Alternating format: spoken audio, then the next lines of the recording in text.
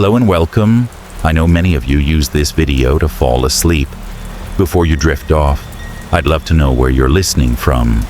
If you enjoy it, don't forget to like and subscribe. Chapter 1. The Red Light.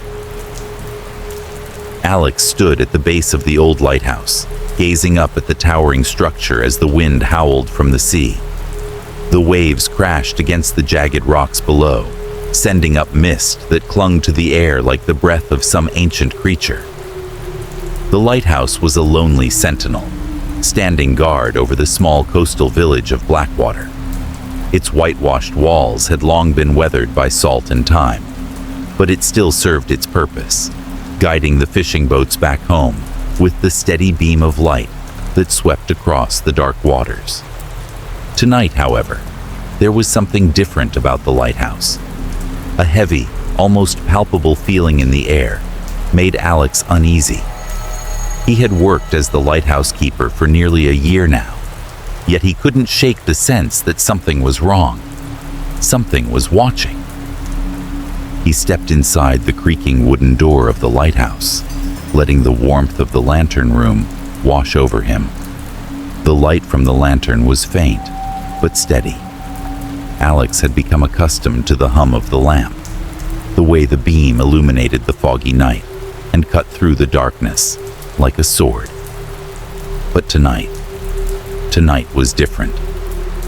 The lantern above him, hanging from its iron hook, flickered. For a moment, the light dimmed, and Alex's heart skipped a beat. This wasn't normal. The lighthouse had always been reliable, and though the machinery was old, it had never failed him in all his months of service. Yet tonight, it felt as if the light itself were reluctant to shine. He reached for the control lever, adjusting it, but the lamp grew even dimmer. He could see the faintest flicker of crimson, an eerie red glow that seemed to pulse from within the lantern. Alex frowned, staring up at the light. The red hue was unlike anything he had ever seen before. It wasn't the normal amber or white light that the lantern usually emitted. This was different, almost unnatural. It was as though the light were alive, thrumming with a life force of its own, as if something in the sea had reached up to grab hold of it. His hand trembled slightly as he adjusted the dial again, but no matter what he did, the light remained a deep, menacing red.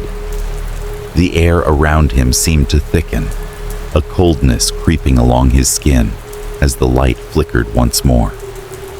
Alex shivered and glanced out of the tall windows of the lighthouse towards the village below. The red light was unmistakable now, shining through the mist and cutting across the village like a bleeding wound in the sky.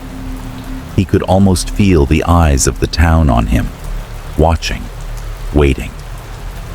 For a long moment, Alex stood frozen, unsure of what to do. The fisherman had warned him about the light, about the strange occurrences that happened whenever it shone red. The red light, old Tomas had said to him the other day, as they shared a drink at the local tavern, his voice trembling with something between fear and superstition.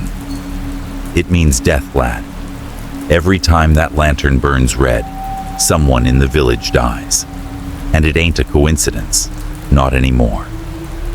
Alex had dismissed Tomas's words as nothing more than the ramblings of a man who had spent too many years out on the water, his mind eroded by the isolation and the salt air. But now, standing in the lighthouse with the light glowing an unnatural red, Alex felt a chill run down his spine. He hadn't believed in the old superstitions, but now, with the lantern casting its bloody glow across the village, he wasn't so sure. He walked to the window, peering down at the village nestled against the cliffs. The streets were quiet, bathed in the pale glow of moonlight. It was the dead of night, and most of the villagers were likely asleep, unaware of the ominous light that had begun to shine from the lighthouse. But Alex knew that soon they would wake up to its eerie glow and wonder. just like he did, if death had come for them once more. A shout echoed through the night, followed by the sound of rushing footsteps. Alex's breath caught in his throat as he turned back towards the stairs. It was the sound of someone running toward the lighthouse, someone in a panic.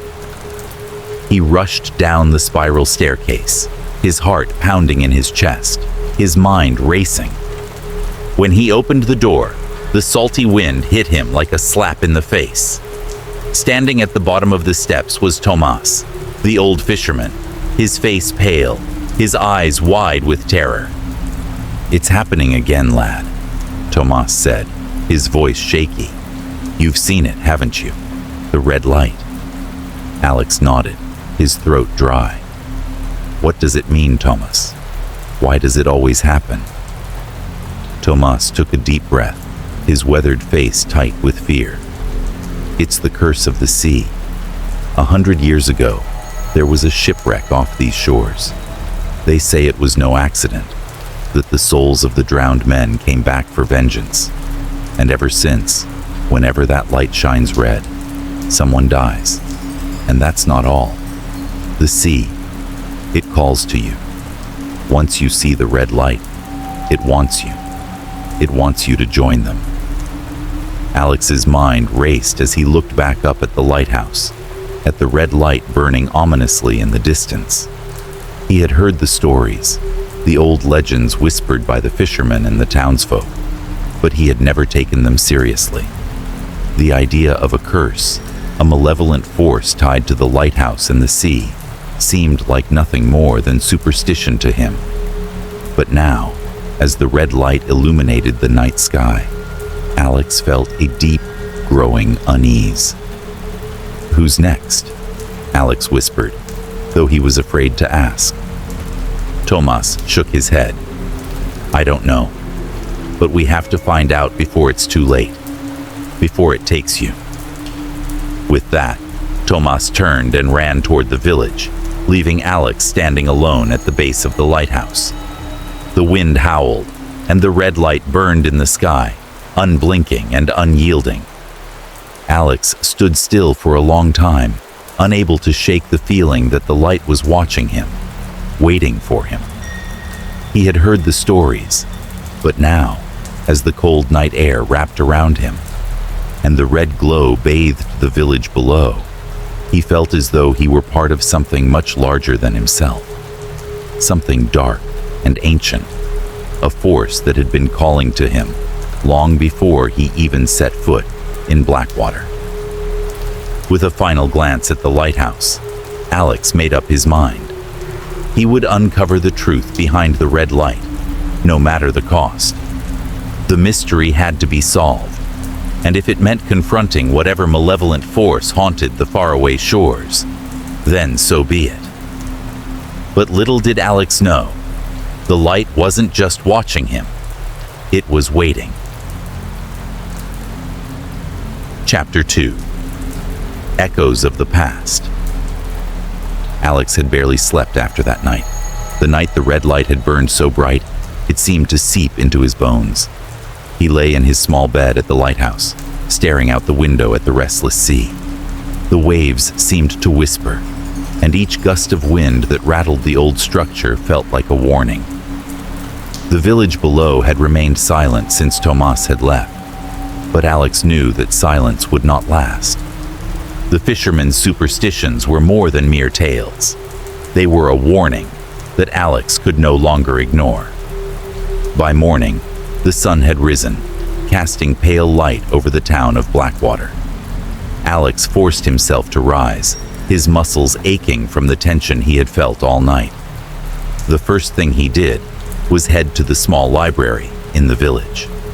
It was tucked away in a forgotten corner of the town hall, its shelves lined with dusty books that no one bothered to read anymore. The librarian, an elderly woman named Mrs. Jenkins, sat behind the counter with a sharp gaze, peering over her glasses as Alex walked in. "I need to see anything you have on the history of Blackwater," Alex said, his voice strained, "especially about the shipwreck." Mrs. Jenkins looked up at him for a long moment, as though weighing his request. Then, she rose from behind the counter and shuffled to a nearby shelf, pulling down a thick leather-bound volume. She placed it gently in front of him. The book's cover was cracked and faded with age, and the title was almost entirely worn away. "Everything in here is old," she said quietly. Some things we try to forget, young man. But if you must know." Alex nodded, already flipping through the pages, hungry for answers. As his eyes scanned the yellowed pages, he found what he was looking for. A small handwritten entry near the back of the book, dated over a century ago, caught his attention. July 22nd, 1824. The Sea of Souls, the Lady of the Deep. The words leaped out at him. Alex's fingers trembled as he read the entry aloud in his mind. The ship, Lady of the Deep, sank off the coast of Blackwater during a violent storm. All hands were lost, save for a handful of survivors. The wreckage was found the following day, scattered along the cliffs. Some say the ship was cursed, but no one knows for sure. Among the survivors were several men who claimed they heard voices calling to them from the depths of the sea. These men, who lost their comrades in the disaster, swore an oath of vengeance against the sea that claimed them. Alex turned the page, his heart racing. The next part was handwritten in a different, shakier script. Months after the wreck, strange occurrences began to plague Blackwater. Fishermen reported seeing a red light emanating from the lighthouse on the cliffs. The light shone only on stormy nights, casting an eerie glow over the waves. Villagers began to speak in whispers of the souls that lingered in the depths, their bodies lost, but their spirits not at rest. As the years passed, one by one, those who had survived the shipwreck met violent ends, and the light, always red, always burning in the distance, was said to herald each new death. Alex's throat tightened. He had heard the stories of the shipwreck before, but never in such detail. The echoes of the past were growing louder, and with each new discovery, the weight of the mystery pressed harder on him. The light, the red light, it had to be connected. But how? "Is there anything else about the survivors?" Alex asked, looking up at Mrs. Jenkins, who had returned to her seat behind the counter. Her face was drawn, her eyes distant. She sighed, a long, heavy sound, before nodding. "There were whispers, young man. Whispers that the men who survived the shipwreck made a pact with something darker than they understood. Something that promised them power in exchange for their souls. They were never quite right after the storm, they say. And when they swore their vengeance, they did more than curse the sea. They cursed the town as well." Alex absorbed the information like a sponge, piecing together the fragments of a history that had been buried for far too long. The survivors of the shipwreck hadn't just escaped the storm. They had returned from the depths with something else, something that had changed them forever. And somehow, the lantern, the one that had always burned in the lighthouse, was at the heart of it all. "There's more, isn't there?" Alex asked, though he already suspected the answer. Mrs. Jenkins hesitated before replying, her voice barely above a whisper. The curse was passed down, generation after generation. The light, it's not just a signal for the ships. It's a warning, a call. Those who see the red light are marked. The souls of the lost are drawn to it, and they call out for vengeance. But that's not all. The survivors' descendants, they're the ones who guard it now. They're the ones who make sure the light never goes out. Alex felt a chill sweep over him. The descendants? His own blood seemed to run cold as he considered the implications. The town, the lighthouse, the sea. It was all connected in ways he hadn't understood before. But now, with the red light burning brighter in his mind, it all made a sickening kind of sense. The lantern was not merely a tool to guide ships. It was a beacon for the damned, a connection between the living and the dead. He thanked Mrs. Jenkins and left the library, his thoughts swirling with what he had learned. There was one more place he needed to go. The old cemetery on the outskirts of town. The stones there were weathered by time, but there might be more answers there. More traces of the shipwreck and the souls that had been left behind. As Alex walked through the narrow streets, the wind seemed to grow colder, as though the air itself were urging him onward. His footsteps echoed in the empty town, each one growing louder and more desperate as he neared the cemetery. The graveyard was just as he remembered, desolate and forgotten. The tombstones leaned at odd angles, covered in moss and creeping ivy. Some of the names were so faded that they were almost illegible, but Alex knew that somewhere among the graves, the truth waited. He passed row after row of graves, his eyes scanning for anything that might hold significance. And then, near the back of the cemetery, he found it. A weathered stone, its inscription barely visible. As he knelt down to inspect it, the words became clear. Here lies Elias Hargrave, a soul lost to the depths. Alex's heart skipped a beat. Elias Hargrave had been one of the survivors, and now his name was etched in stone, a grim reminder of the man who had vowed vengeance against the sea. With a sense of dread growing in his chest, Alex realized that the past had not stayed buried. It had risen, like the tide, and it was coming for him. The red light had called to him, and now it was clear that he had no choice but to answer. Chapter 3. Elias's Journal. The small library in Blackwater was filled with the scent of musty paper and dust, a quiet repository of forgotten histories. The air felt heavy with age, as though the very walls were holding their breath. Alex returned to the library the next day, his mind still reeling from what he had uncovered about the shipwreck, the curse, and the connection between the lighthouse and the souls that had drowned 100 years ago. The more he learned, the more the weight of the past seemed to settle on him, as if he were being pulled deeper into the depths of a long-forgotten tragedy.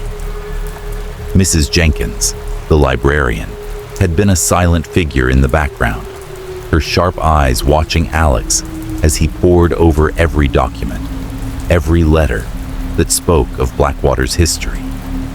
She had told him there was more to learn, but something in her gaze warned him that not all knowledge was meant to be uncovered. "Anything else I can help you with, Alex?" Mrs. Jenkins asked, her voice soft, yet carrying a weight that matched the atmosphere of the room. Alex hesitated before answering. "I need to find more. A journal, perhaps. A personal account from someone who survived the shipwreck." Mrs. Jenkins didn't seem surprised by the request, though there was a flicker of hesitation in her eyes before she led him to a back corner of the library. The shelves there were older, dustier, and the wooden beams above groaned under the weight of years gone by. She stopped at a particular section of the bookshelf, her fingers brushing over the spines of several old leather-bound volumes. "This one might help," she said, pulling out a thick journal, its cover worn and cracked with age. The pages inside were yellowed with time, and the ink had begun to fade, though it still held a faint trace of its original boldness. "Elias Hargrave's journal," Mrs. Jenkins murmured, handing it over to Alex. "He was one of the survivors. He kept a record of everything that happened after the wreck, but it's not all clear. Some things were never meant to be understood." Alex took the journal carefully, as though it might crumble to dust in his hands. The weight of it felt significant. This was more than just a record of a tragedy. It was a key, perhaps, to unlocking the mystery that had haunted Blackwater for so long. "I'll return it when I'm done," Alex said, already flipping it open to the first page. The handwriting was neat, but carried the weight of urgency. Alex read the first entry aloud, in his mind. July 23, 1824. The Lady of the Deep is gone. The sea has claimed her. Our crew has perished, and only 5 of us remain. The storm was beyond anything we could have anticipated. I was thrown from the deck, and when I woke, I was clinging to a piece of the wreckage. The others, Cooper, Braden, Wells, survived with me. But I know the sea is never merciful. I hear it calling to me, even now, from the depths. We are marked, cursed. We have seen what the sea can do, and it will come for us. I am writing this so that the others will remember. We have made a vow, a promise. The sea will pay for what it has done to us. Alex's breath caught in his throat as he read those words. He could feel the pain and the anger behind them, the sense of betrayal and the need for revenge. These men had been survivors, but they had also been haunted by the sea, by the loss of their comrades, by the unrelenting force of nature that had taken everything from them. He flipped to the next page, desperate to learn more. August 2nd, 1824. It has been 10 days since we washed ashore. The villagers are kind, but I see the fear in their eyes. They don't understand the curse we carry. They don't know that we brought something back with us. The sea does not let go of those it claims. It pulls at us, tugs at our souls, demanding payment. I hear the voices calling from the deep. The others don't hear it, but I know they feel it too. Something is coming. I can feel it in my bones. Alex turned the page, his mind racing. These entries were becoming more and more unsettling. Elias's words were heavy with dread, but there was also a sense of purpose in them, a determination to confront whatever darkness had followed them back from the sea. August 15th, 1824. We did something tonight. We took an oath, the 5 of us. We swore that we would take revenge on the sea for the lives it stole. We will sacrifice whatever it takes to claim that vengeance. I don't know if we are bound by the sea's curse now, or if it is simply our will driving us. But the light in the lighthouse, I see it burning. It calls to us. We have made a pact with something older, something darker than I can understand. And tonight, we sealed it. Alex paused. His pulse quickened as the words began to sink in. A pact. The survivors of the wreck hadn't simply mourned their losses. They had made a deal. But with whom?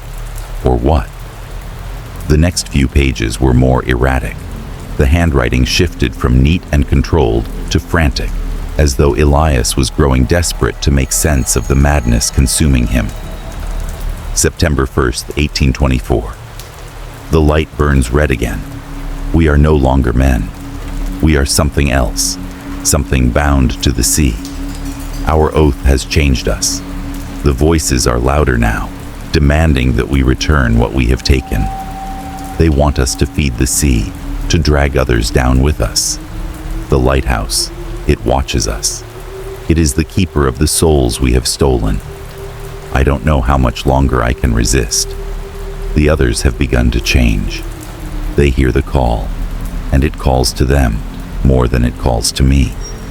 I fear I will be left alone. Alex's fingers shook as he turned the page. This was more than just a journal. It was a record of madness, of men who had sought power and vengeance, but found something far darker. Something that had consumed them, body and soul. But there was more. As he turned the next page, Alex's eyes widened. The final entry was incomplete. The ink smudged as if the writer had been interrupted. October 10th, 1824. The lighthouse. The light. I cannot escape it. The sea will take us all, just as it took them. It is the price we must pay. It is too late. I have seen what we are becoming. The others, they have already gone. Only I remain. The light calls to me. The last words trailed off, a final unsettling silence lingering in the pages. Alex's hands trembled as he closed the journal. The answers he sought were now more elusive than ever. The souls of the drowned had not been at rest. They had been bound to the lighthouse, and somehow, the lantern, its red light, was part of their curse. The survivors had made a pact, an oath that had cost them everything, and now, those same souls were still trying to claim new victims. Elias had been trying to warn them, to warn anyone who would listen. But the journal had ended too soon. The final chapter of Elias's story remained unwritten. Alex felt a coldness settle over him. He wasn't just a spectator in this cursed tale. He was becoming part of it. And the sea, with its insatiable hunger, was calling to him. Chapter 4. The Voice of the Sea. The night was cold, a chill that crept in from the sea and settled in Alex's bones. He sat in the small, dimly lit room at the top of the lighthouse, the wind howling outside like a creature in pain. He had been on watch for hours, staring out into the vast expanse of dark water below. The red light still burned faintly, casting an eerie glow over the surrounding cliffs and the tiny village below. But something about this night felt different. He could feel it in the air, in the way the waves crashed against the rocks. It was as if the sea itself was restless, waiting for something. Alex tried to push the thoughts away. He had seen the red light burn brighter than usual over the past few nights, and the tension in his chest had only grown.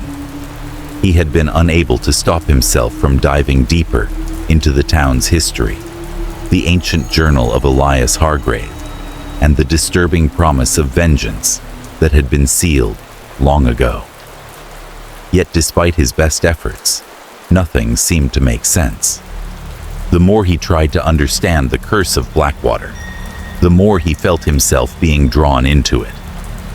The light flickered once again, and Alex's heart skipped a beat.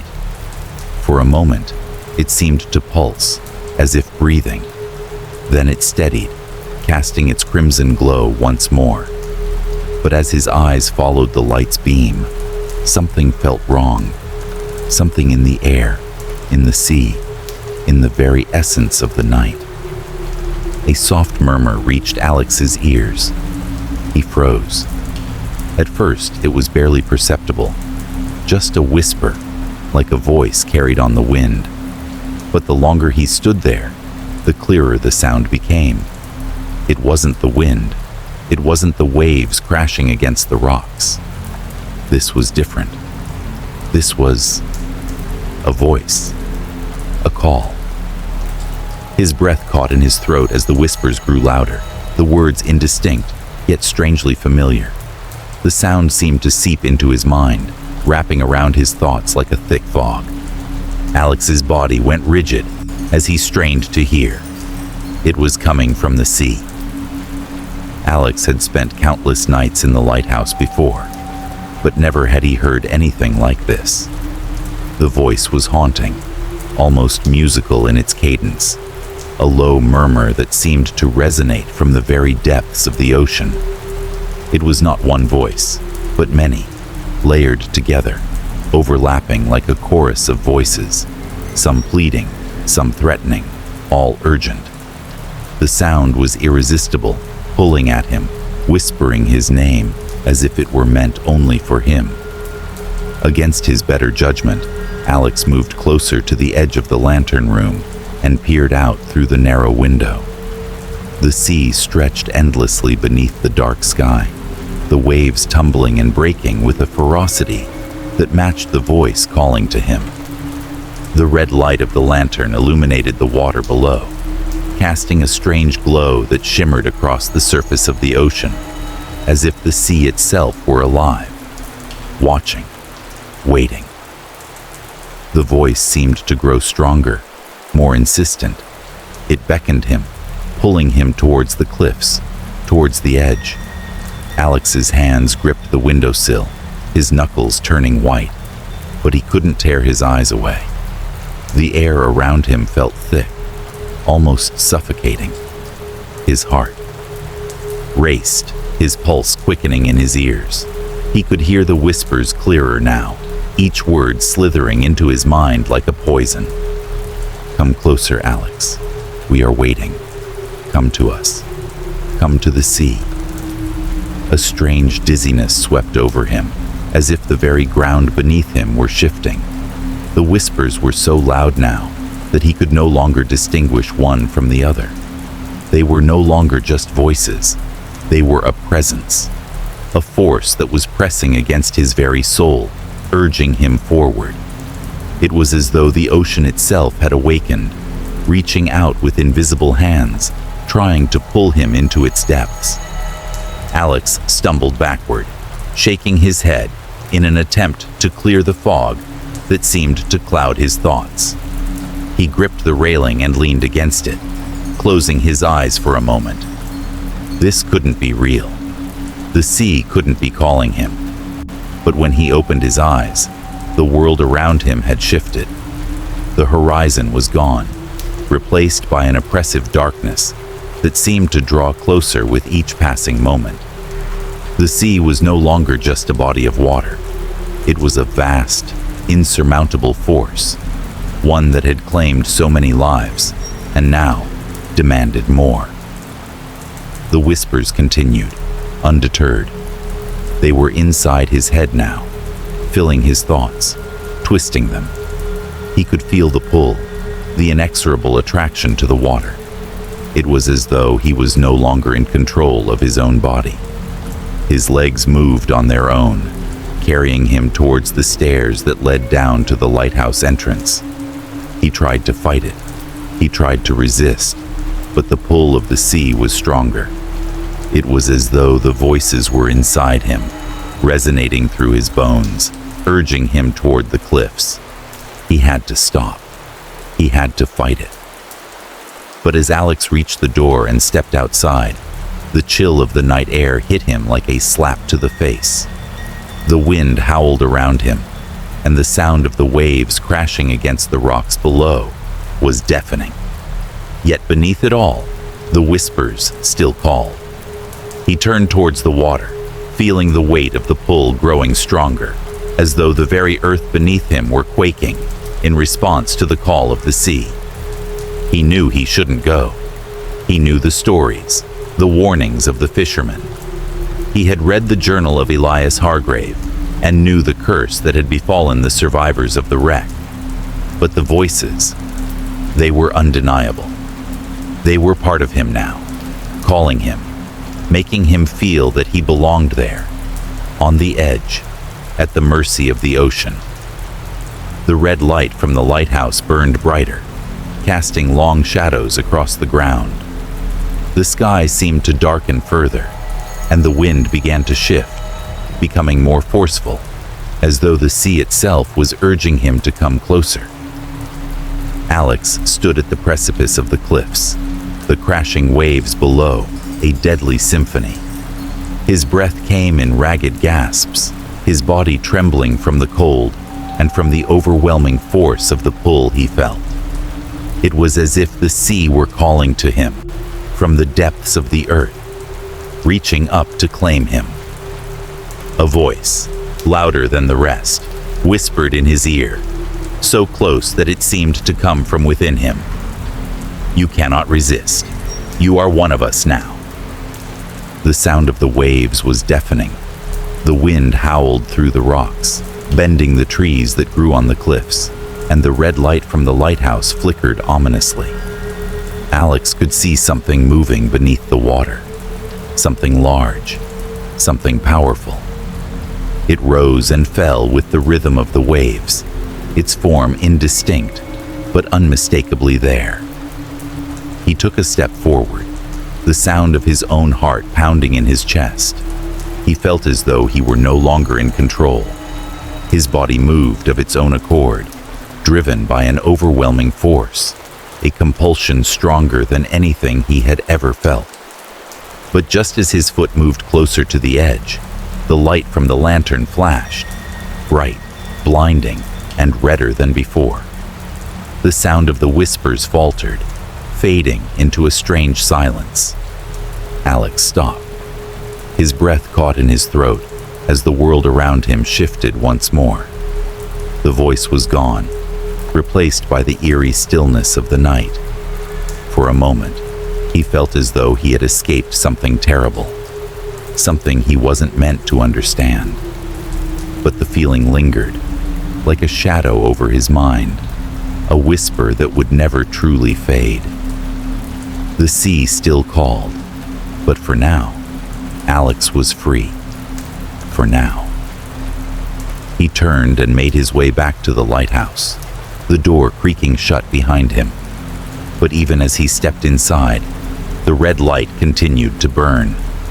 And somewhere, deep beneath the waves, something waited. Something that would never let him forget. Chapter 5. The Ritual of Vengeance. The wind howled through the streets of Blackwater, and the village seemed unnaturally quiet, as if the land itself were holding its breath. Alex's mind was still reeling from the events of the past few days. The whispers from the sea, the haunting red glow of the lantern, and the way it seemed to pull at him with every passing night. The more he uncovered, the darker the truths became. It was as if the weight of the past was coming alive around him, like the relentless waves battering the shore. He had spent hours locked in the lighthouse, the red light burning more intensely than ever before, refusing to leave the confines of the building. He knew there was more to the story. The truth was just out of reach, and no matter how hard he tried, it continued to slip away like sand through his fingers. But then, just as the sun began to set on another stormy evening, the last person Alex ever expected to find himself speaking to appeared at the door. It was old Samuel, the last living survivor of the wreck. He was a man whose name had been whispered in hushed tones ever since Alex had come to the village, his face obscured by years of hardship and sorrow. Samuel had never been seen in town for years, though the townsfolk spoke of him with a mixture of reverence and fear. No one ever questioned why he stayed away, keeping himself hidden from the world. But now, standing at the doorstep of the lighthouse, his frail body leaning heavily on a weathered walking stick, it was clear that Samuel had come for a reason. "You've been asking questions, haven't you?" Samuel's voice cracked like dry leaves underfoot. It was thin, trembling, but there was something in it, an undeniable urgency. "You've been poking around in things you shouldn't." Alex swallowed hard, suddenly unsure how to respond. The air felt thick with something unspoken, something ancient. "I need to know what's happening," Alex said, his voice steady but his heart racing. "The light, the voices, the curse. I have to understand what's going on." Samuel's eyes, pale and bloodshot, fixed on him with a gaze so intense that Alex felt as though the old man were looking through him, down into the very depths of his soul. Samuel nodded slowly, as if Alex had already sealed his fate by seeking the truth. "You don't know what you're asking, boy," Samuel rasped.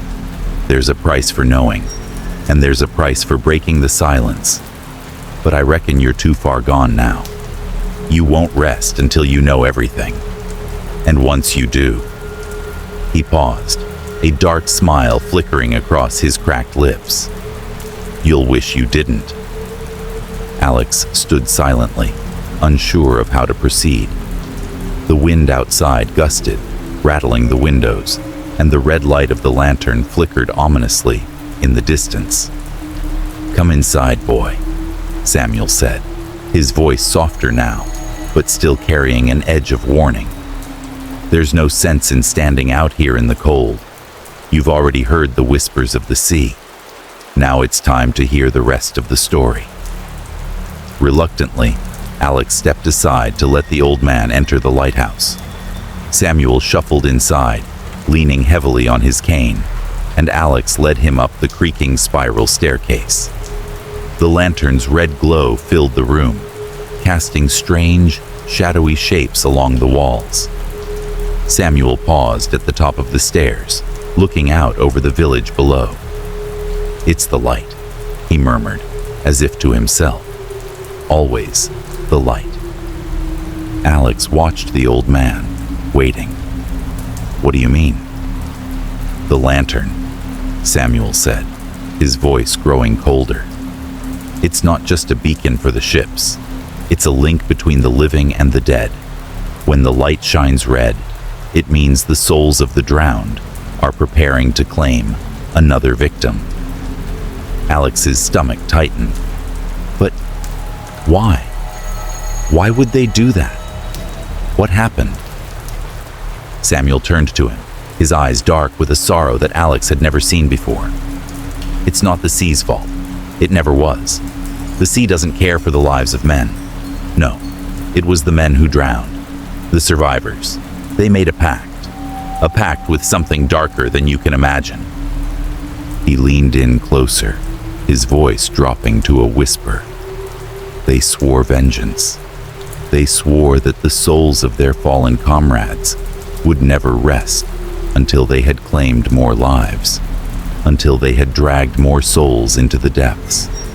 They used the light as a conduit, a way to bind the dead to this world, to keep their promise. Every time the light shines red, it means the souls are stirring. It means they're ready to take someone else." Alex's breath caught in his throat. "And the light, it's been getting brighter, hasn't it?" Samuel nodded grimly. "The pact is coming to its end. The curse has never been broken, and it never will be. The lighthouse was built to ensure that the souls of the drowned would never fade, that they would never find peace. They are tied to the light. And once the light burns red, it marks someone for death." A shiver ran through Alex, his hands trembling as the realization struck him. But why now? Why is it happening again? Why is the light shining red? Samuel's eyes darkened, and he turned to look out over the cliff, his voice soft but heavy with finality. "Because it's your turn." Alex staggered backward, his heart pounding in his chest. "What do you mean? I'm just a keeper. I don't even belong here. I'm just... "No," Samuel interrupted, his voice sharp. "You don't understand. You're tied to this place now. You've been marked. They have been calling to you, haven't they?" The whispers, the voices on the wind, the way the sea seemed to pull at him with each passing night. "You're connected," Samuel continued, his tone low and full of sorrow. "The souls in the water, the ones who drowned, they are tied to the light. And you, Alex, you've been brought here for a reason. You're the next one. They're coming for you." Alex felt his knees buckle beneath him. He couldn't breathe. His vision blurred, and he could feel the cold grip of fear tightening around his chest. Everything that had happened, the red light, the whispers from the sea, the pull that had drawn him closer to the water, suddenly made sense. He had been drawn to this place, to the lighthouse, by something he didn't understand, and now that force was closing in on him. "What can I do?" Alex whispered, his voice barely audible. "How can I stop it?" Samuel looked at him, his face grim, his eyes filled with regret. "There's no stopping it. You can't fight the tide, boy. The ritual has been set in motion, and there's no breaking it. The souls will come for you, just as they came for the others. The only thing left for you to do is face them." Alex stared at the old man, his mind spinning, his heart pounding in his chest. The room seemed to close in around him as the red light flickered in the distance, and the whispering voices of the drowned echoed in the air. The ritual was coming, and Alex was the next sacrifice. Chapter 6. The First Death. The morning broke over Blackwater with an eerie calm, the sky a dull gray that mirrored the sea below. The village, typically bustling with the morning routines of fishermen preparing for the day's work, felt different today. A heavy silence hung in the air, as if the earth itself was holding its breath. The red light from the lighthouse still flickered in Alex's mind, a constant pulsing reminder of the events that had unfolded the night before. He had barely slept, haunted by the words Samuel had spoken, by the revelation that the curse was real, and that it was now coming for him. He stood by the window of the lighthouse, staring out over the village below, waiting. The sea stretched endlessly before him, the dark waters swaying rhythmically, as if taunting him. Somewhere deep beneath the waves, something waited, something ancient, something patient. Alex's thoughts were interrupted by the sound of footsteps behind him. He turned to see Tomas, the old fisherman, walking toward him, his face pale, his eyes wide with fear. "It's happened," Tomas said, his voice shaky. "He's gone." Alex felt a chill wash over him, the hairs on the back of his neck standing on end. "Who?" "Cooper, one of the fishermen," Tomas replied, his voice barely above a whisper. "They found him out by the rocks, washed up by the tide, dead." The words hit Alex like a punch to the stomach. He knew it had been coming. He had felt it last night. The red light, the pull of the sea, the whispers in the dark. The curse was real, and now the first victim had fallen. Alex walked to the door, his legs heavy, as though something was weighing him down. Tomas followed, his eyes never leaving the lighthouse, as if it were somehow to blame for the death. As they stepped outside, the village seemed even quieter than it had been moments before. The air felt thick, suffocating, as if the very atmosphere was charged with an unseen energy. The villagers were gathered near the shoreline, murmuring to each other in hushed tones, their eyes fixed on the body being pulled from the water. Alex's heart raced as they approached the edge of the cliffs. The sea had claimed another life. Cooper's body was being hauled onto the shore by several fishermen, their hands shaking as they dragged him from the waves. His face was pale, his eyes wide open, unseeing, his skin bloated from the water. His clothes clung to him, heavy and soaked. But what struck Alex the most was the unnatural stillness of the man's body, as if the sea had simply taken him and left nothing but an empty shell. Alex could feel the weight of the curse pressing down on him, the realization that this death, this first death, was just the beginning. The sea had claimed its part of the pact, and now it would continue, one life at a time, until the ritual was complete. "The light," Tomas whispered, pointing a trembling finger toward the lighthouse. Alex's eyes followed his gesture, and his stomach twisted. The lantern on the lighthouse was glowing, but it wasn't the usual dim light that guided ships through the night. No, today, the light burned brighter than Alex had ever seen it, its crimson hue more intense than ever before. It flickered like a living thing, a pulse that seemed to match the beating of Alex's own heart. The red glow cast long, ominous shadows across the village, making the already bleak scene feel even more sinister. The whispers from the sea had grown louder now, just as Samuel had warned. They were no longer distant echoes, but voices that seemed to swirl around Alex, circling in the air like vultures. He could hear them, faint, but growing clearer with every passing moment, their words blending into a low, inescapable hum. "You are next." Alex's breath caught in his throat, and he staggered back, his hands gripping the railing as if it would keep him grounded. The whispers came from everywhere, from the cliffs, from the water, from deep within his mind. They were no longer just voices from the sea. They were becoming part of him, pulling him deeper into the curse. He could feel the pull of the waves, the pressure of the sea reaching out to claim him as its own. The body of Cooper was now lying on the shore, the fishermen standing around it in a circle. But Alex couldn't bring himself to look at it. He knew the sea had taken him, just as it had taken so many others. Cooper had been the first, but he wouldn't be the last. The sea was hungry, and it would take more. "You need to leave the village, Alex," Tomas said, his voice trembling with fear. "It's not safe here anymore. The curse, it's real. You've seen what happened to Cooper. You felt it last night, didn't you?" Alex turned to look at Tomas, his mind spinning. "What can I do? I can't just leave. I have to stop this." "You can't stop it," Tomas replied, shaking his head. "The souls of the drowned, they'll keep coming.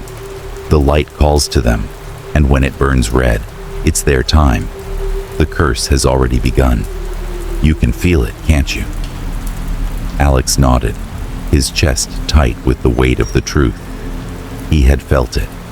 He had felt the sea call to him, pulling him toward its depths. He had felt the whispers in his ears, the voices urging him to come closer. It was as though the very land, the very sea, was trying to consume him, trying to drag him into its cold, unfeeling embrace. "But I can't just let it happen," Alex said, his voice a mixture of desperation and defiance. "I have to do something." Tomas looked at him, his face grim. "You don't understand. The dead, they're already here. The lighthouse, the light, it's a gateway. Once it shines red, once it calls the souls back, there's nothing you can do to stop it. The sea always claims its part." Alex felt a wave of helplessness wash over him. He had spent so much time trying to understand the curse, trying to find a way out. But now, in the face of Cooper's death, the truth was undeniable. The sea would keep claiming lives, one after the other, until the ritual was complete. The whispers in the air grew louder, more insistent, and Alex could feel his own resolve begin to crumble. The pull of the water was stronger now, as if it were a physical force, tugging at him, drawing him closer to the edge of the cliffs. He wanted to run. He wanted to escape, but he knew it wouldn't matter. The curse had already begun, and it wouldn't stop until it had taken everything. As the body of Cooper was covered with a sheet, and the villagers began to murmur their prayers, Alex felt a coldness settle in his chest. The red light from the lighthouse continued to burn brightly, casting a blood-red glow over the village, over the sea. And the whispers, they continued to call. The sea had claimed its first victim, and Alex was next. Chapter 7. The Secret of the Dead. The morning light was gray, just like the days before it, a persistent cloud cover that seemed to press down on Blackwater, as though the sun were afraid to pierce the gloom. The air was damp with mist rising from the sea, and Alex's breath came in visible clouds as he walked through the village, his mind heavy with the weight of what had happened and what was yet to come. Cooper's death had cast a long shadow over Blackwater. The villagers were numb with grief, but there was something else in the air, a palpable sense of dread, as though everyone knew that the curse was not done with them. It was just beginning. Alex couldn't shake the image of Cooper's bloated body, washed up on the shore, his eyes still open in death. The sea had taken him, just as it had taken so many others over the centuries. The red light from the lighthouse had burned brighter the night before, and Alex knew in his gut that it wasn't the last death. It wouldn't be the last by far. He couldn't afford to wait any longer. He had to find out everything.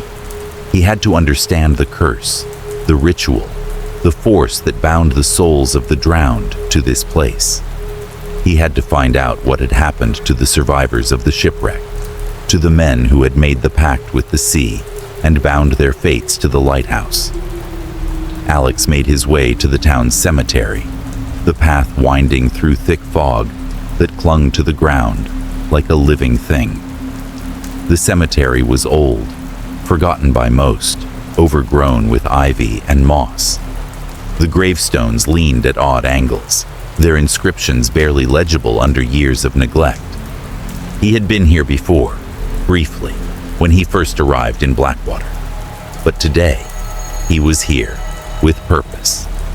He had to know more, had to find the missing piece of the puzzle.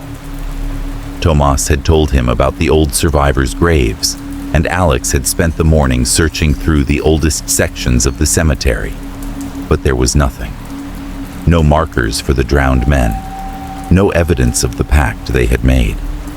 And yet, as he wandered deeper into the mist, he felt as though something was drawing him further in, urging him to keep searching. It was then that he spotted it, a small, forgotten grave tucked away in a secluded corner of the cemetery.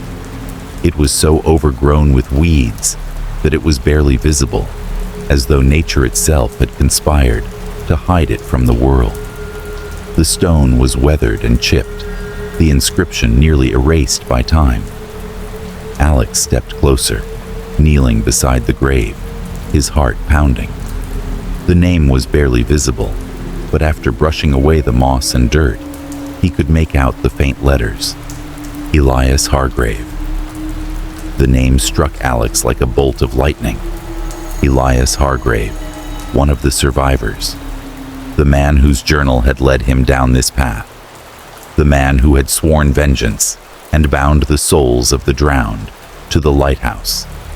This was his final resting place. Alex stood up, a sense of urgency sweeping through him. He had found the grave, but there was more to learn. The questions in his mind grew louder, demanding answers. How had Elias sealed the pact with the sea? What had he done to bind the souls of the dead to the lighthouse?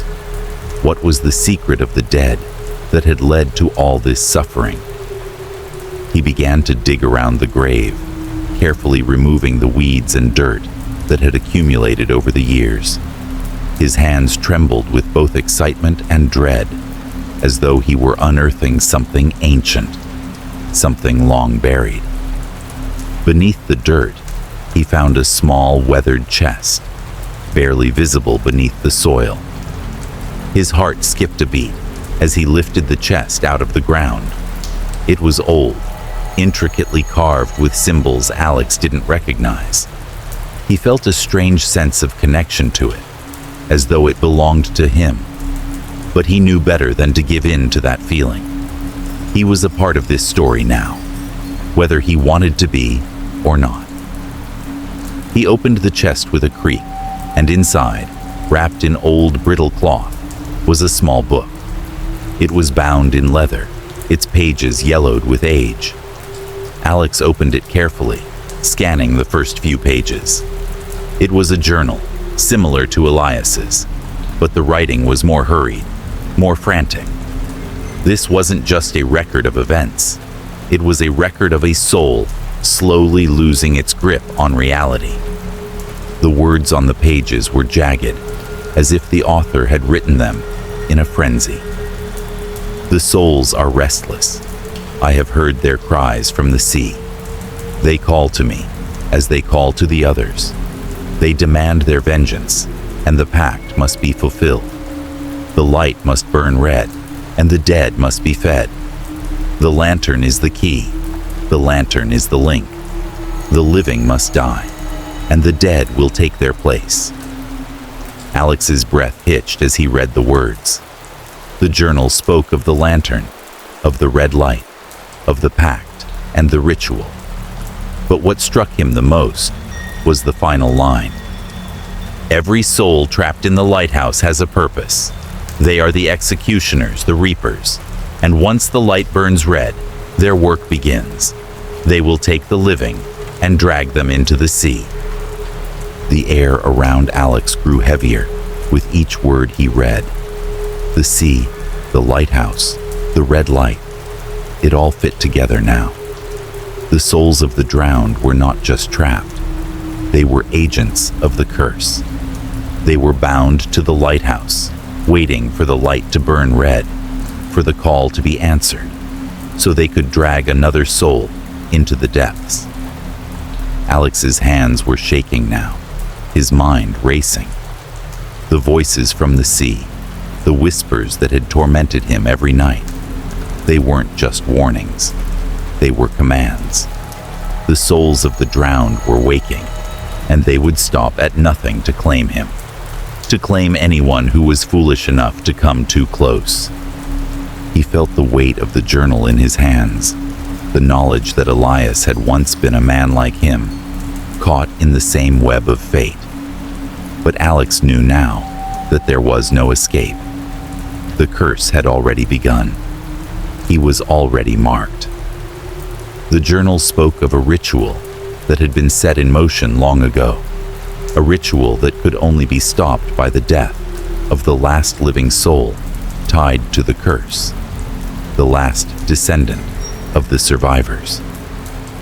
Alex closed the journal, his heart pounding in his chest. He had to act, and he had to act quickly. The red light would burn again, and when it did, the souls would come for him.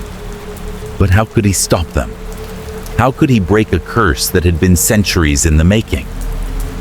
As he stood over the grave of Elias Hargrave, a chilling realization settled over him. The secret of the dead was not just about vengeance. It was about the living becoming a part of the curse.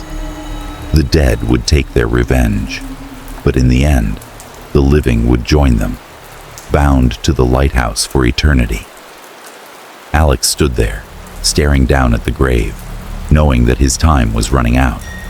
The lighthouse, the lantern, the red light, it was all connected. And now, so was he. Chapter 8. The connection with the lantern. The red light flickered again, casting its eerie glow across the village of Blackwater. Alex watched from the lighthouse window as the crimson beam swept through the fog, painting the cliffs and the sea below with a terrifying glow. The whispers, faint at first, were now louder, as though they were rising from the depths themselves, calling to him, urging him to listen, to understand. He had tried to ignore the pull, to resist the gnawing sensation that something was drawing him toward the lighthouse. But the time had come.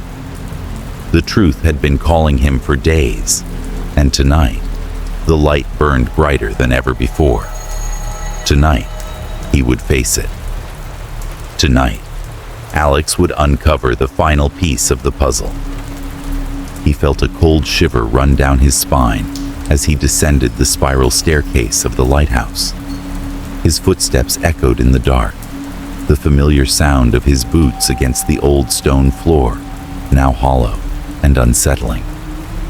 The air was thick, colder than usual, and the red light from the lantern above bathed the room in a sickly glow, casting long shadows that seemed to stretch toward him.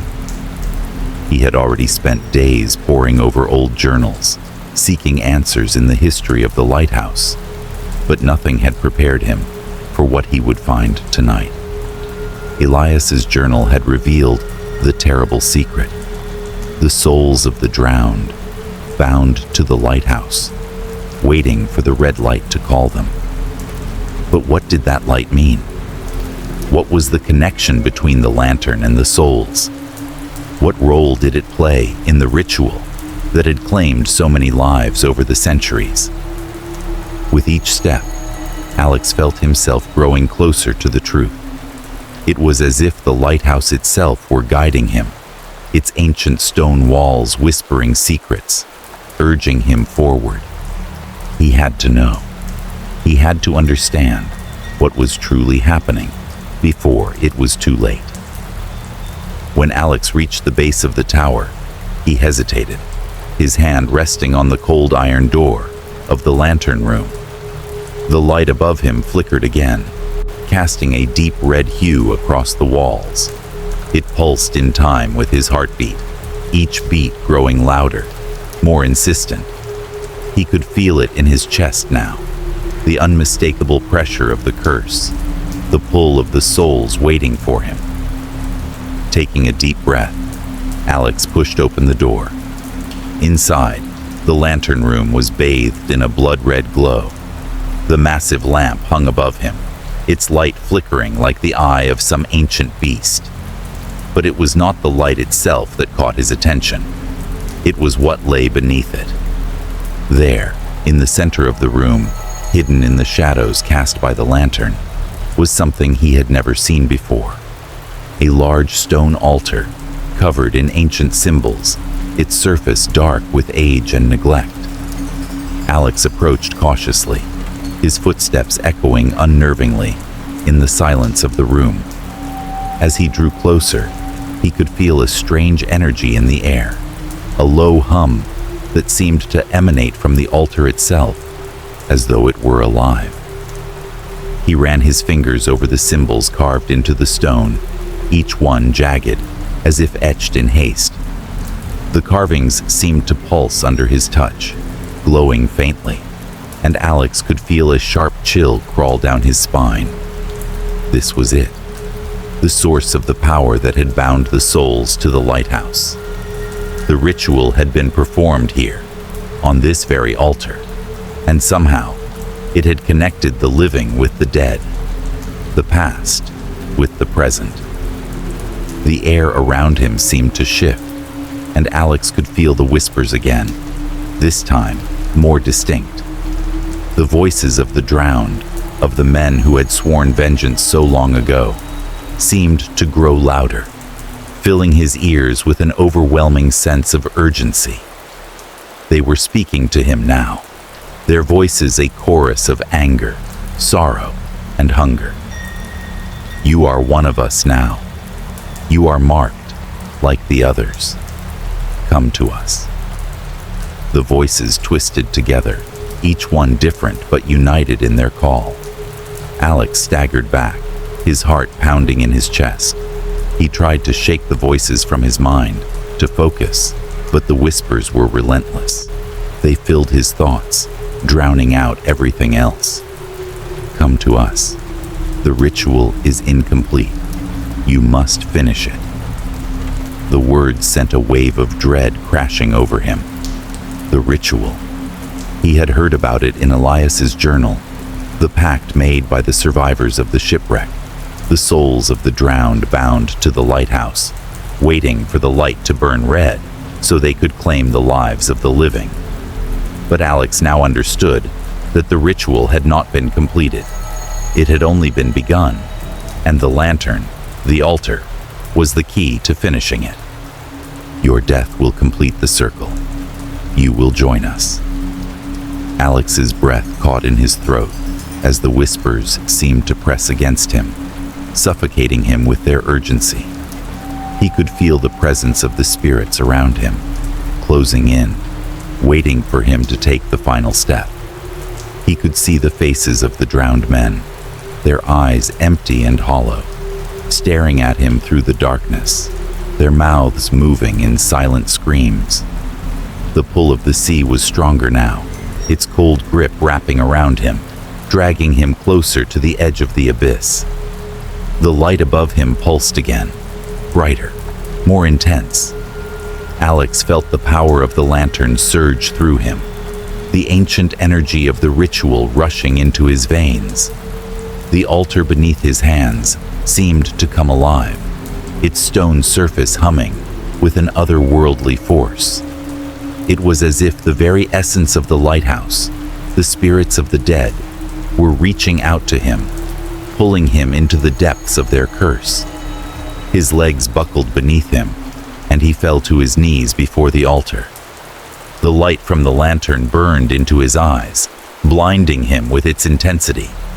The voices were louder now, a deafening chorus, their words a maddening tide that crashed over him. Join us. Become one with the sea. The pact must be fulfilled. Alex could feel the weight of the curse pressing down on him, his body weakening, his breath shallow and ragged. The spirits were here. They were inside him now, their cold fingers wrapping around his soul. The red light from the lantern was all-encompassing, its glow staining everything with its unnatural hue. In that moment, Alex understood. The lantern wasn't just a beacon, it was a conduit, a gateway between the living and the dead. It had been placed there to link the souls of the drowned to the world of the living, to ensure that their vengeance would never be forgotten. It had bound them to the lighthouse, to the red light, and to the ritual that demanded sacrifice. And now, Alex was a part of that ritual. His life was the final piece of the puzzle. His death would complete the circle. He was the last living soul tied to the curse. The whispers were all around him now, suffocating him. Your time has come. With every ounce of strength he had left, Alex forced himself to rise. The lantern above him burned brighter, blinding him. He could feel the spirits closing in, their cold breath on his skin, their hands reaching out for him. He couldn't escape. He couldn't run. The red light would never stop calling. It would never stop pulling him back into the darkness. But as the light reached its peak, Alex did the only thing he could. He stepped away from the altar, from the light, from the spirits. With a final desperate surge of will, he ran out of the lighthouse, the screams of the dead echoing in his ears. The lantern flickered behind him. Chapter 9. The Last Oath. The red light burned through the darkness, its crimson hue casting unnatural shadows across the cliffs and the sea below. Alex stood at the base of the lighthouse, his body trembling from the cold wind that whipped around him. But it wasn't the chill of the night that made him shiver. It was the feeling that something had shifted in the air. The world seemed to pulse with an ancient, inescapable force, a force that had been stirring ever since he set foot in Blackwater. But now, it was awake. The sea roared in the distance, louder than it had ever been. It was as though the ocean itself was angry, thrashing against the shore with a fury that seemed to echo in Alex's chest. The wind carried a strange scent, a metallic, briny tang mixed with something darker, something he couldn't quite place. But there was no time to ponder it. He had already waited too long. He had come here for one purpose, and now, standing beneath the tower of the lighthouse, he was face to face with the truth. The curse, the lantern, the souls of the drowned. They were all part of something much larger, something ancient. And now, he was part of it too. The door to the lighthouse creaked open on its own, as if beckoning him inside. Alex hesitated only for a moment, his mind racing with the weight of what had happened. The ritual, the blood-red light, the endless whispers. It all pointed to this moment. There was no escaping it now.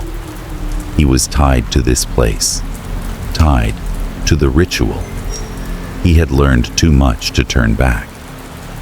With a steadying breath, Alex stepped inside the lighthouse.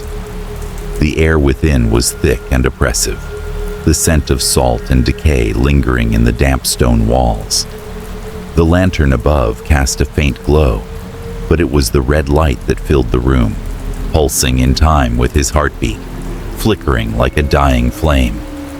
His heart raced as he climbed the spiral staircase, his every step heavy with the weight of what awaited him. As he reached the top, the voices began again. Whispers, not from the sea this time, but from within the lighthouse itself. They were no longer distant or faint. They were close, so close that Alex could feel their cold breath on the back of his neck. He turned slowly, dread crawling up his spine. The spirits were there. They emerged from the shadows, not as fleeting images, but as full corporeal figures, ghostly, translucent, their faces twisted with anger, sorrow, and hunger. They circled him, their hollow eyes fixed on him, as though they had been waiting for this moment, just as he had. Alex recognized them. They were the souls of the drowned sailors, the ones who had perished in the shipwreck a century ago, their fates sealed by the pact they had made. Elias Hargrave had sworn vengeance, and now those souls were here, demanding payment. "You are the one," a voice whispered, its tone a mix of rage and sorrow. "The last of the living, the one who will complete the pact." Alex's throat tightened as he stepped back, his heart thundering in his chest. "What do you want from me?" The spirit of a tall man with hollow eyes stepped forward. His voice was like the crackling of dry leaves in the wind, filled with an ancient bitterness. "We have been trapped here for too long, our souls bound to this place by the light. And now, you must pay for the crimes of the living." Another spirit, a woman whose face was obscured by a mass of dark, seaweed-like hair, floated closer. "We have been waiting for you. You are the last to be marked, the last to fulfill the oath we swore to the sea." The air around Alex seemed to grow colder, the light from the lantern flickering violently, as if responding to the spirit's presence. The walls of the lighthouse groaned, as though the tower itself were coming alive, its stone walls shifting and pulsing with an unearthly energy. "You will join us," the tall man continued, his voice cold as the sea. "The pact must be fulfilled. Your life is the final sacrifice. Once you join us, the circle will be complete. We will be free." Alex's legs weakened beneath him as the weight of their words sank in. He had been marked from the moment he arrived in Blackwater, his fate sealed by the actions of the men who had come before him. The red light, the whispers from the sea, the pull of the lighthouse, it had all been leading him here. The spirits had no intention of letting him leave, but there was a part of Alex that refused to succumb, a part of him that still fought against the darkness, against the inevitable. "No," Alex said, his voice shaky but determined. "I won't be a part of this. I won't complete your curse." The spirits' faces twisted with anger. The woman with the seaweed hair snarled, her voice rising to a high, wailing pitch. "You have no choice. The pact is already made. You are already part of it." Another spirit, a gaunt man with deep-set eyes, stepped forward, his voice heavy with centuries of pain. "You have come too far. The sea has claimed you. The light has marked you. You cannot escape it. We were once men like you, full of life, full of hope. But the sea has taken all that. Now, We are only its instruments. The wind howled through the cracks in the lighthouse, shaking the walls with the force of a storm. The red light flickered, brighter now, as if the lighthouse itself was alive, feeding on the tension, the anger of the spirits, and the fear in Alex's heart. The ground beneath Alex's feet seemed to tremble as the voices of the drowned men grew louder, merging into one cacophonous roar. "Sacrifice yourself and release us," the tall man insisted. "We are bound to this place, but we cannot escape without your soul." Alex's heart pounded in his chest. The decision had never been clearer. The spirits wanted him to die, to complete the pact, so they could finally be free. But Alex knew what would happen if he gave in. He would become one of them, trapped forever in the lighthouse, bound to the sea. His mind raced. There had to be another way, a way to break the curse, to free the souls without becoming one of them. With a surge of resolve, Alex stepped toward the altar. He didn't know what he was doing or what would happen next, but he wouldn't let himself fall into the darkness. The lighthouse, the spirits, the red light, they were all part of something ancient, something insidious. But he was not going to be its final piece. The air around him seemed to snap, and for a brief moment, everything went silent. The spirits paused, watching him with cold, empty eyes. And then, with a final desperate cry, Alex reached for the lantern. As his fingers brushed against the cold metal of the lamp, a surge of power rushed through him, overwhelming him. The red light flared brighter than ever before, blinding him, filling the room with a blinding wave of light and energy. The voices screamed, their agony rising to a deafening crescendo as the lighthouse seemed to shake violently, the walls cracking, the very foundation of the tower trembling. Alex felt himself falling, his body weakening, the pressure building within him. But even as the red light consumed him, a single thought flashed through his mind. He wasn't going to let them win. Chapter 10. The End of the Lighthouse.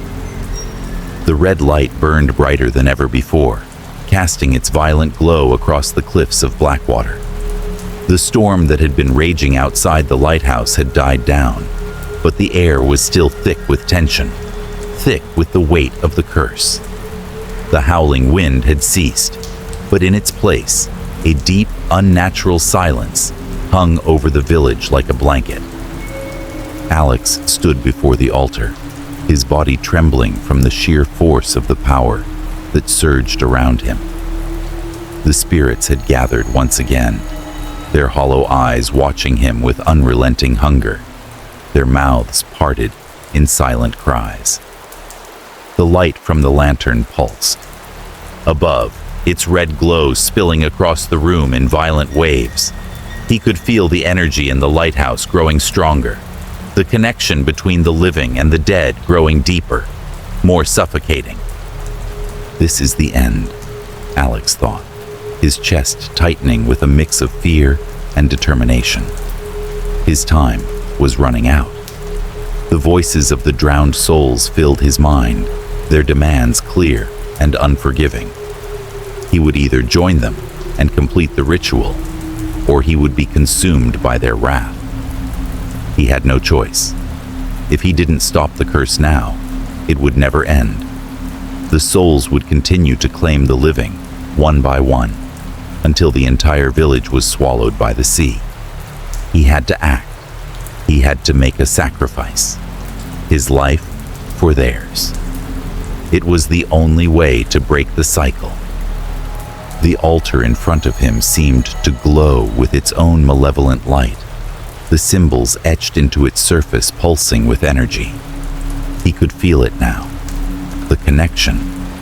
It was stronger than before, wrapping around him like chains, pulling him closer to the spirits who waited for him to make his decision.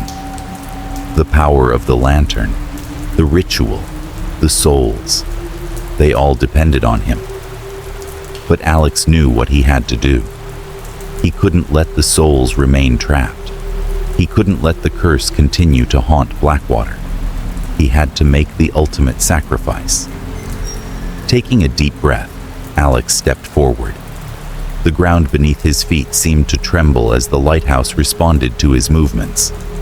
The light above him flickered, growing more intense, as if it were alive, hungry for the final piece of the ritual. The wind outside howled, and the sea raged against the cliffs, as if it too were aware of the final moments unfolding within the lighthouse. "I will free you," Alex whispered, his voice hoarse. "But I will not join you." He raised his hands to the altar, his heart pounding in his chest. The spirits circled around him, their forms growing more insistent, their voices growing louder. He could feel their cold presence brushing against him, urging him to give in, to become one of them. But Alex resisted. He had come this far, and he wasn't going to be consumed by their curse. He wasn't going to become another lost soul, trapped between the living and the dead. The lantern above him began to shake, its light growing more erratic. The red glow burned like fire, and the lighthouse seemed to come alive, its walls groaning, its very foundation trembling. The air around Alex grew thick, suffocating, as the power of the curse surged toward him. But Alex didn't back down. He was ready. With a final desperate breath, he pressed his hands to the altar, closing his eyes as the energy surged around him. The spirits screamed, their voices rising to a deafening crescendo as they realized what he was about to do. The red light above him flared brighter, blinding him with its intensity. The air crackled with power, and the ground beneath him seemed to shift, as if the very world was coming apart at the seams. And then, with a deafening explosion of light, the lantern exploded. The force of the explosion knocked Alex off his feet, throwing him backward into the wall.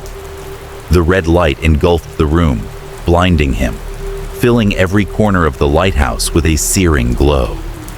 For a moment he couldn't breathe, couldn't think. The world around him was nothing but light, fire, and sound. The spirits screamed one last time, their voices blending into the roar of the sea. When the light finally faded, Alex opened his eyes. The lighthouse was silent. The air was still, and the oppressive weight of the curse had lifted.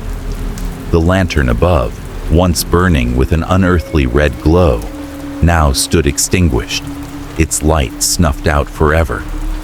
The altar had cracked, its surface split down the middle, as if the very foundation of the ritual had been shattered. The spirits were gone. Alex slowly rose to his feet, his body aching, his head spinning. The red light no longer pulsed, no longer called to him. The air in the lighthouse felt clean, free from the oppressive energy that had once suffocated him. He had done it. He had broken the curse. The souls of the drowned were finally free. But as he staggered toward the door, the lighthouse groaned, as if in protest. The walls seemed to shift, and the floor beneath him trembled. A deep rumble echoed from below, and Alex realized, with a sinking feeling, that the lighthouse itself was not done. As the last echoes of the lighthouse's groan died away, Alex stepped outside, blinking in the dim light of the morning. The village below was quiet, the sea calm. The storm had passed, and for the first time in days, the air felt still, undisturbed. But Alex knew that the price of breaking the curse was greater than he had ever anticipated. In the distance, as he looked back at the lighthouse, he saw it, a shadow moving in the window of the lantern room.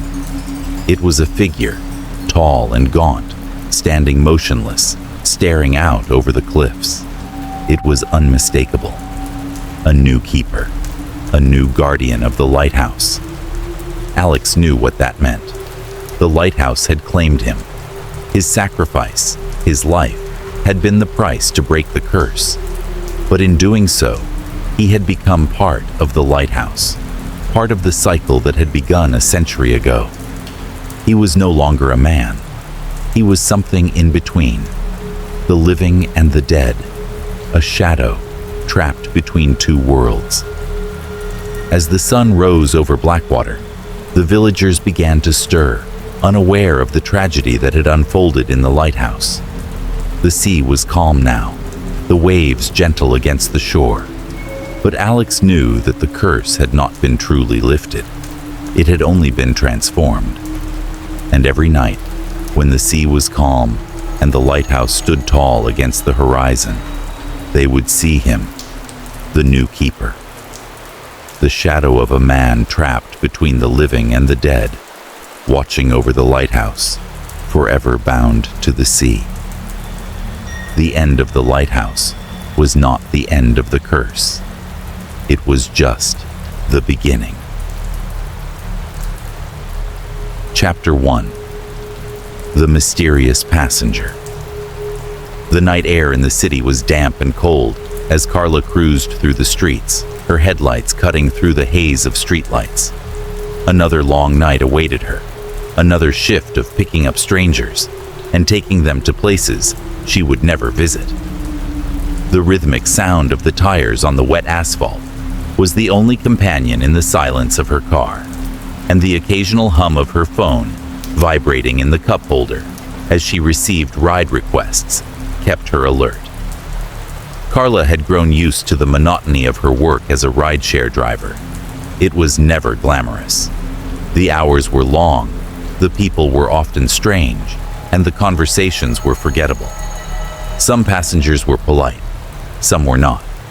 Some were too chatty, others too quiet. But tonight, something felt different.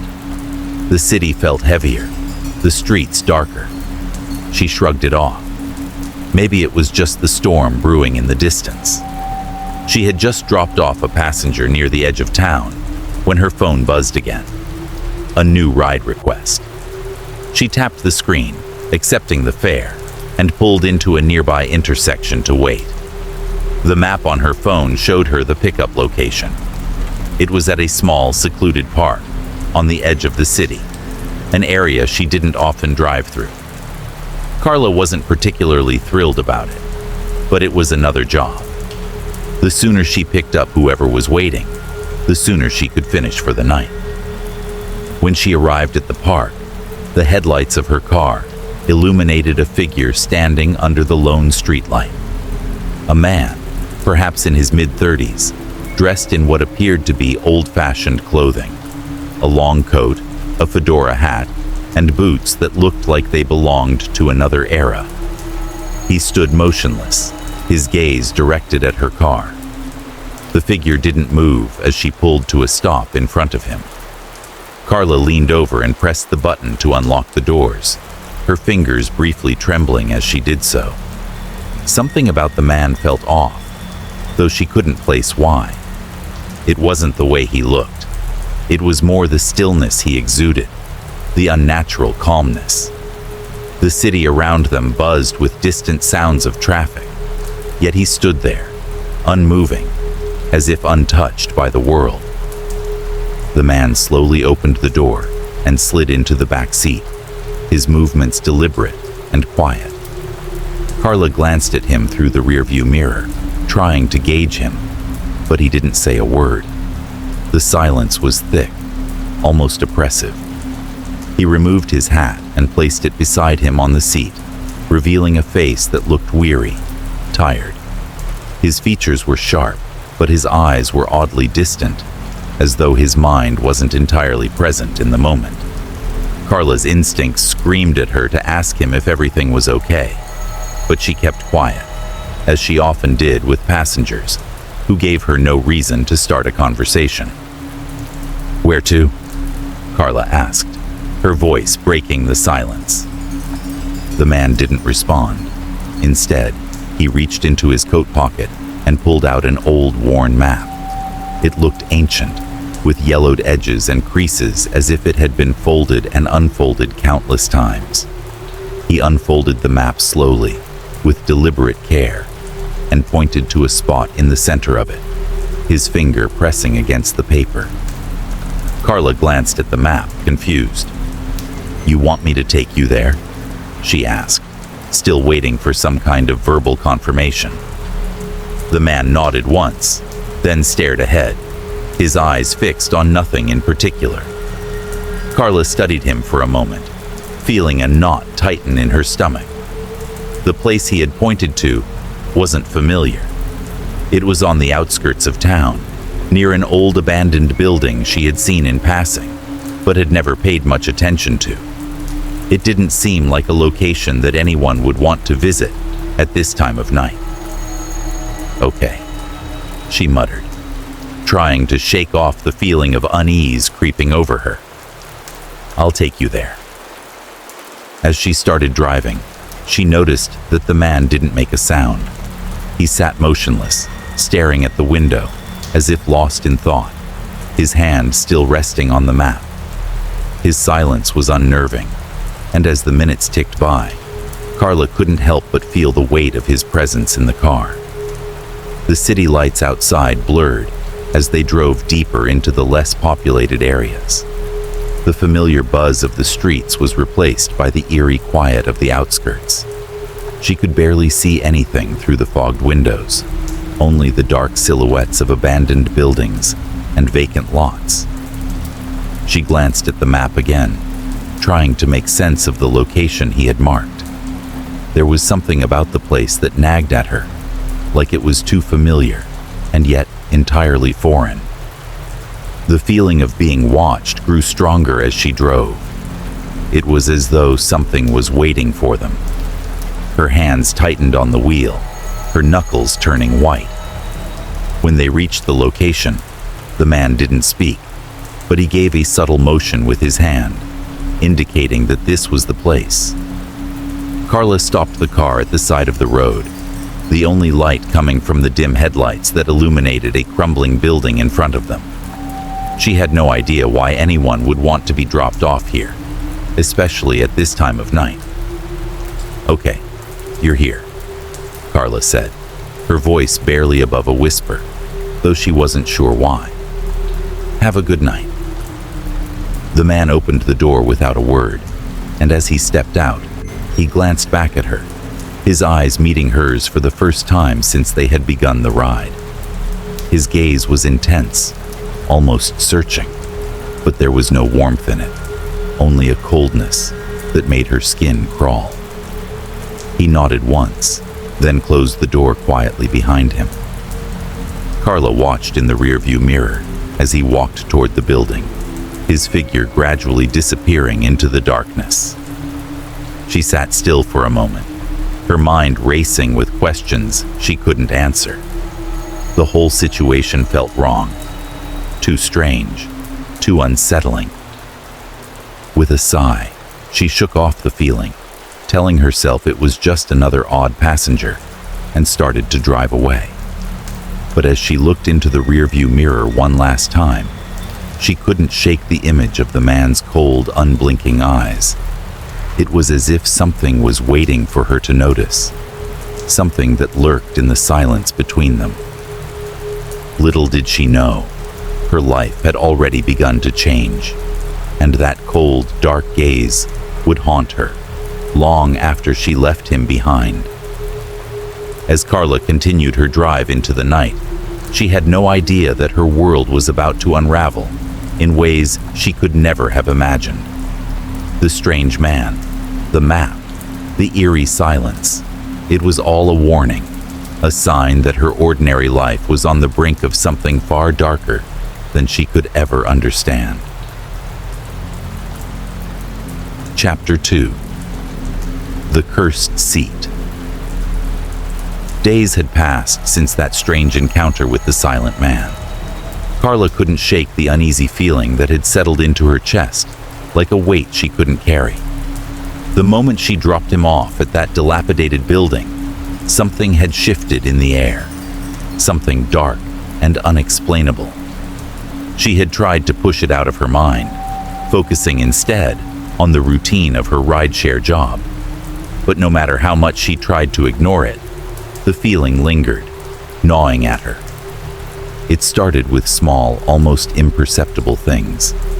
At first, it was just the sensation that someone was watching her when she sat in the driver's seat, or the strange feeling that lingered in the back of her car, even after a ride was over. But then, things began to escalate. It was a Wednesday evening when the first incident happened. Carla had just picked up a young man named Jason, a college student with headphones around his neck and a distracted air about him. She didn't think much of him, just another passenger heading home from the campus. He settled into the back seat, sitting in the rear right spot, the very seat the strange man had occupied. It was almost as though the seat had a pull to it, a force that seemed to beckon people to sit there. They made small talk about the traffic and the rain, nothing too memorable. Jason was quiet, as most passengers were, and the ride was uneventful. But when Carla dropped him off at his apartment building, something felt off. He hadn't said goodbye, nor had he responded to any of her attempts to confirm that he had arrived safely. His gaze had been distant, almost as though he hadn't heard her at all. Carla brushed it off as a random encounter. Maybe he had been too preoccupied with his phone or something on his mind. After all, she had other things to focus on, like the endless rides and the low pay that came with each trip. But as the evening wore on, something began to gnaw at her. When she checked her ride app after dropping him off, she noticed an unusual thing. Jason hadn't rated her. It was common for passengers to forget or not bother with the ratings, but this time felt different. She sent him a polite message, asking if everything had been okay during the ride. But it was as though he had vanished completely. No response, no acknowledgement. The app said he had accepted her ride, but there was no trace of him after that. The strange feeling remained with her for the next few days. Carla tried to push it away, focusing on the work she had to do. But it wasn't long before another ride confirmed that something wasn't right. It was a Friday afternoon, and Carla had just picked up a student named Laura, a quiet young woman with a book tucked under her arm. As usual, she climbed into the back of the car and sat down in the same spot, the cursed seat. Carla tried to ignore the uneasy feeling that flooded her chest as the door shut. She greeted Laura, and they exchanged pleasantries as they headed toward the university. The ride itself was pleasant enough, no different from any other. Laura was a typical college student, polite, quiet, and absorbed in her thoughts. They talked briefly about the weather and her plans for the weekend, but it was clear Laura was distracted, her eyes constantly flicking to her phone as if waiting for a message. But when Carla dropped Laura off at her dorm, things took a strange turn. Laura didn't thank her or even acknowledge her presence. Instead, she just opened the door and left without a word, as though Carla wasn't even there. The door slammed shut, and Carla, confused, watched her walk toward the building. That night, Carla sent her a polite message through the app, asking if everything was okay with the ride. She figured it was just another passenger who had been lost in their own world. But as the minutes passed, and then hours, there was no reply, no notification, nothing. At first, Carla tried to tell herself it was just a coincidence. Maybe both passengers had just been preoccupied or tired. But then, she checked the news the next morning. Laura was missing. The report was brief, just a small blurb about a missing student, last seen leaving her rideshare at around 9 p.m. The authorities were still investigating, and there was no indication of foul play. Carla felt a cold shiver creep up her spine as she read the article. It wasn't the first time a person had gone missing in the city, but the timing was too coincidental. Laura had been the second person to ride in that cursed seat, the same seat the strange man had occupied just days before. Carla's heart raced as the realization hit her. Something was wrong. Something was happening, and it had to be connected to the mysterious passenger from the other night. She replayed the events in her mind over and over again. The man had been silent, his presence unsettling, and he had marked the map with a place that she didn't recognize. But now, everything was starting to make sense. That cursed seat was connected to the disappearances. It was as though whoever sat there was being drawn into something dark, something that wanted to claim them. The man hadn't just left a lingering presence. He had left something far worse in his wake. But Carla wasn't prepared for what came next. That evening, she picked up another ride, a middle-aged man named Rick, who seemed perfectly normal. He climbed into the back seat and, without a word, took the same seat, the cursed seat. Carla's hands tightened around the steering wheel, her mind racing. She could feel the weight of the man's unspoken presence. Every fiber of her being screamed at her to tell him to move to the front seat, to get him out of that spot. But she couldn't bring herself to say anything. She was frozen by fear, by the realization that she had unknowingly become part of something far beyond her understanding. The ride felt like an eternity, and Carla kept glancing nervously at the rearview mirror. The man was quiet, too quiet, and she could almost feel his eyes on her, even though he didn't speak. As she neared his destination, she tried to shake the feeling, telling herself that she was being paranoid. But when she dropped him off, there was no exchange of words, no thanks. He simply stepped out of the car, his face unreadable. When Carla returned home later that night, the weight of the day hung heavily on her. But what made her blood run cold wasn't the silence of the ride, but the strange, unsettling feeling she had when she stepped out of the car. The seat was cold, as if someone had just been sitting there. But when Carla looked closely, there was no sign of the man, no lingering trace, no scent. It was as if he had never existed. A chill ran through her body as she realized that this wasn't just about the seat or the man.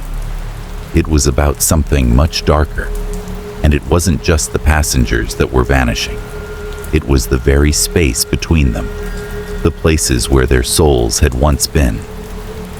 Carla was beginning to understand that the curse wasn't something she could escape from. It had already claimed her, and now it was coming for her.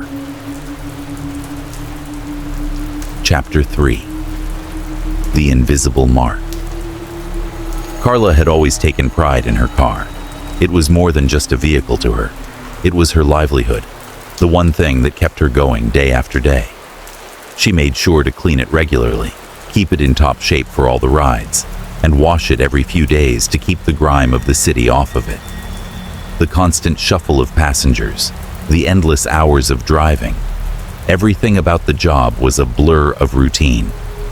But today, something felt different.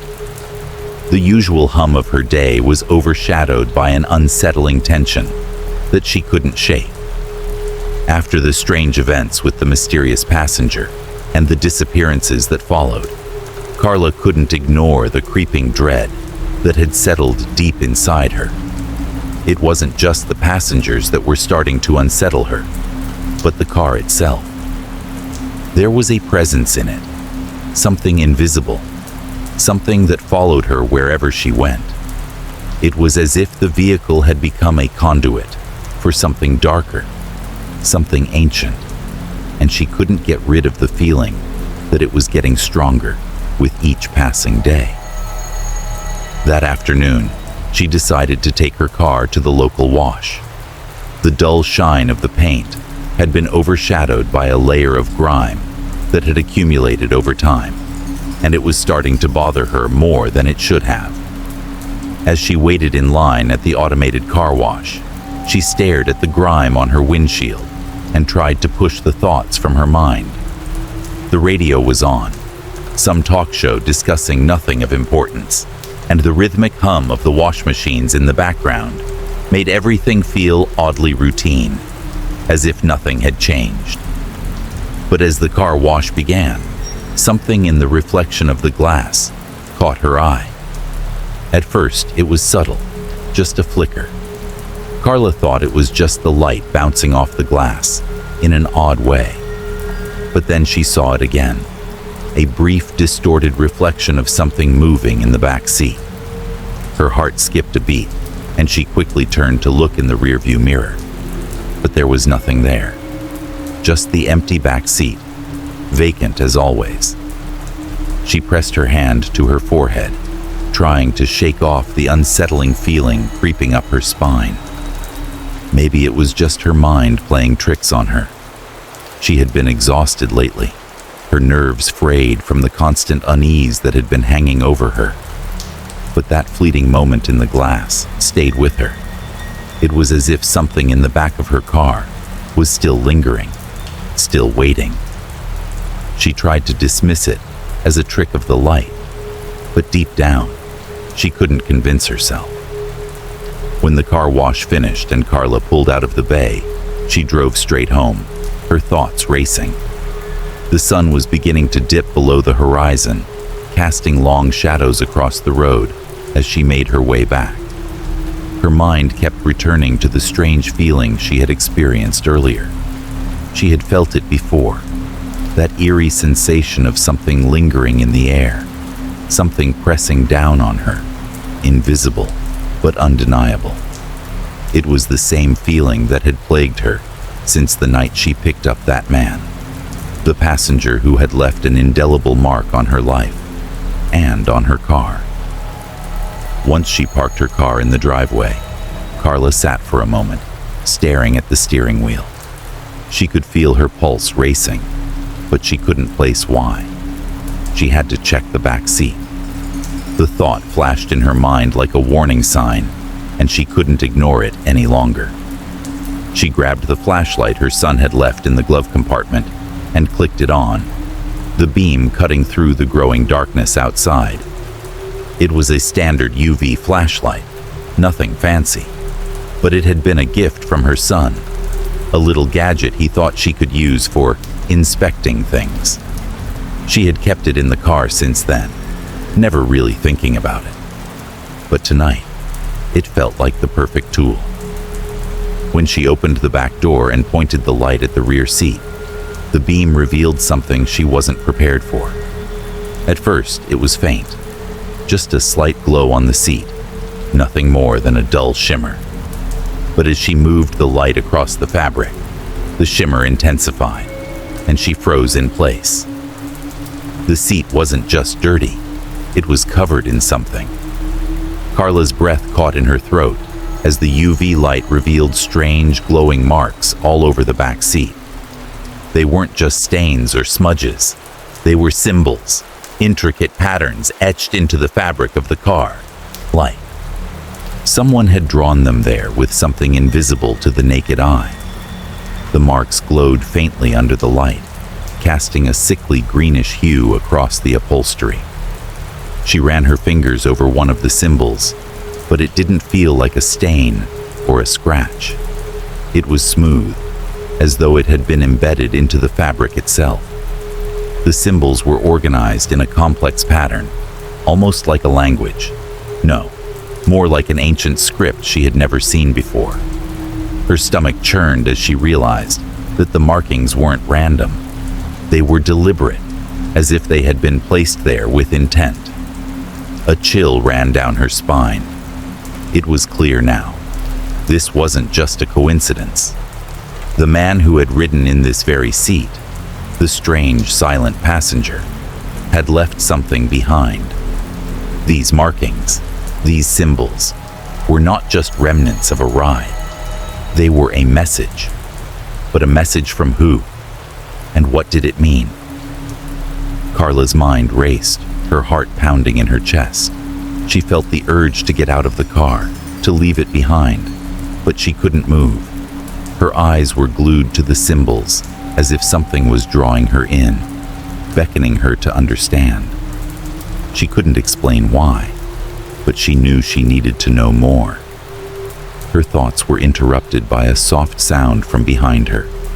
It was a faint rustling noise, almost imperceptible, like a whisper in the air. She whipped around, but there was no one there. The air in the car felt thicker, heavier, as though the very space around her had become charged with something unnatural. She snapped the flashlight off and quickly closed the door, her hands trembling. Her mind was a whirlwind of confusion and fear.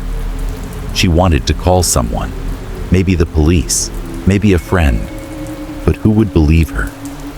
How could she explain that something in her car, something invisible, was making her feel like she was losing her grip on reality? Carla knew that she couldn't let this go. The markings were too deliberate, too strange. They weren't just symbols. They were a clue, a key to something far darker than she could have ever imagined. And the more she thought about it, the more she realized that she wasn't just being paranoid. The car had become a conduit for something ancient, something inhuman, and whatever it was watching her, waiting for the right moment to strike. As she sat in her car, staring at the glowing symbols that seemed to pulse with an otherworldly energy, Carla understood one thing. She was no longer in control. Whatever had followed her from that first ride, whatever had marked her car, was about to reveal itself in ways that would change everything. She had just become part of a much larger story, one that was steeped in darkness, in ancient symbols, and in a terrifying force that was now closing in on her. And there was no way to escape it. Chapter 4. Tracking the disappearances. The night had a stillness to it, one that seemed almost unnatural. Carla sat at her kitchen table, the soft hum of the refrigerator, the only sound in the otherwise silent room. The moonlight spilled through the window, casting long shadows on the walls as she stared at. The map spread out before her, the same map that the strange man had pointed to, the one he had used to communicate without saying a single word. The map, with its old yellowed edges, had become a haunting presence in her life. Ever since the unsettling discovery of the glowing symbols in her car, Carla couldn't shake the feeling that she was being pulled into something much darker than she had ever imagined. The marks on the seat weren't just strange designs. They were part of a larger pattern, one that seemed to connect her to the disappearances of people she had never met. People who had vanished under mysterious circumstances, each one seemingly without a trace. But as Carla began to dig deeper into the details of these disappearances, she found that the pieces of the puzzle didn't just line up, they collided. The connection to the strange passenger, the one who had silently ridden in her car, was becoming impossible to ignore. That man, with his eerie presence and old-fashioned clothes, had been more than just a passenger. He had been the catalyst, the beginning of something far more sinister. But Carla couldn't sit idly by any longer. She had to know what was happening, and she had to stop it before it consumed her, before it consumed anyone else. With trembling hands, Carla clicked open her laptop and began her search. She started with the news, old articles about missing persons cases in the city. There were more than she had initially realized. In fact, the number of disappearances seemed to grow with every passing year. But there was a pattern she hadn't noticed before. She scrolled through one article after another, each case eerily similar. Young people, mostly students, vanishing without a trace, their disappearances becoming cold cases with no leads. But as she dug deeper, something caught her eye. Each of these individuals had been seen in the same areas before they disappeared, areas that matched the locations marked on the strange man's map. Carla leaned forward in her chair, her eyes scanning the details, trying to make sense of the growing horror in front of her. The more she studied the map, the more it became clear that the man was marking not just random places, but the exact spots where the missing had last been seen.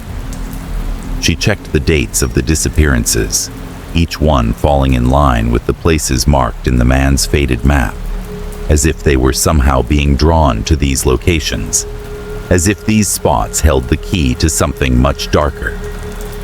The first missing person she traced back was Laura, the young student she had driven to her dorm. She had vanished just after being dropped off, her last known location falling perfectly in line with the map's markings. But it wasn't just her. There were others. Jason, the young man who had been so absent during their ride, had also disappeared shortly after Carla had driven him to his apartment, a building located near one of the marked points. It was as though the very places the man had pointed to were tainted, as though these spots on the map were some kind of gateway, a crossing point to something far worse. The realization hit her like a punch to the gut. The disappearances weren't just random. They were part of a bigger picture, a picture that she was now a part of. Carla was trapped in a nightmare that she couldn't escape. She had been chosen, pulled into this web of terror by a man she barely knew. And now, her own fate was intertwined with those who had vanished before her. But there was something more, something that gave her a sense of urgency. As she traced back the dates of the disappearances, Carla saw a chilling trend.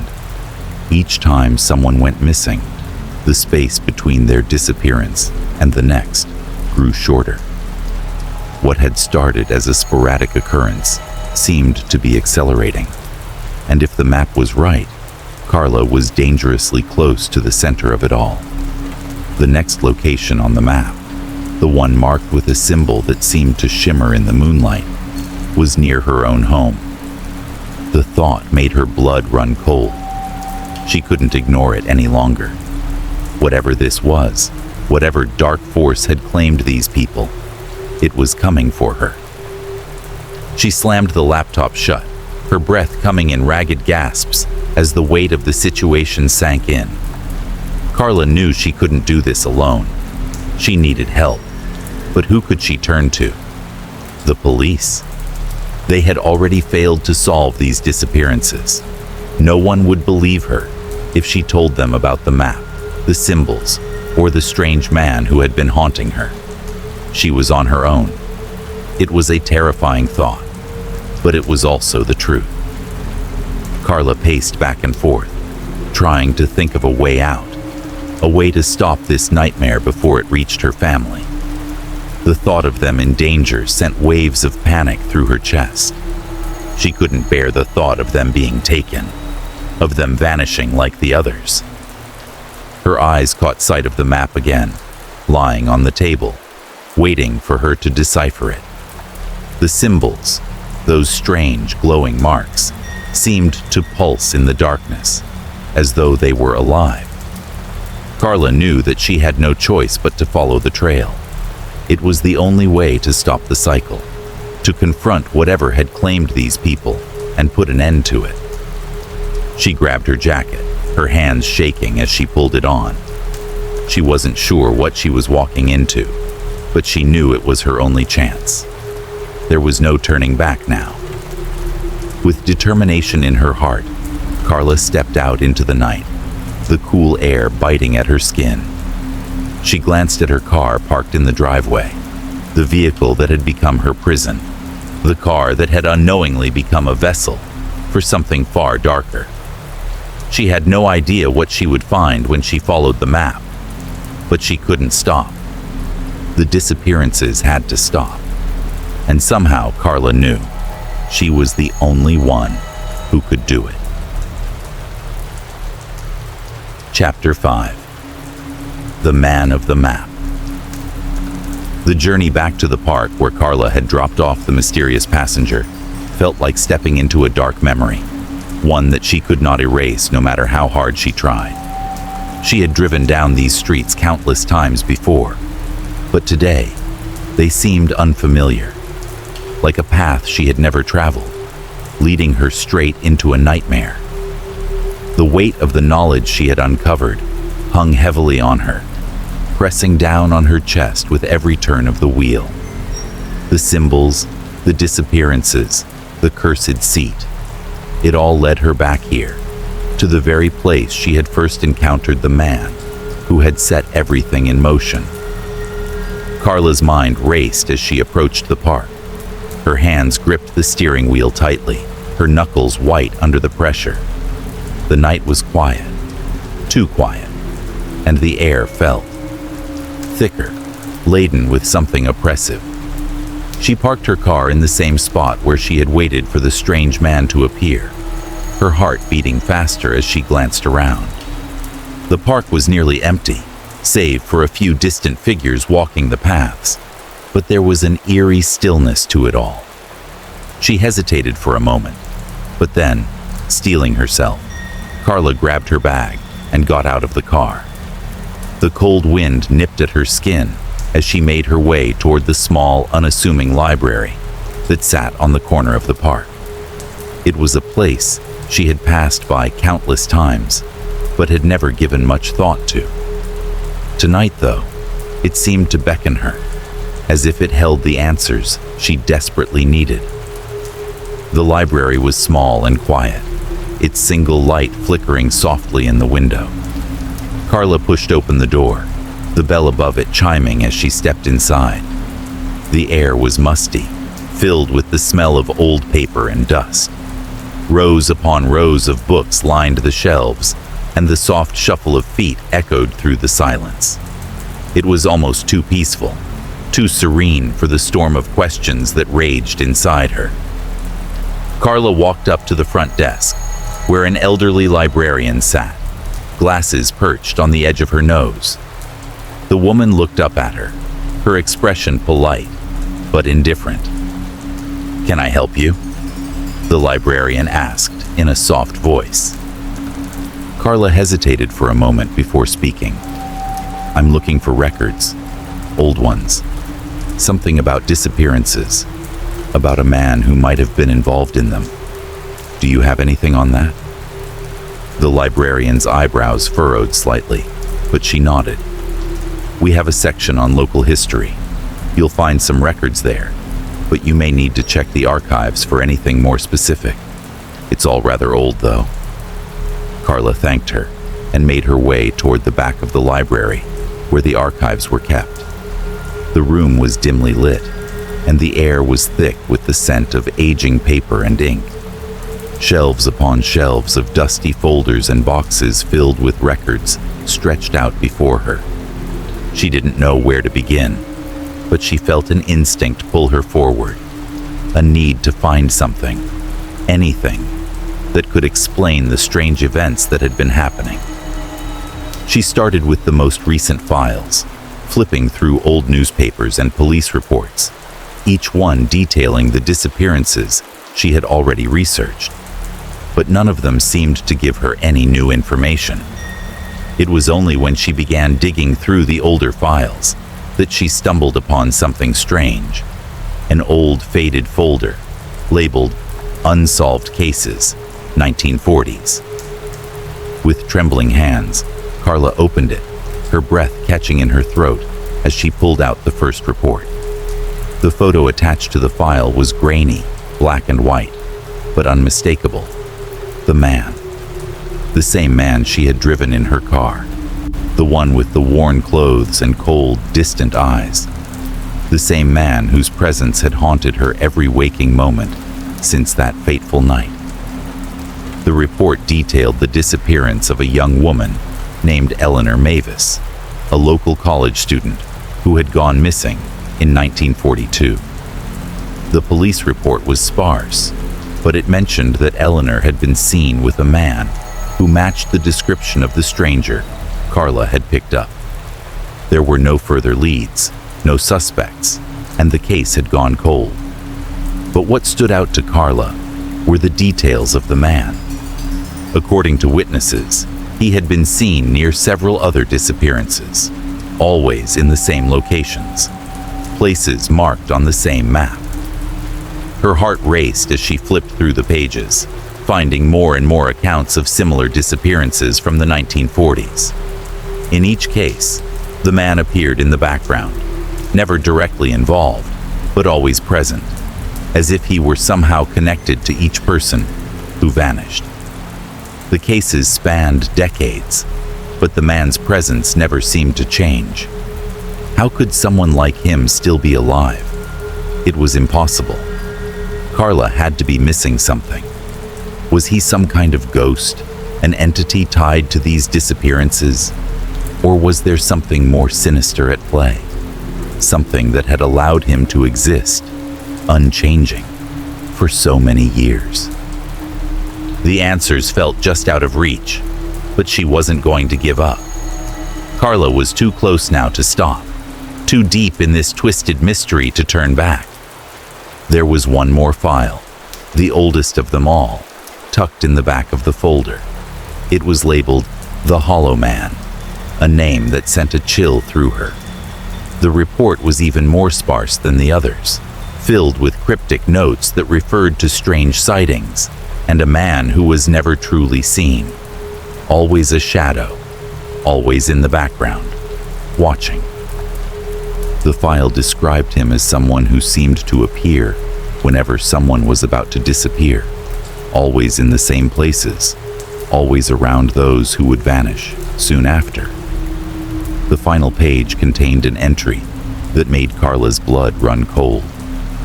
The man with the map is not of this world. He is a guide, a keeper of lost souls. He is neither alive nor dead, but exists in the space between. His presence signals the coming of an event that has happened many times before. Those who follow him are never seen again. He is a harbinger of the end. Carla's mind reeled. A guide, a keeper of lost souls. She felt dizzy as the words swam in front of her eyes. How could it be? Was the man the cause of the disappearances, or was he merely leading people to something far darker? A cold, sickening thought occurred to her. Had she been marked too? Had she unknowingly become one of the lost souls, guided by the man to a fate from which there was no return? The librarian's voice broke through her thoughts, and Carla turned to find the elderly woman standing in the doorway. "You might want to look at this," she said, her voice unusually serious. In her hand, she held another folder, one that seemed to have been recently added to the archives. Carla's breath caught in her throat as she took it from the librarian's hands.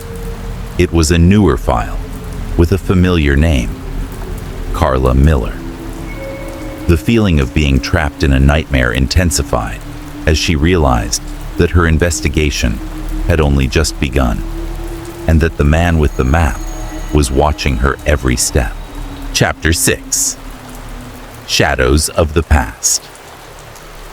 The fog had rolled in thick by the time Carla left the library, the night air damp and heavy, pressing against her like a physical weight.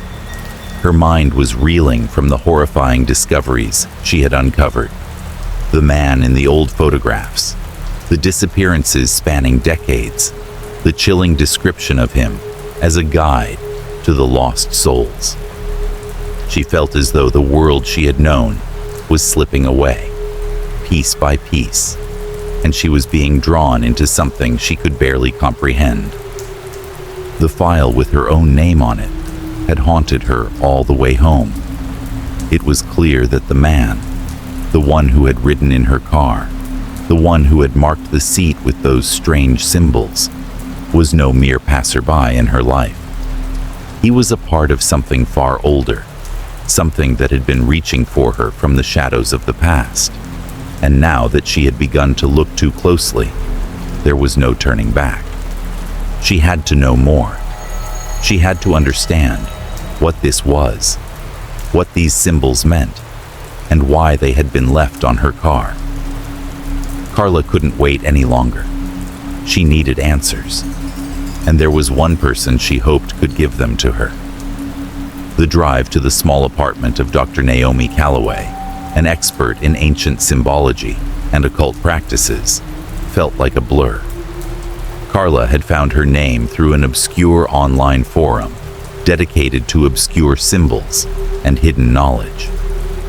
Dr. Calloway was someone who had gained a reputation for helping those who had encountered ancient rites, people who had seen things they couldn't explain, people who had, like Carla, found themselves caught in something they couldn't quite escape. As she parked in front of the dimly lit building, Carla hesitated for a moment, the weight of what she was about to ask settling heavily on her shoulders. She had no idea how to begin explaining everything. The symbols, the disappearances, the strange man. But she had to try. There was no one else who could help her now. Dr. Calloway's apartment was on the third floor of a building that looked as though it had seen better days. The stairwell smelled of mildew, and the walls were covered in yellowing paint. It was the kind of place someone like Dr. Calloway would live, someone who had dedicated their life to studying things that most people would rather forget. When Carla reached the door, she knocked twice, the sound echoing down the empty hallway. A moment later, the door creaked open, and Dr. Calloway, a tall woman in her late 40s with graying hair tied in a loose bun, appeared. She had a sharp, intense gaze that made Carla feel like she was being dissected with a single glance. Her clothing was simple but elegant: black slacks, a dark blouse, and an old pendant that hung from her neck, one that looked ancient. "Carla Miller," Dr. Calloway said, her voice calm, but with an undertone of knowing. "I've been expecting you." Carla's heart skipped a beat. You knew I was coming?" Dr. Calloway smiled, stepping aside to let her in. "Not exactly, but I knew someone would eventually come asking about the symbols, and it seems you're the one." Carla felt her pulse quicken as she stepped into the apartment, which was filled with bookshelves stacked high with ancient texts, some of which were written in languages Carla didn't recognize. In the center of the room was a large wooden table, cluttered with papers, old maps, and strange artifacts that looked like they belonged to another time. It felt like the heart of some forbidden knowledge, a place where mysteries were kept under lock and key. "I've seen the marks you're referring to," Dr. Calloway said, gesturing for Carla to sit at the table. "They're not just symbols. They're part of something much older, something that has existed in the shadows of our world for centuries. This is not a random occurrence, Carla. It never is." Carla swallowed hard, taking a seat. "What do they mean? The symbols on my car. What do they have to do with all these disappearances?" Dr. Calloway's expression grew serious, and she sat down across from Carla. "Those symbols," she said slowly, "are part of a ritual that has been practiced for millennia, passed down through secret societies. They are associated with a cult, an ancient sect that worshipped extra-dimensional beings. These beings are not of this world. They exist in a space that is between our reality and the unknown, a place that humanity is not meant to comprehend." Carla's throat went dry. "Extra-dimensional beings? You mean like aliens?" Dr. Calloway shook her head, her gaze intense. "Not aliens. at least not in the way you're thinking. These beings come from a realm that exists parallel to our own, but they are not bound by the same laws of physics. They exist in a space outside of time, a place where they can move in and out of our reality as they please. They have been revered by these cults for centuries, and the symbols you found, those marks on your car, are part of a ritual to connect people to this otherworldly realm. Carla felt a chill run through her. You mean, those symbols were meant to link me to these beings? Not just you, Dr. Calloway replied. Everyone who sits in that seat, the one marked by the symbols, becomes a part of the ritual. The cult used to perform these rites to open a gateway between worlds, using certain locations and objects to facilitate the connection. The marks are not random. They are placed to create a link, to tether the person in that seat to the extra-dimensional beings they worship. Carla's mind was spinning. And what happens to them? The people who sit in the seat? They vanish, Dr. Calloway said softly. They are taken.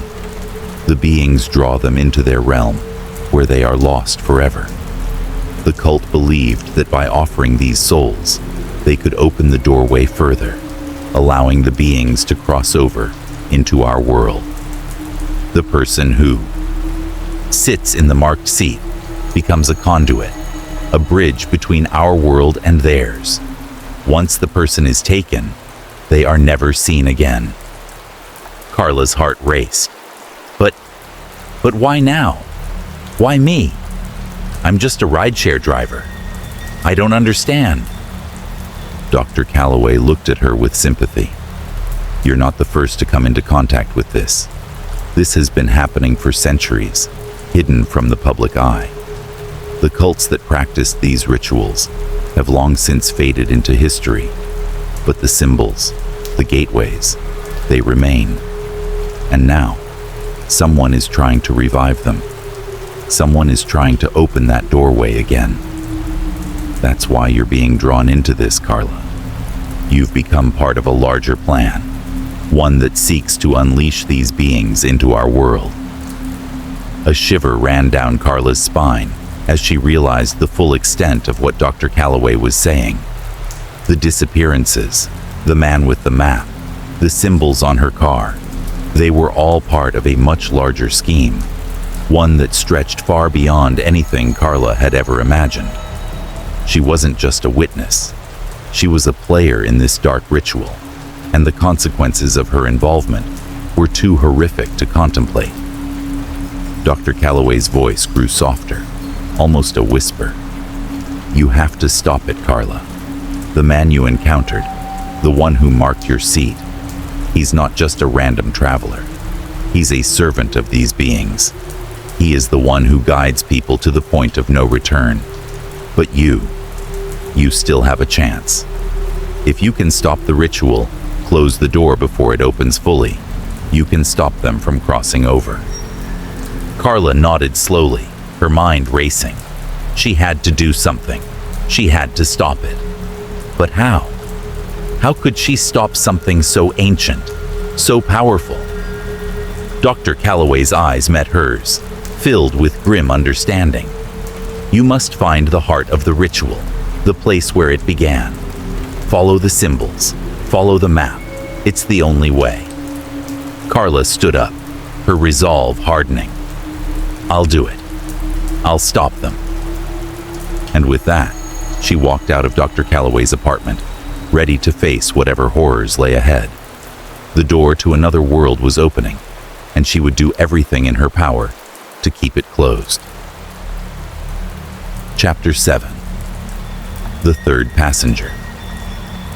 The days had become a blur, each one blending into the next, the fear and anxiety gnawing at Carla's sanity. The weight of the symbols on her car, the discovery of the ancient ritual, and the knowledge that she was somehow trapped in this nightmare made it hard to focus on anything else. Her hands were always shaking, and the lingering presence of the man, the one who had marked the seat, felt like a shadow that followed her wherever she went. She had tried everything to remove the marks from her car. She had scrubbed the back seat with every cleaner and solution she could find, but nothing worked. The symbols remained, faint but undeniable, etched into the fabric of the seat as if they were part of it, inseparable. Each time she thought she had erased them, the symbols would return, glowing faintly under the UV light. It was as if her car had become a vessel for the ritual, a cursed object that couldn't be purged of the darkness that clung to it. The car wash hadn't helped. Neither had the cleaners or the scrubbing brushes. The marks stayed, and with them, so did the terrifying knowledge that whatever dark forces had left them behind were not gone. They were waiting. And every time someone sat in that back seat, they were pulled into the ritual, like a moth to a flame.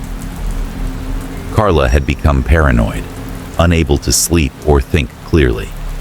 Her every moment was filled with a sense of dread, as if something was lurking just out of sight, always a step behind. She tried to push the fear down, to focus on the mundane tasks of her job. But every ride, every new passenger that climbed into her car, made her feel like she was one step closer to losing everything. It was late one evening, another stormy night, when Carla had her first true break in her spiraling routine. She had just finished another exhausting shift and was on her way home. Her body ached, her mind was weary, and the sound of the rain against her windshield felt like a drumbeat of despair. She longed for the comfort of her bed, a few hours of sleep, and a brief escape from the nightmare that had consumed her life. But as she turned the corner to her street, her phone buzzed. Another ride request.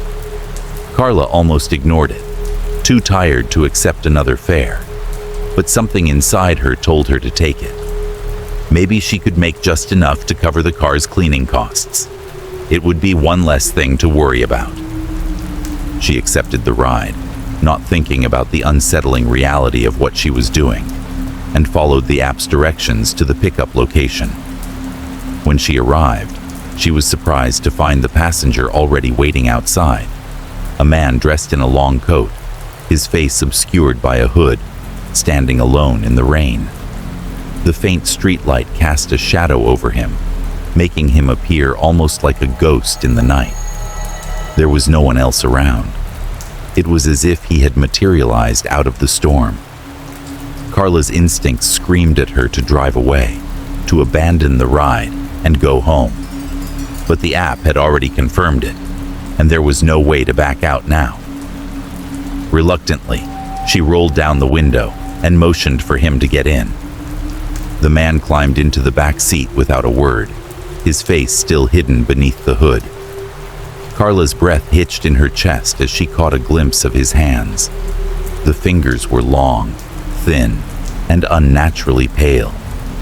He didn't speak, and there was an air of strange stillness about him, as though he didn't belong in the world she inhabited. As he settled into the seat, Carla felt a shiver run down her spine. "Where to?" she asked, trying to keep her voice steady, even though she could feel the tension in her body growing. The man didn't respond. Instead, he pulled out an old, faded map from the inside of his coat and pointed to a spot on it. Carla glanced at the map, confused. It was the same map. The one the other man had used.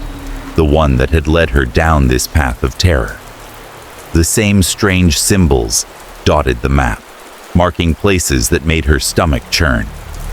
She felt her pulse quicken as she processed the information. This wasn't just a coincidence. This was happening again. The man in the back seat, the map, the symbols, they were all part of the same nightmare she couldn't escape. She took a deep breath, trying to steady herself. "Okay," she muttered, her hands gripping the steering wheel tightly. as she followed the directions on the map. "I'll take you there." As they drove, Carla couldn't shake the feeling that something was terribly wrong. The man's silence in the back seat was suffocating, and the rain outside seemed to grow heavier with each passing mile, a constant drumming that made her heart race. She kept glancing at the rearview mirror, but the man remained motionless, his face still obscured by the hood. He felt like a presence, like an embodiment of something she couldn't understand, something that was not of this world. When they finally arrived at the destination, a desolate stretch of road outside of town, the man didn't thank her or say a word. He simply opened the door, stepped out, and disappeared into the rain. Carla watched him walk away, her stomach twisted in knots. As he vanished into the dark, the hairs on the back of her neck stood on end. There was something deeply unsettling about the way he moved, like he was fading into the fabric of the world itself, dissolving into the night. She quickly drove away, her hands shaking as she navigated through the storm. She couldn't stop thinking about the man, about his pale fingers, about the map, and about what he had done to her car. The seat had been marked again, the symbols faint, but visible under the light of the street lamps.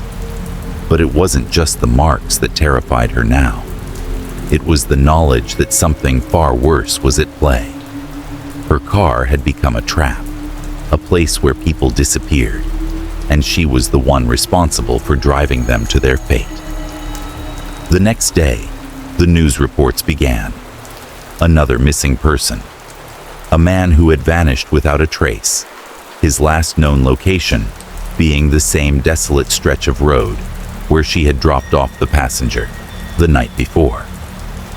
Carla's heart sank as she read the article, her blood running cold. The pattern was undeniable. The seat, the markings, the people who sat there, they were all part of the same twisted fate. But as the days went on, Carla realized something even more disturbing. Her car was no longer just a vehicle. It was a conduit for the disappearances. It seemed to feed off them, drawing in more souls with each passing ride. And with every person who vanished, the car became more and more cursed, more connected to the dark forces she was trying to escape. Carla could feel it now. The car was alive, in a way. It pulsed with a strange energy, as if the spirits of the vanished passengers lingered in its interior, trapped within the fabric of the seats. And each time a new passenger sat in the back seat, they were drawn in, becoming part of the dark web that had ensnared her. She was no longer just a witness. She was a part of it too. The realization struck her like a bolt of lightning. Carla was trapped in the car's curse. Every ride, every passenger, every mile she drove, she was feeding the darkness, feeding the thing that was hunting her and the world around her. And there was no escape. Not for her. Not for anyone. The nightmare had only just begun. Chapter 8. The Price of Ignorance. Carla had always prided herself on her ability to compartmentalize. Her job, her family, her life. It was a careful balancing act, each part neatly separated from the other. But now, with everything unraveling around her, the lines between her personal world and the nightmare she had become trapped in were blurring in ways that felt more suffocating with every passing moment. The news reports about the missing passengers, each one fading into the ether, their final moments tied to the cursed seat in her car, had grown more frequent, more urgent. Each day, a new name appeared on the list, each disappearance leaving a new void that Carla couldn't escape. And with each ride, the burden on her shoulders grew heavier. The symbols, the man, the ritual, all of it was spinning out of control, and she knew, deep down, that there was no way to stop it. But it was one discovery, One simple, horrifying discovery that would change everything. It happened when Carla was going through some old family photographs, looking for something, anything, that might offer her a shred of comfort in this sea of darkness. She had always been the one to hold the memories of her family together, the one who preserved their past in frames and albums. But today, as she flipped through the yellowed pages of an old photo album, something caught her eye. A photo she hadn't seen in years. It was a family gathering, a holiday long past. Her mother, father, and younger brother stood in the foreground, smiling. But it was the man standing next to her uncle, her late Uncle Robert, that made her freeze. The man in the photograph was familiar, too familiar.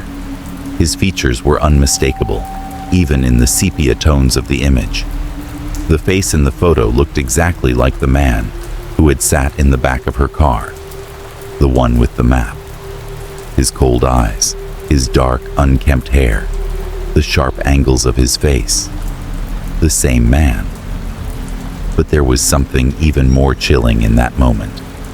Her Uncle Robert, the man she remembered as a kind, loving figure, was standing next to him, and he was smiling.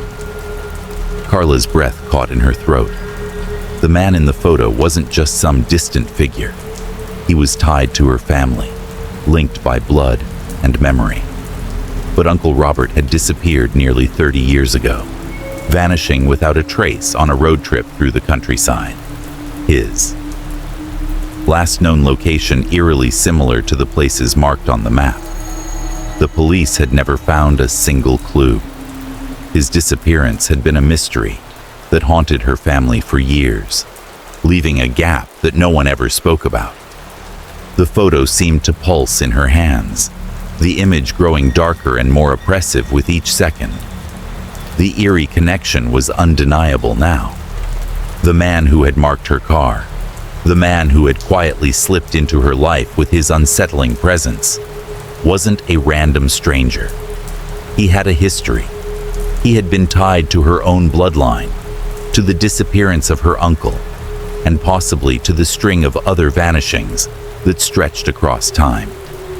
The realization hit her like a tidal wave. The man wasn't just a harbinger of doom. He was a part of something much more insidious, a force that had haunted her family for generations. The symbols on her car, the ritual, the disappearances, they were all connected, and her family was inextricably tied to the very core of it. Her uncle's fate had been sealed by the same forces, the same curse, and now it was her turn. Carla slammed the album shut, her hands trembling. The weight of the truth threatened to crush her, but there was no escaping it.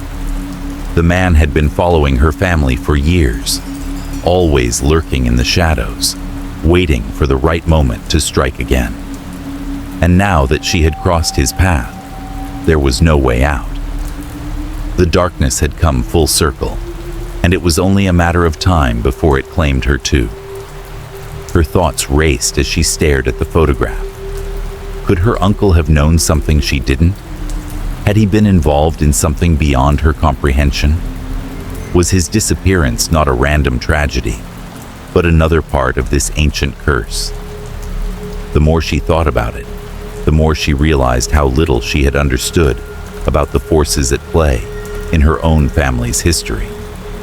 She had been blind, ignorant of the dark currents that had run through her life all along. And now, the price of that ignorance was becoming all too clear. Her heart pounded as the fear began to set in. Her family was in danger again.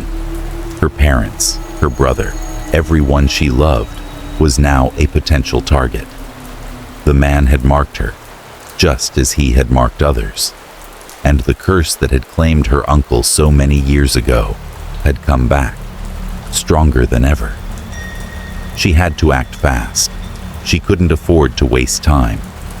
The realization that her family was in jeopardy set her into a panic. If the man was truly tied to her uncle's disappearance, If he had somehow crossed paths with her family all those years ago, then it was clear. The ritual was still unfolding, still seeking its next victim. And now, that victim could very well be one of them. But there was a part of Carla, a small but growing part, that refused to accept this fate. She wouldn't let the darkness take her family the way it had taken so many others. She had to stop it. She had to find the heart of this mystery, this curse, and destroy it before it claimed anyone else she loved. She grabbed her phone, her hands shaking as she scrolled through her contacts. But there was no one she could call. No one would believe her. The authorities had never solved the case of her uncle's disappearance, and they would never take her seriously now. She was on her own, but she wasn't going to give up. She couldn't. She closed her eyes, trying to steady her breath, and thought back to Dr. Calloway's words. You have to stop the ritual, find the heart of it, the place where it began, and close the door before it's too late. The door had been opened.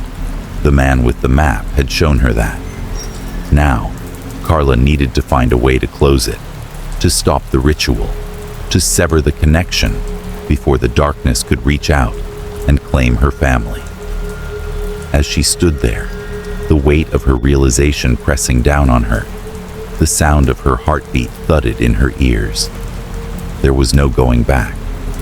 The ritual had already begun, and she had already paid the price of ignorance. But she wasn't going to let it take her family too.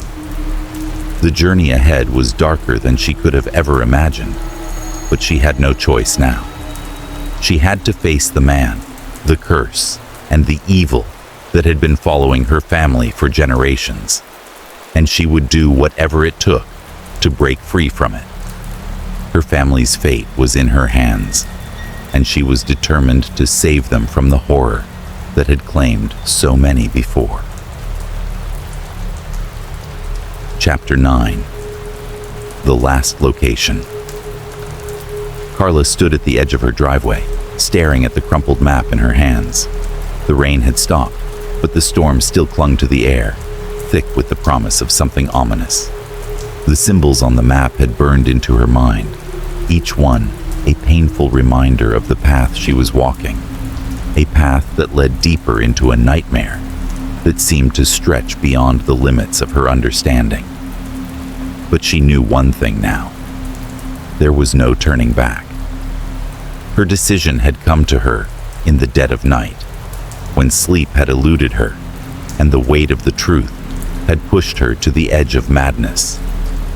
She could feel the curse tightening around her family, the darkness closing in on them, and the more she hesitated, the closer the danger crept.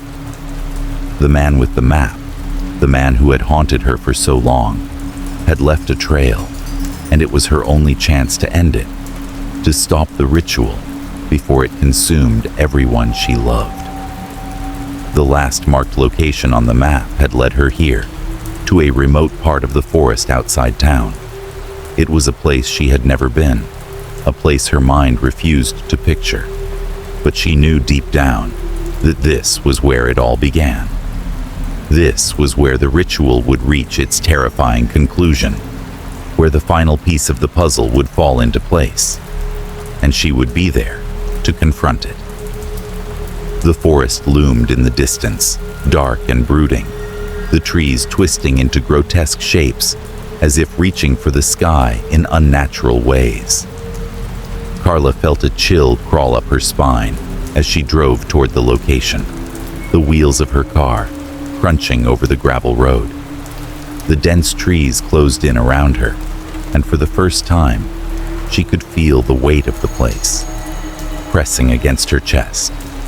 The air was thick with the smell of wet earth and decay, and the silence was deafening. The road narrowed as she approached a clearing, and Carla knew that the final destination was close. Her headlights barely pierced the gloom, the shadows of the trees dancing like specters in the fog. She slowed the car to a crawl, her heart pounding as the map led her toward a spot deep in the forest, marked with the same strange symbols that had haunted her for weeks. The man with the map had known exactly where to lead her. And now, here she was, standing on the precipice of something far darker than she could have ever imagined. Carla parked the car at the edge of the clearing, the engine sputtering to a stop. She took a deep breath, gathering her strength. Her fingers trembled as she closed the map, her knuckles white from the pressure. There was no more time for doubt. This was the moment. She had to face what waited for her in the forest, whatever it was. The air felt colder as she stepped out of the car, her feet crunching on the frosty ground beneath her. She looked back toward the vehicle one last time, the faint glow of the headlights casting long shadows behind her. For a moment, she considered getting back in, driving away, and forgetting everything she had learned. But that was impossible now. She couldn't leave. She couldn't run.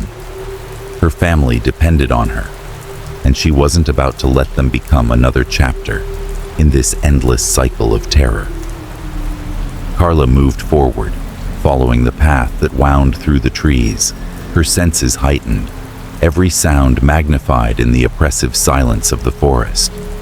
The air felt charged, as if something unseen was watching her, waiting for her to make the next move. The trees seemed to lean closer, their twisted branches reaching out like fingers, and she could feel the weight of the forest pressing against her chest. As she walked deeper, the strange symbols from the map appeared before her, etched into the bark of the trees, carved into the stones lining the path. They were everywhere. Each symbol pulsed with a faint, eerie light, like the fading remnants of a forgotten ritual. She knew now that these were not mere markings. They were a key to something much older than anything she could comprehend. Carla pressed on, her feet moving almost automatically, her mind consumed by the images of the strange map and the man who had led her here. The thought of him still haunted her, the man who had guided her into this nightmare, whose very presence seemed to weave a tapestry of darkness that had swallowed so many before her. He was the harbinger, the keeper of the ritual, and now she was standing at the heart of it all. The clearing ahead opened up before her, and Carla froze. There, in the center of the clearing, was a stone altar, ancient and weathered by time. It was surrounded by the symbols, carved deeply into the earth, and the air around it felt thick with an unnatural energy. The place was alive, pulsing with something that Carla couldn't explain. The ground beneath her feet seemed to hum, as if the earth itself was a living entity, waiting for her to step closer. There was no sign of the man, no sign of anyone. The clearing was empty, silent. But Carla knew he was close. She could feel his presence, just beyond the edge of her vision. And there, standing before the altar, was a figure shrouded in shadow. The man. He stood motionless, his back to her, his cloak billowing in the wind, the hood pulled low over his face. Carla's heart pounded in her chest as she stepped forward, her voice trembling as she called out to him. "What is this? What do you want from me?" Her voice cracked, but she forced herself to speak. "Why my family? Why me?" The man did not turn. His voice, when it came, was low and cold, like the wind itself. "You have already made your choice," he said. "The ritual has begun. You cannot undo it now." Carla's hands clenched into fists. "I won't let this happen. I won't let you take anyone else." The man finally turned to face her, and Carla felt her breath catch in her throat. His eyes were hollow, empty, like black voids that seemed to devour all light. The air around him grew heavier, colder, and the trees behind him seemed to bend away from his presence, as if recoiling from something unnatural. "You think you have control," he said, his voice growing softer. "But you are already part of it.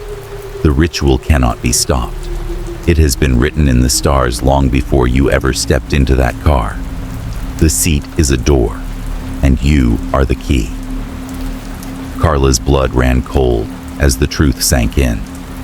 The seat, the cursed seat, wasn't just a place for the ritual to take place. It was the opening, the gateway, and she had unwittingly become the vessel that allowed the ritual to unfold.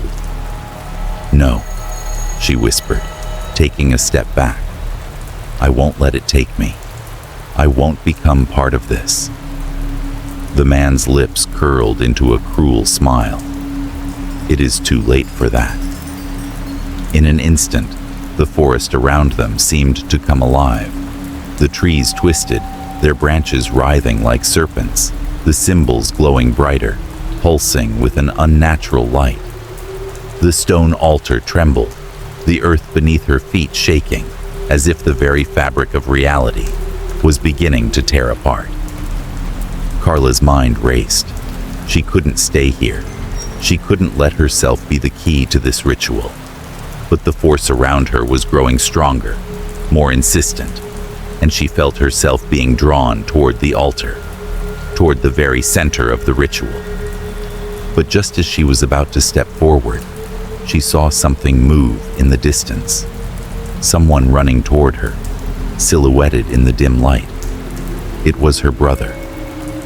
"Carla!" he screamed, his voice desperate. "You have to leave. It's too late." And in that moment, she understood.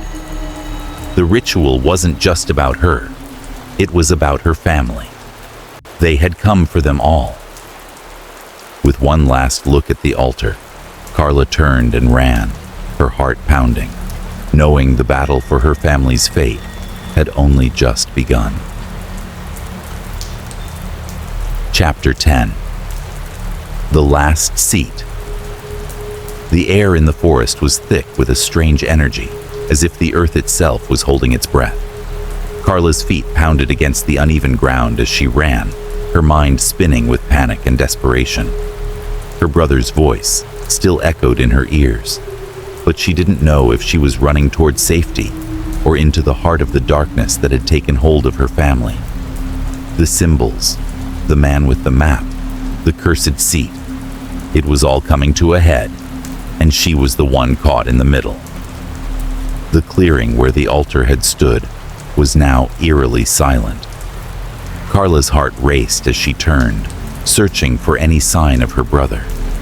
The twisted trees, the sickly green glow of the symbols, they all seemed to pulse in time with her heartbeat.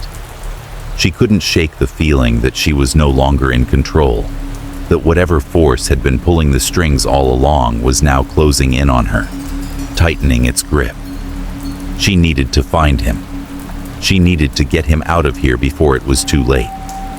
But just as she was about to call out his name, she heard it. A low, guttural voice, rising from the darkness that surrounded her. "You cannot escape." The words seemed to reverberate through the trees, a whisper that turned into a scream in her mind. Carla's skin prickled as she spun around, her breath coming in sharp gasps. There, standing at the edge of the clearing, was the man. The figure she had seen time and time again. The one who had started all of this. The one who had lured her down this cursed path. But this time, he was different. The man stood taller than she remembered, his eyes black and empty, his cloak billowing in the wind. His features were twisted, inhuman. His face seemed to shift and warp, as if his very form was a reflection of the darkness that surrounded them. "The seat you've been sitting in," he said, his voice growing darker with each word, "isn't just a seat. It is a portal. a link between this world and another, a dimension that has been waiting to cross over, to claim this world as its own.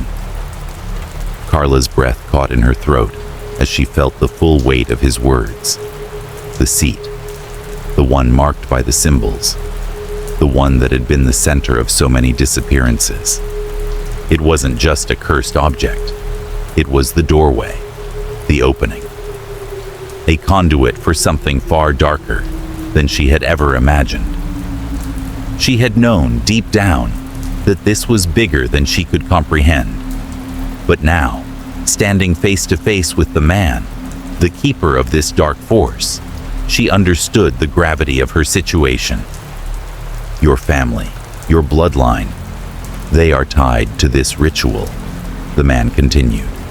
Every soul that has passed through that seat has been sacrificed to this realm. And you, Carla Miller, are the final piece. You are the one who will open the door completely. You will be the key. Carla's legs trembled beneath her, but she forced herself to stand tall. I won't let you take them. I won't let you destroy this world. The man smiled, if you could call it that. It was a cold, cruel smile, devoid of any human warmth. You cannot stop what has already begun. The ritual is in motion. You cannot undo it. His voice deepened, taking on a finality that sent chills down Carla's spine. You've already made the choice. The price has been paid. Carla's mind reeled. She had been so focused on stopping the ritual, on protecting her family, that she had missed the most horrifying truth. She was already part of it. The seat had chosen her, marked her as its final key. She was the one who had unwittingly opened the door, and now she was the one who would pay the price. You have to stop it, she gasped, her voice trembling. There has to be another way. The man tilted his head, as if considering her words. For a moment, there was a flicker of something in his eyes, something almost human. Then, it was gone. There is no other way. The portal must be sealed, and only one can close it. He stepped forward, his form growing more imposing, his presence suffocating. But it will require a sacrifice of something you hold most dear, your life, your very existence. Carla felt the blood drain from her face as she understood what he meant. The price for sealing the portal, closing the door between their world and the dark dimension, was her own life. She would have to give up everything she knew, everything she loved, to stop this from consuming her family, her world. Her heart hammered in her chest as the reality of the situation sank in. She had already come too far, done too much. She couldn't back down now. Her family was counting on her, and the man, the agent of this dark ritual, was counting on her to make the final choice. She closed her eyes, tears streaming down her face. The weight of her decision pressed against her like a physical force. Her mind flashed to her parents, to her brother, everything she had ever loved. And then, she thought of the seat, the cursed seat, the one that had begun all of this. It was clear now. The seat was not just a passive object. It was the heart of the ritual, the connection, and the only way to end it, to stop the darkness from pouring into their world, was to sever that connection, to destroy the seat, to destroy the portal. But in doing so, she would destroy herself. With a shaking hand, Carla reached into her pocket and pulled out the old, worn map. The markings on it seemed to glow in the dim light, like the final whispers of an ancient ritual. The map had led her here, had brought her to this moment, and now it would be the instrument of her sacrifice. She walked toward the seat, the last seat, the one where so many had vanished before her.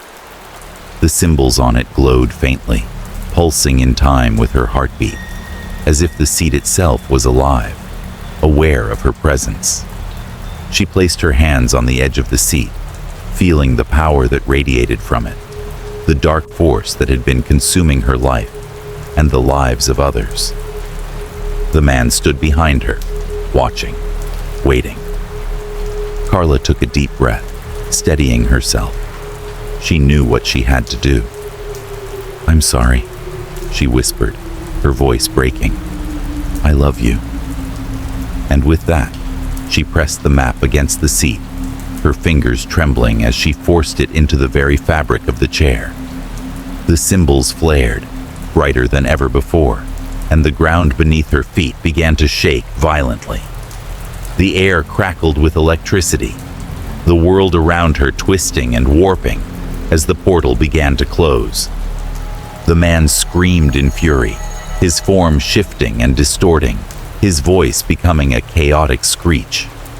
But Carla's mind was already fading, the world slipping away from her as the light of the portal consumed everything. In the final moments, as her existence began to unravel, Carla realized the truth. She had given everything for the ones she loved. The door between worlds had been sealed, and her sacrifice had closed it forever. She had stopped the darkness.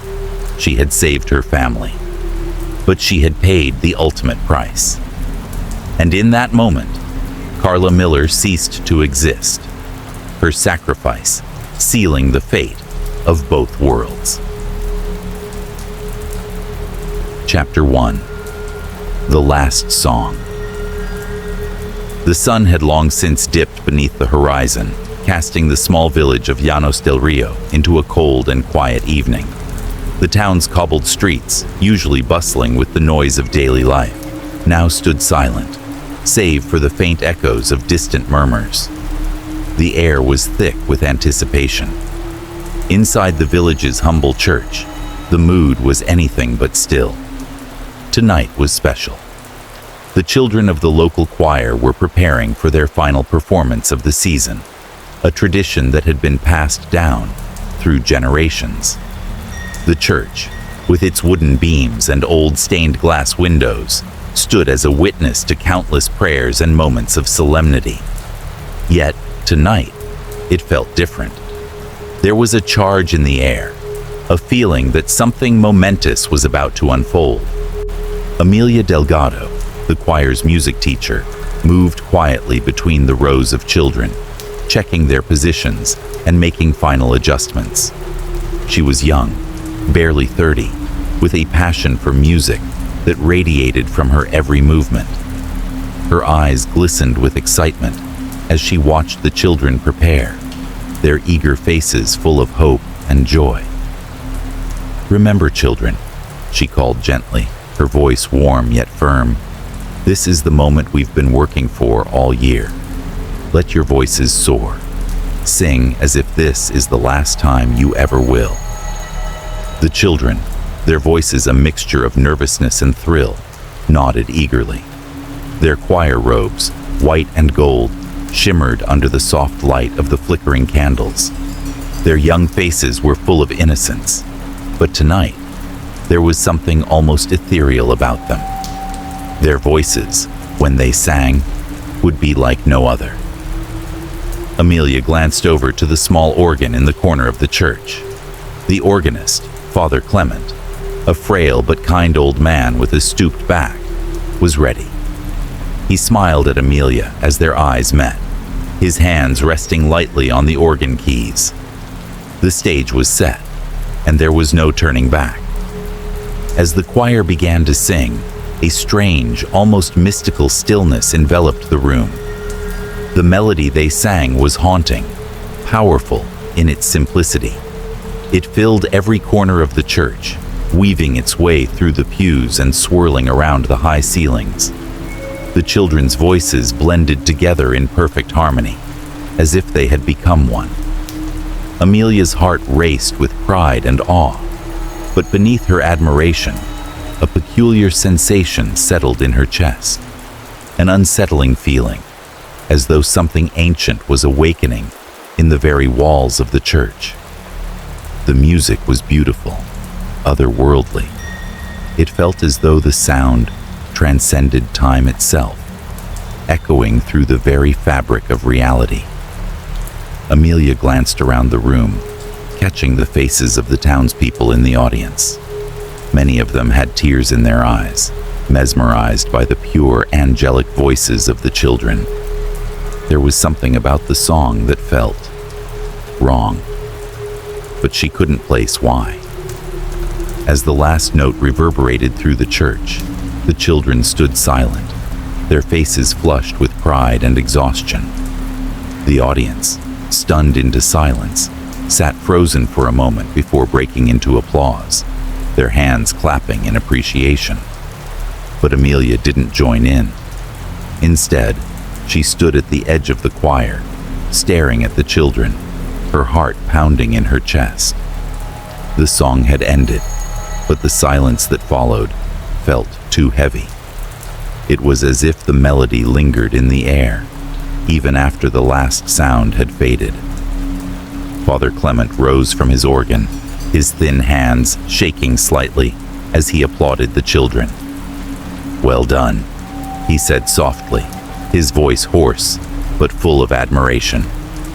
"You've done something extraordinary tonight." But Amelia's mind was elsewhere. She was lost in the echo of the song, something about it gnawing at the edges of her consciousness. The children were smiling, their faces bright and happy, but something in the back of her mind told her that this was not the end of the story. No, it felt like the beginning of something far more dangerous. The night passed uneventfully, the choir members disbanding and heading home, their parents congratulating them on the magnificent performance. Amelia lingered behind, reluctant to leave the church. She stood by the altar, staring at the flickering candlelight, trying to make sense of the unease that still clung to her. When the last of the villagers had gone, the church was silent once again. Amelia hesitated for a moment, then turned to leave. But just as she stepped into the vestibule, the door opened with a soft creak. A gust of wind swept in, chilling the air, but there was no sign of anyone outside. She frowned, brushing the strange sensation off as nothing more than a draft. But as she reached for the door, she heard it, a faint whisper, like a voice carried on the wind. "Amelia." Her breath caught in her throat. She whipped around, but the church was empty.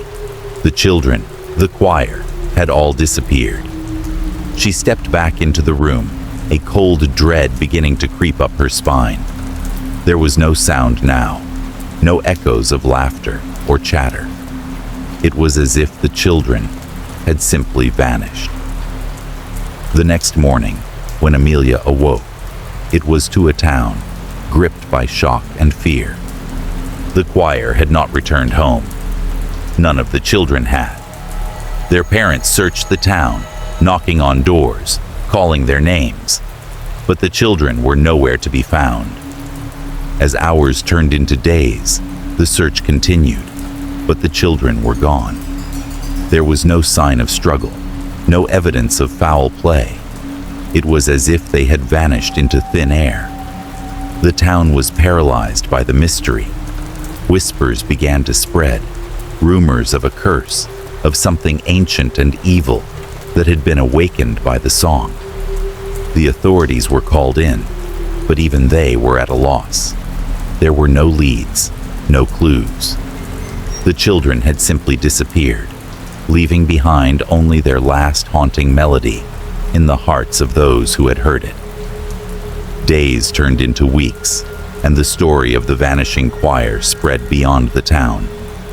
But Amelia could not forget that final moment.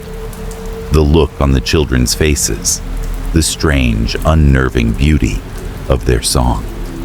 It haunted her, and no matter how much she tried to push it away, she couldn't escape the feeling that this was just the beginning of something far darker. The voices of the children had been silenced, but the echoes of their song lingered in the air, unanswered. Chapter 2. Echoes of the Past.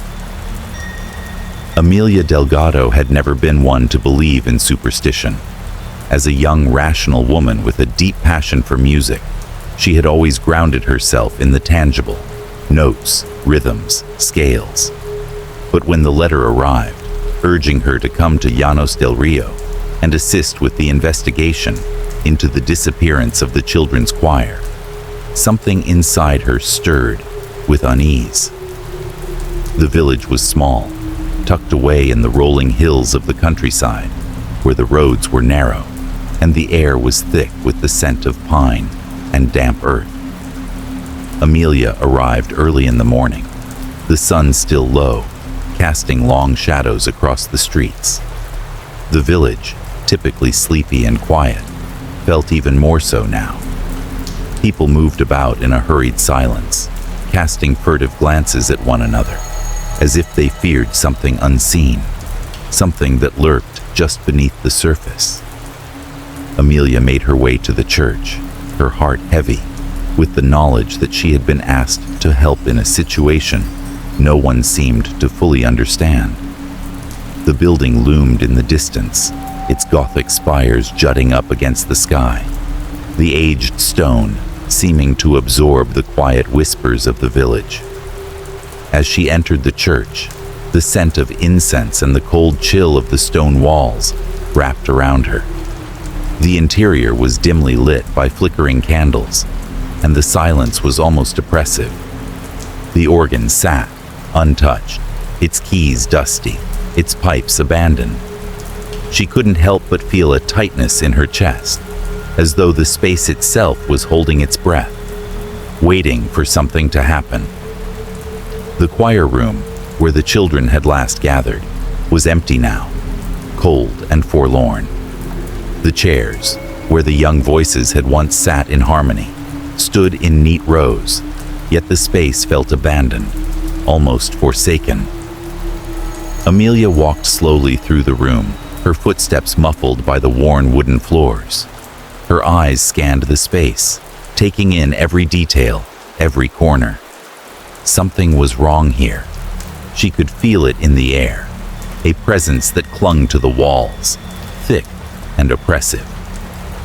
Her gaze fell on a stack of sheet music, tucked away on a dusty table. The pages were yellowed with age, some edges curling as though they hadn't been touched in years. Amelia reached for them, and as her fingers brushed against the paper, she felt an odd sensation, like a pulse, a faint vibration beneath her fingertips. It was as though the music itself was alive, waiting to be heard again. She flipped through the pages, the melodies written in delicate script. But as she reached the final sheet, she froze. The notes on the page were strange, familiar in a way, but twisted, like an echo of something that once existed. The rhythm was uneven, dissonant, as though something was trying to break free from the pattern, something dark and twisted. The last line was incomplete, broken, as if the composer had been interrupted.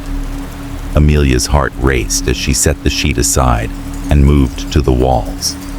The room was old, but the architecture was not the source of her discomfort. It was the symbols, etched faintly into the stone like forgotten scars. They were not religious symbols, not anything she had ever seen in her studies. They seemed ancient, even pre-Christian, their forms distorted and alien. She traced one with her fingers, a spiral with sharp, jagged lines branching out from its center.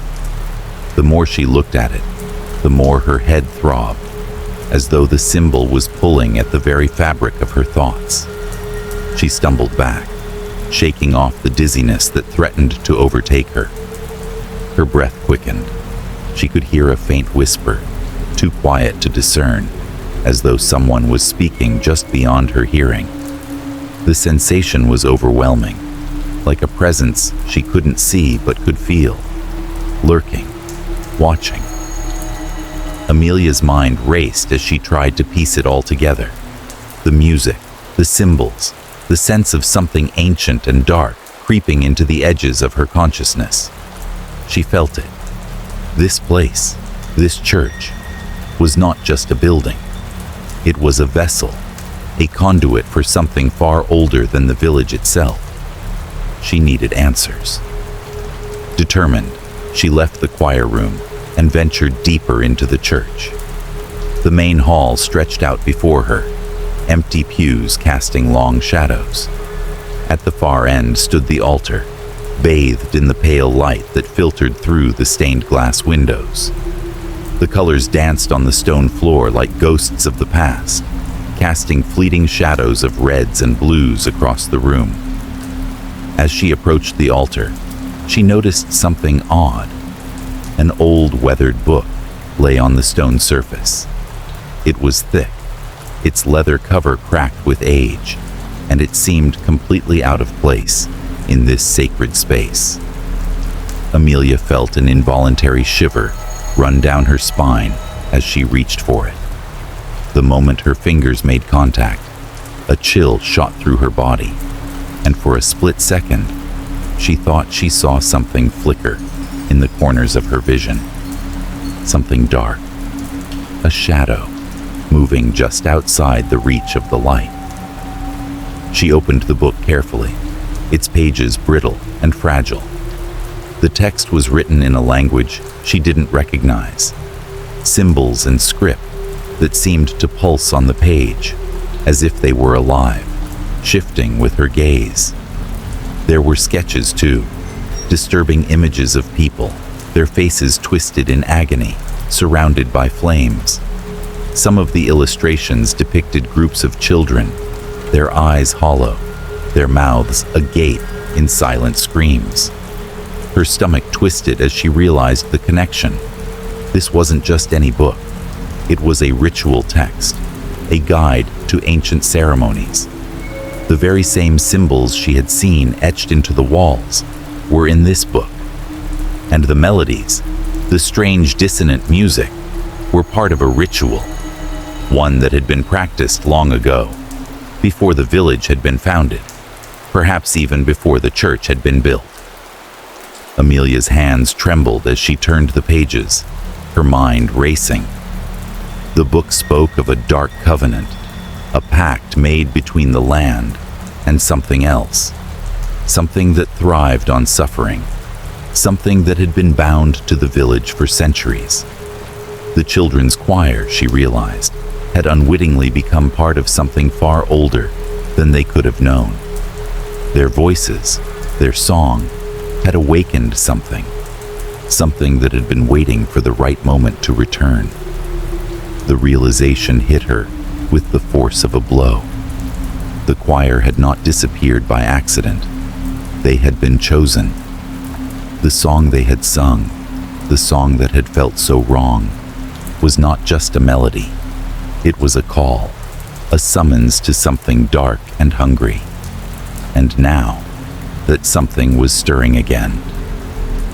Amelia closed the book with a snap, her mind reeling.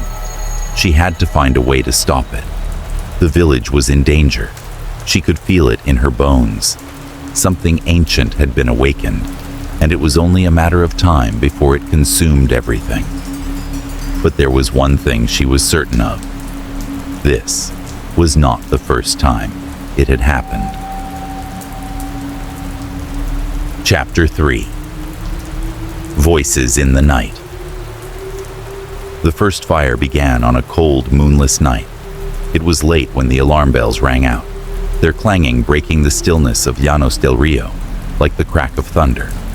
The town's volunteer fire brigade, still groggy from sleep, rushed through the narrow streets with urgency. But by the time they arrived at the source of the flames, an old farmhouse near the edge of the village, the building was already consumed by the inferno. The fire raged through the night, devouring everything in its path. The thick smoke curled into the sky, visible for miles, and the heat could be felt even from the village square. It wasn't just the fire itself that unsettled the villagers. It was the strange, oppressive silence that surrounded it. There was no sound of struggle, no frantic calls for help, just the steady crackle of burning wood and the eerie quiet that lingered in the air. By dawn, the fire had reduced the house to nothing but smoldering ruins. The fire brigade was baffled. There was no reason for the fire to have started. No faulty wiring, no gas leaks, no sign of arson. It had simply happened. But as the townsfolk gathered around the wreckage, there was one detail that unnerved them even more than the fire itself. Several of the villagers swore they had heard something strange during the night. A soft, melodic whisper carried on the wind. It wasn't the crackling of the fire, nor was it the sound of burning timber. It was a song, distant, faint, and eerily familiar. The melody was fragmented, broken in places, as if the singer had been interrupted or cut off. But there was no mistaking it. It was the same song the children had sung during their last performance. The haunting, ethereal melody that had echoed through the church was now floating through the night air, carried on the breeze like a forgotten prayer. At first, the villagers dismissed it as a trick of the mind, the kind of superstition that often took hold in small, isolated places. But then, the fires continued. It wasn't just one house. Soon, another building, this time a small bakery in the village center, was engulfed in flames. The same eerie quiet surrounded it. The fire, like the first, had no obvious cause, no discernible reason for its existence. And again, there were whispers of the song, a distant, broken tune that seemed to echo from the flames themselves. The connection between the fires and the song could no longer be ignored. Amelia was one of the first to realize that there was something deeply wrong with these events. She had been in the church earlier that week, piecing together the fragments of the children's disappearance and the ancient rituals that had once plagued the village. Now, as she watched the village burn, her worst fears began to take shape. She had spent countless hours in the church, researching the dark rituals that had been performed there long ago. But the more she learned, the more she realized that the choir's disappearance had been only the beginning of something far more sinister. The song that had been sung during the choir's last performance, was not just a melody. It was a ritual, a catalyst, something that had been sealed away for centuries, only to be awakened once more. The first fire had been followed by another, then another. The flames spread from one house to the next, each blaze seemingly random, yet with a terrifying consistency. And always, after the flames had died down, there were whispers. Faint, indistinct voices calling out through the smoke, singing a tune that grew increasingly more familiar and more unsettling. Late one evening, as Amelia walked through the village square, she felt it again. The subtle, almost imperceptible shift in the air. It was as if the town itself was holding its breath, waiting for something to happen.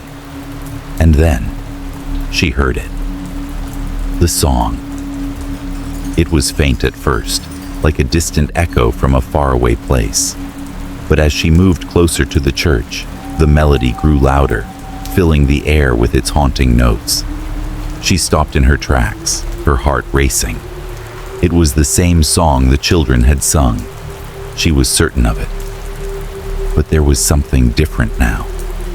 The melody had changed, twisted in a way that made her skin crawl.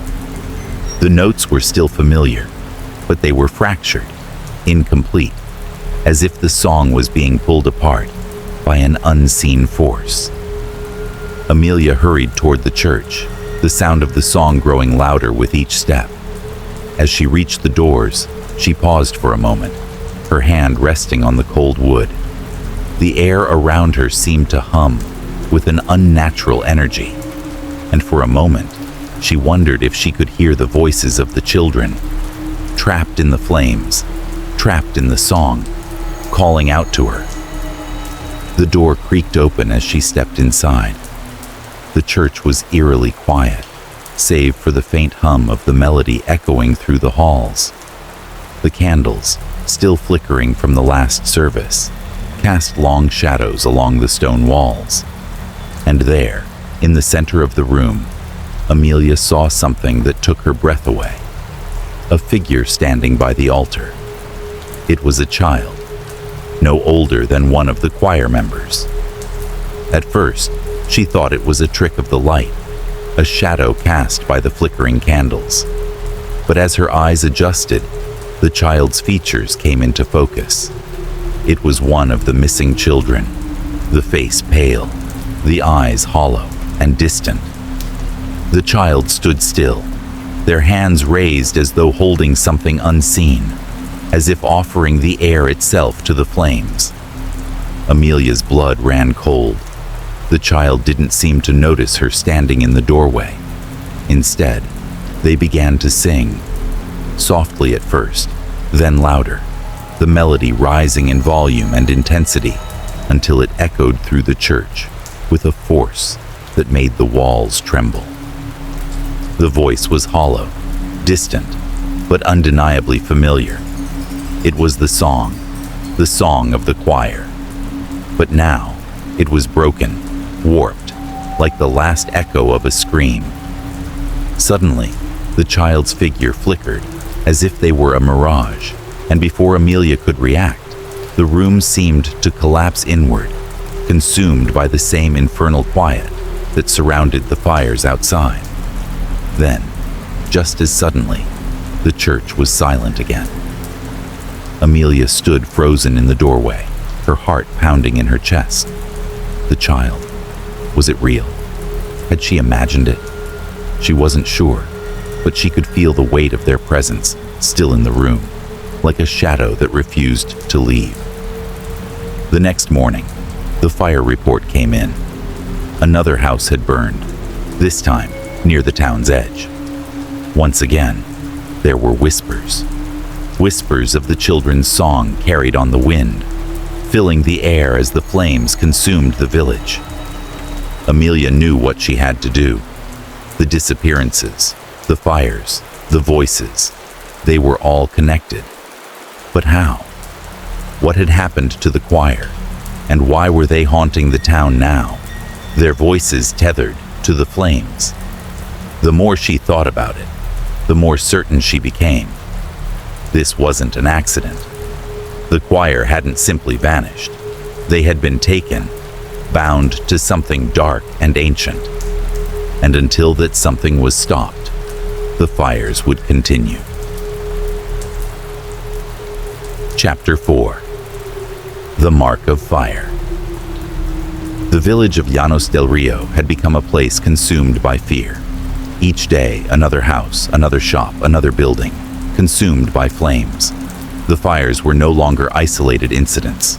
The townspeople spoke in hushed voices, eyes darting nervously to the horizon at the sight of every flickering light. But it was not the fires themselves that terrified them most. It was the whispering voices, the haunting, fragmented melody that carried on the wind like a warning. Amelia could not escape the growing sense of dread that hung over the town. Every night, she heard the children's song, soft at first, like a lullaby in the distance, but always growing louder, more insistent. And with it, the fires raged. One cold evening, after yet another fire had ravaged a house at the village's edge, Amelia received an unexpected visitor. It was Tomas, a local farmer in his late 40s, his face drawn tight with worry. He had heard the whispers, he explained, and now his own home had nearly been consumed by the flames. "Amelia," Tomas said in a hoarse voice, "I heard them again. The children, their song. It was so clear, like they were singing right outside my window. I don't know how, but I knew it wasn't normal. Something isn't right." I've lived here all my life, and I've never heard anything like this before." Amelia nodded, her stomach churning. Tomas was not the first to report hearing the eerie song. Others had heard it too, the faint, broken melody that seemed to call from the heart of the fire.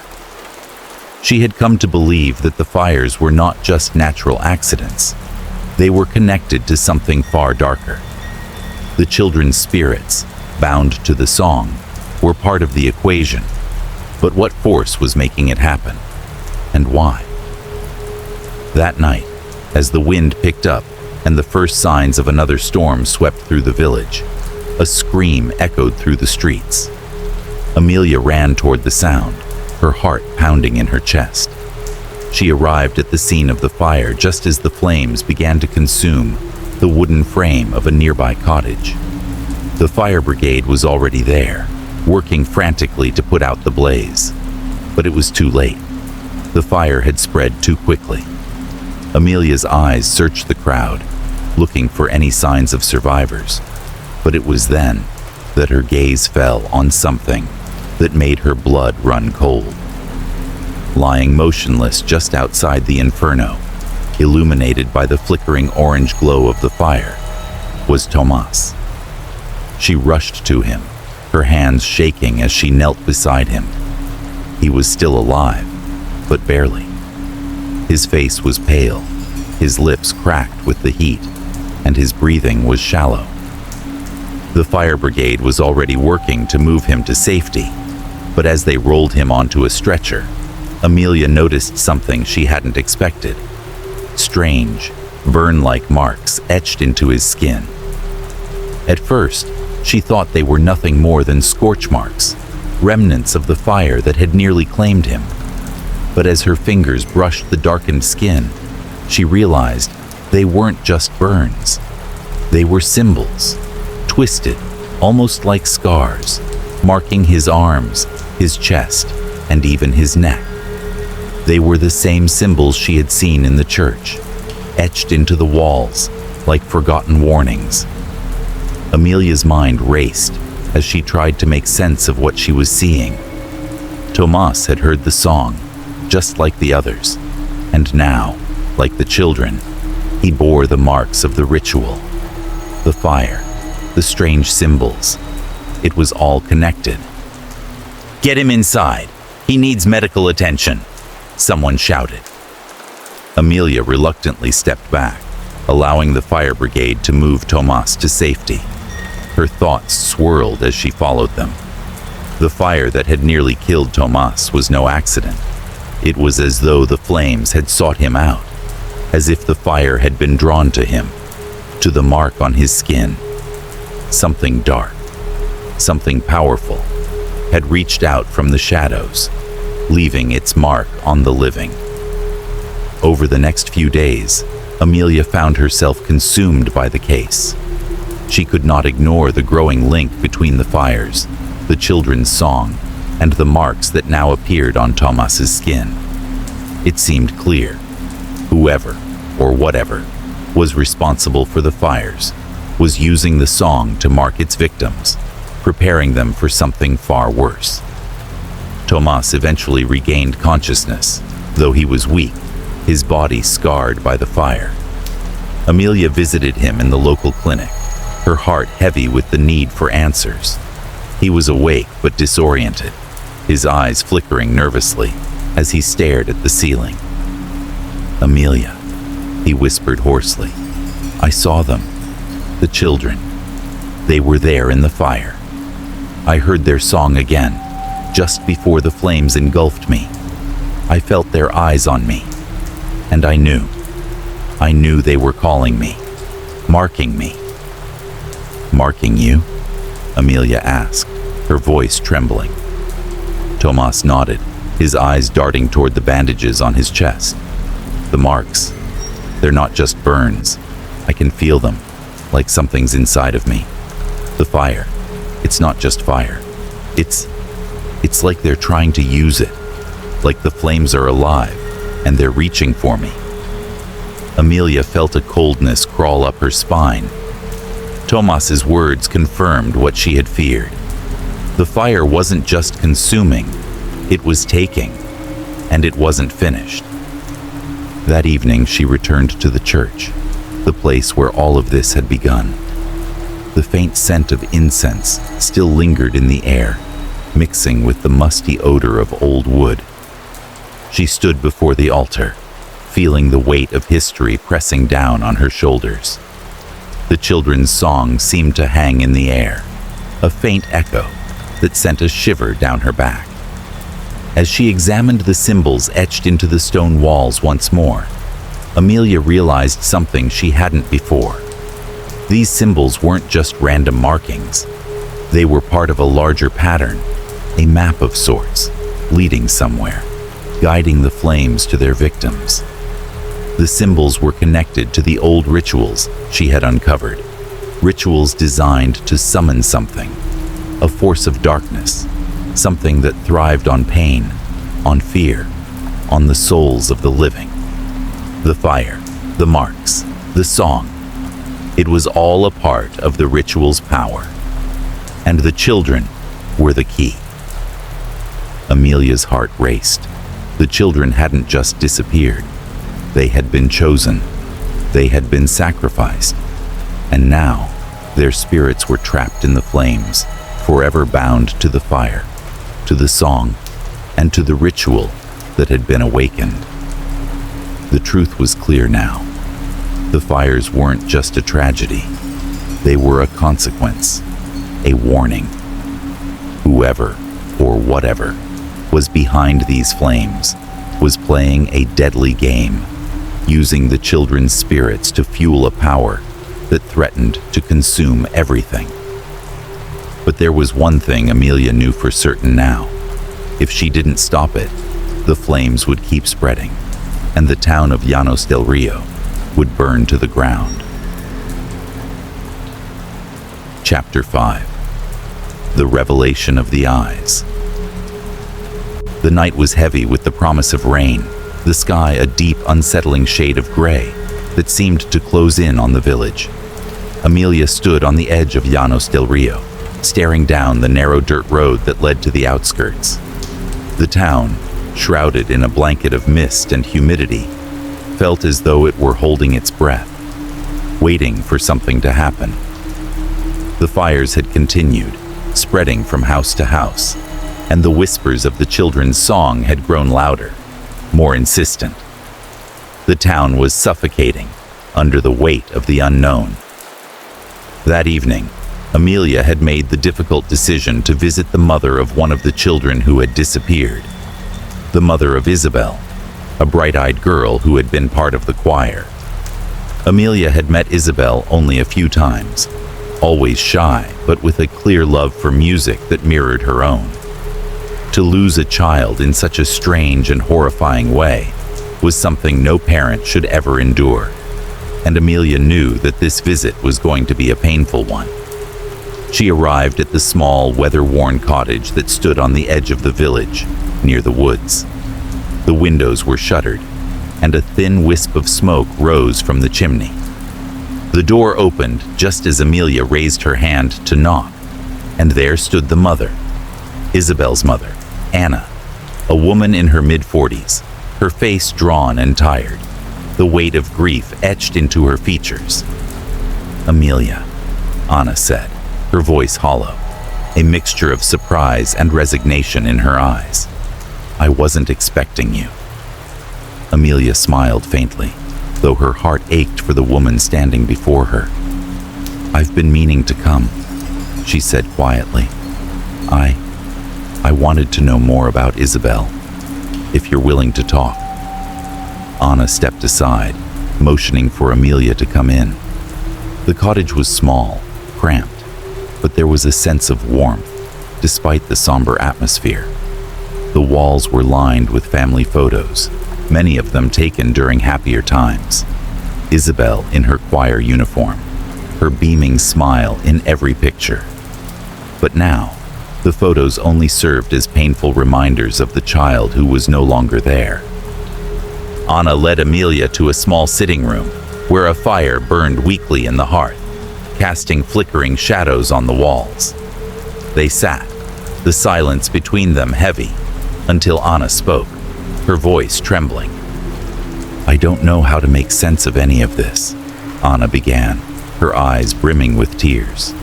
"Isabel, she wasn't just my daughter. She was my heart. And now, she's gone, vanished, and no one knows why. No one knows what happened to her." Amelia nodded, her heart aching. She had seen this grief too many times in the faces of the other families.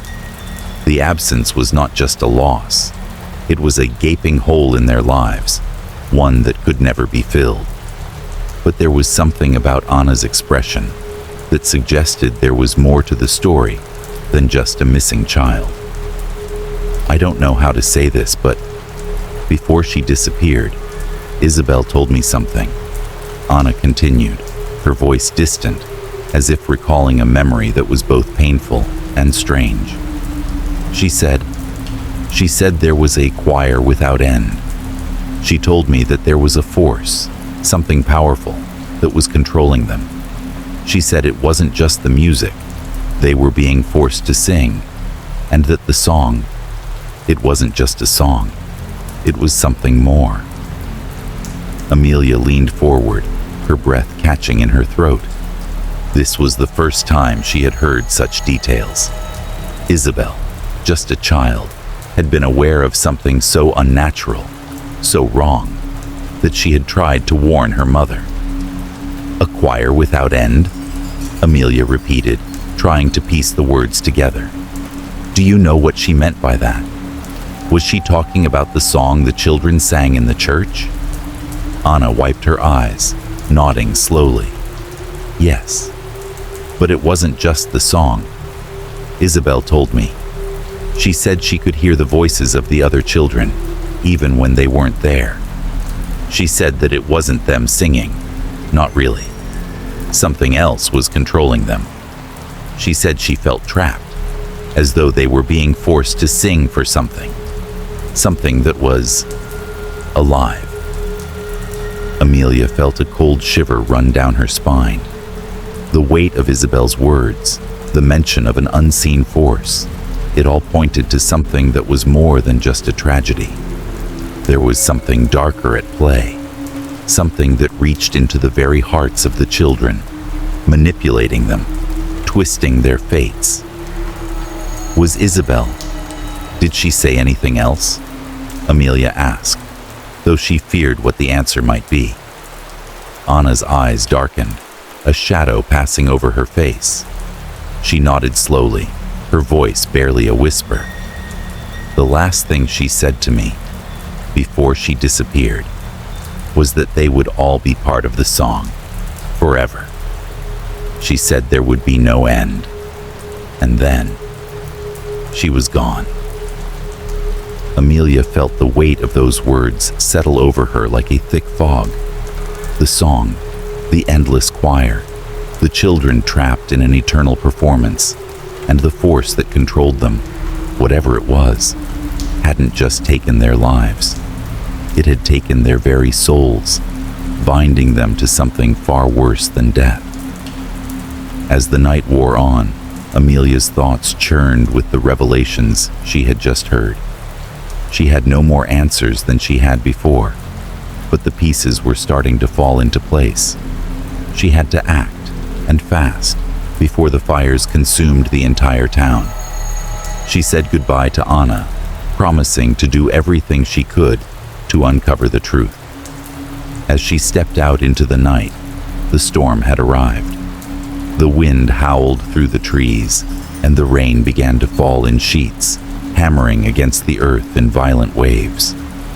Amelia walked quickly, the sound of the storm masking the whispers of the song that now seemed to follow her wherever she went. She had heard it again, faint but unmistakable. The voices of the children, singing the incomplete melody, their voices mingling with the wind, as though they were calling to her, pleading for help. She rushed toward the church, the place where it had all begun. As she entered, The air grew thick with an oppressive weight, the walls pressing in on her. She could hear the song clearer now, louder, as though the children were right there in the room with her. And then it happened. In the dim candlelight of the church, Amelia felt a sudden sharp pain in her chest, as though something had reached into her very soul. Her vision blurred, and for a moment, she saw them. The children, their faces twisted in pain, their eyes wide with terror, staring at her from the flames. Their eyes.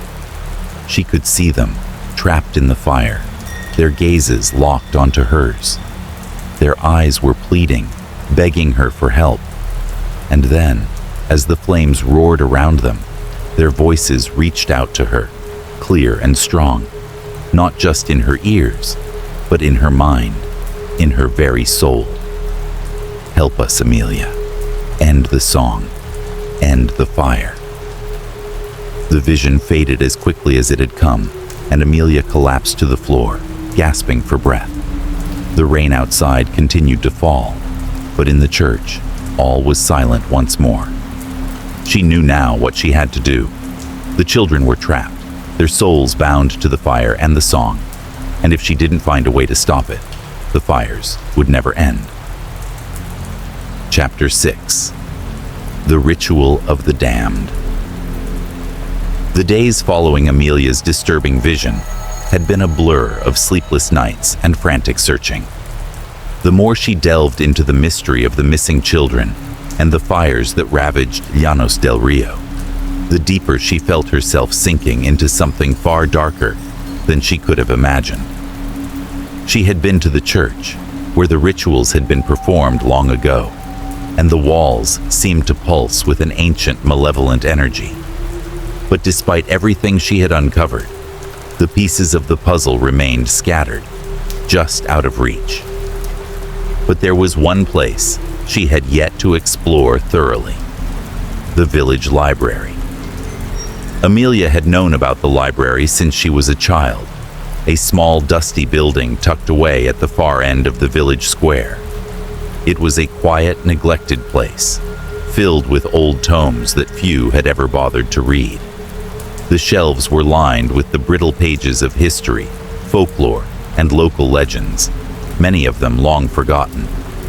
Yet, among the piles of dust-covered books, Amelia had a hunch that there lay the key to understanding what was happening in the village. One rainy afternoon, after her meeting with Anna, Amelia found herself standing before the weather-beaten doors of the library. The storm outside seemed to amplify the silence of the village, and as she pushed the door open, the musty smell of old paper and wood greeted her. Inside, the library was dim, the only light filtering through the grimy windows. The air was thick with the weight of time, the shelves sagging under the burden of centuries of knowledge. Amelia walked between the rows of books, her fingers brushing against the spines of ancient volumes. Most of them were local histories, accounts of the village's origins, and records of past events. But none of them seemed to hold the answers she was looking for. She had heard rumors, whispers about an old book, one that was locked away in the farthest corner of the library. It was said to contain dark secrets, the kind of knowledge that had been hidden from the public for generations. Amelia's heart quickened as she moved toward the back of the library, where a heavy wooden door stood ajar. She could sense it. This was where the truth lay, just out of sight, waiting to be uncovered. The room beyond was small, cluttered with forgotten scrolls and decaying manuscripts. In the farthest corner of the room, on a pedestal, sat a leather-bound book. It was old, its cover cracked and faded, the pages yellowed with age. Amelia's breath caught in her throat. This was it. With trembling hands, she reached for the book, feeling the weight of centuries pressing down on her as she opened the cover. The first few pages were written in an ancient script, a language that Amelia didn't recognize. The characters seemed to pulse with an unnatural energy, as if the ink had been written with something more than just a pen. As she flipped through the pages, she began to make sense of the symbols.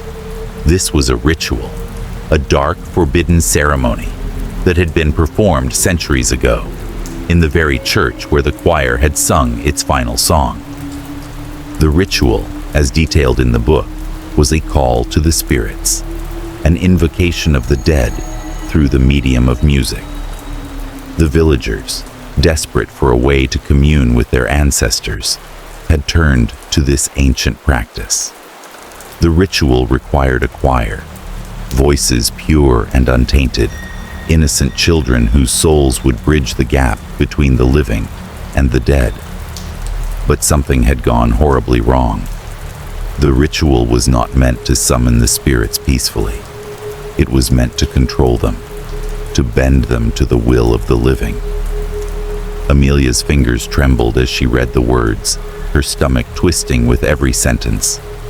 The ritual had called for sacrifices, young lives to be offered in exchange for power, for knowledge. The children of the choir had been chosen, not as volunteers, but as unknowing sacrifices, drawn into the ritual without their consent. The text described how, during the performance, the children had sung the song, the same song that had haunted Amelia since the first time she heard it. It was a melody designed to open the gates between the living world and the realm of the dead. The song was meant to carry the souls of the dead to the living, allowing the villagers to commune with their ancestors and gain wisdom. But the ritual had failed. Instead of bringing peace, the song had unleashed something far worse, something dark, something ancient, something that had been waiting to escape. The children, their voices woven into the fabric of the song, had been trapped between worlds. Their souls had been torn from their bodies and bound to the flames, the fire that consumed them in a ritualistic inferno. The flames were not merely destructive, they were a conduit, a way to fuel the power of the spirits trapped in the fire. The children had become part of the fire, their souls forever linked to the blaze, their fury burning through the village with every flame that rose. Amelia gasped as she continued reading.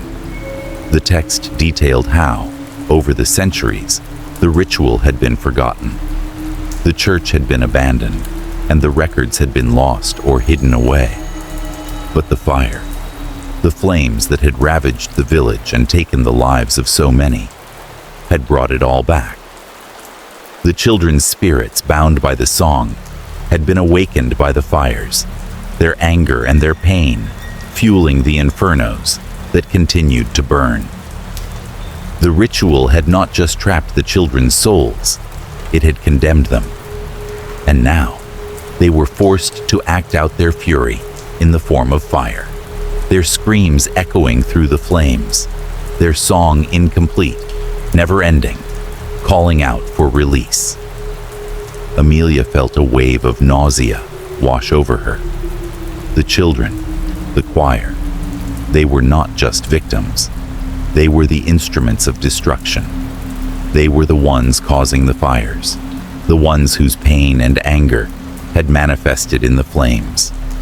And all of it, every fire, every death, was part of the ritual's twisted cycle. She slammed the book shut, her heart pounding in her chest. The realization hit her like a punch to the gut. There was no escaping this. The children, trapped in a cycle of rage, could not be freed until the ritual was completed. But the song, the one that had been left unfinished, could not be completed without a sacrifice. The flames would never stop until the children were released. But releasing them would require an act of unimaginable sacrifice, one that would cost her everything. Amelia stood frozen in the small, dust-filled room, her mind racing. The fire, the song, the ritual, it was all leading her to one inevitable conclusion. The town was doomed, and unless she found a way to complete the ritual, to somehow break the cycle, the fires would continue to spread, consuming everything in their path. Her fingers clenched around the edges of the book. There had to be a way to stop it. There had to be a way to free the children's souls without giving in to the darkness of the ritual. But as the wind howled outside the library, Amelia knew one thing for certain. The ritual had begun again, and it wouldn't end until the cycle was complete. Chapter 7. The Connection. The wind howled outside the small, dimly lit room in the village library as Amelia sat hunched over the ancient book, her mind racing. The discovery she had made in the previous days weighed heavily on her. A dark ritual, a pact with the dead, a song that had been interrupted. The flames, the children's voices, the firestorms. It was all connected, all bound by a melody. The knowledge she had uncovered had led her to one undeniable truth. The children's souls could never be freed until the song they had begun was finished. Amelia closed her eyes for a moment, trying to steady her racing thoughts. She had learned enough to understand the gravity of the situation. The children were trapped between two worlds, their voices eternally bound to the song they had once sung. It had been meant to summon the dead, to bring spirits back to the living, but instead, it had unleashed a destructive force, and the children's souls, unable to escape, were forced to live in torment, their anger fueling the fires that consumed the village. But there was a key to stopping it: the song. It was incomplete, interrupted at the moment of their sacrifice, and it had to be finished to release their souls. It was the only way to stop the fires and free the children from their torment. The melody that had been left hanging in the air needed to be completed. The problem was, to do so, Amelia would need to gather all the voices of the children who had vanished, those who had become part of the chorus of the dam. Only then could the ritual be completed and the song brought to its final note. But it wasn't that simple.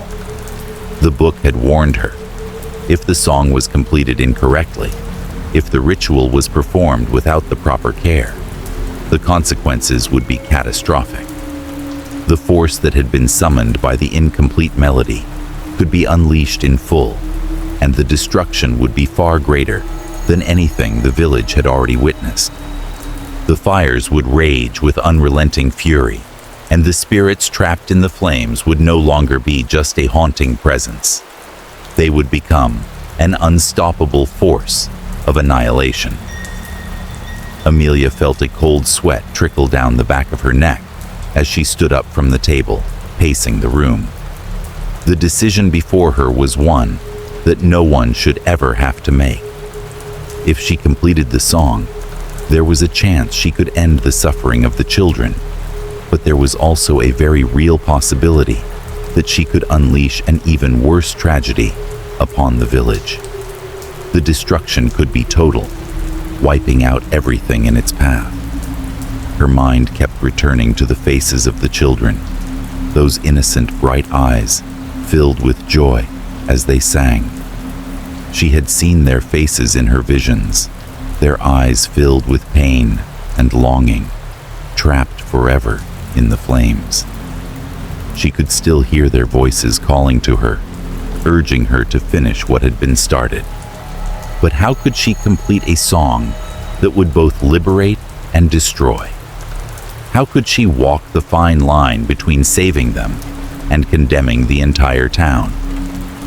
The key, the book suggested, was in the voices of all the children who had vanished. She needed to gather them, to bring their voices together once more, just as they had been united in life. But the spirits of the dead were not so easily commanded. Amelia wasn't sure how she would summon them, how she could call to the souls of the children who had been consumed by the flames. She wasn't sure if she was even capable of completing the song at all. But there was no choice. The fires would continue to rage, the spirits would remain trapped, and the village would burn unless she took action. Determined, she left the library and made her way to the church, where it had all begun. The rain had stopped, but the oppressive fog still hung over the village like a shroud. The church loomed before her, its towering spires reaching into the darkening sky. Inside, the air felt colder, heavier. The church had always been a place of solace, of peace, but now it felt like a prison, a place where the past and present collided in a storm of anger and grief. Amelia entered the church, her heart pounding in her chest.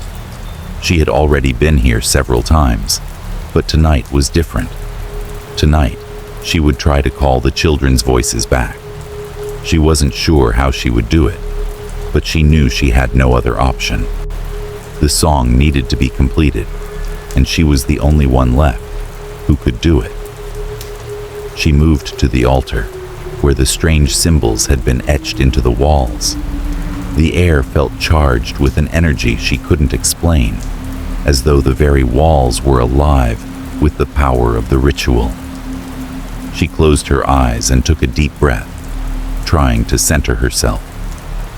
She had to trust in the knowledge she had gained, the understanding of the ritual that had consumed the village.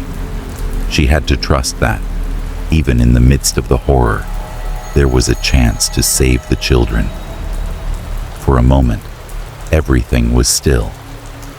Then, as if summoned by her thoughts, a whisper filled the air. It was faint at first, a soft, indistinct sound, but it grew louder, clearer, until Amelia could hear it in her very bones. The song.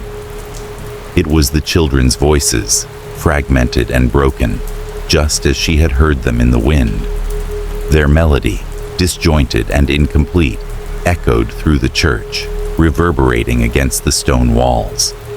Amelia felt a chill creep up her spine, but she did not falter. She focused on the sound, on the connection it represented. In the silence that followed, Amelia felt a shift. The voices were no longer just distant echoes. They were there, in the church, all around her. She could feel them, feel their presence in the air, as though the children were standing right beside her. But there was something else, something darker. The flames, the anger, the suffering, they were all there too.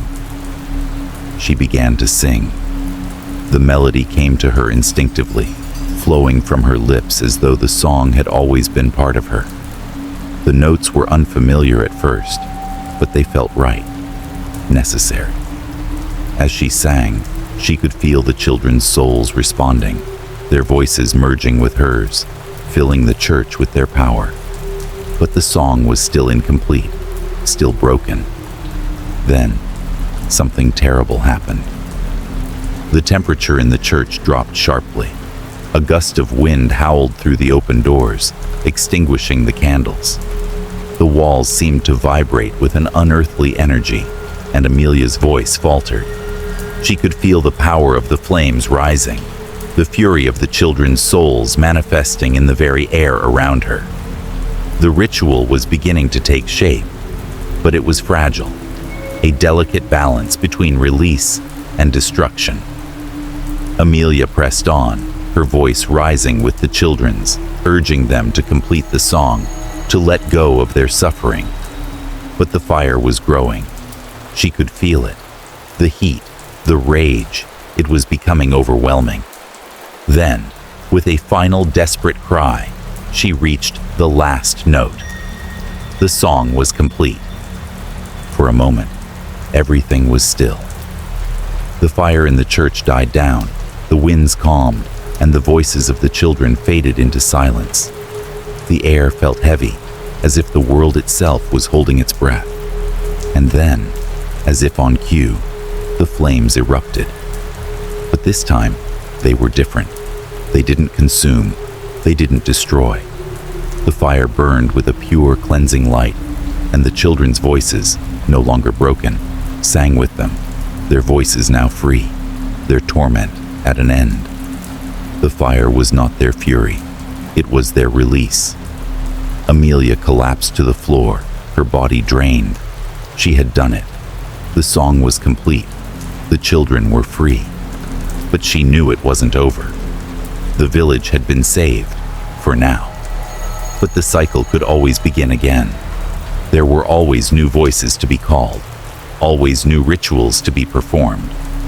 And as the fire burned down to embers, Amelia realized the true price of the ritual. It was never just about the song. It was about what came after. Chapter 8. The Night of the Song. The evening sky was draped in a heavy veil of clouds, the air thick with the weight of an impending storm. Amelia stood at the front of the church, her fingers trembling as she held the ancient, fragile sheet music. The children's song, now incomplete, still echoing through her mind, had to be finished. Tonight was the night.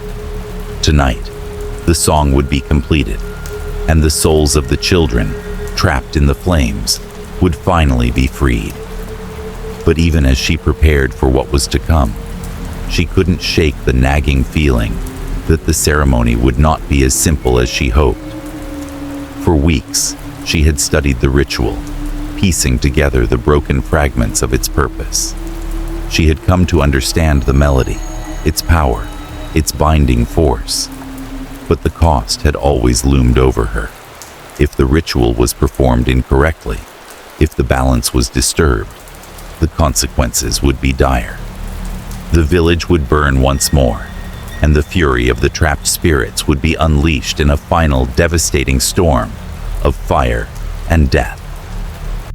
Amelia had gathered those willing to help her, those who still believed in the possibility of saving the children and ending the cycle.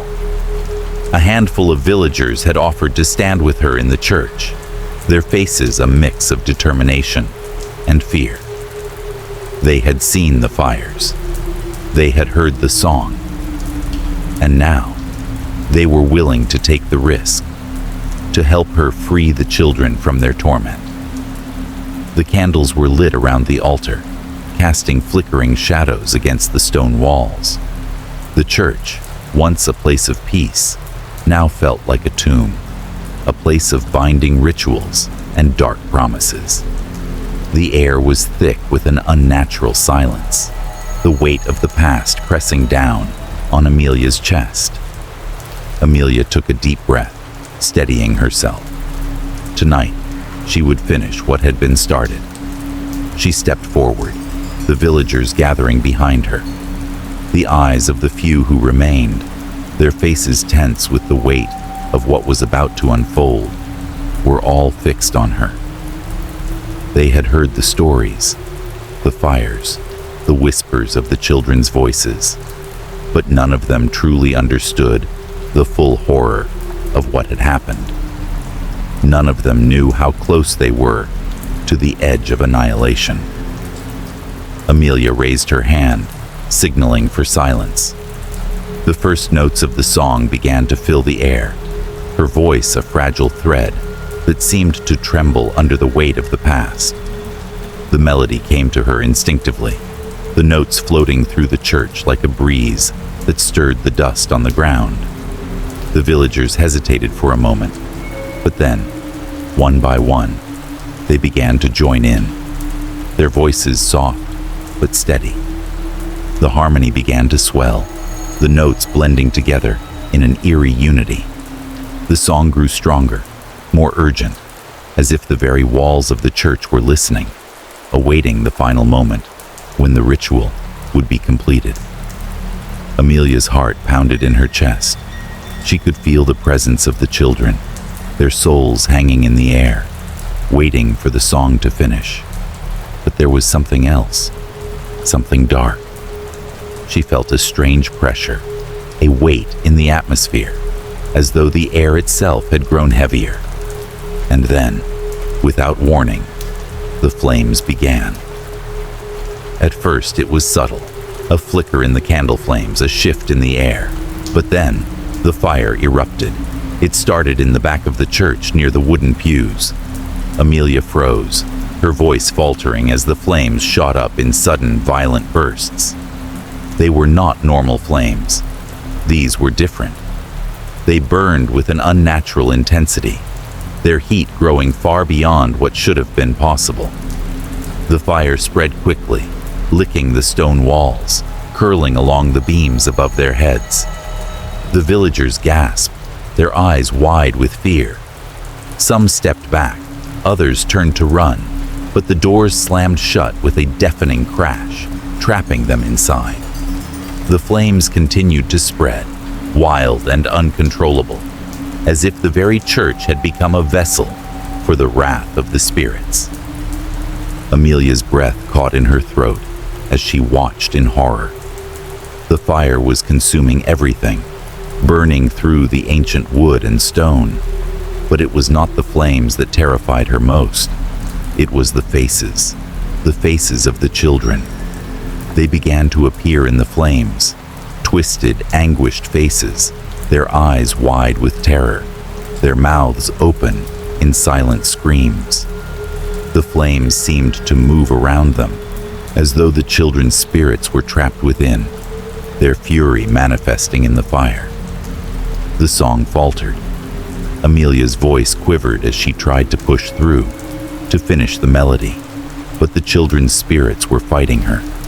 She could feel them, their anger, their frustration. They were not calm. They were not at peace. The song had not freed them. Instead, it had stirred them to a rage that burned hotter than any fire. "Amelia," someone cried from behind her. It was one of the villagers, a woman named Clara, who had been standing closest to the flames. "You need to stop. The fire. It's getting out of control." But Amelia could not stop. The song had to be completed. She had no choice. She had to free the children, no matter the cost. The voices of the children began to rise, their anguished wails mixing with the flames, their spectral forms moving through the fire. They were no longer silent.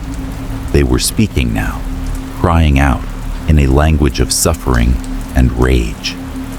Amelia could hear them, their voices warping the melody, distorting the song as they screamed for release.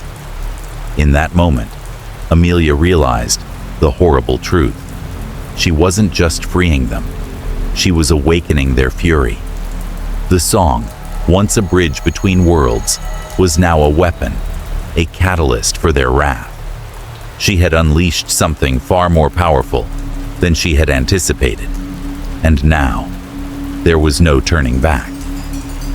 The fire surged, its heat unbearable, its flames stretching toward the ceiling, as if they sought to escape the confines of the church. The walls groaned, the stones beginning to crack under the pressure of the inferno. The villagers screamed, trying to find a way out, but the doors were still sealed shut. The flames circled around them, trapping them in a cage of fire. Amelia's voice rose above the chaos, pushing through the heat and the terror. But the song was no longer a beautiful melody. It was a battle cry, a desperate plea for mercy, and the children's spirits were no longer singing with her. They were fighting against her, their fury feeding the fire, their souls trapped in an endless cycle of vengeance. She couldn't stop singing. She couldn't stop the song. If she did, if she halted the ritual now, the children's spirits would remain trapped, and the fires would never end. The flames would burn forever. The village would be reduced to ash, and the souls of the children would continue their torment for eternity. But if she completed the song, would she destroy them? Would she free them?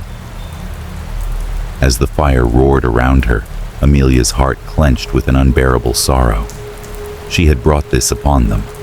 She had tried to save them, but instead, she had fueled their fury. The souls of the children were not free. They were still prisoners of the flames. And now, the only way out was to finish what she had started, no matter what the cost. Chapter 9. The Final Sacrifice. The flames roared in fury, licking the walls and ceilings, consuming everything in their path. Amelia's voice rang out, a fragile thread in the chaos, but the song had become a battlefield, no longer a harmonious melody, but a cacophony of suffering and rage. The children's voices, once sweet and pure, now howled with anguish, distorted and filled with a burning anger that threatened to tear the church apart. Amelia's heart pounded in her chest as the fire raged, casting long shadows across the church. The heat was unbearable. Sweat poured from her brow, her skin feeling as though it were on the verge of boiling. The very air seemed to crackle with energy, the song becoming a pulse that reverberated through her body, shaking her to the core. The walls groaned, the stone cracking under the pressure of the flames. The once sacred place had become a tomb, a prison for the children's souls. But amid the chaos, amid the heat and the fire, Amelia's mind raced. She had known that completing the song was dangerous, that it might unleash the children's fury. But she hadn't anticipated this. She hadn't expected the truth to be this horrible. As the song continued, the children's voices began to change. They were no longer singing the song willingly. They were pleading, their cries laced with desperation, their voices becoming shrill with fear and anger. They were still trapped between the world of the living and the dead, their souls caught in the flames, their existence bound to the fire. The song was not freeing them. It was only amplifying their suffering, giving voice to their torment. And then, through the wailing, through the overwhelming roar of the fire, Amelia heard it. A voice, clearer than the rest, cutting through the chaos. It was a voice she recognized. "Amelia," it whispered. "Amelia, help us." She froze.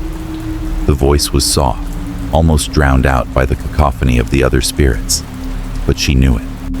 It was Isabel's voice, the voice of the little girl who had disappeared, who had told her mother of the dark force controlling them, the child who had been sacrificed. Amelia's blood ran cold. She had heard this voice before, through the whispers in the fire, in the wind, in her dreams. But now it was more than just a whisper. It was a call, a plea for release. She closed her eyes, trying to focus, trying to understand. The truth was dawning on her, one she had refused to face until now. The ritual had not only bound the children to the flames, it had created a pact that could not be undone without a price. One of the living must take the place of the dead. Amelia's breath caught in her throat. The book she had studied, the ancient text she had pieced together, had never mentioned this. The ritual, she now understood, had not just demanded the souls of the children, it had demanded a sacrifice from the living. Someone must join the chorus of the damned, offering their life to complete the cycle and free the trapped souls. And the one who would pay that price was Amelia. Her heart hammered in her chest. The realization hit her with the force of a tidal wave. She could not escape this. The song she had thought would liberate the children, was only half the answer. To end the curse, to release them from the fire, Amelia would have to give her own soul, to become a part of the eternal choir, bound to the flames for eternity. The fire grew stronger, the heat more intense. The walls began to shake, the stones threatening to crumble. Amelia could feel the heat on her face, the flames licking at her skin. The villagers who had stayed behind, those who had dared to help her, were now panicking, their faces twisted in fear as they ran for the doors that refused to open. The fire was no longer just a physical force. It was an entity unto itself, alive and hungry, demanding more. Amelia. Clara, one of the villagers, cried out, her voice filled with terror. You have to stop. The fire. It's too much. Amelia's voice trembled, but she didn't stop singing. She couldn't. Not now. The song was the only thing that could free them, even if it meant sacrificing everything she had left. The children's souls, the very spirits of the innocent, were still trapped in the flames, their agony a testament to the curse that had taken hold of the village. If she stopped now, if she ended the song, the cycle would continue. The fires would rage on, and the children would remain prisoners, their torment never ending. But she could feel it, the pull of the sacrifice, the choice that had been forced upon her. The book had spoken of it. One life must be given to complete the ritual. One soul must join the chorus to free the rest.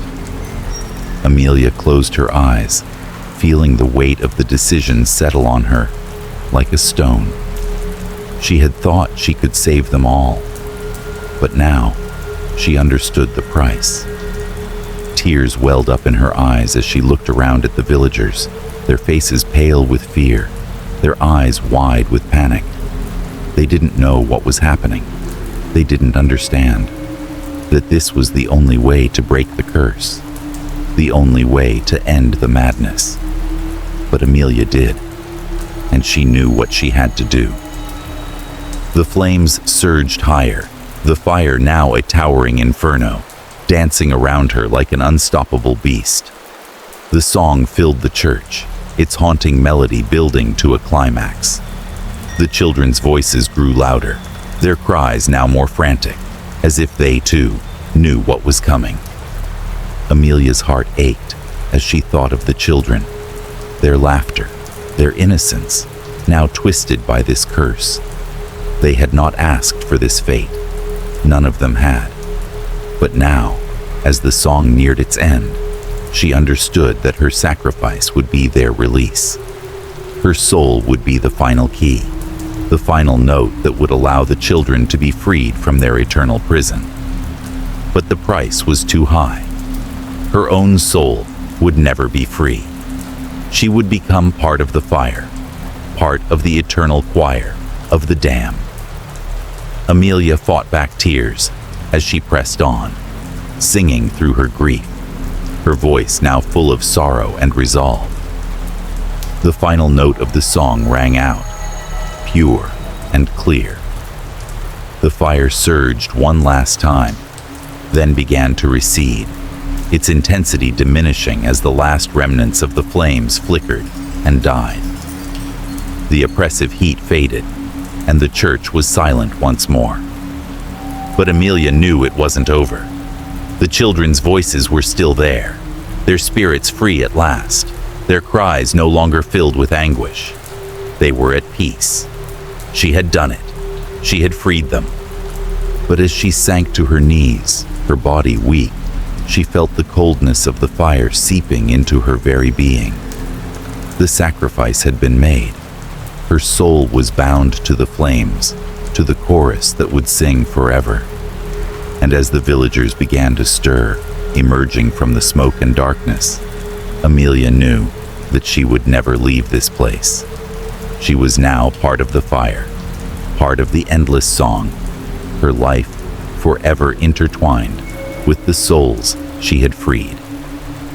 Her final thought, as the last ember flickered out, was of the children, free at last, their voices carried on the wind, their song no longer one of torment, but one of peace. And with that, Amelia's soul was claimed, her sacrifice complete. Chapter 10. The Final Song. The air was thick with the scent of smoke, the acrid taste of burnt wood still lingering in Amelia's mouth.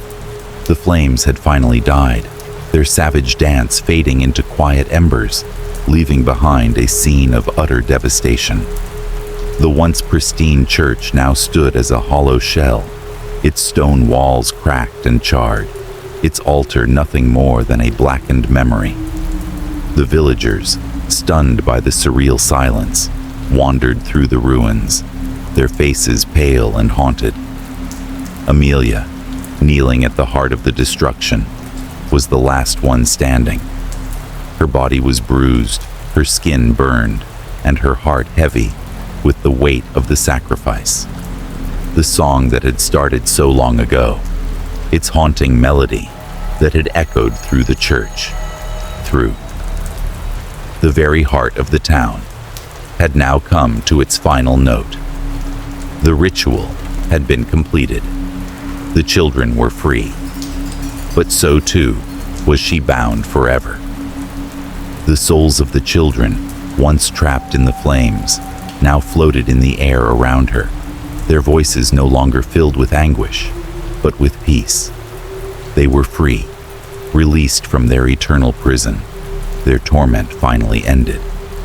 The fire had burned them into eternity, but now the flames had cleared the path to their liberation. But Amelia could feel it, the finality of the ritual, the cost. Her own soul had been claimed by the fire, bound to the spirits of the children. She had sacrificed herself to free them, but in doing so, she had become one of them, forever caught in the limbo between life and death. Her soul fused with the spirits of the lost children. She could still hear their voices, soft and sweet, floating in the still air. Their words of gratitude were clear, though they were not spoken in the physical world. They were in her mind, in her very soul.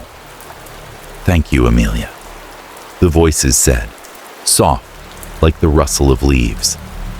"Thank you for setting us free." Tears welled in Amelia's eyes. She had done it. The children were no longer bound to the flames, no longer prisoners of the song. They were free. She had freed them. But in return, she had become a part of them, her essence intertwined with theirs. The voices continued, faint, but filled with warmth. "We are at peace now. We can sing again, but it is you who gave us our freedom, you who gave us release." Amelia's chest tightened. Her soul was no longer her own. It had been absorbed into the chorus of lost children, their cries, their anguish, their pain, now a part of her. She was bound to them, to the fire, to the song, forever. But as the last of the smoke cleared, as the church fell into an eerie silence, a new voice, stronger, yet filled with sorrow, whispered through her mind. It was Isabel's voice, the first child she had encountered, the one who had known the dark force behind the ritual. "Amelia," Isabel said, "you have done what no one else could do, but there is a warning. The song, once complete, is an eternal cycle. If anyone dares to interrupt it, the flames will rise again. The curse will start anew." Amelia felt her heart skip a beat. The truth, the one hidden at the core of the ritual, was clear now. The song was not just a melody, it was a trap, a cycle that could not be broken. The children had been freed, but their freedom was tied to the very song that had once bound them. If anyone disturbed the peace, if anyone interrupted the song, the cycle would start again. The flames would rise again. The fire would consume everything again. "Do not let them stop the song, Amelia," Isabel's voice warned, echoing in her mind. "If someone breaks the chain, the curse will begin anew, and no one will survive." The weight of her sacrifice bore down on her, the realization that she could never escape the fire. She would live on, but not as she once was. She had given her soul to the ritual, her essence now part of the eternal chorus, a chorus that would never stop singing. Yet even in this, there was a bittersweet relief. The children were free. They were at peace, their souls no longer consumed by the flames. Amelia had given everything for that freedom, and though she would never walk the world of the living again, she could feel the warmth of their gratitude. The town of Llanos del Rio lay in ruins, but the flames no longer threatened it. The cycle of destruction had come to an end, but in its place stood something different, something that would never fade. The song, once interrupted, now played on in an endless loop, its melody echoing through the ether, never again to be broken. Amelia could hear it in the silence that filled the church. The song, the final melody, the one that had begun so many years ago, was now complete. She had given her life to finish it, and now it played on, forever. The children, their spirits now calm, began to fade into the distance, their voices melding together in a harmonious blend that filled the air. Amelia, standing at the center of the ruin, listened to the final notes of their song, their final words. Thank you, Amelia. We are free. We will sing forever, in peace.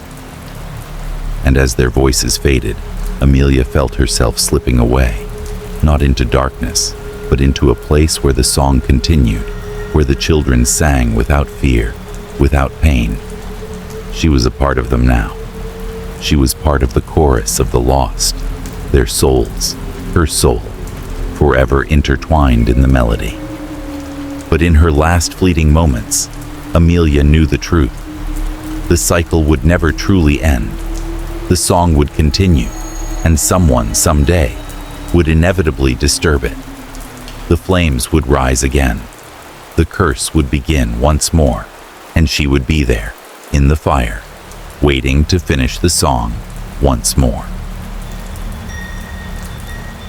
Chapter 1. The Trail of Death. Ethan had been a guide for more than a decade, leading hikers across the vast snow-covered peaks of the mountains that stretched endlessly to the horizon. The wind howled through the craggy ridges, a familiar sound that had become a background hum in his life. The snow crunched beneath his boots as he checked his equipment, his breath swirling in the cold air. Today, however, something felt different. Something was off. The group of 5 hikers stood at the foot of the mountain, their eyes wide with excitement and nerves. Ethan had met them the day before at the lodge in the village below, a small, isolated place where only the most daring tourists came to test their limits against the harsh elements. He'd done this hike countless times, an easy route through the woods and up the ridge, a picturesque climb that was supposed to be a 2-day trek through the heart of the mountains.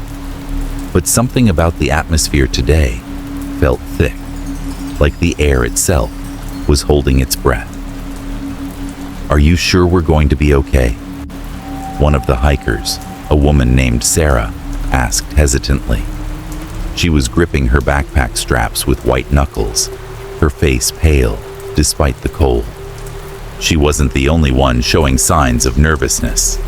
The others, a young couple and 2 older men, seemed uneasy, exchanging glances every so often.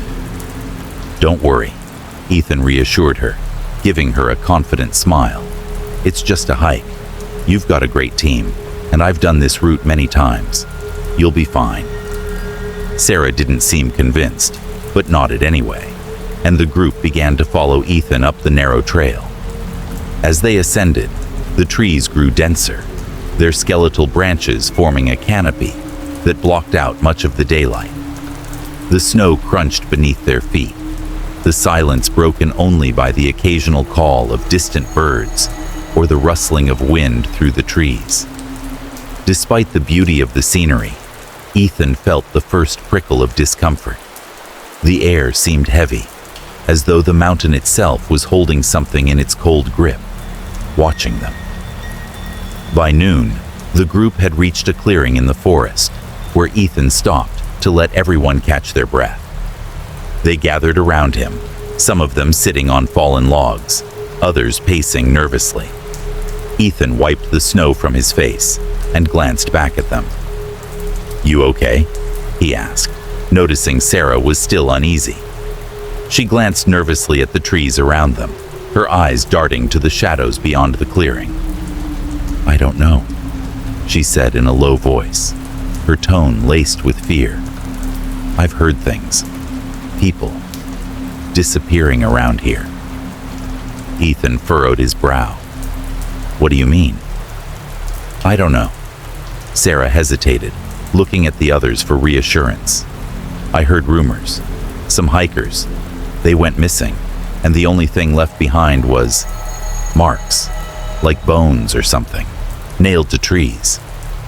Ethan felt the hair on the back of his neck stand up at the mention of bones. It wasn't the first time he'd heard a rumor about strange occurrences in these mountains. Over the years, hikers had whispered about eerie happenings, the inexplicable vanishings of people who ventured too far off the beaten path, the sudden overwhelming feeling of being watched. But it was always just that. Whispers, rumors, stories. He had never seen any evidence to support these claims. "Sounds like an urban legend," he said with a dismissive shrug, trying to put them at ease. "People love a good ghost story, especially in places like this. You're fine, don't worry." The group fell silent, but Ethan noticed a shift in their demeanor. They seemed more tense now, their gazes frequently darting to the trees, to the shadows lurking in the distance.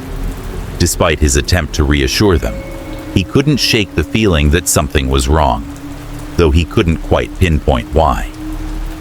They continued their hike, the silence between them growing heavier with each step. The trail grew steeper, the snow deeper, until it felt like they were walking through an endless expanse of white. The trees, now far apart, stretched upward into the sky, their twisted branches heavy with snow. The further they went, the more oppressive the silence became. Even the wind seemed to quiet, as though it too was afraid to disturb the mountain. After another hour, Ethan stopped again to check his map. The group, now visibly on edge, gathered around him, looking anxious. It was then that he noticed it. Something odd, something that didn't belong. A small pile of bones lay at the base of a tree, partially buried under the snow. At first, Ethan thought it was just animal remains, a predator's kill perhaps. But as he crouched down to examine it more closely, a chill ran through him. The bones were human. "This doesn't look right," one of the men, Tom, whispered, his voice trembling.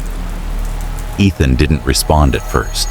He stood there, staring at the remains, his mind racing. Human bones.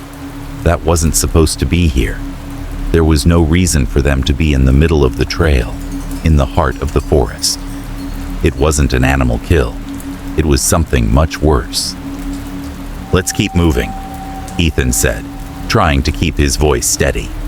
He stood up, dusting off the snow from his knees.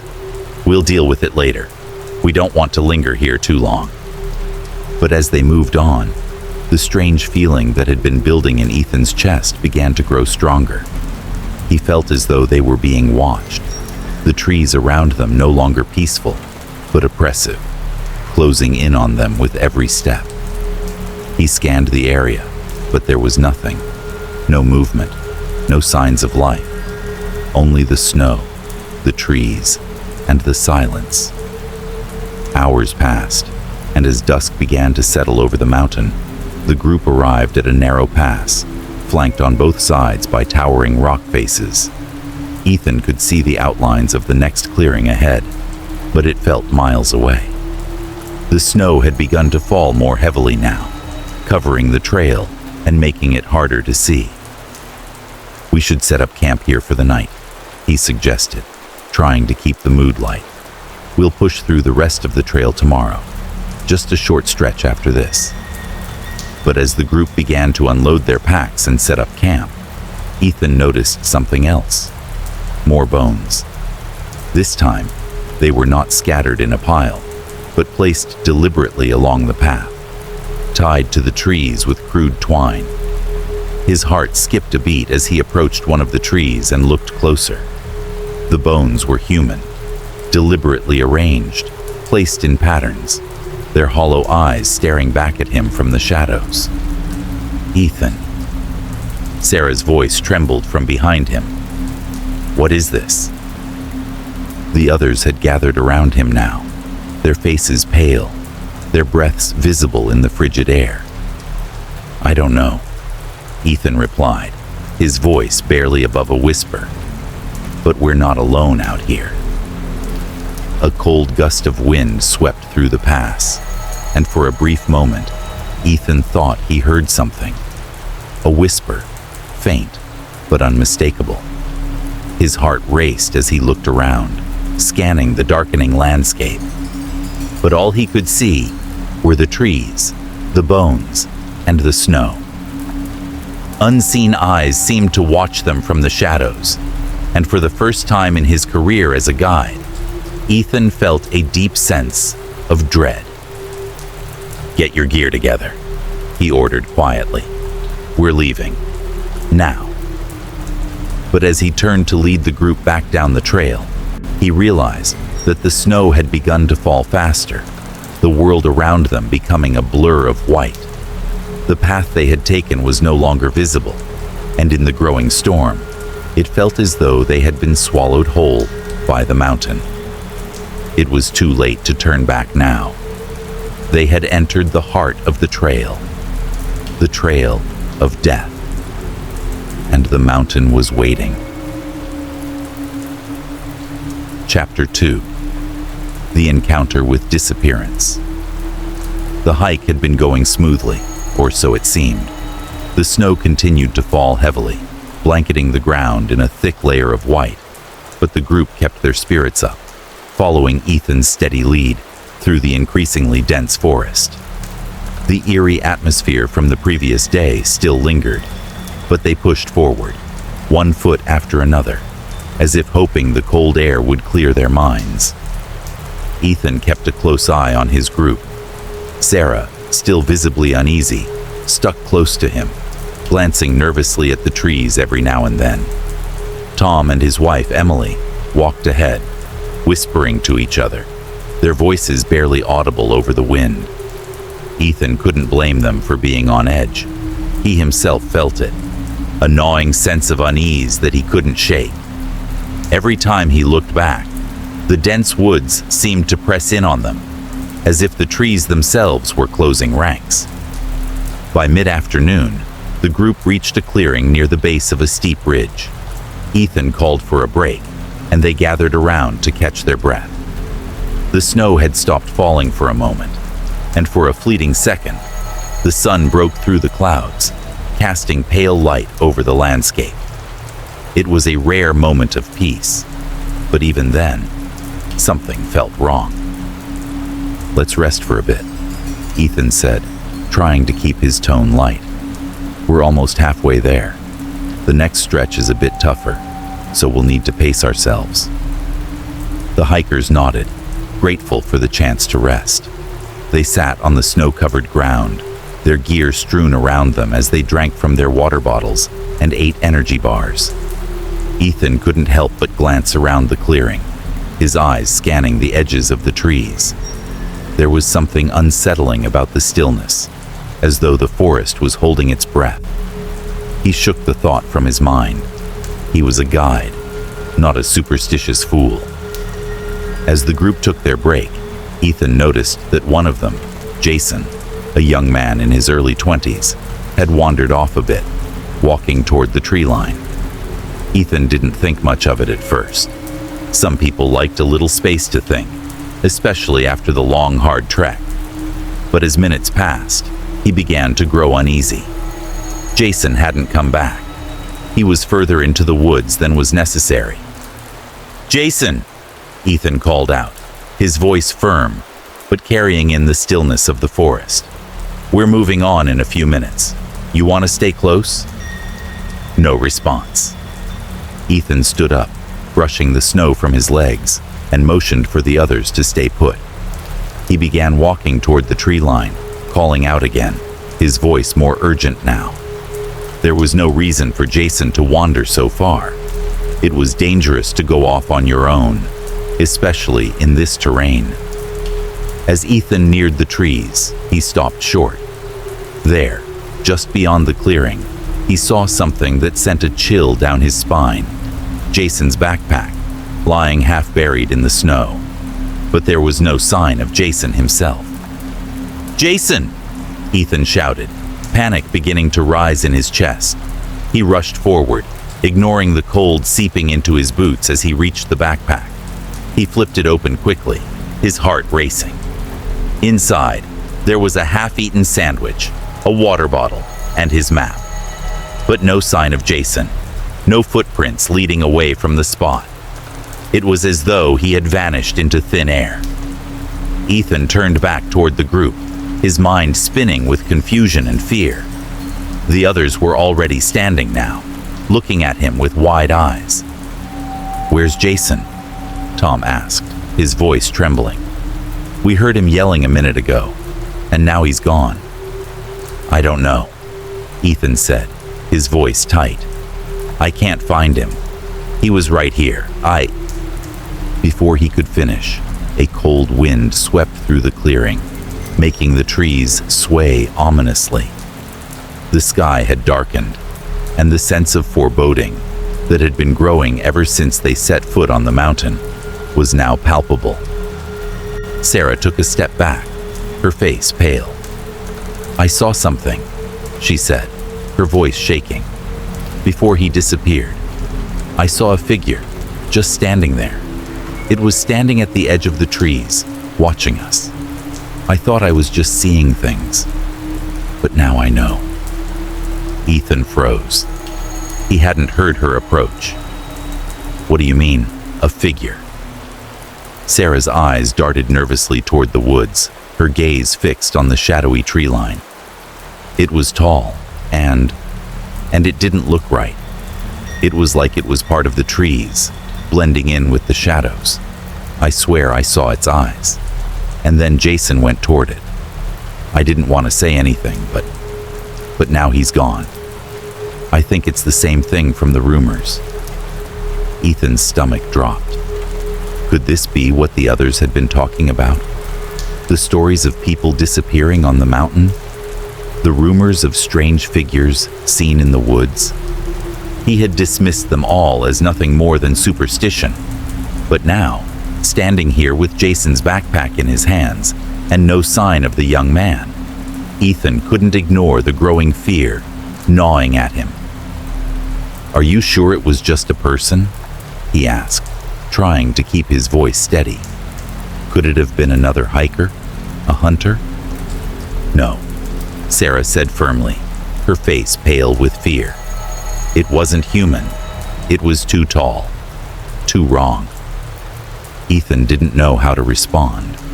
The logical part of him screamed that it couldn't be true, that Jason had simply wandered off, gotten lost somehow. But deep down, he knew that wasn't the case. There was something more sinister at play here, something that he couldn't explain.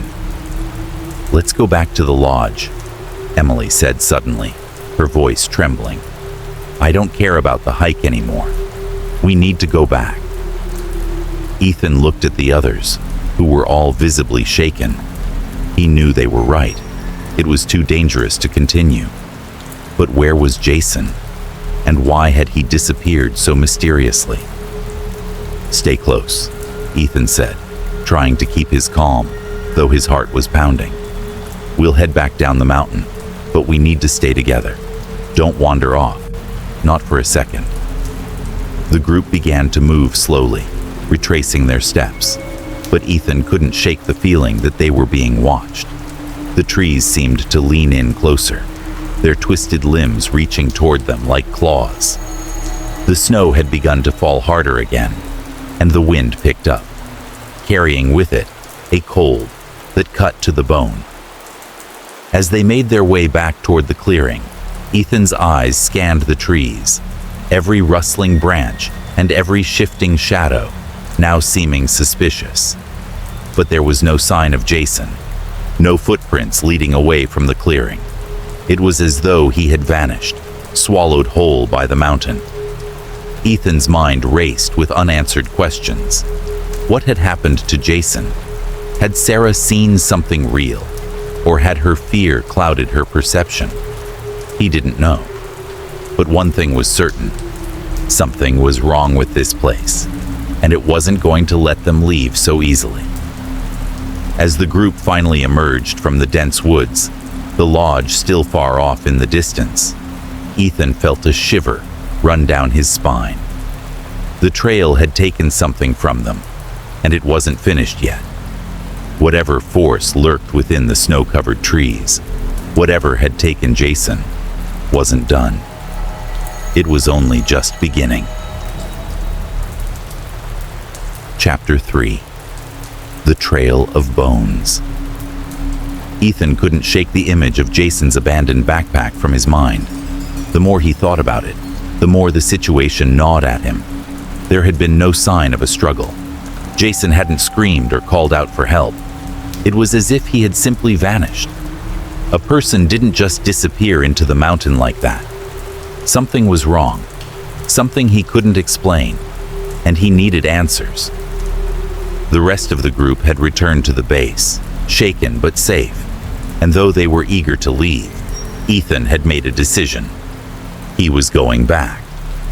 He couldn't leave the mountain without knowing what had happened to Jason, or if they were all in danger. His breath came out in steady puffs as he walked alone back into the forest, the silence of the woods pressing in around him. The snow beneath his boots crunched loudly, breaking the otherwise oppressive quiet.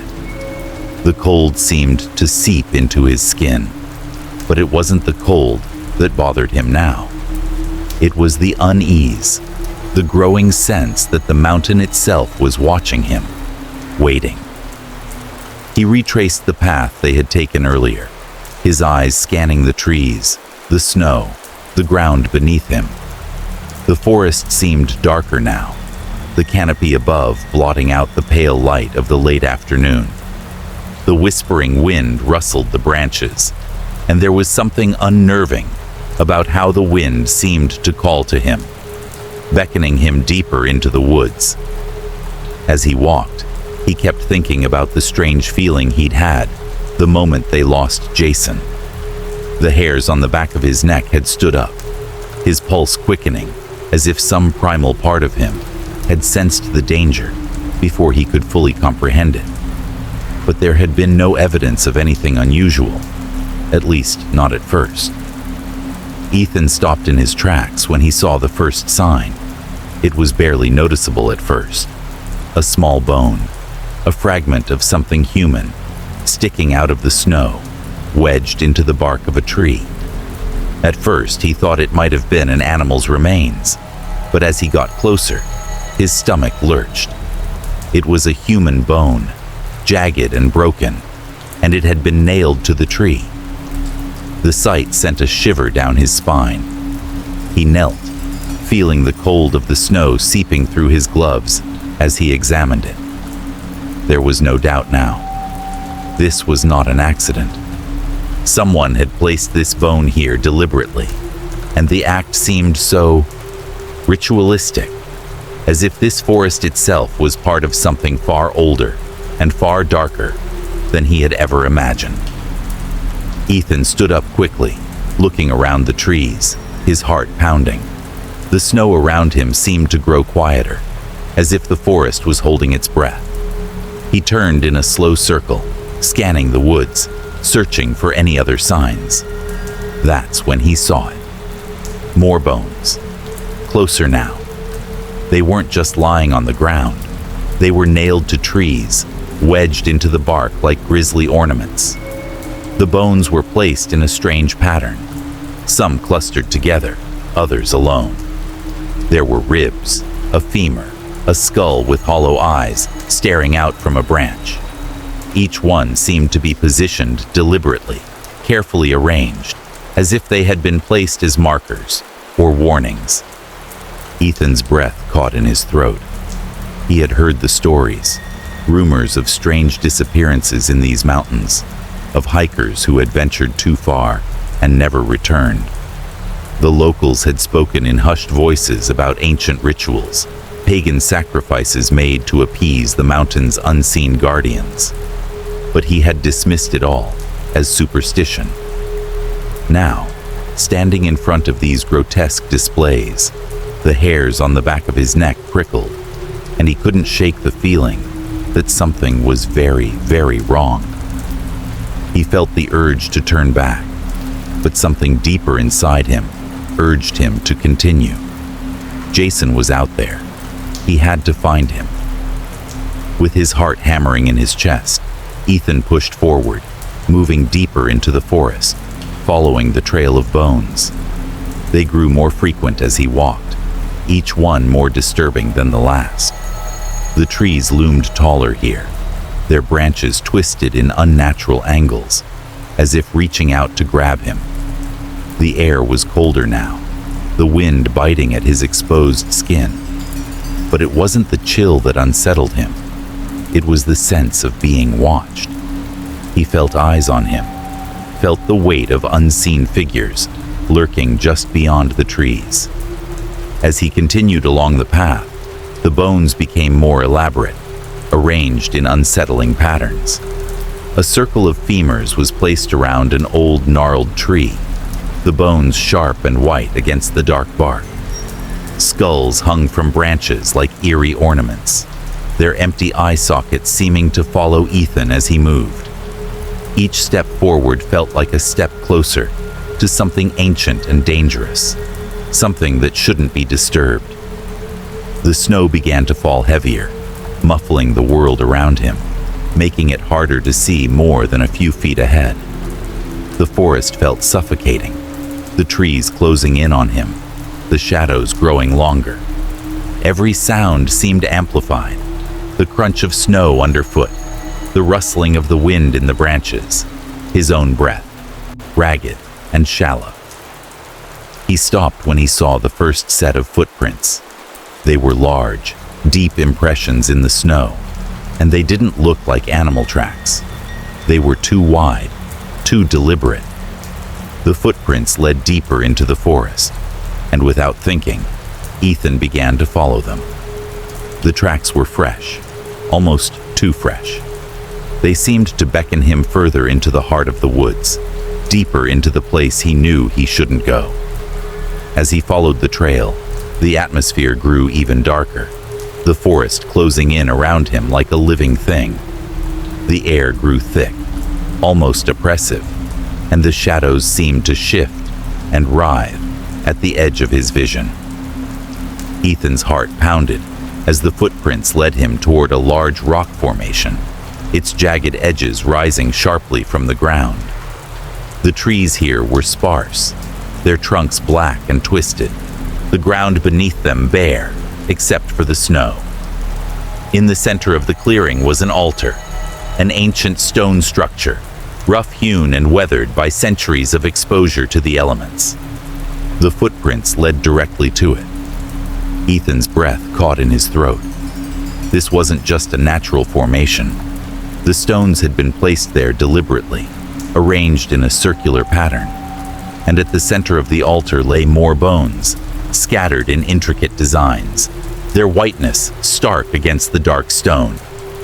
It was here that Ethan felt it, the overwhelming sense of being watched. The air seemed to grow heavier, the silence deeper, until the very world around him felt suffocating. He wasn't alone. A distant whisper reached his ears, faint but unmistakable, the wind carrying with it a voice that seemed to call his name. He spun around, but there was no one. Nothing. The snow continued to fall, blanketing the world in a thick, suffocating silence. And as he stood there, surrounded by bones, Ethan realized the truth.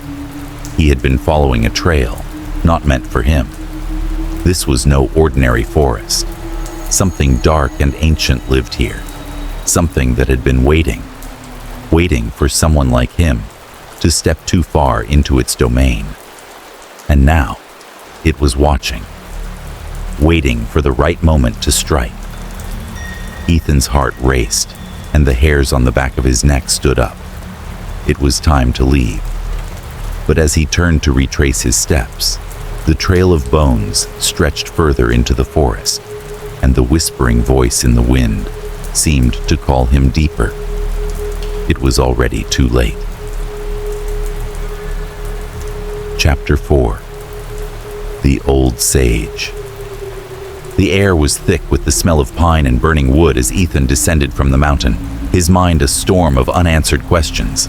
Jason's disappearance, the trail of bones, the chilling whispers in the woods, all of it gnawed at him, a dark puzzle that seemed to grow more sinister with every step. He had to know what was going on. He couldn't leave without answers, without understanding what kind of force he was dealing with. He made his way to the small village nestled at the foot of the mountains, a place that seemed to exist in perpetual twilight, shrouded by the surrounding peaks.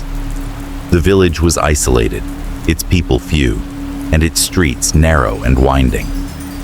Most of the buildings were weathered and old, made of stone and timber, their edges softened by years of snow and rain. The people here didn't venture far beyond the village limits. Their world was the mountain, and that was enough for them.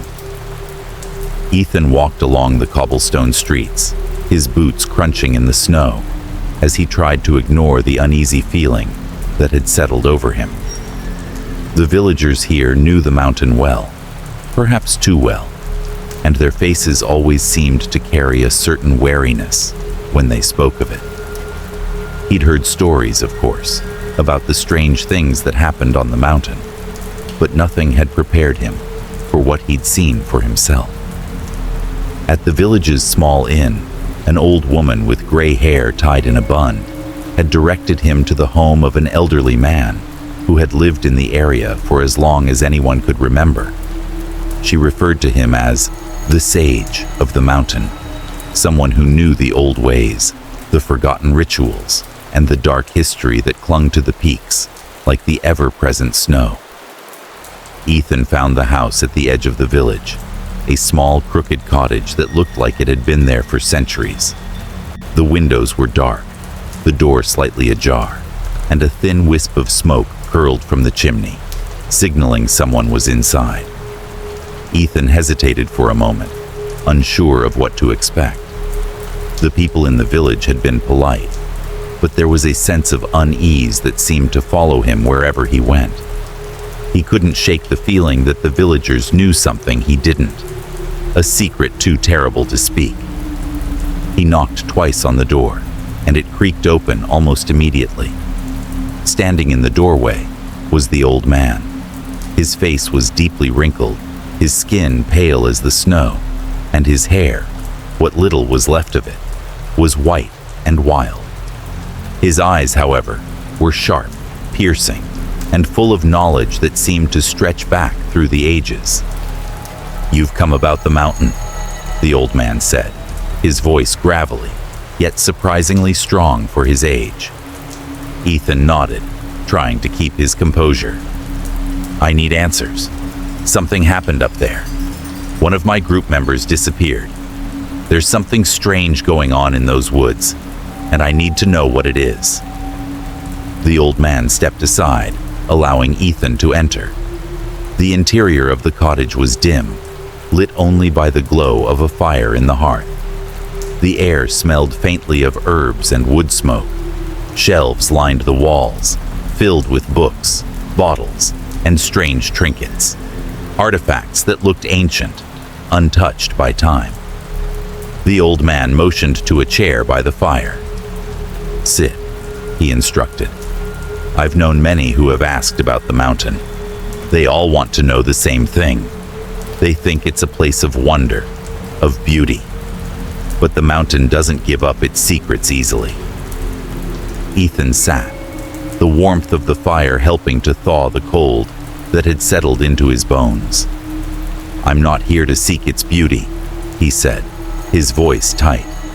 "I'm trying to understand what happened to Jason. And why these bones? Why are they there? What is this entity? The one the villagers talk about? The one in the mountain?" The old man stared at him, his eyes narrowing as if he were measuring Ethan's very soul. For a long moment, he didn't speak. The silence stretched, thick and oppressive, until the old man finally exhaled, a heavy sigh escaping his lips.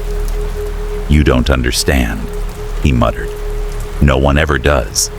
The mountain has its rules, and if you break them, it will take what it is owed. It always has. It always will." Ethan leaned forward, pressing the old man for answers. "What do you mean? What does the mountain want?" The old man's gaze flickered toward the fire, his fingers twitching slightly, as if he were battling with some unseen force. "It's not the mountain itself. It's what lies beneath it. Something ancient, something that's been here long before we were born. The guardian of winter, as it is called." Ethan frowned, trying to make sense of the words. "The guardian of winter?" The old man nodded slowly, as if the name alone carried great weight. "Yes. Long ago, when the first settlers came to these lands, they didn't understand the mountain. They thought it was just a mountain, a place of beauty, a place to conquer. But they were wrong. The mountain is not just stone and ice. It is a living entity, and beneath it, beneath the glaciers and the ice, lies the guardian." Ethan's throat tightened, and he instinctively leaned back. "What do you mean, a living entity? And why is it called the guardian of winter?" The old man chuckled darkly. "Because it is the keeper of winter, the one who brings the cold, the one who takes those who venture too far. The guardian is not a god, but a force, an ancient spirit tied to the ice and snow. It is as old as the mountains themselves, perhaps older. It was here long before the first humans arrived. The early people, long before this village was founded, learned this the hard way. They made a pact with the guardian, offering sacrifices to keep it at bay, to ensure the mountain didn't claim their lives." Ethan's pulse quickened as the old man's words began to sink in. "Sacrifices? What kind of sacrifices?" The old man met his gaze, his eyes cold and unyielding. "Human sacrifices. The guardian demands them every year, at the time when the mountain is at its harshest. The villagers used to follow the old ways, offering one of their own to appease it. They would take someone to the heart of the mountain, place them on the altar, and leave them there, so that the guardian would remain dormant, at least for another year." Ethan's heart pounded. This was more than he had ever expected. So the stories were true? The disappearances, the bones, they were all part of this? The old man nodded grimly. Yes. Those who stray too far into the woods, those who break the rules, they are the ones who are taken. Jason wasn't the first, and he won't be the last. The guardian doesn't care for the rules of men. It takes what it is owed. And if you follow the trail, if you seek the truth, it will take you too. Ethan stood, the weight of the old man's words pressing down on him like a physical force. So what should I do? Should I turn back? Should I just leave and pretend I never saw any of this? The old man's gaze hardened, his eyes intense and full of a sorrow that Ethan could almost feel. "You don't understand, young man. The guardian is not something you can just walk away from. Once you've seen its trail, once you've touched the ice that binds it, you're already part of its plan. The mountain never forgets. It's too late to turn back now. It will claim you, whether you're ready or not." Ethan's thoughts spun in a whirlwind, his mind racing with questions, with doubt, and with a fear he couldn't quite grasp. So what do I do? The old man's voice was soft, almost a whisper. Leave the mountain, leave it behind, or it will claim you too. But deep down, Ethan knew he couldn't leave, not without Jason, not without the truth.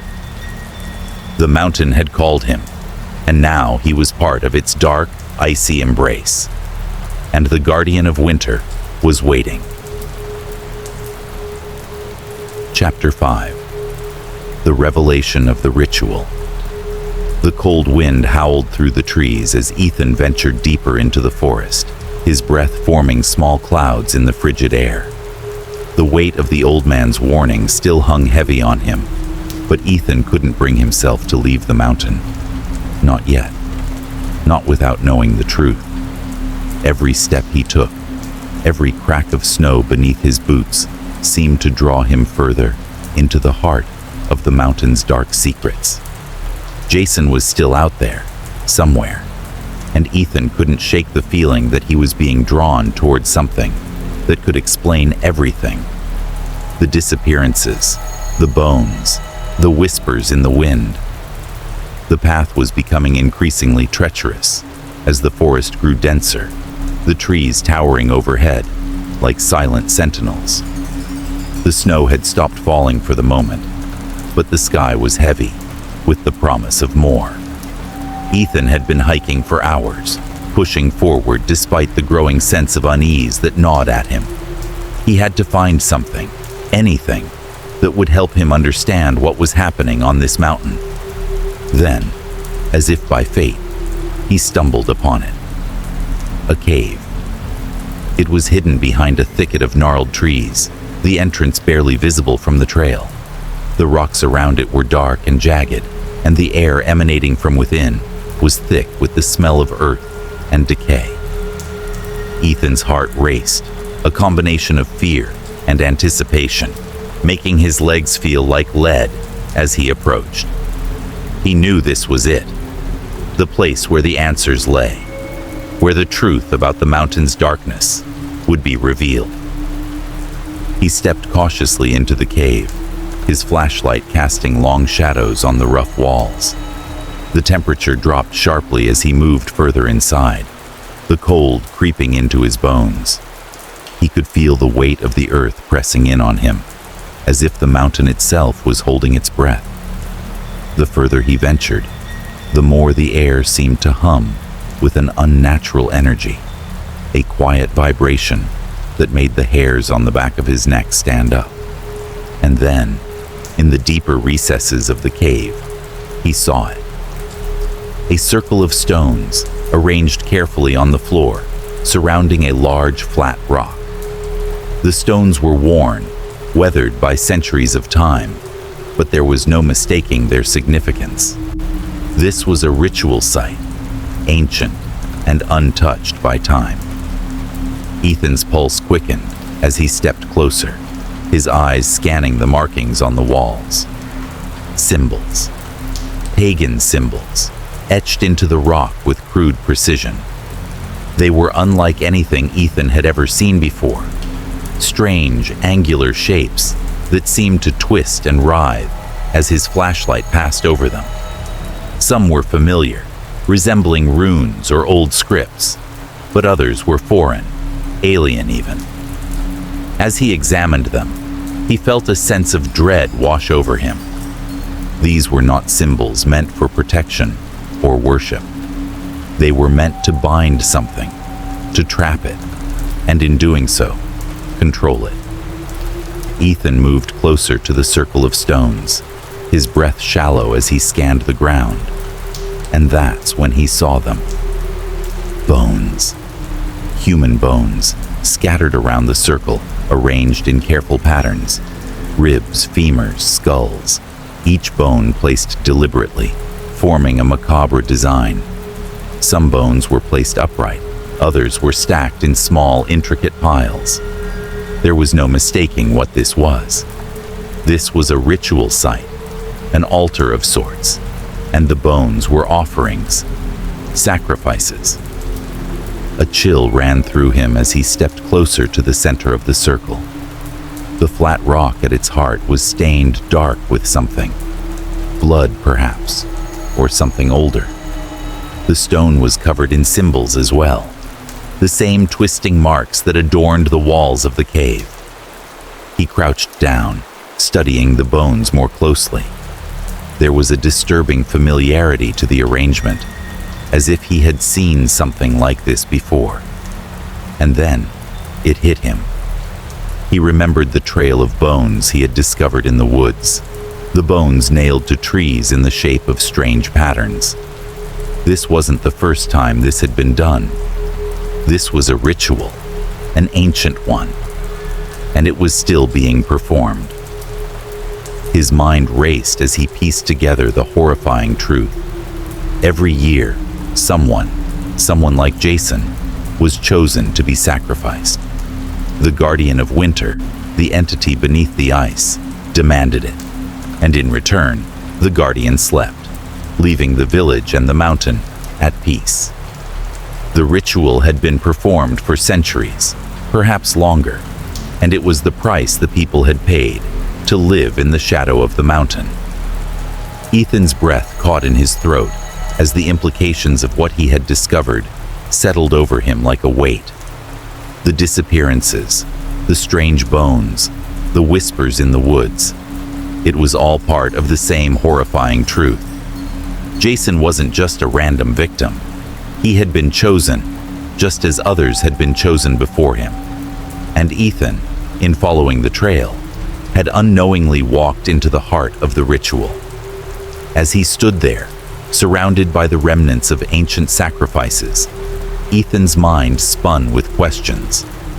Was this the fate that awaited him as well? Had he already been marked by the guardian? He had no answers, only the growing sense that he had uncovered something far darker than he had ever imagined. He could feel the eyes of the mountain on him now, watching, waiting. Suddenly, he heard a noise behind him, a soft scraping sound, almost imperceptible, but it was enough to make his blood run cold. He spun around, his flashlight cutting through the darkness, but there was nothing. The cave was still, the only sound, the beating of his own heart. But then, in the farthest corner of the cave, he saw something move. A figure. It was dark, too far for him to make out clearly, but the shape was unmistakable. It was tall, impossibly tall, its silhouette looming in the dim light. Ethan's breath caught in his throat as the figure took a slow step toward him, its movements deliberate and slow. His mind screamed at him to run, to leave the cave and never look back, but his legs refused to move. He couldn't take his eyes off the figure, couldn't tear his gaze away as it came closer. Then, just as quickly as it had appeared, the figure vanished, disappearing into the shadows of the cave. Ethan stood frozen, his body shaking with a mixture of fear and disbelief. Was it the guardian? Was it one of the spirits that had been sacrificed here? He didn't know. All he knew was that the mountain had shown him its dark heart, and he could never unsee what he had found. With one last glance at the bones and the symbols, Ethan turned and ran, his footsteps echoing through the cave. The air was thick with the smell of decay, and the weight of the ancient power pressing down on him was unbearable. He had to get out, had to warn the others. But as he ran, a voice whispered through the cold air, just faint enough to be heard. "You shouldn't have come here." Ethan froze. His blood turned to ice as the whisper echoed through the cave, and he knew, deep down, that the guardian was not finished with him yet. And now, the mountain would claim what it was owed. Chapter 6. The Whisper of the Wind. The mountain was colder now. The air had grown thick with an almost suffocating chill, a sharp bite that seemed to pierce through even the thickest layers of clothing. It wasn't just the drop in temperature that unnerved Ethan, though. It was the way the wind howled through the trees, carrying with it something more than just the usual winter gusts. Something alive. Ethan moved through the forest with slow, deliberate steps, his breath fogging in the cold as he tried to make sense of the mounting dread that seemed to cling to him like a second skin. He had returned to the mountain's base to check on the others, but every part of him screamed that he needed to go back. He needed to understand what was happening, why it was happening. Jason was gone. The others, too, were either missing or too terrified to speak of what they had seen.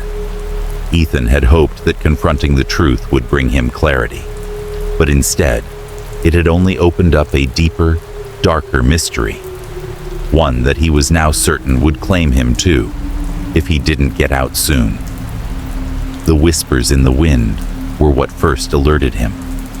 At first, he thought they were just the result of the eerie mountain winds, twisting through the trees and carrying strange sounds. But soon, the whispers grew more distinct, more personal.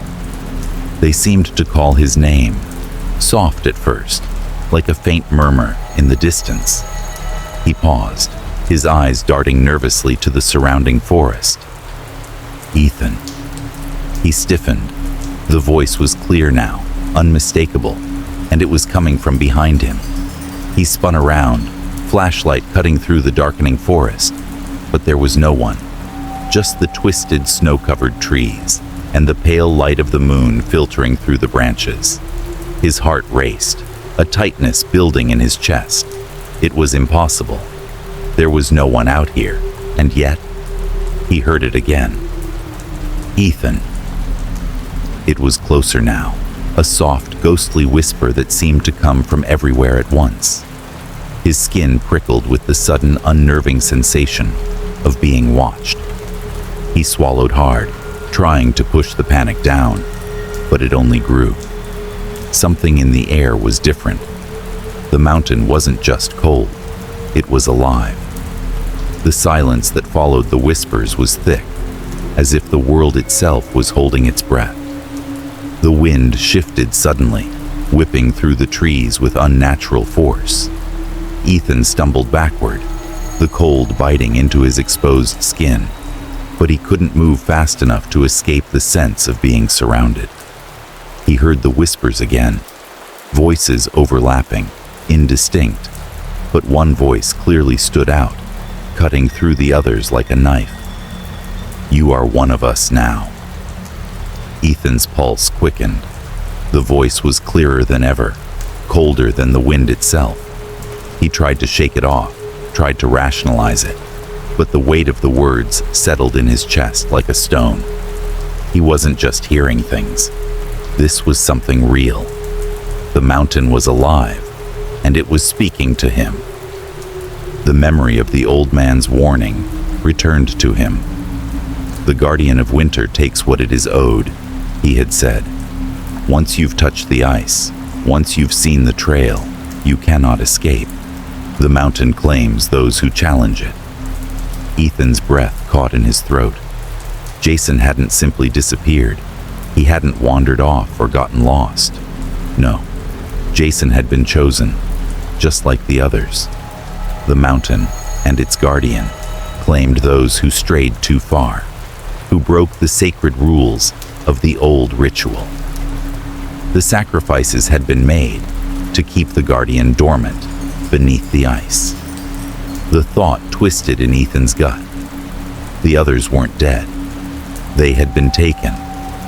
Their disappearances weren't accidents or misfortunes. They were part of the same ancient ritual that had bound the people of the village to the mountain for centuries. And now, it seemed that Ethan was next. The ground beneath him seemed to shift, the snow crunching oddly, as if something deep below the surface was stirring. He took a step back, his breath coming faster, but the whispers didn't stop. In fact, they grew louder, more frantic. The voices began to merge into something more tangible, a chorus of faint murmurs that echoed through the trees. Come closer. Come to us. His mind raced as the cold grew more intense, the wind whipping against him as if it were trying to push him deeper into the forest. The trees seemed to bend and sway unnaturally, and the ground, once stable beneath his feet, felt as if it were shifting with every step. Ethan could feel the weight of the mountain pressing down on him, the suffocating sensation that he was not alone, that he was being watched, hunted. His body screamed for him to run, but his legs refused to move. He stood frozen, staring into the dark expanse of the woods ahead. The whispers continued, relentless and chilling, their voices growing more insistent. He felt as if the very air was turning against him, as if the mountain itself were trying to pull him in, closer to whatever dark force lay hidden beneath the ice. And then, out of the corner of his eye, he saw it. A shadow. It was barely noticeable at first, a flicker at the edge of his vision, but as he turned to look, it took shape. Tall, impossibly tall. A silhouette that seemed to stretch impossibly high, reaching toward the sky like a ghostly figure from the depths of his nightmares. The figure stood motionless, its outline indistinct, shifting and undulating with the wind. Ethan's heart slammed against his chest as the figure began to move toward him, its steps slow, deliberate, as if it were walking through the very fabric of the forest itself. The shadows around it seemed to deepen, to twist and turn as if they were alive, crawling along the ground toward Ethan. The whispers began again, louder now, the voices melding together into a cacophony of chilling words. You cannot escape. You are one of us now. His blood ran cold.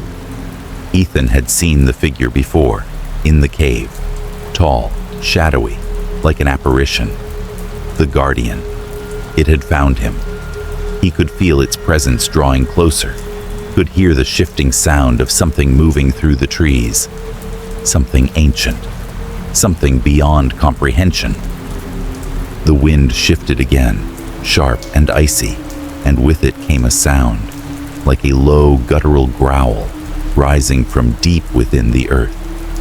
The ground trembled beneath his feet, as if the mountain itself was awakening, as if the guardian had been stirred from its slumber beneath the ice. Ethan's legs finally moved, his body reacting before his mind could catch up. He turned and ran, the cold air biting at his face as he pushed through the trees, stumbling over roots and rocks, his breath ragged. But the whispers followed him. The shadow followed him. It was all around him now, a suffocating presence that seemed to fill every space, every corner of the forest. The mountain was alive, and it was coming for him. His feet moved faster, his body desperate to escape, but every direction he turned only seemed to lead him deeper into the forest, deeper into the maze that the mountain had created. The wind howled louder now, the voices growing louder with it, until they were deafening. He couldn't see the path anymore. The trees had become a blur, the snow and darkness closing in around him. The mountain was alive, and it was hunting him. The whispers were no longer distant. They were right beside him. You are ours. And as Ethan stumbled forward, his mind a swirl of terror and confusion, he realized that the mountain had already claimed him. The guardian was not just a force. It was an inescapable presence, an ancient entity that had been waiting, watching for someone to cross the line. And now, the time had come. The whispers were no longer whispers. They were screams. Ethan's last thought before the darkness swallowed him was a single word. Too late. Chapter 6. the whisper of the wind. The cold was unrelenting. Ethan stood at the edge of the forest, his breath visible in the frigid air, his muscles stiff and aching from the relentless cold. The snow had been falling for hours, a constant veil of white that obscured the world around him. The mountain loomed behind him, silent and foreboding, as if it were watching, waiting for something or someone. Ethan couldn't shake the feeling that he was being followed, that eyes were on him, though every time he turned around, there was nothing but the endless white expanse of trees and snow. The wind whispered through the branches, a soft rustling sound that grew louder as the hours passed. It had been unnerving at first, like a low hum in the distance, but now it seemed to carry something more, something dark and deliberate. Ethan had been hiking through the forest, looking for an escape, but each step felt heavier, as if the very ground beneath him was pulling him deeper into the mountain's grip. Ethan. The voice was faint, like a distant murmur carried by the wind, but it was unmistakable. His name. He froze in place, his heart pounding in his chest. The wind stilled for a moment, the trees around him standing motionless. He strained his ears, waiting for the sound to come again. It had to be his imagination, nothing more than the cold playing tricks on him. But then it came again, clearer this time, a soft, insistent whisper that seemed to wrap around him like a cold hand. Ethan. He glanced nervously over his shoulder, but there was no one. No footprints in the snow, no sign of anyone. Only the endless expanse of the forest, the dark trees stretching toward a sky hidden by thick clouds. The whisper seemed to come from all directions, as if the wind itself was calling to him. A shiver ran down his spine. For a moment, Ethan considered turning back, retracing his steps to the village, to the safety of others. But something inside him told him to stay. He had to understand what was happening.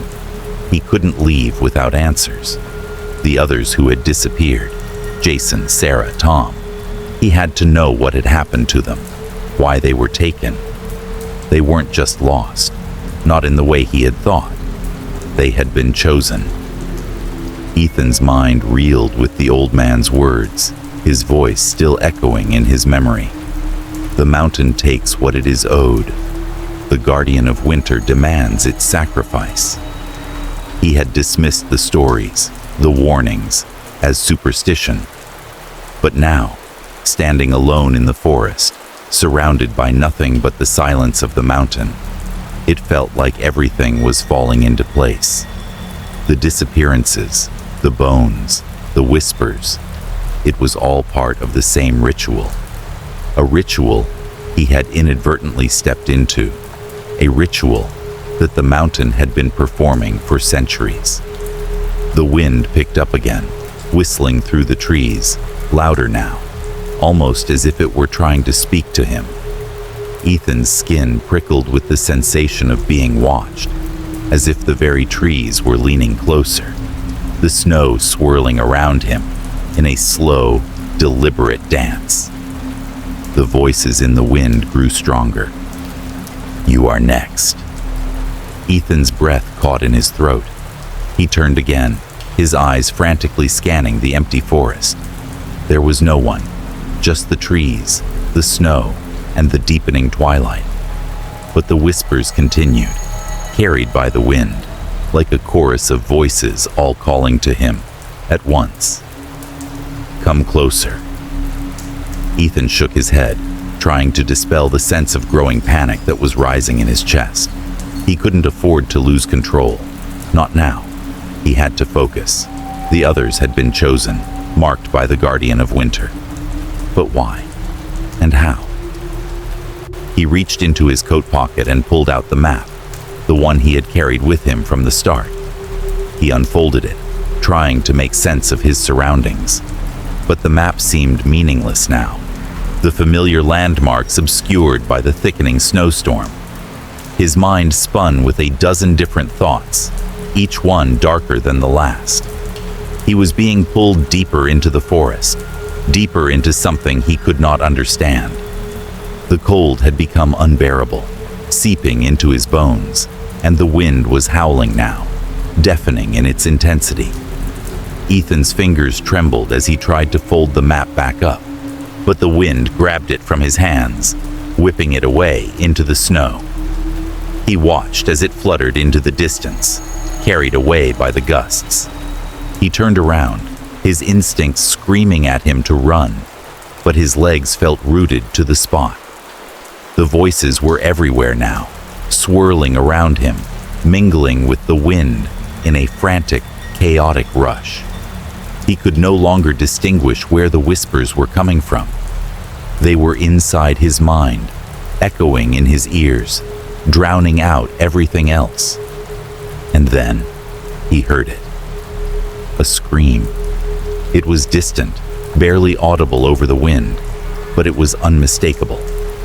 Ethan's heart skipped a beat as the sound pierced through the air. It was a scream of terror, raw and desperate. He couldn't tell who it was, but he knew that it wasn't the wind. Someone was in pain. Someone was still alive. And that scream, it sounded like Jason. He couldn't stay here any longer. The realization hit him like a hammer. The mountain had claimed its sacrifice, and the others weren't dead. They were trapped in a ritual they couldn't escape from. Jason, Sarah, Tom, they were part of something far more dangerous than he had ever imagined. The wind began to grow quieter, the whispers fading into the distance, leaving behind a chilling silence. Ethan's heart raced in his chest as he stood motionless, listening for any sign of movement, any sign that he was not alone. But all he could hear now was the beating of his own pulse, hammering in his ears. He had to move. With a surge of adrenaline, Ethan turned and began to run, pushing through the snow-covered forest, the trees closing in around him. The cold bit into his skin, the wind howling in his ears, but he didn't stop. He couldn't stop. The mountain had already begun to claim him, just as it had claimed the others. The whispers, the voices, they were a warning. He had crossed a line, and now there was no way out. The further he ran, the colder it became. The snow grew deeper, the wind harsher, until it felt like he was running through a wall of ice. His legs were burning, his breath ragged in his chest, but he couldn't slow down. The whispers were back, louder than ever, filling his mind with a suffocating, overwhelming fear. He stumbled over a fallen log, falling to the ground with a sharp thud. He pushed himself up, gasping for air, his heart thudding in his chest. But as he rose to his feet, he saw something in the distance, something moving through the trees. A figure, tall, shadowy. It wasn't just a person, it was something else, something ancient and unnatural, its form flickering like a mirage in the snowstorm. Ethan's breath caught in his throat as the figure began to move toward him, slow and deliberate, its shape undulating in the wind. It wasn't human, not in the way he understood humanity. The air around it seemed to warp, the snow swirling in strange, unnatural patterns as it came closer, its presence filling the forest like a heavy fog. Ethan. The voice was clear now, unmistakable, and it was coming from the figure. It was the guardian, the one that had been waiting beneath the ice, the one who had claimed the others. Ethan could feel its eyes on him, even though he couldn't see its face. Its presence was suffocating, filling him with a terror unlike anything he had ever known. You are part of the sacrifice now. Ethan's legs trembled as the figure drew closer, but he couldn't move. His heart hammered in his chest, and his mind screamed at him to run, to fight, to do something. But it was too late. The mountain had already claimed him. The last thing Ethan saw before the darkness closed in was the shadow stretching toward him, a dark hand reaching out to claim him as it had claimed so many before. And then there was nothing but the cold. Chapter 7. The Face in the Snow. The night was colder than it had ever been. Ethan's breath came in thick, ragged clouds as he trudged through the knee-deep snow, his eyes squinting against the biting wind. The forest around him was silent, as though the trees themselves were holding their breath, watching him, waiting. He couldn't shake the feeling that something was following him, that unseen eyes were tracking his every step. But whenever he turned around, there was nothing but the endless stretch of snow and darkness. He had been walking for hours, lost in a haze of panic and exhaustion, his thoughts a swirling mess of dread and confusion. His body ached from the cold, from the constant pressure of being so far from safety, so far from everything he knew. The mountain had become a living, breathing entity, and it was closing in on him, pulling him deeper into its suffocating grip. The wind howled, carrying with it the faintest whispers, voices that seemed to murmur his name, calling him toward something, beckoning him into the heart of the storm. Each time he thought he had heard it, he would turn, only to find that the forest was empty, the voices nothing more than the wind. But the feeling of being watched never left.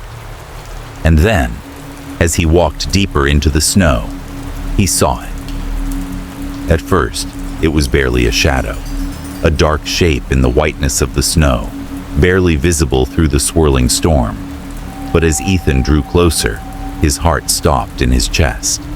A face. Pale and drawn, it was etched into the snow as though it had been carved there with a cruel, deliberate hand. The features were haunting, the eyes wide and vacant, the expression one of agony, frozen in time. It was a face he recognized.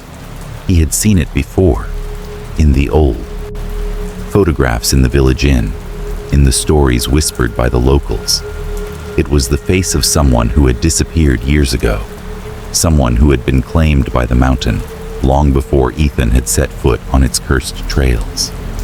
The wind shifted, and the snow around the face began to settle, as if the mountain itself was revealing its secrets. Ethan stood frozen, his breath catching in his throat. The face was unmistakable now. It was the face of a woman, pale and ghostly, her features gaunt and sunken, her eyes empty, as if all life had been drained from her long ago. As Ethan stepped closer, the face seemed to grow clearer, more defined, as if it were becoming more real with each passing second. His mind raced, but the words that came out of his mouth were barely a whisper, barely audible against the storm. "You," he choked out. "You're..." The woman's eyes flickered, and for a moment, it felt as though she was looking right at him, through him, into his very soul. The snow around the face shifted once again, and a low voice emerged from the darkness. "Ethan." The voice was soft, like the rustling of leaves in the wind, but there was a weight to it, a haunting resonance that seemed to echo from deep within the mountain. "You should not have come." Ethan took a step back, his heart racing, a cold sweat forming on his brow. The woman's face remained frozen, her eyes never leaving his. But there was something different now. The air around them was thick with an oppressive force, as if the very presence of this apparition had changed the landscape, had bent reality itself.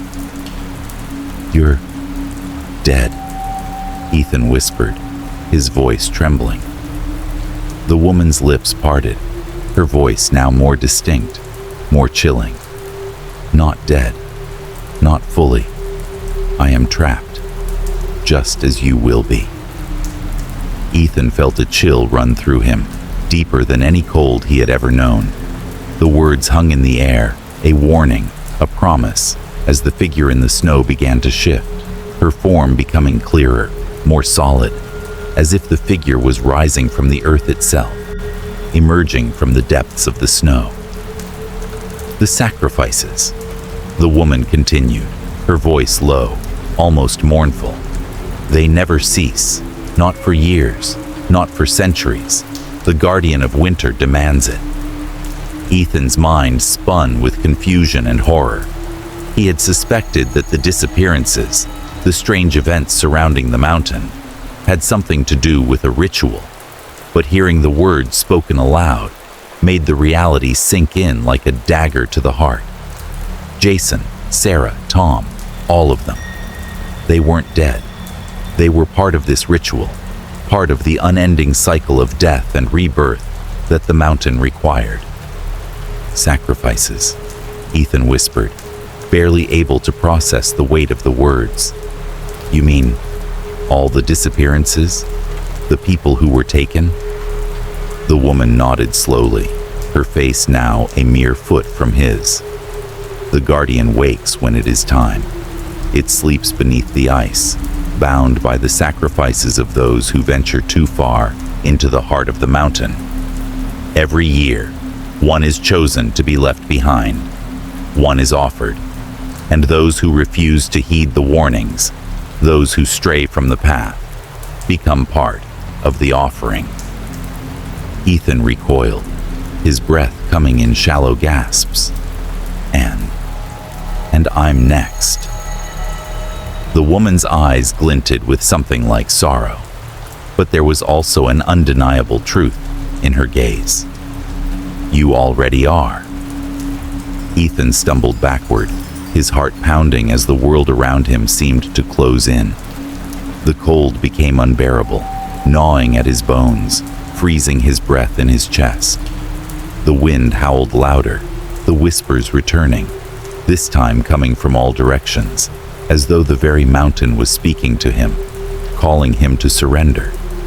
The woman's form seemed to flicker, her features shifting, as though the face was never quite real, just an illusion created by the mountain's dark power.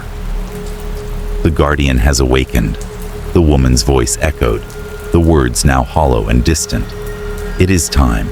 It always has been time. The price must be paid."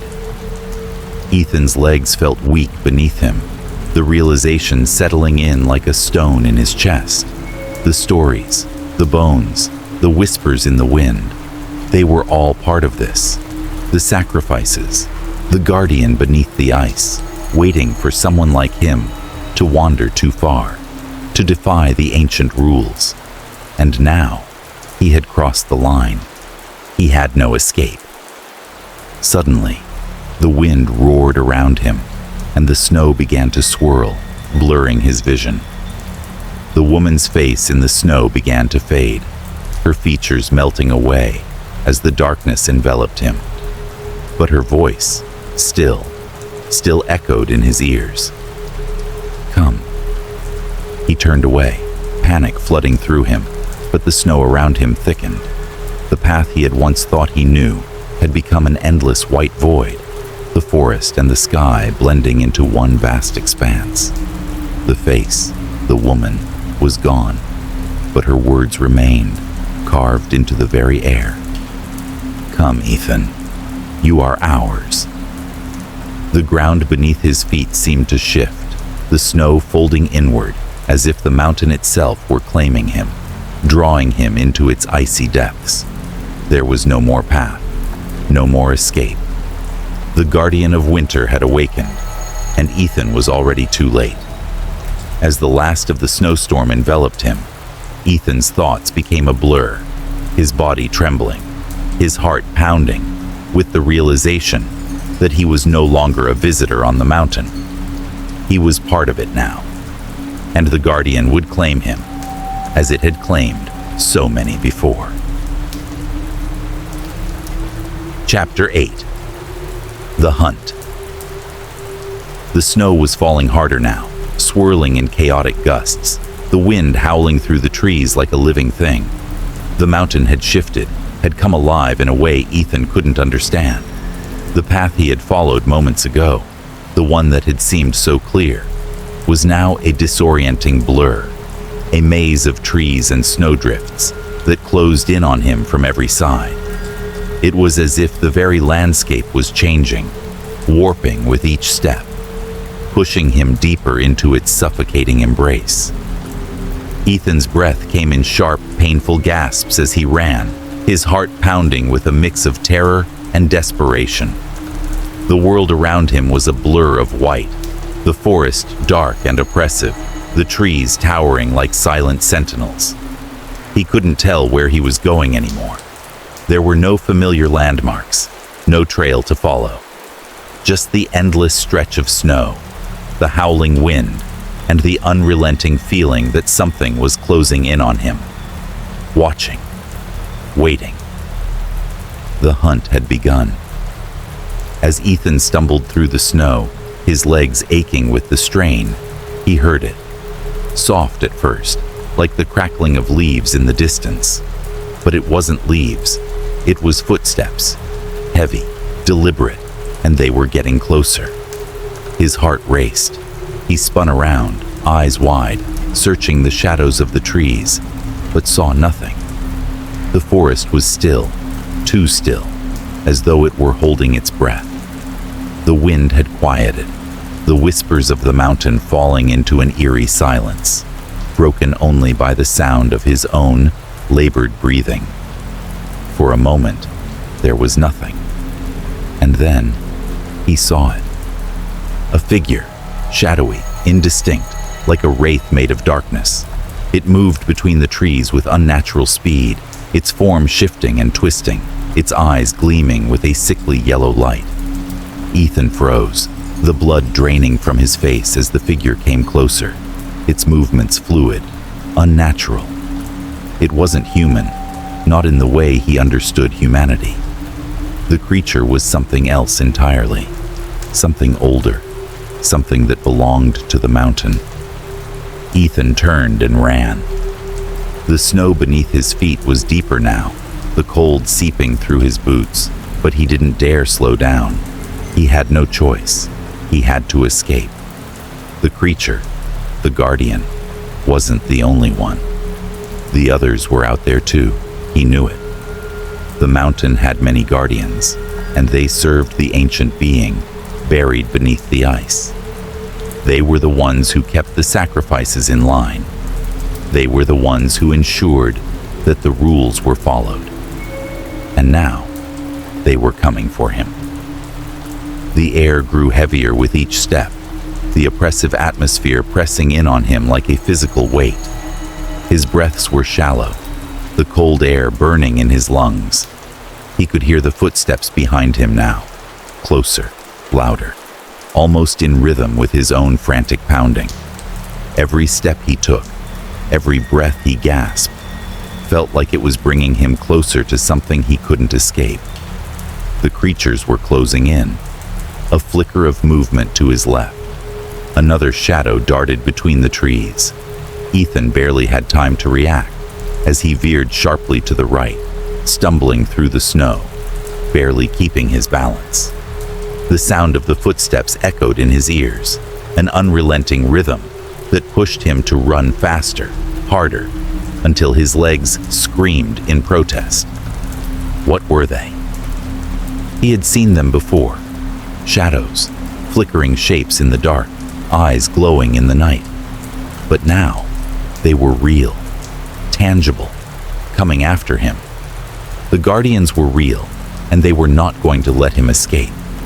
The snow was thick, and his boots sank deeper with each step. But he pushed forward, his mind racing, heart pounding. He had to get away. He had to find a way out of this cursed forest. But the deeper he went, the further the labyrinth seemed to stretch, and the closer the creatures came.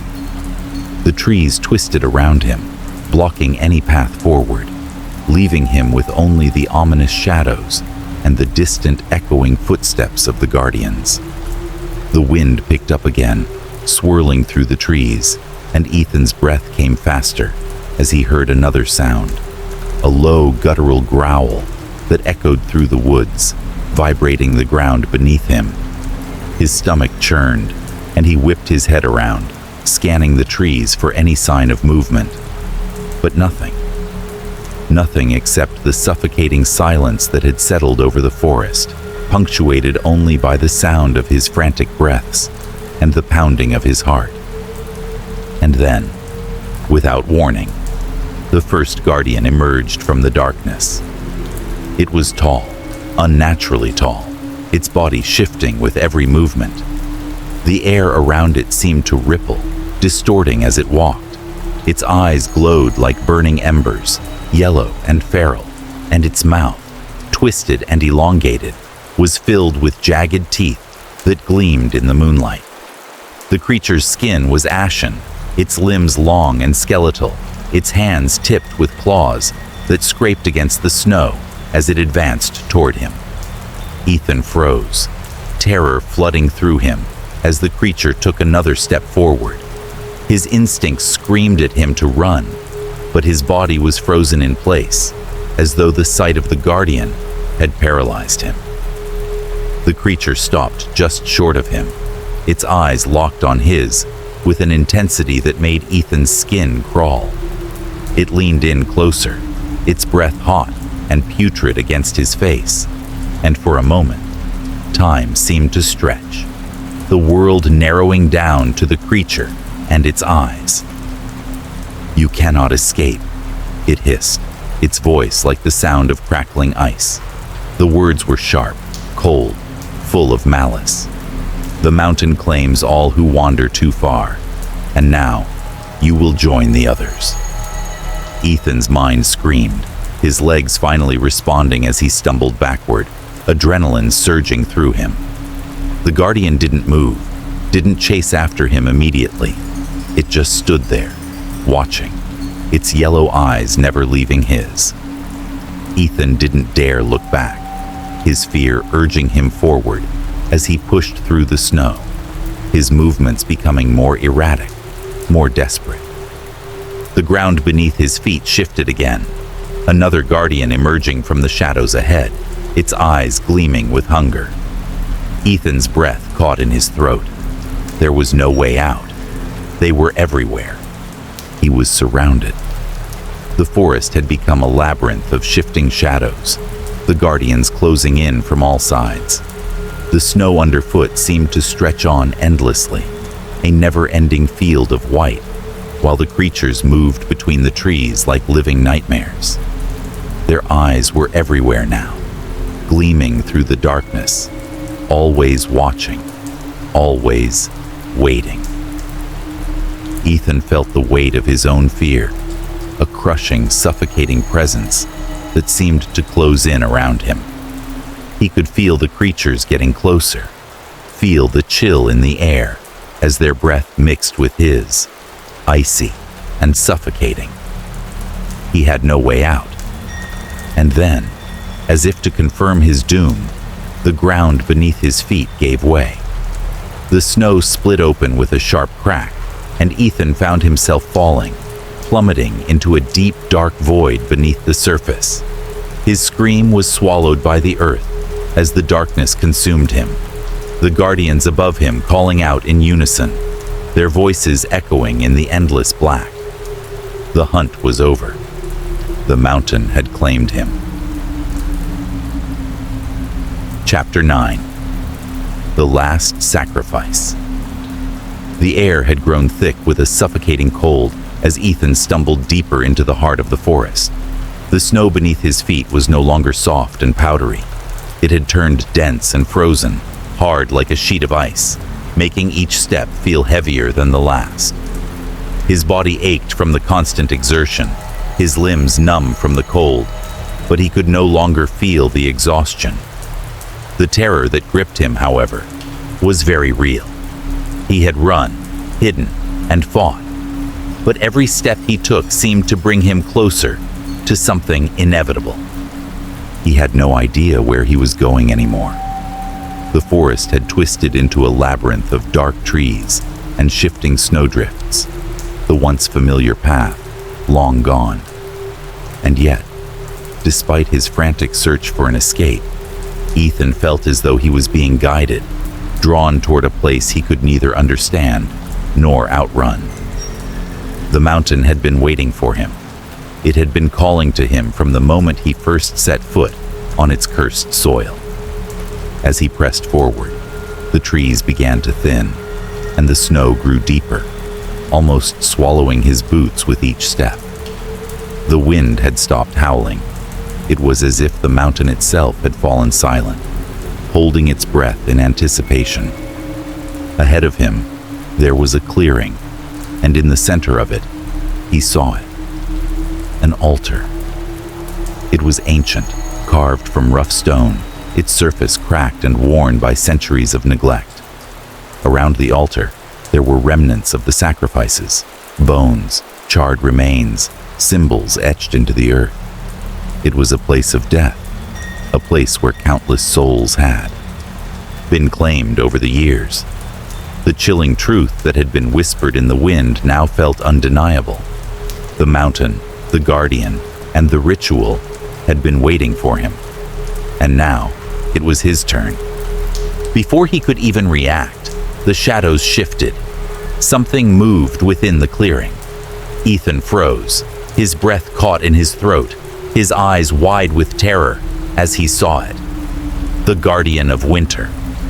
The figure materialized from the darkness, emerging as a shadow of ice and death. It was tall, towering above him, its body cloaked in tattered rags that seemed to flicker like a cloud of frost in the moonlight. Its face was hidden beneath a hood of black ice, but its presence was suffocating, filling the air with the cold of an eternity buried beneath the snow. Its eyes, if they could even be called eyes, were twin voids of endless darkness. The very ground beneath it seemed to freeze as it walked, the air growing colder with every step. Ethan's pulse raced. His thoughts were a whirl of panic. He had seen glimpses of it before. The shadow in the snow, the creature that had stalked him through the forest. But now, standing before him in all its dreadful form, the guardian of winter was something far worse than his nightmares had ever shown him. "You are the last," the guardian's voice boomed, a deep, hollow sound that reverberated in Ethan's chest like the roar of a great storm. It was a voice that was both ancient and ageless, full of power and inevitability. "The last to offer yourself to me, the last to feed the hunger of the mountain." Ethan stumbled back, his body trembling as the full weight of the creature's presence pressed down on him. "No," he gasped, his voice weak with fear. "I won't be a part of this. I won't let you do this again." The guardian's form shifted in the darkness, its icy breath swirling around Ethan, freezing the very air he breathed. "It has been done for centuries, human," the guardian hissed, "and it will continue long after you are gone. You cannot stop it. You cannot fight it." Ethan's mind raced, thoughts scattering like the snow around him. The stories, the rituals, the disappearances. This was it. This was the price of the mountain's dark power. The sacrifices that had been offered to keep the guardian dormant beneath the ice, to keep the horrors of winter from consuming everything. And now, it was his turn. A sharp pain bloomed in his chest as the icy fingers of the guardian's power gripped him, drawing him closer to the altar. He could feel the cold seeping into his bones, freezing his very soul. His body refused to move, paralyzed by fear and the sheer weight of the creature's presence. But even as terror consumed him, something deep inside began to stir. Something stubborn, something defiant. He had a choice. The guardian was right. The ritual had gone on for centuries, but Ethan was no longer willing to accept it. Not without a fight. The altar before him was surrounded by symbols, runes and marks carved into the stone, blood-stained remnants of those who had been sacrificed before him. But in the center of it, there was a faint glow, a crack in the earth, a gap where something ancient stirred beneath the surface. He could feel the pulse of it, the heart of the mountain, the dark force that had controlled the cycle for so long. Ethan knew what he had to do. The guardian's voice echoed through the clearing again, a cold laugh that sounded like the cracking of ice. "You think you can stop it? You think you can break the cycle?" Ethan forced himself to stand tall, despite the overwhelming fear that threatened to suffocate him. His mind was clearer now, the fog of panic lifting as the ancient power of the mountain pressed against him.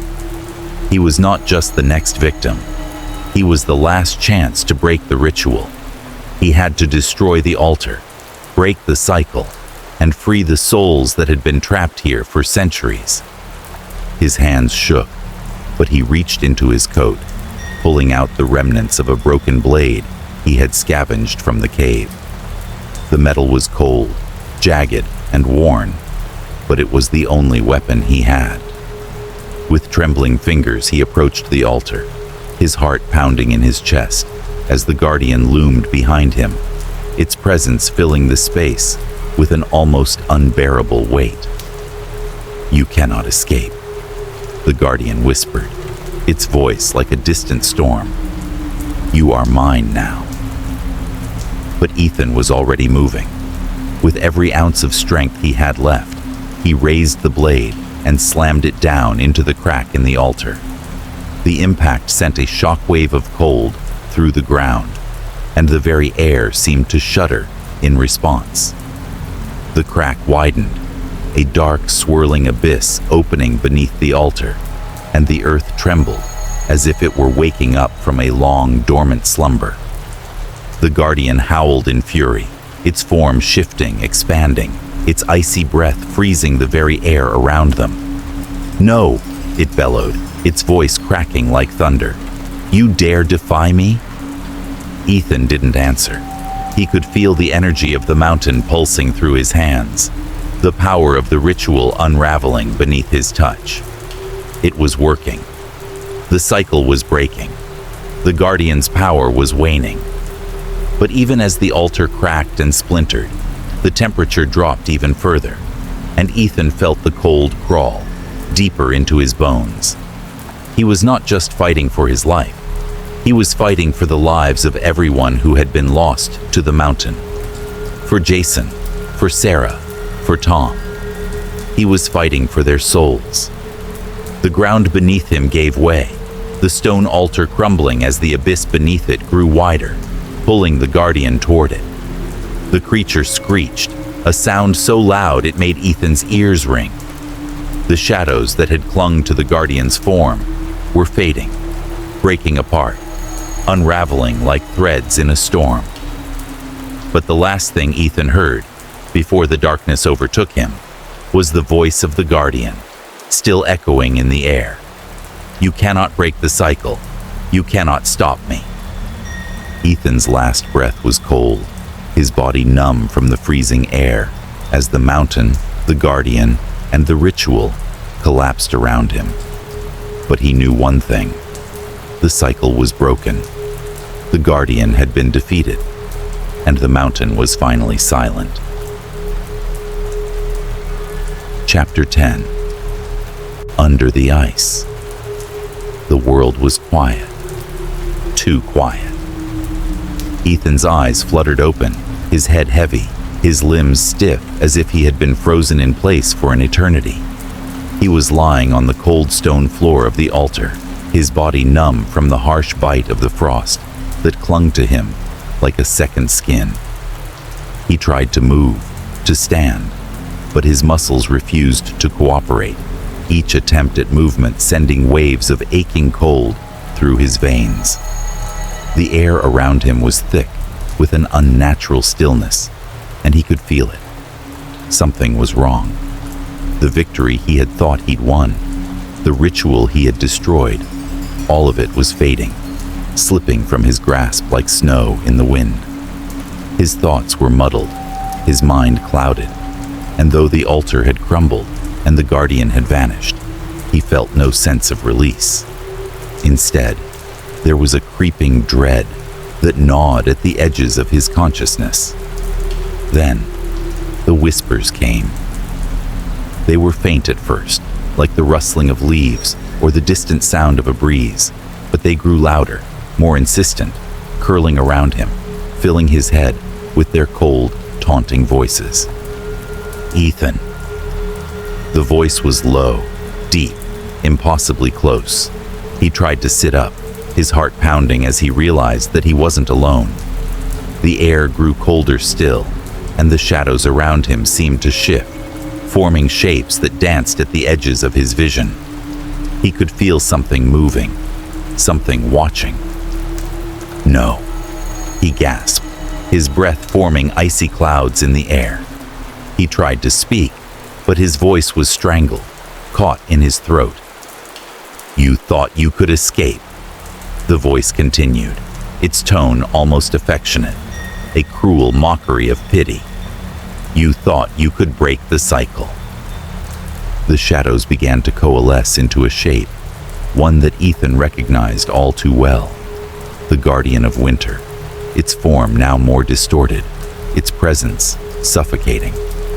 The figure seemed to grow from the very ground, rising from the stone as if it were made from the ice itself. The Guardian's dark, hollow eyes locked onto him, and for a moment, Ethan felt his entire existence tremble under its gaze. No, Ethan shouted, finally finding his voice, his words thick with disbelief and panic.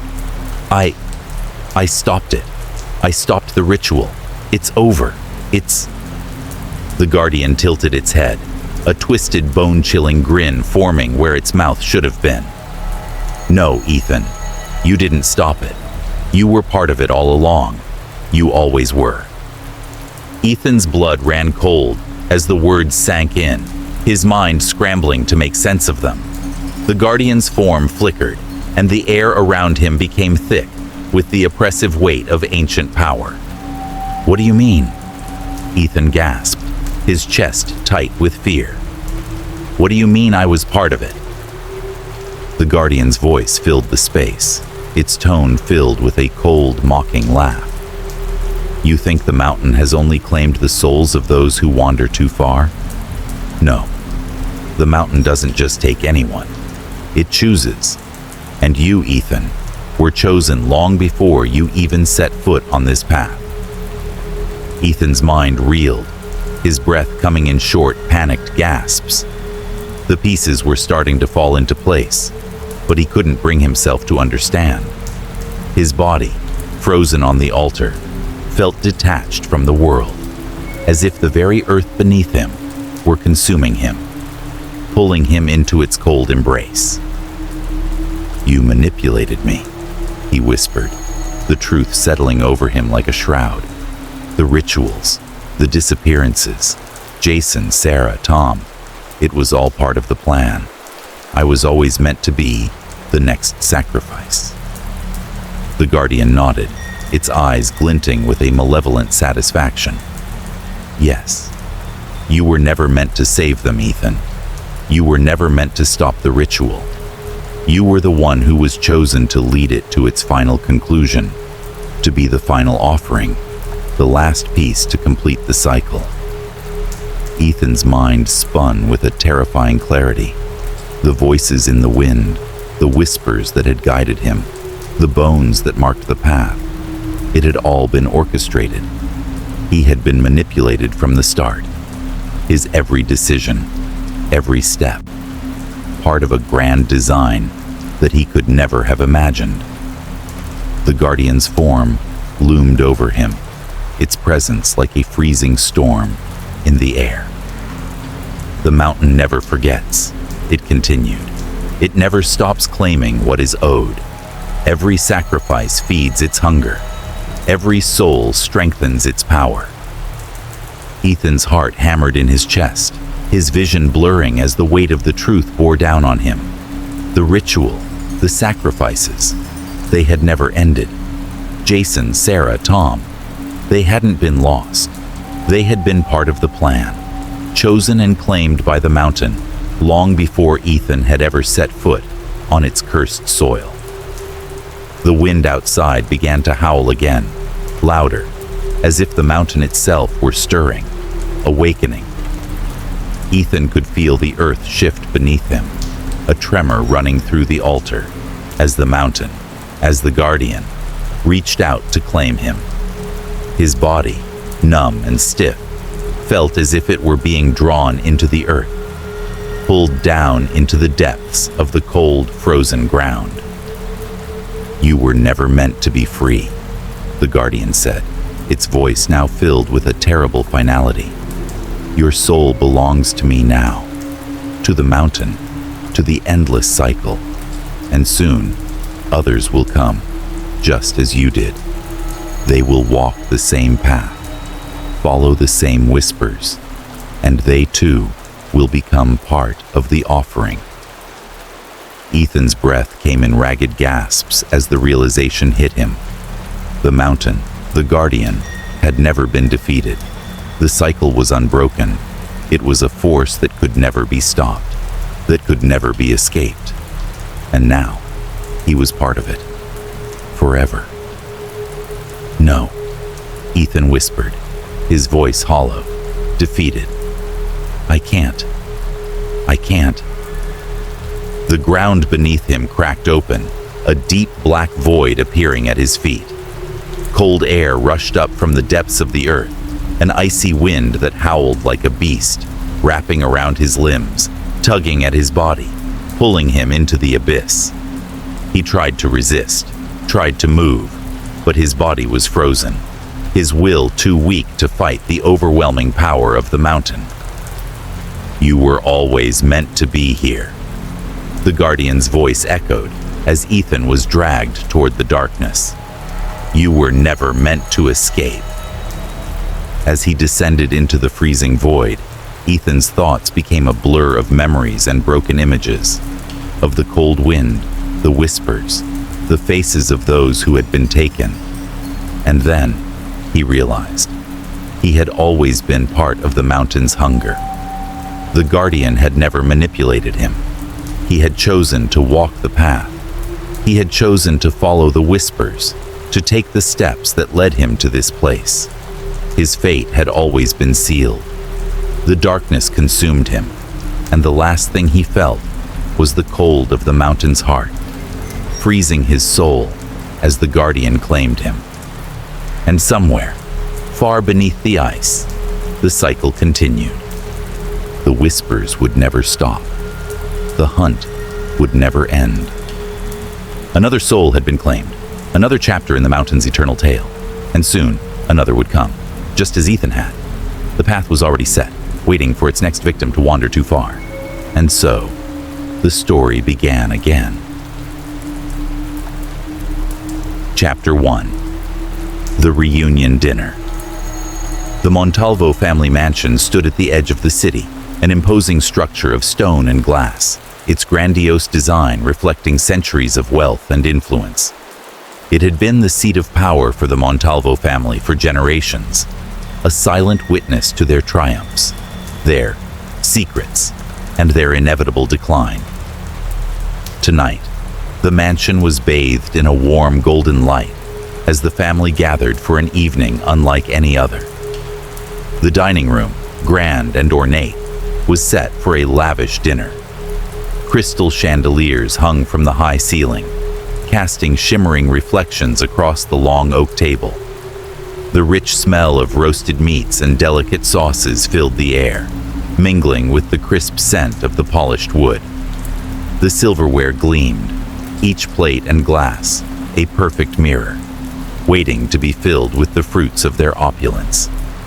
The walls were adorned with portraits of long-dead ancestors, their stern faces gazing down on the gathering with an air of expectation. Tonight was meant to be a celebration, a dinner in honor of Don Alfonso Montalvo, the patriarch of the family, who had passed away 2 weeks earlier. His death had left a void in the family's legacy, and though his absence had already been felt deeply, it was his final will and testament that now held the key to the future. The Montalvo family had always been a fortress of secrets, their wealth built on foundations that not many could understand, let alone challenge. Yet it was the disappearance of their heir, Alejandro Montalvo, that had thrown the family into disarray years ago. Alejandro had been missing for almost 10 years. His disappearance was as mysterious as it was unsettling. No body had been found, no trace left behind. Theories swirled in whispers. Had he run away? Had he been kidnapped? Or had something far darker happened? Whatever the truth, the silence surrounding it was deafening. But tonight, the family clung to hope. The will was to be read after the dinner, and many believed that it would hold the answers they had been waiting for. Some hoped it would reveal that Alejandro was still alive, that the missing heir would return and take his rightful place. Others, however, feared what the truth might expose, secrets buried deep within the family that had been hidden for far too long. As the family members gathered in the dining room, their faces were a mixture of excitement and trepidation. There was a palpable tension in the air, thick and suffocating, as if something was about to crack open.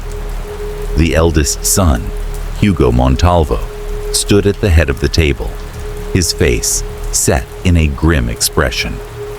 He was the most prominent figure in the family now, a man who had always been the most willing to carry the family name, though it had never come with the same reverence that his father had commanded. Hugo's eyes were cold, his smile more a mask than a genuine sign of happiness. Around the table, seated in elaborate chairs, were the various members of the Montalvo family. His wife, Teresa, was seated beside him, her hands clasped tightly in her lap, her face pale and drawn. She had always been a woman of few words, but tonight, even she seemed restless, constantly glancing at the door as if expecting someone to enter. At the other end of the table sat his younger sister, Valentina, the youngest child of Don Alfonso, whose reserved nature contrasted with the animosity that often bubbled beneath the surface between the other family members. She was quiet, her gaze darting to her father's empty chair, a sadness in her eyes that only she understood. The cousins, too, were present, seated somewhat apart from the core of the family. Some of them were older, a few with children of their own, but it was clear that the Montalvo name meant something different to each of them. Some were eager to see the family's fortunes solidify, while others, those who had been distant or even estranged, seemed to linger at the edges of the room, waiting for the outcome of the reading, unsure of what it might mean for their futures. The clock struck 8, and the door to the dining room opened. A man in a sharp black suit entered with a quiet elegance. It was the family lawyer, Eduardo Ruiz, a man of impeccable reputation and discretion. He was the one who had been entrusted with Don Alfonso's final wishes, and it was to him that the family looked for answers. The room fell silent as he took his place at the head of the table, next to Hugo. His presence added a layer of formality to the already tense atmosphere. "Ladies and gentlemen," Eduardo said, his voice calm and controlled, though there was an undercurrent of something darker in his tone. "Tonight is a pivotal moment for all of us. Don Alfonso's last will and testament has been prepared, and it is now time to discover what he has left for the future of this family." A hush fell over the room. Even the air seemed to grow stiller, as if holding its breath. Everyone knew that this night would change everything, whether for better or for worse, no one could say. Hugo's gaze flickered to the door once again, his lips pressing together in a thin line. Valentina caught his look, but said nothing. She felt the weight of the moment pressing down on her chest, and she wasn't sure why. The room felt colder now, and her thoughts drifted back to her brother, Alejandro, whom she hadn't seen in nearly a decade. She had never truly believed he was dead, despite what others had said. There had always been something about the way he had vanished that left room for doubt. Eduardo's voice broke her thoughts. The reading of the will take place after the dinner is served. Please, make yourselves comfortable. The servants began bringing in the first courses, each dish more extravagant than the last. The family ate in silence, the sound of silver against porcelain, the only noise in the room. As the night wore on, the tension built. No one could escape the gnawing feeling that something was about to happen. Something that would shatter the fragile peace that had held the family together for so long. And then, as the last course was being cleared away, the doors to the dining room opened once again. A figure stood in the doorway, cloaked in shadows. The room fell silent once more. The figure's presence seemed to demand attention, as if the very air had changed in its wake. Slowly, the figure stepped into the light, revealing a tall man dressed in dark clothes, his face hidden behind a silver mask. A collective gasp echoed through the room. The masked man stood still for a moment, his eyes sweeping over the family. No one moved, no one spoke. The air was thick with anticipation and dread. Finally, Hugo stood. "Who are you?" he demanded, his voice sharp. The masked man said nothing at first. He simply lowered his head slightly, as if acknowledging Hugo's question, but his gaze never wavered from the family. "I am your heir," he finally said, his voice low and steady, though there was something unnerving about it, something that made the hairs on the back of everyone's neck stand on end. The room went cold. Chapter 2. The Arrival of the Masked Man. The Montalvo family sat in stunned silence, their gazes fixed on the figure that now stood in the doorway of the grand dining room. The flickering candlelight seemed to shudder in response to his presence, casting long shadows that danced ominously against the walls. He was tall, draped in a dark cloak that billowed slightly with his movement, his posture straight and deliberate. But it was the mask, a sleek silver face obscuring his features, that commanded all attention. The mask was no ordinary mask. Its polished surface gleamed like metal, smooth and flawless, reflecting fragments of the family members' anxious faces. His eyes, cold and unreadable, were the only visible part of him, yet they bore into the gathered family with unnerving intensity. Hugo Montalvo, the eldest son and patriarch in waiting, was the first to break the stunned silence. His chair scraped loudly against the floor as he stood abruptly, his face a mixture of disbelief and confusion. "Who are you?" Hugo's voice was low, laced with suspicion. "What is the meaning of this?" The figure didn't respond immediately, only stepped further into the room, his presence filling the vast space. The sound of his footsteps echoed off the marble floors, steady and calculated. He did not look at Hugo, nor did he seem to acknowledge the others in the room. His eyes were fixed solely on the family as a whole, as though he were sizing them up, understanding the weight of his arrival. The air in the room grew denser, and an uneasy energy began to stir among the guests. It was as if the very walls of the mansion were holding their breath, waiting for something to snap. Finally, the figure's voice broke the tension, deep and steady, though it carried a strange resonance. "I am Alejandro Montalvo."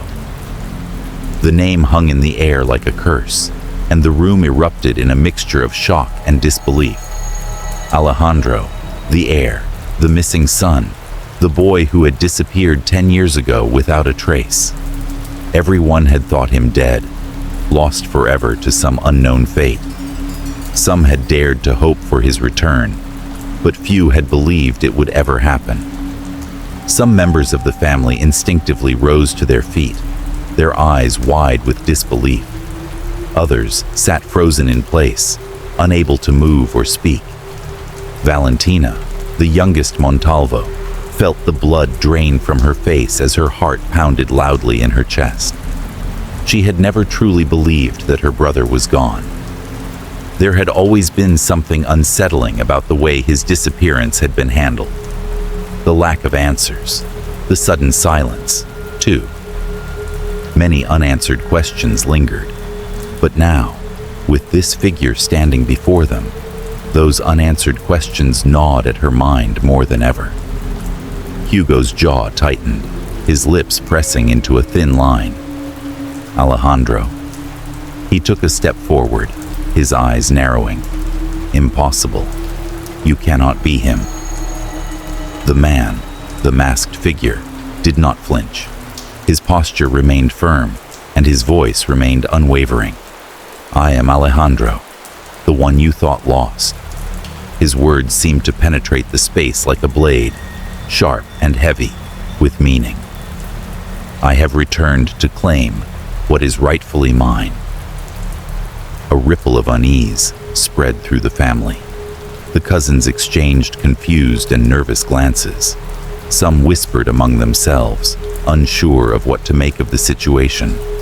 Others were more skeptical, certain this man could not possibly be the lost heir.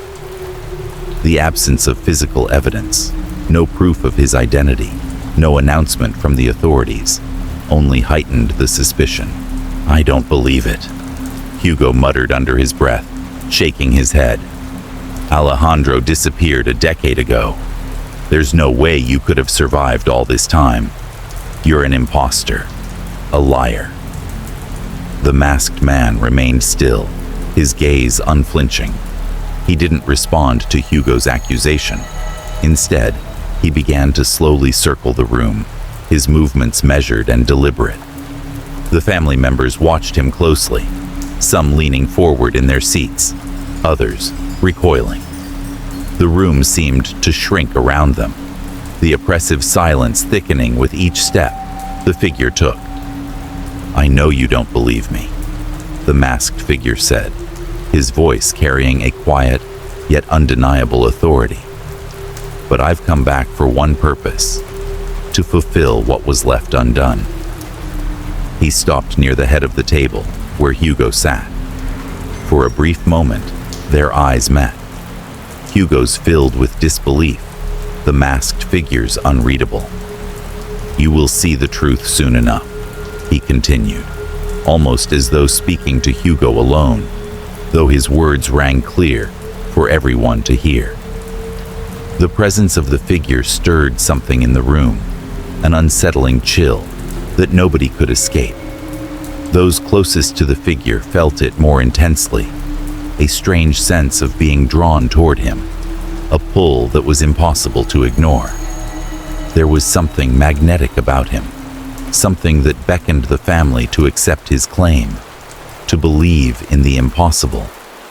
And yet, there was something equally sinister in the air, as if this return was not a celebration, but the beginning of something far darker.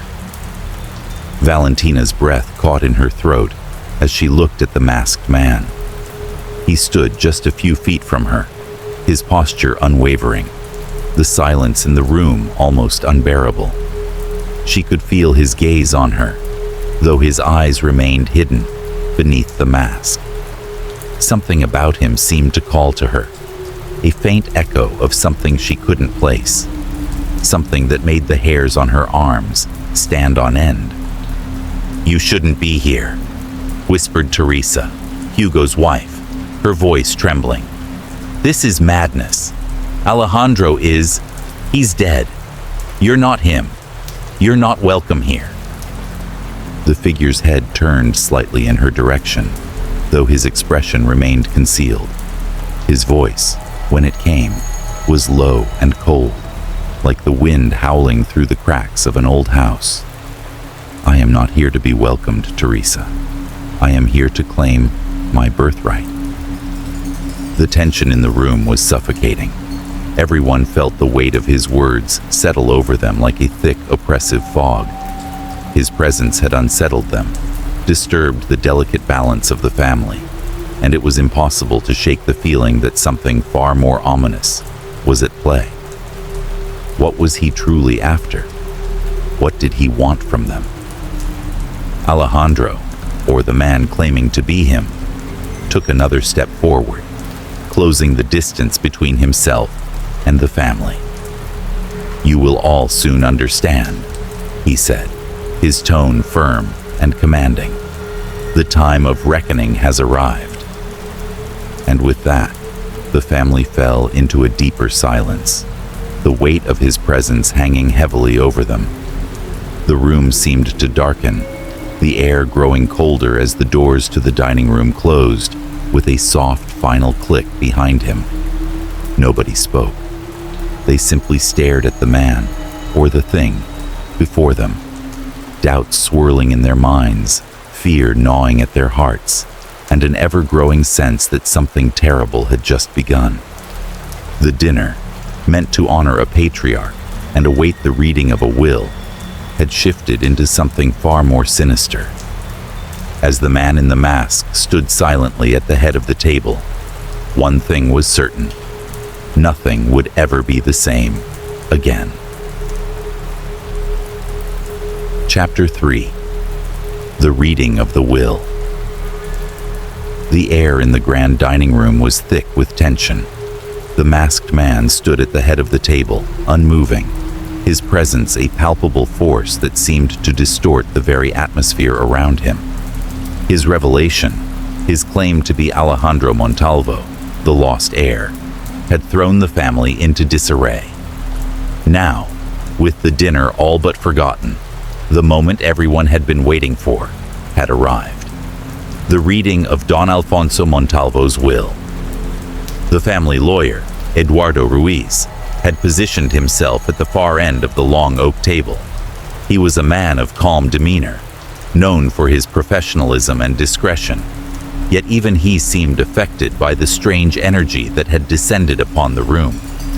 His eyes, normally steady and confident, now shifted uncomfortably as he adjusted the papers in front of him. He glanced at Hugo Montalvo, who still stood with his back stiff and his eyes locked onto the masked figure. Hugo's face was a mixture of skepticism and fury, but he said nothing. He hadn't yet decided whether this masked intruder was an imposter or something much more dangerous. Eduardo cleared his throat, a small gesture that echoed across the room like the clink of glass. The silence that followed felt heavy, as if the very walls of the mansion were waiting for the next word to trigger something irreversible. "I have been instructed to read the will of Don Alfonso Montalvo," Eduardo began, his voice steady, but betraying a hint of unease. "This is the document he left behind, and with it, the future of this family shall be determined." The family members shifted in their seats, some of them glancing at each other nervously. Teresa, Hugo's wife, clutched her glass tightly, her knuckles turning white. Valentina, seated at the far end of the table, couldn't tear her gaze away from the masked man. Something in her stomach twisted with dread, though she couldn't yet place why. The stranger, the supposed Alejandro, stood perfectly still, his head slightly tilted, as though he were listening intently to the words being spoken. Eduardo began to read the will aloud, his voice echoing in the stillness. "To my dear wife, Teresa Montalvo, I leave my beloved estate in its entirety. It is my wish that you continue to care for this house, as you have done for so many years. The wealth and legacy of this family shall remain in your hands, so long as you uphold the honor and name of the Montalvos. The mention of Teresa's name brought a soft sigh from the woman, though she barely allowed herself a moment of relief. She had long anticipated this, knowing full well that Don Alfonso had always favored her when it came to the management of the estate. But her gaze flicked briefly to Hugo, her husband, as though searching for reassurance, though none was given. Hugo's jaw was clenched tightly, his face unreadable. Eduardo continued, flipping the page with a deliberate motion. To my eldest son, Hugo Montalvo, I leave my most prized possessions, the family's business ventures, and a portion of the land holdings. However, it is my belief that you must prove yourself worthy of the legacy I have entrusted you with. You will be given the opportunity to show your strength and resolve. The future of the family is in your hands, but do not take this responsibility lightly. Hugo's expression remained unchanged, but there was an unmistakable flicker in his eyes. He had always been his father's chosen successor, the one who was expected to lead the Montalvo name into the future.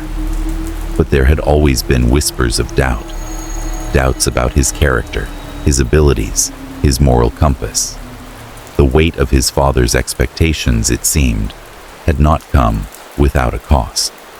And now, reading the words aloud, the truth seemed to haunt him, his every decision scrutinized. As for my daughter, Valentina, Eduardo's voice carried through the room, causing Valentina to stiffen in her seat. I leave you the journals and letters of our family's ancestors. The knowledge and wisdom they contain are invaluable, and it is my hope that you will learn from them and find your own path. You are the keeper of our history, and in that, you hold a great responsibility. Valentina blinked, feeling the weight of her father's words sink in. She had never expected to receive such an inheritance. No great wealth or material possessions. But the journals were more than just relics. They were pieces of the Montalvo legacy, the key to unlocking the family's hidden past.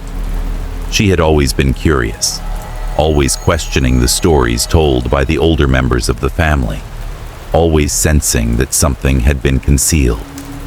The weight of her father's trust in her was both a blessing and a burden, and she could already feel the shadows of the past pulling her closer.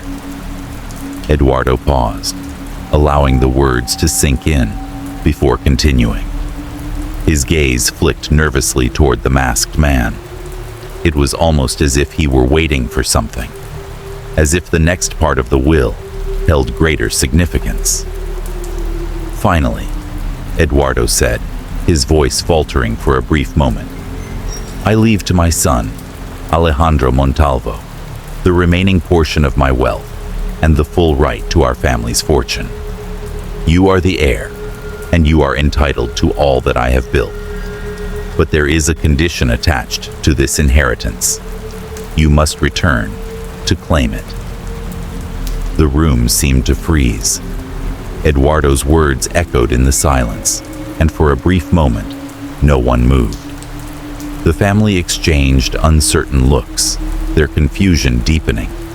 It was as though the words had been carefully chosen, each one a delicate thread in a web of mystery that had been spun long ago.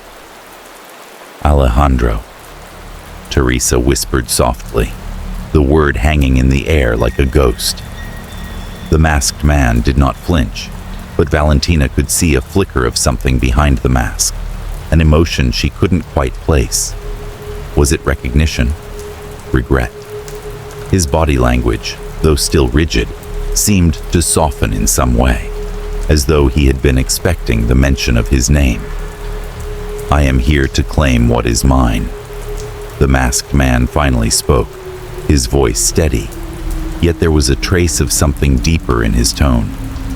It was not the voice of a lost son, returning after years of absence, but the voice of someone who knew far more than they should. All eyes turned toward him, the questions mounting in their minds. How could he possibly know the contents of the will? And why did it feel as though the document was merely a formality, a small part of something much larger, much darker? "The will is complete," Eduardo said, closing the document slowly, his fingers trembling slightly. He seemed uncertain, almost as if he were not entirely sure of the direction the family's fate was about to take. "This concludes the reading, but I must advise you all. There are many aspects of this will that require careful attention. The Montalvo family is bound by more than just wealth. It is bound by history, by secrets, and by a legacy that cannot be ignored." As Eduardo's voice faded into silence, a collective unease washed over the family. The reading had revealed much, but the greatest mystery remained. Who was the masked man truly, and what was his role in the family's dark history? The atmosphere in the room shifted. The evening's events had pulled the family deeper into a maze of shadows and secrets, where every word, every glance, held a hidden meaning. The true nature of the Montalvo legacy had begun to reveal itself, and there was no turning back now. The masked figure slowly lifted his head, his eyes locking onto each of them, one by one. His gaze was unwavering, and with a final chilling whisper, he spoke again.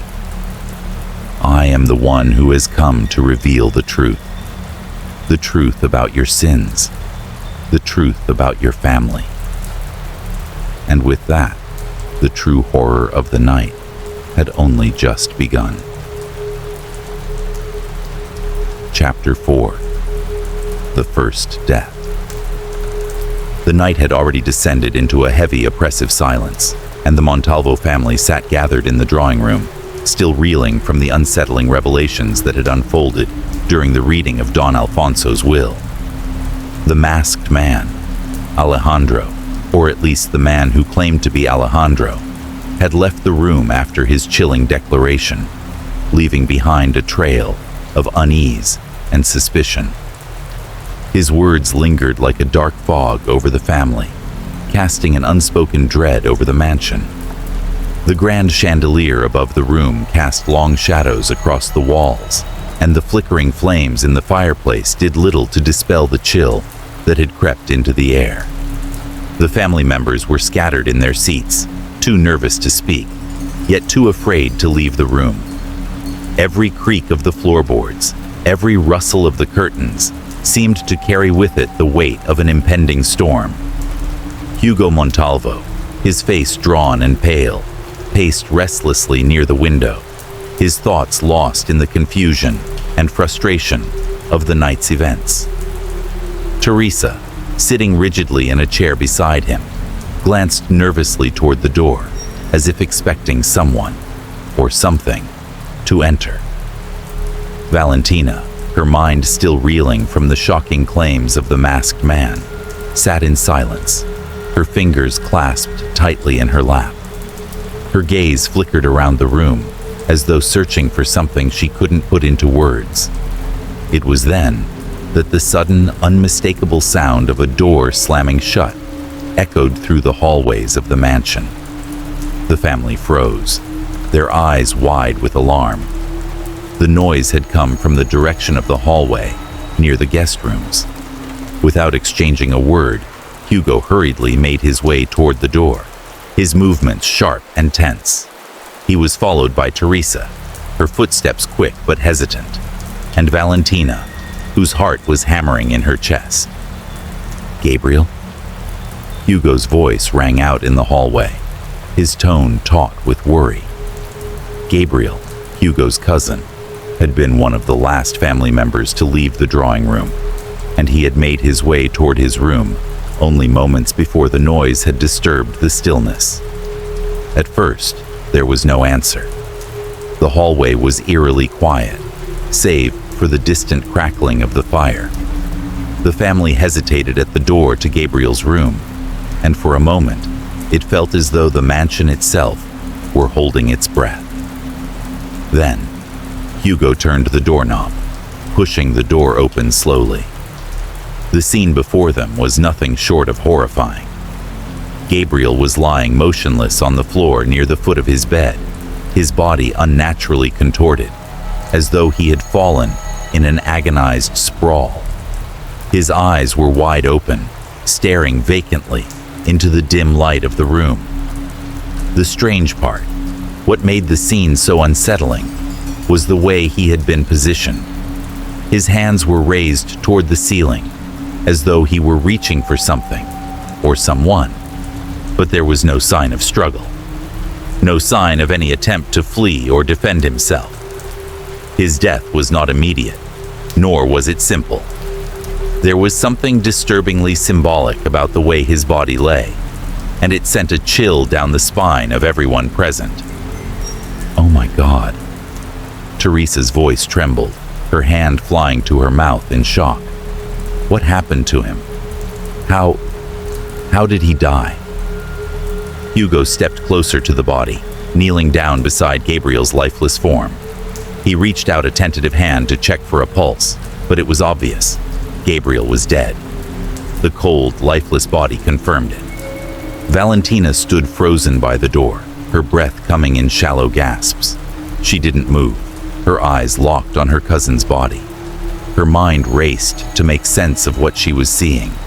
The way Gabriel had fallen, so eerily still, his fingers pointed toward the ceiling in an almost unnatural position, seemed too calculated, too precise. It was as though someone, or something, had staged the scene deliberately. The room was filled with an uncomfortable silence, broken only by the sound of Hugo's voice. "We need to call the police," he said, his voice low but strained. "But something isn't right here." The family stood around the body, unsure of what to do next. Gabriel's death felt wrong, as though it was more than just an unfortunate accident or sudden illness. There was something deeply sinister at play, something that none of them could yet understand. "Look at this," Valentina said, her voice a whisper. She slowly approached the body, kneeling beside Gabriel and gingerly turning his hand over. On the palm of his hand, etched in faint red lines, was a symbol, an intricate, almost occult design. It was too small to be clearly seen in the dim light, but Valentina could make out enough to recognize it. The symbol was an ancient one, something she had seen before in the journals and letters of their family's history, scribbled on pages in faded ink, tied to dark, forgotten rituals. Hugo leaned in closer, his brow furrowed in confusion. "What is that?" he asked, his voice barely audible. "How did this get here?" "I don't know," Valentina murmured, her voice trembling as she inspected the mark. Her heart raced as the terrible realization began to form in her mind. The symbol was linked to old family secrets, ones that had been hidden away for generations, but she couldn't remember its meaning clearly. The symbol had appeared in the old journals, in cryptic references to a curse that had haunted the Montalvo name. A sudden chill filled the room, and it wasn't just the cold air that had slipped in through the cracks of the old mansion. It was something deeper, something darker, an unseen presence that seemed to hang heavily over them. "I knew it," whispered Teresa, her voice barely a breath. "This is no accident. This is what happens when you disturb the past. We were warned." Hugo stood up abruptly, his face a mask of frustration and fear. "This isn't a warning. This is murder. Someone is behind this. Someone wants us to suffer." But Valentina wasn't so sure. She couldn't shake the feeling that this death, this cruel and unnatural end for Gabriel, was not just a random act of violence. It felt far more deliberate, far more symbolic. She turned to the door, her eyes searching the dark hallway. Was the masked man, Alejandro, behind this? Or was there something more sinister, something that had always been part of the Montalvo legacy, coming to collect its due. The clock on the wall ticked loudly, echoing in the stillness. The family stood in uneasy silence, the weight of Gabriel's death pressing down on them, and the unanswered questions multiplying with every passing moment. Outside the room, the mansion seemed to shift, creaking with an unsettling heaviness. The first death had come, and with it, the realization that the Montalvo family's dark past was not just a collection of old secrets. It was a force that had come to life, hungry and vengeful. "Who's next?" whispered Valentina, her voice barely audible as she turned back to face the lifeless body of her cousin. The question lingered in the air, unspoken, but felt by everyone present. The night had just begun, and already it had begun to devour them. Chapter 5. The Game of Secrets. The police arrived an hour later, their presence only deepening the sense of unease that had settled over the Montalvo mansion. The sound of sirens had echoed faintly in the distance, but by the time the officers entered the grand, dimly lit hallways of the estate, the family had already retreated into an atmosphere of palpable tension. Gabriel's death was no longer just a tragic incident. It had become a puzzle, a mystery that no one could solve. But more than that, it was a symbol, a warning, and no one was certain who or what it had been meant for. The officers worked in methodical silence, inspecting Gabriel's body, taking notes, and gathering the sparse evidence that could explain how he had died. Meanwhile, the family remained gathered in the drawing room, their eyes flicking between each other, their minds racing, but their lips sealed tight. The silence was oppressive. Even the crackling fire seemed muted, as if it too could feel the heavy weight of the questions in the room. The masked man, Alejandro, had taken up a place near the back, his presence looming over the family, as though his very existence was a challenge to everything they thought they knew. He had said little since Gabriel's death had been discovered. Instead, he stood there, arms crossed, the mask obscuring any trace of emotion. But his posture, his stillness, only seemed to provoke more suspicion. The family was uneasy. This was a gathering meant to mourn, to honor Don Alfonso Montalvo, yet it had transformed into something far more sinister. Every glance between family members now felt like an accusation. No one knew who to trust. They all had their reasons for wanting things to go a certain way, for hoping that the truth would be kept buried. Hugo Montalvo, still reeling from the shock of Gabriel's death, paced the room restlessly. His face was tight with anger, but there was a nervous energy in his movements. He stopped in front of the large fireplace and stared into the flames, as though searching for answers there. "Who did this?" he muttered under his breath. "Who would want Gabriel dead? Who benefits from this?" Teresa, sitting by the edge of the table, her fingers nervously tapping against the wood, glanced at her husband before replying in a low voice.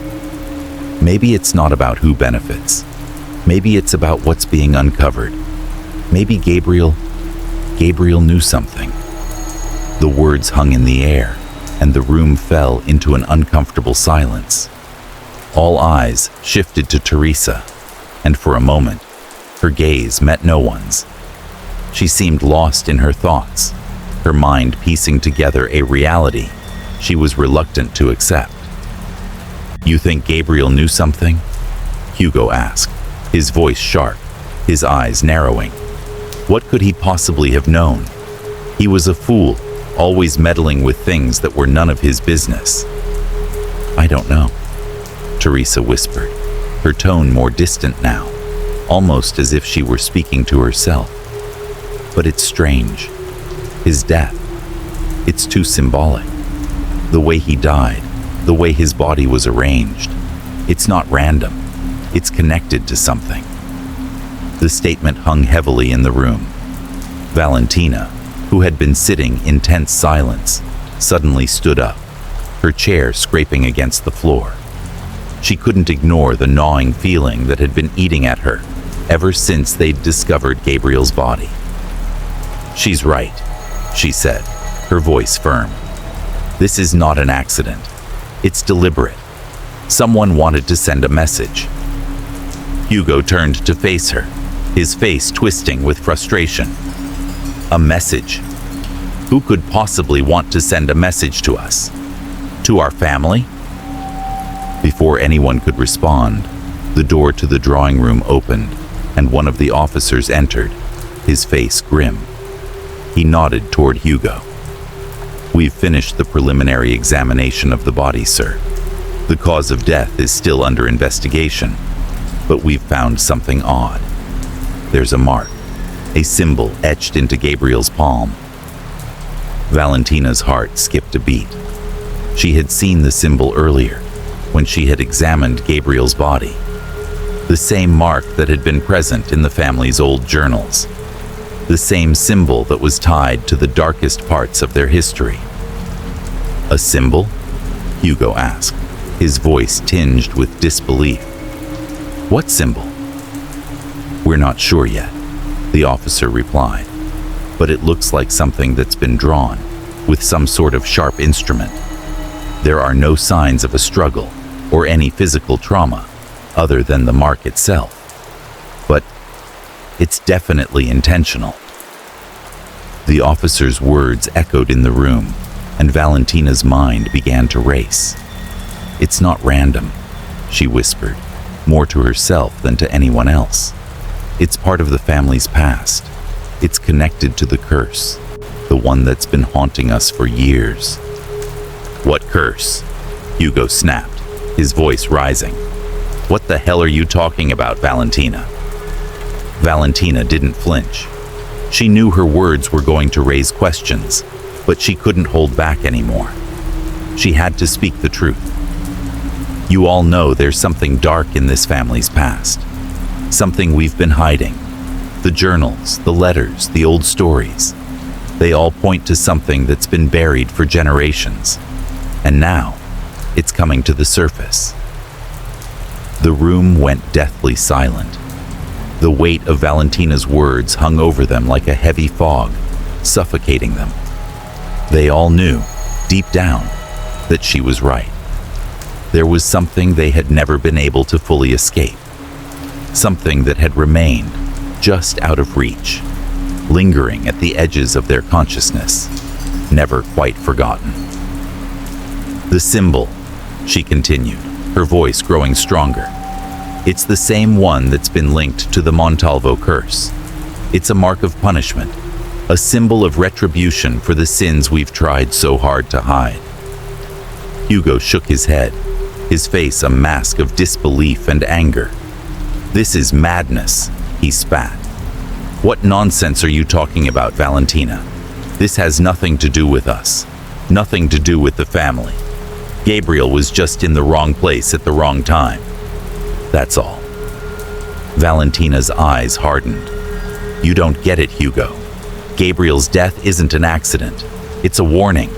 The family's sins are catching up with us, and one by one, we'll all pay for them." The room felt colder now, the tension thickening with each word Valentina spoke.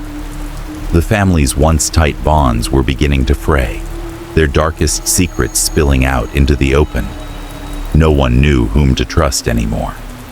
Each family member had their own skeletons hidden in the closet, and with Gabriel's death, those secrets had begun to crawl out into the light.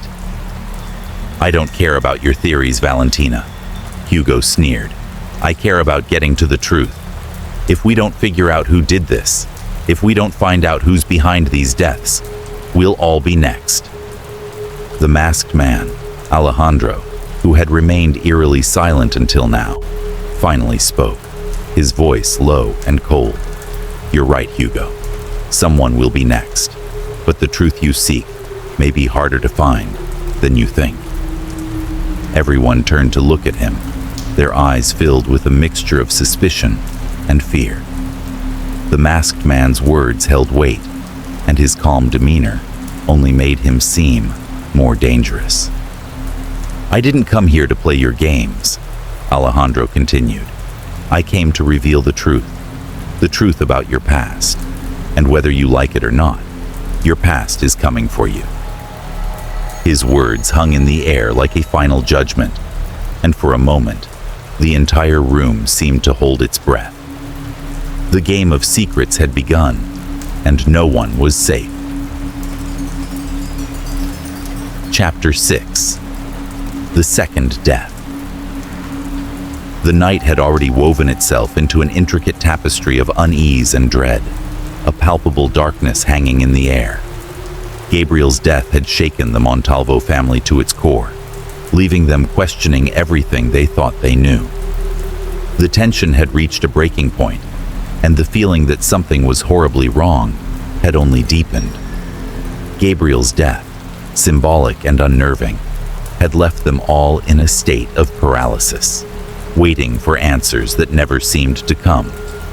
But what they didn't know, what they couldn't have anticipated, was that the nightmare had only just begun. It was past midnight when the second death came. The household had finally quieted, the police investigation of Gabriel's death having concluded for the night. Officers had scoured the mansion, documenting everything, searching for anything that might explain the gruesome nature of Gabriel's death. But no one could make sense of the cryptic symbol on his hand, and no one could explain why he had died the way he did. The family had retreated to their separate rooms, but the feeling of being watched, of something lurking just beyond the threshold of the known world, weighed heavily on each of them. Sleep came fitfully for everyone, interrupted by restless dreams, the silence between them now filled with unspoken fear. Valentina, her mind still racing with the events of the night, tossed and turned in her bed. She couldn't shake the images of Gabriel's lifeless form, the eerie way he had been positioned, as if someone or something had orchestrated his death. The thought that the family's past sins were coming home to roost gnawed at her mind. Was it really a curse? A punishment for what they had done? Or was there something else at play? Something far darker, far more dangerous than they could imagine. Her thoughts were interrupted by a loud knock on the door. "Valentina," came Hugo's voice from the other side. "It's Aunt Isabel." Valentina's heart skipped a beat. "What about her?" she asked, her voice trembling slightly. She's gone. You need to come quickly." The cold dread that had settled deep within her veins intensified as she rushed to the door. Hugo stood there, his face pale, his eyes wide with horror. Without a word, he turned and led her down the hallway, his footsteps quick and sharp against the wooden floors. Teresa, too, was there, her face contorted with fear. As they reached Isabel's bedroom, the door was already ajar. Valentina's stomach churned as she saw the lifeless form of her aunt lying on the floor, a pool of blood around her head. The sight was more grotesque than anything she had ever seen, more than a mere death. It was as though something had taken her life in a way that left an indelible mark on the soul. Isabel, a quiet and reserved woman who had always kept to herself, had been one of the few family members untouched by the swirling drama that had characterized the Montalvos. She had lived in the background, always polite, always distant, but never a source of trouble. To see her in this state felt like an affront to the very fabric of their family. How had this happened? Why her? And why now? "What happened?" Valentina whispered, kneeling beside the body, her mind whirling. Hugo stood rigid by the door, his face a mixture of anger and disbelief. "We don't know," he muttered. She was fine last night. She'd been in her room, and then this. The air in the room was thick, suffocating. Teresa moved toward Isabel's body, her hands shaking as she checked for a pulse, though she already knew what the answer would be. "She's gone," Teresa whispered, her voice cracking. "But look at this." Valentina followed her gaze to Isabel's hands. Clutched in one of her aunt's stiff fingers was a piece of paper, torn at the edges like it had been hastily ripped from something. It was small, stained with blood, and there was something written on it. With trembling hands, Valentina gently pried the paper free and unfolded it. The words were brief, but chilling. "The sins of the past are not forgotten. They are coming for you." The message sent a shockwave of fear through Valentina's body. It was unmistakable. The curse, the punishment, whatever it was real. And it wasn't just some family myth. It was something that was happening, right here, right now. The words were a clear warning, a message meant for them. "Who could have done this?" Valentina asked, her voice barely a whisper. The room seemed to close in around her. "Why leave a note? What does it mean?" "I don't know," Hugo said, his voice hoarse. "But I'm starting to think that the one behind this isn't just an ordinary person. It's something else, something that has power over us, something we've been ignoring." The mention of something else echoed in the room like an ominous presence. It wasn't just the mask of Alejandro, the man claiming to be their lost heir, anymore. It was something deeper, something far more dangerous, that had been lying dormant within the walls of the Montalvo estate. But it was no longer dormant. It was awake, and it was hunting them. "I think we need to call the police," Teresa said, her voice trembling. "We need to find out what happened, what killed Isabel." But Hugo was already shaking his head. "We don't need the police. We need answers, and we need them now." Valentina looked at her uncle, her mind racing. She had no idea what had just happened, but she felt an undeniable pull. The sense that something was terribly wrong, something beyond just a murderer in their midst, was becoming clearer. She needed to understand. She needed to know why her family was being torn apart like this. And then there was the mask. The masked man who had appeared at the dinner. Alejandro. Was he somehow connected to all of this?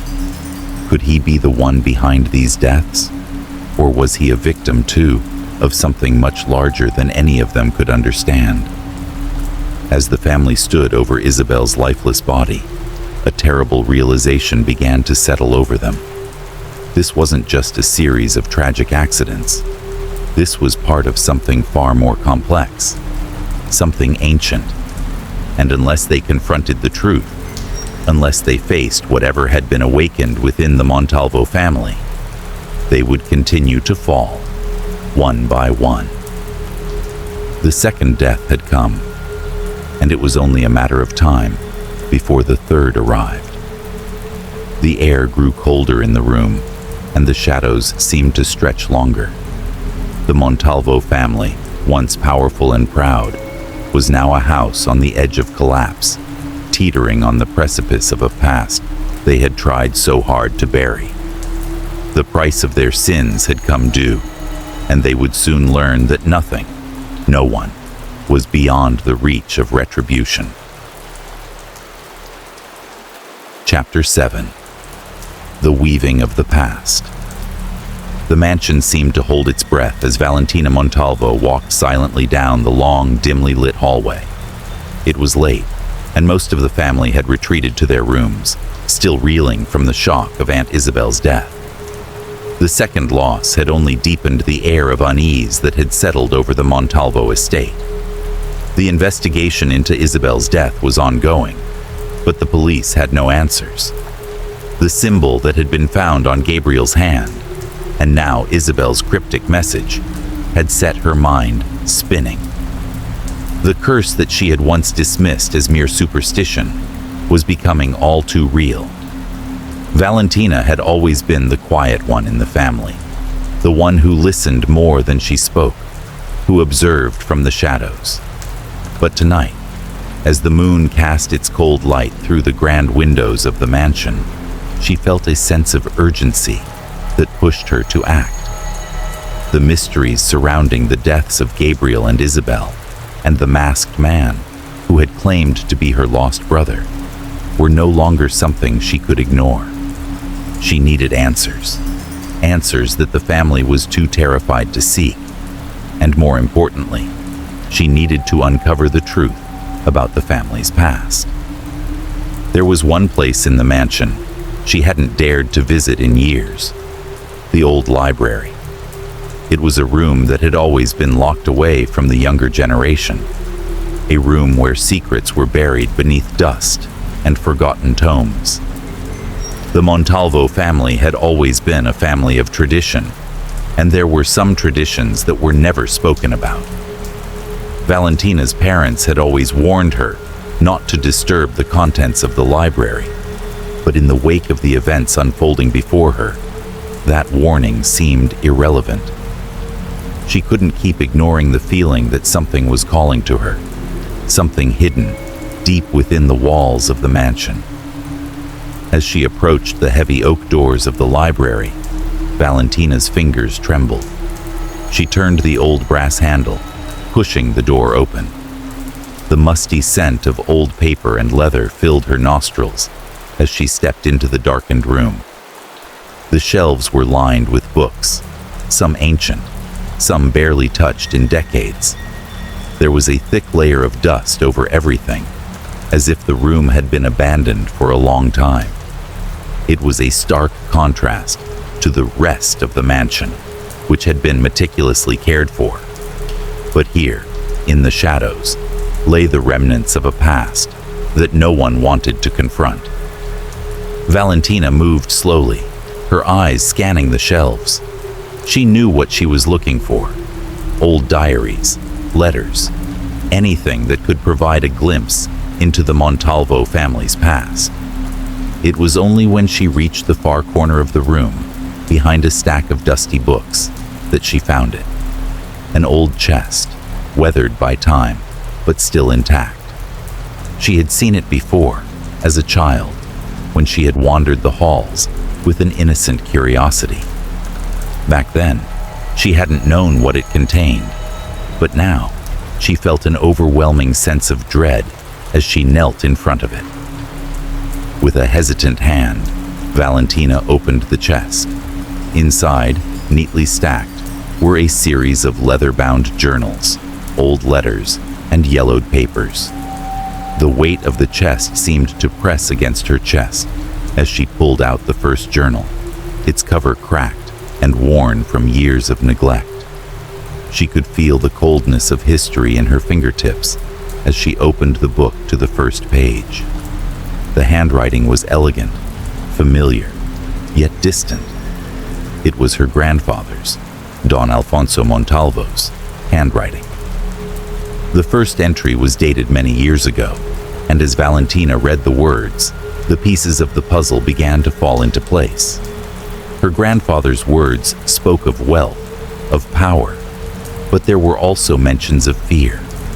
Fear of something that had haunted the family for generations.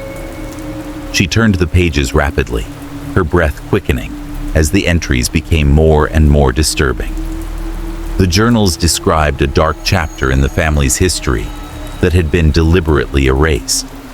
A secret pact made by her great-grandfather, one that had bound the Montalvos to a terrible death. The family's wealth had not come easily, and it had not come without cost. There had been bloodshed, betrayal, and a series of unspeakable acts committed in the name of power. The Montalvos had once made an enemy of something, or someone, that had sworn to make them pay. As Valentina continued to read, she found reference to a figure, the heir, someone who had been lost to the family after a tragic event that occurred many years before. But the heir was not who they thought. According to the journals, the heir had been a creation, a figurehead to hide the truth. The true heir was something else entirely, something not of this world, and it had been trapped in the family's bloodline, waiting for the right time to be unleashed. The masked man, the one who had appeared at the dinner, claiming to be Alejandro, was not her brother. He was not the lost heir who had disappeared all those years ago. He was a vengeful spirit, a manifestation of the sins her family had committed, seeking to exact revenge for the pact that had been made. This wasn't a family reunion. This was retribution. Valentina closed the journal, her hands shaking. The air in the library had become thick, as if the room itself were alive with the weight of the past. The more she read, the clearer it became. The deaths of Gabriel and Isabel were not random. They were part of a pattern, each one meant to punish the Montalvos for their transgressions. The symbol found on Gabriel's hand, the message left by Isabel, these were not coincidences. They were the family's sins, coming back to claim what was owed. The connection between the deaths and the family's dark history was undeniable. The masked figure, the entity that had claimed to be Alejandro, was not just a messenger. He was the reckoning, a punishment for the crimes that had been buried for so long. And he was not done yet. Valentina stood up abruptly, her heart racing. She had to tell Hugo, her father, everyone. But as she closed the chest and stepped toward the door, a chilling thought crossed her mind. The family would never believe her. They were too wrapped up in their own fears, too unwilling to face the truth. But the truth was there, hidden in the pages of these journals. And now, Valentina understood what had to be done. The mansion creaked around her, as if it too were alive, shifting in response to the truth that was finally being uncovered. The past had woven itself into the present, and now there was no turning back.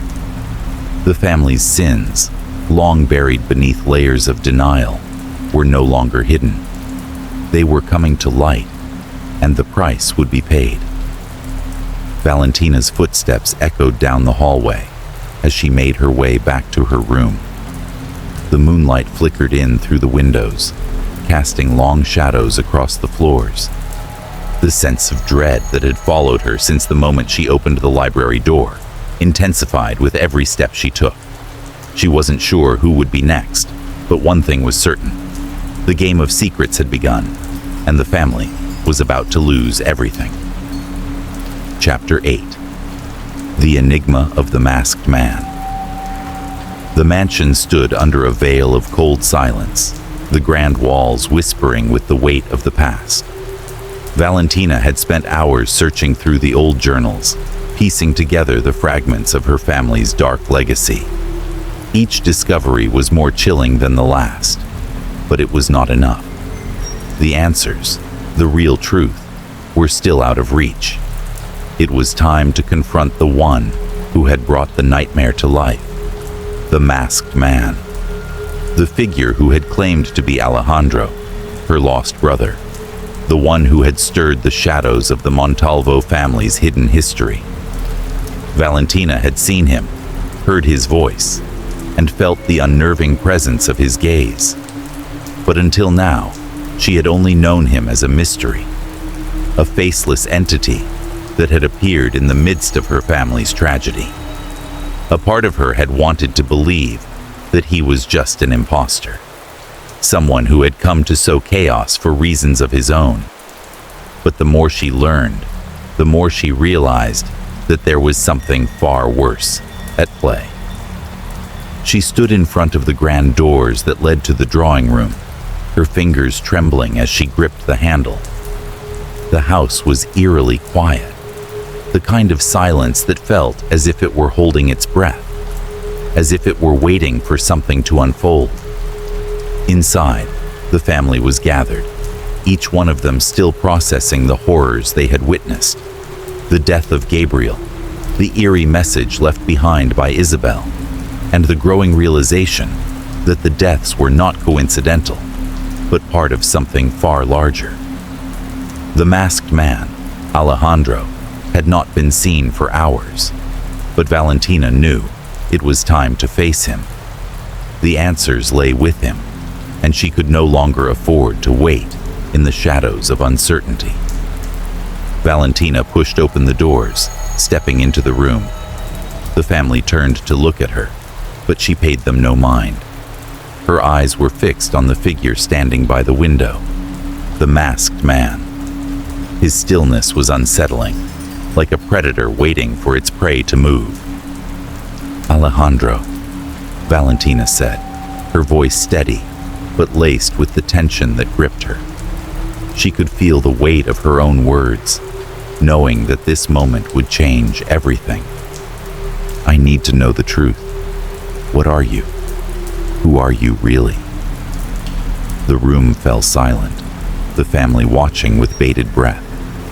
Hugo stood near the fireplace, his face twisted with frustration, but there was a flicker of fear in his eyes, an acknowledgement that the truth, whatever it was, would soon be revealed. The masked man, Alejandro, or whatever he was, turned slowly to face her. The mask gleamed in the low light, an enigma unto itself. His posture was straight, unyielding, as though he were a figure carved from stone. He did not speak immediately. His eyes, though obscured, seemed to look right through her, as if he were seeing everything she was trying to hide. "You seek the truth," he said, his voice calm, but filled with a strange resonance, as though it carried an ancient weight. "You want to understand who I am, what I am. Very well. I will give you that answer. But know this, Valentina Montalvo. Some truths are better left buried." Valentina swallowed hard, her breath quickening. The words, heavy and dark, sent a shiver down her spine, but she pressed on. "You're not Alejandro. You never were. Tell me who you are.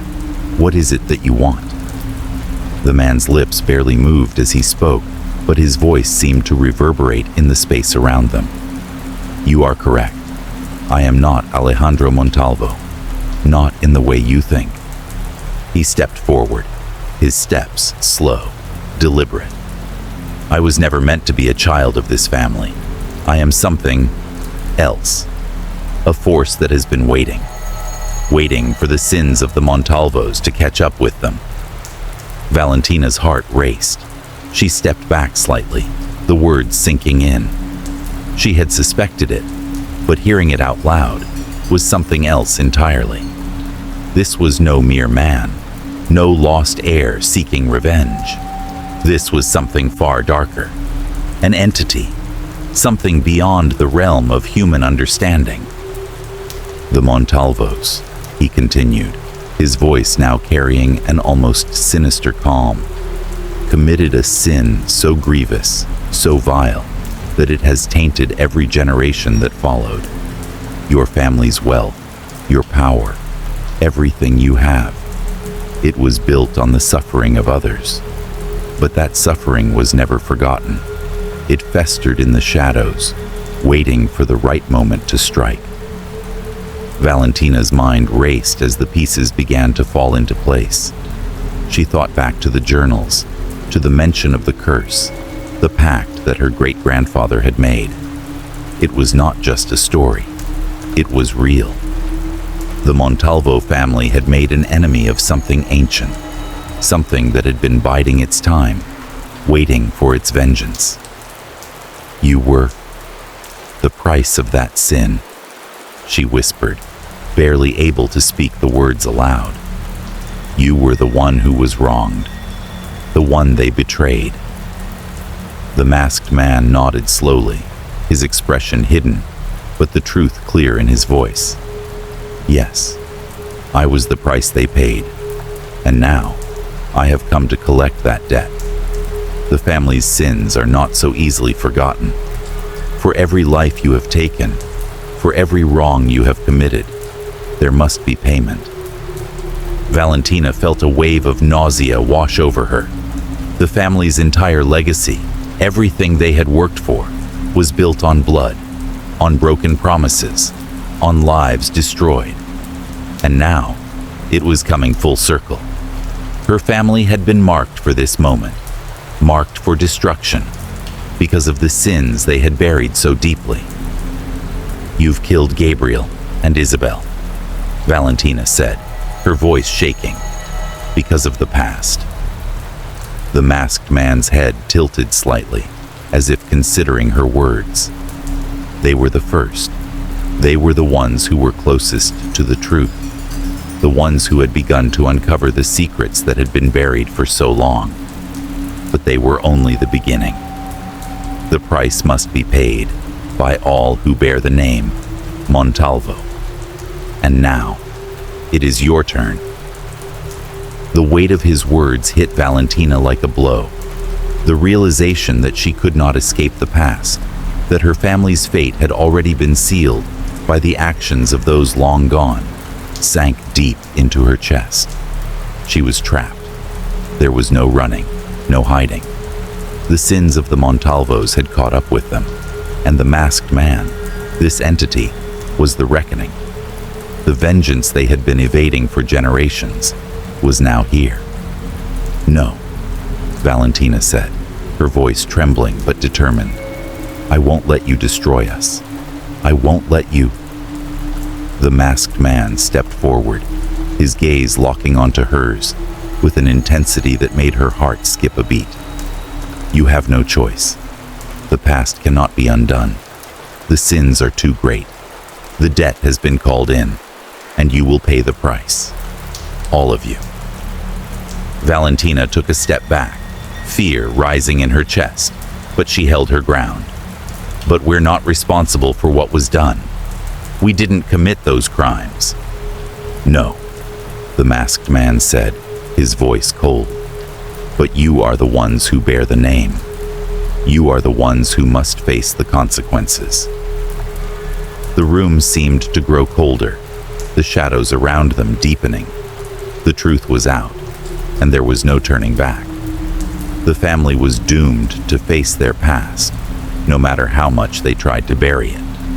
Valentina could feel the weight of destiny pressing down on her, a crushing inevitability that threatened to consume her. As the masked figure turned away, his voice echoed in the silence. "The price has already been paid.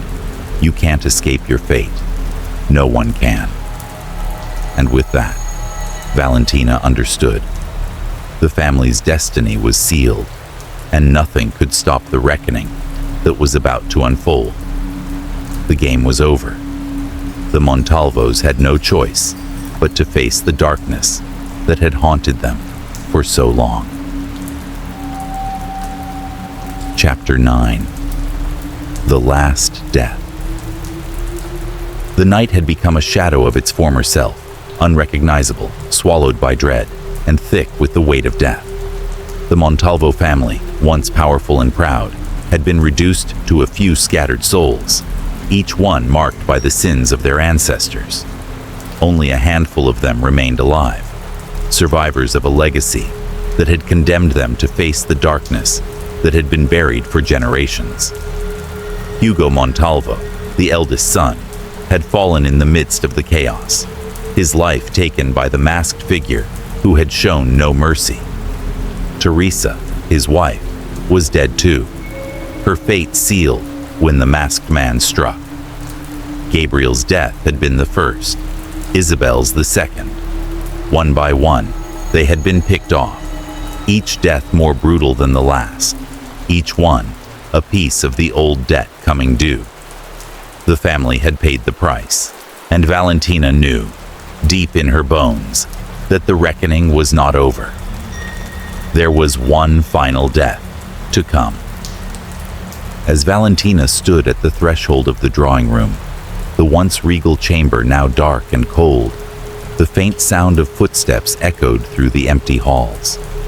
Her heart raced as she turned to face the masked man, whose presence had become synonymous with fear and death. He stood near the fireplace, his silhouette a shadow against the dying embers. The mask he wore gleamed in the dim light, but Valentina had long stopped seeing it as a mere disguise.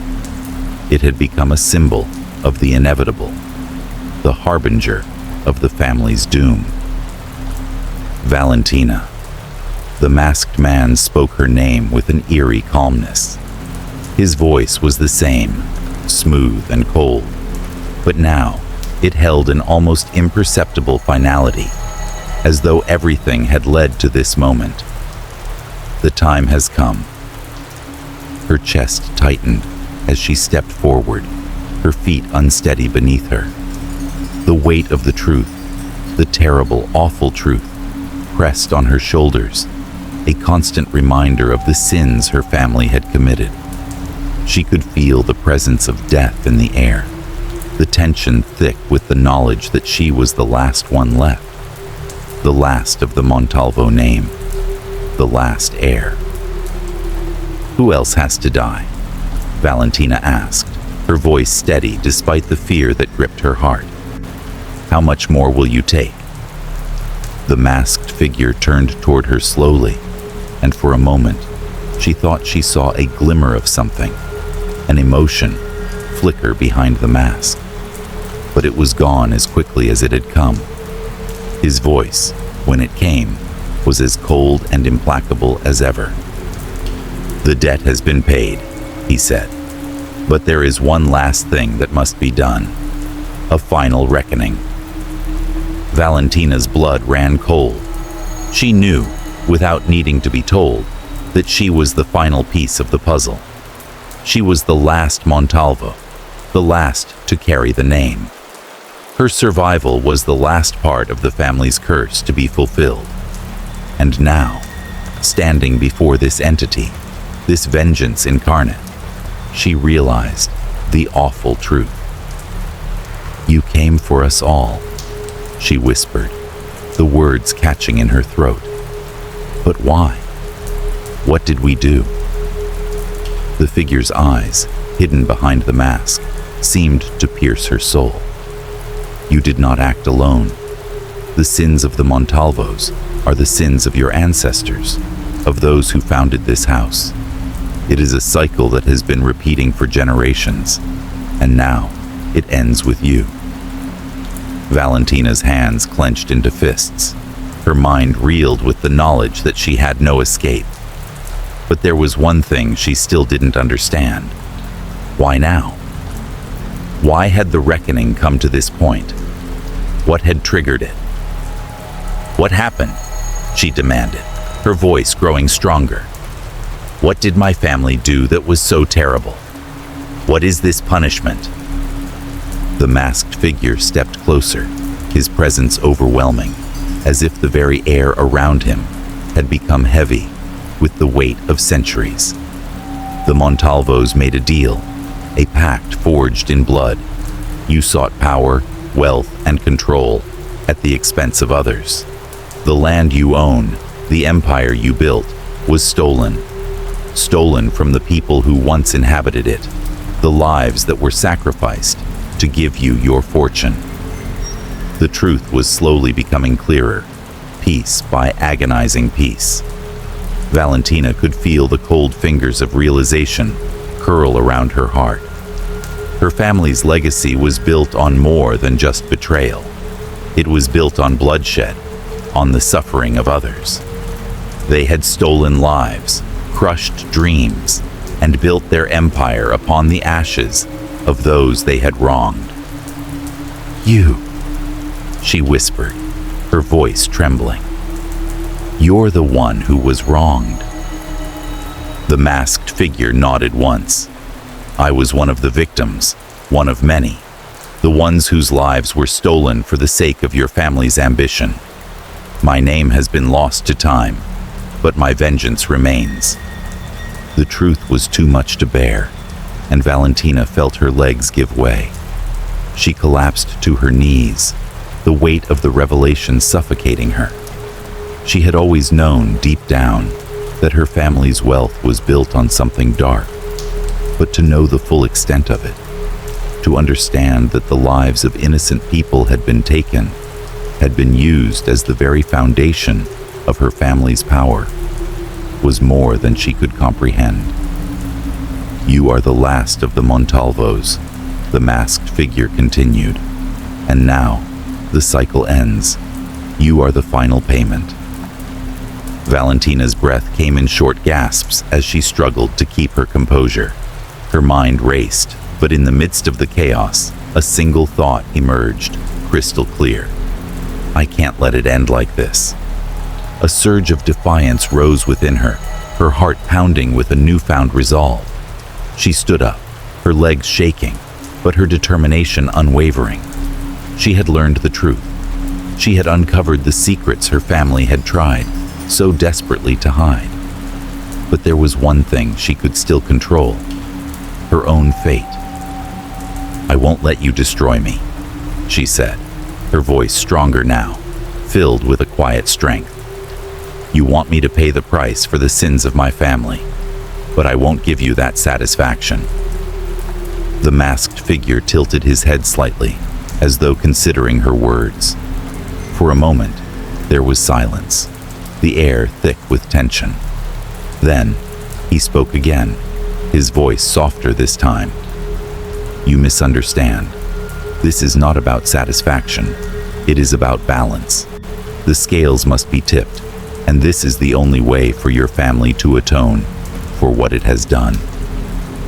Valentina's heart pounded as she looked at him, the realization dawning on her. She was the last. The family's sins had been passed down through generations, each death bringing them closer to the reckoning. But in the end, it all came down to her, whether she would face her death or whether she would find a way to break the cycle. The final death was not just the end of her family's line. It was the final piece of the curse, the completion of a legacy that had been stained with blood. Valentina knew that her survival depended on her ability to change the course of her family's fate. As the masked figure raised his hand, signaling the inevitable, Valentina's voice broke through the silence, firm and unyielding. "No," she whispered. "This ends now. The truth has been revealed. The past is gone, and with it, the curse." For a moment, the figure paused, as though unsure of how to respond. Then, with a final chilling laugh, he spoke. "You cannot change the past.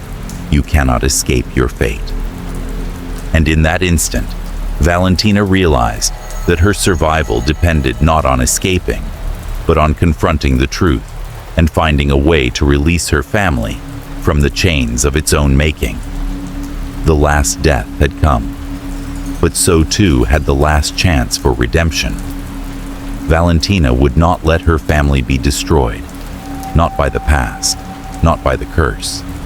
She would fight with everything she had to break the cycle, to reclaim what had been taken, and, in the end, she would choose her own fate. Chapter 10. The Collective Sin.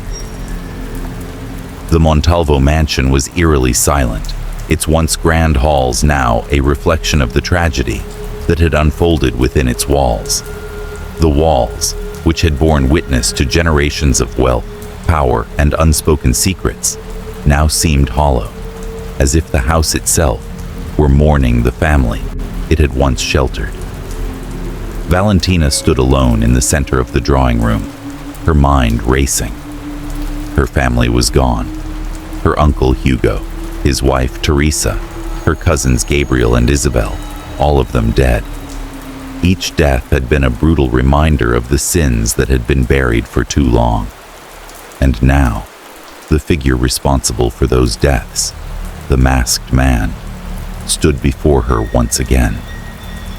She was alone, the last Montalvo, and the weight of everything, the deaths, the lies, the darkness of her family's legacy, pressed down on her like a heavy, suffocating cloak. The masked man had led them all to this point. He had brought them to the edge of oblivion, forcing them to confront the consequences of their past. Now, it was just her, standing on the precipice of the end. She had learned the truth, uncovered the secrets that had been hidden for generations, and still, death loomed on the horizon. The masked figure stood across from her, his presence as oppressive as ever. His stillness was like a void, an unsettling force that seemed to consume the very air around them. He was no longer the enigmatic figure she had first met. Now, his role was clearer. He was the embodiment of vengeance, an agent of retribution, and the end of the Montalvo line. Valentina's eyes locked onto the mask, and for the first time, she saw not just the face of a man, but the symbol of her family's collective guilt. She had come to understand that he was not a mere man, but a manifestation of their sins, the very embodiment of the darkness they had created. "You think you can stop it?"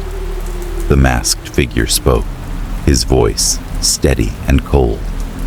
"But you cannot escape the price of your family's actions." Valentina's heart hammered in her chest.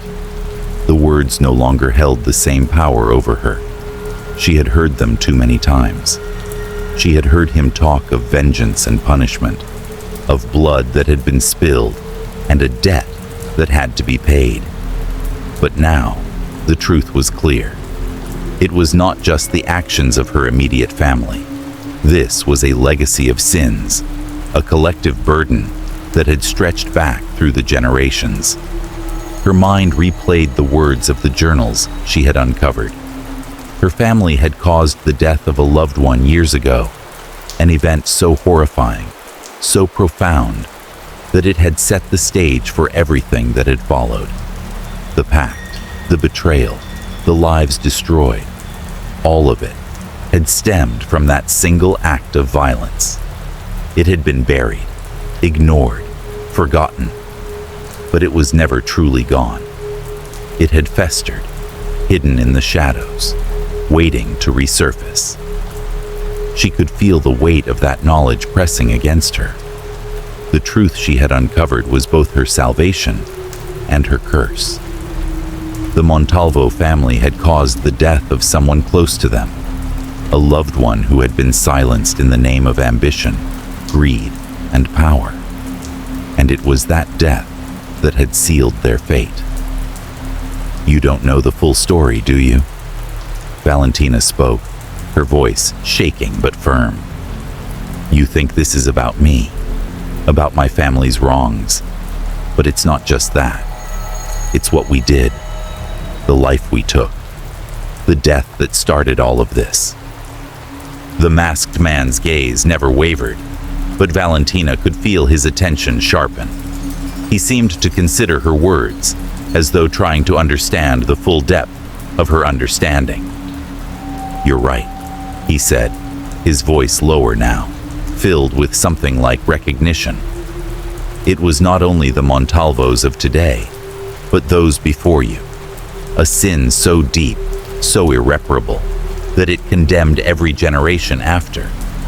The death of a loved one, a crime that was never atoned for. That is the root of all of this." Her breath caught in her throat. She had suspected it, but hearing it confirmed was different.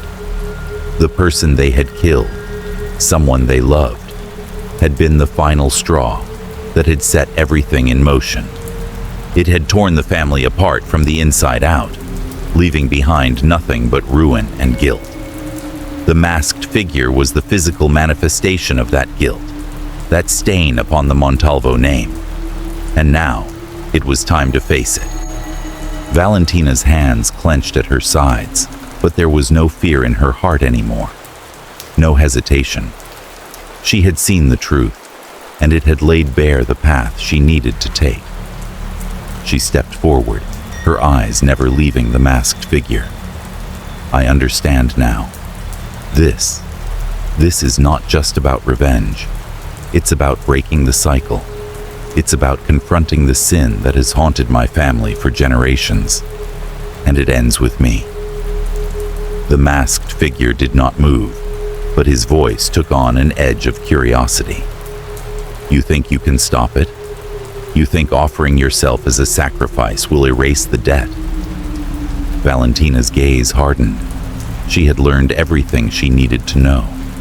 She had understood the truth, and now she was ready to face it head-on. I am the last Montalvo, she said quietly, her voice steady. The debt that has plagued my family for generations ends with me. The sins of my ancestors will not be passed down to the next generation. This is the only way to end it. For a moment, there was silence between them, an unspoken understanding. Valentina's mind was made up, her heart set on the path she had chosen. She knew that the sacrifice she was offering was the only way to free herself and her family from the terrible weight of the past. It was not just a chance to survive. It was the only way to atone for the sins that had led to this moment. The masked figure tilted his head slightly, as if considering her words. Slowly, he took a step back. There was no anger in his movements, only the cold inevitability of fate. You would offer yourself? He asked, his voice softer now, as if acknowledging the finality of her decision. You would sacrifice yourself to end this? Valentina nodded. Yes, I will bear the consequences of the sin. I will take it on myself, so that my family's name does not carry this curse any longer. Let the cycle end with me. The masked figure stood still, silent for a long time. Then, with a final, almost sorrowful sigh, he spoke. The sin has been faced. The price has been paid. The cycle ends.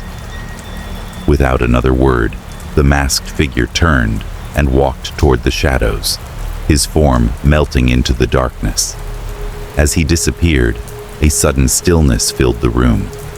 The mansion, once so heavy with the weight of death, now seemed to exhale. The oppressive atmosphere lifted, leaving behind an eerie calm. Valentina stood alone in the silence, the weight of her decision settling over her. She had done it. She had broken the cycle. The curse that had plagued her family for generations was finally over. The silence in the mansion was no longer a symbol of impending doom, but of peace. A peace that had been hard-won, but earned. And though she was alone, Valentina knew that the legacy of the Montalvos would no longer haunt the world. She had freed herself and the world from the shadows of the past. And in that silence, the mansion was finally at rest. Chapter 1. The Forgotten Garden. The old house stood at the edge of the town, surrounded by acres of untamed land and nestled in a quiet corner of the countryside. Laura and Daniel, both in their mid-20s, had finally found what they thought was the perfect place to start their life together. The house, with its cracked stone walls and ivy-covered windows, was exactly what they had imagined. A charming, albeit slightly worn, retreat from the bustle of city life. It was old, but in a way that felt comfortable, like it had history. Its very walls seemed to breathe with the stories of the past. They had both grown up in suburban homes, and after years of apartment living in the heart of the city, the prospect of a larger space in the countryside felt like a dream come true. The place was affordable, especially considering its size. It wasn't perfect, but they saw the potential in every corner. The creaky floorboards and the ancient wooden beams gave the home character. The air was thick with the scent of old wood and the faintest trace of mildew. It had a rustic charm that seemed to invite them in. But there was one feature that made Laura uneasy every time she stepped outside. The garden. It stretched in front of the house, wild and untended, like an old memory too forgotten to be remembered. The soil was dry, the grass patchy, and the few scraggly bushes looked as though they had been starved of water for years. A handful of dead trees stood like sentinels, their skeletal branches gnarled against the sky, casting strange, twisting shadows on the earth below. Some plants, which might have once been vibrant flowers, were now mere husks, brittle and twisted. It was as if the garden had been abandoned long before they had even arrived. Laura couldn't explain why, but she felt drawn to it. There was something unsettling about the place, yet she couldn't bring herself to look away. Every time she passed the garden, she felt a strange compulsion to linger, to examine the twisted trunks and the crumbling earth. The more she looked at it, the more she sensed that something dark, was buried within those neglected grounds. Daniel, on the other hand, was less concerned. He thought it was just an old garden, neglected by the previous owners. "We'll fix it up in no time," he assured her, his voice light and full of optimism. He was practical, grounded in reality, and had a tendency to dismiss anything that didn't make sense. "It's just a garden, Laura. Nothing to worry about." Laura smiled at his reassurance but couldn't shake the feeling of unease that gnawed at her.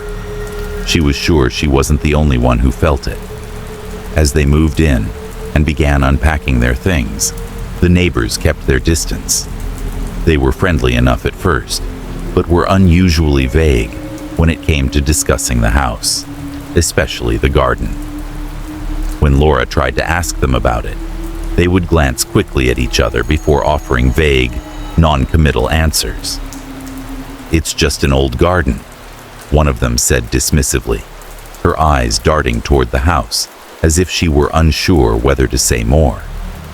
Another neighbor had told her that the previous owners had moved away long ago, but they had no idea where they had gone.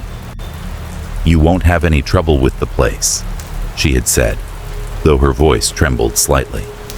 "Just don't bother the garden too much. That's all I'll say." It was odd.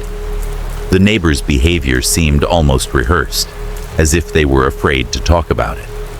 But they said nothing more, leaving Laura to wonder what had really happened to the previous residents.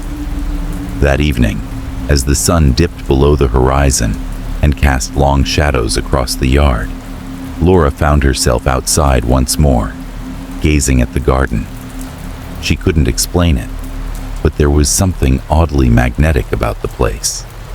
The fading light turned everything into silhouettes, and the garden seemed to pulse with a strange energy, as though it was alive, waiting.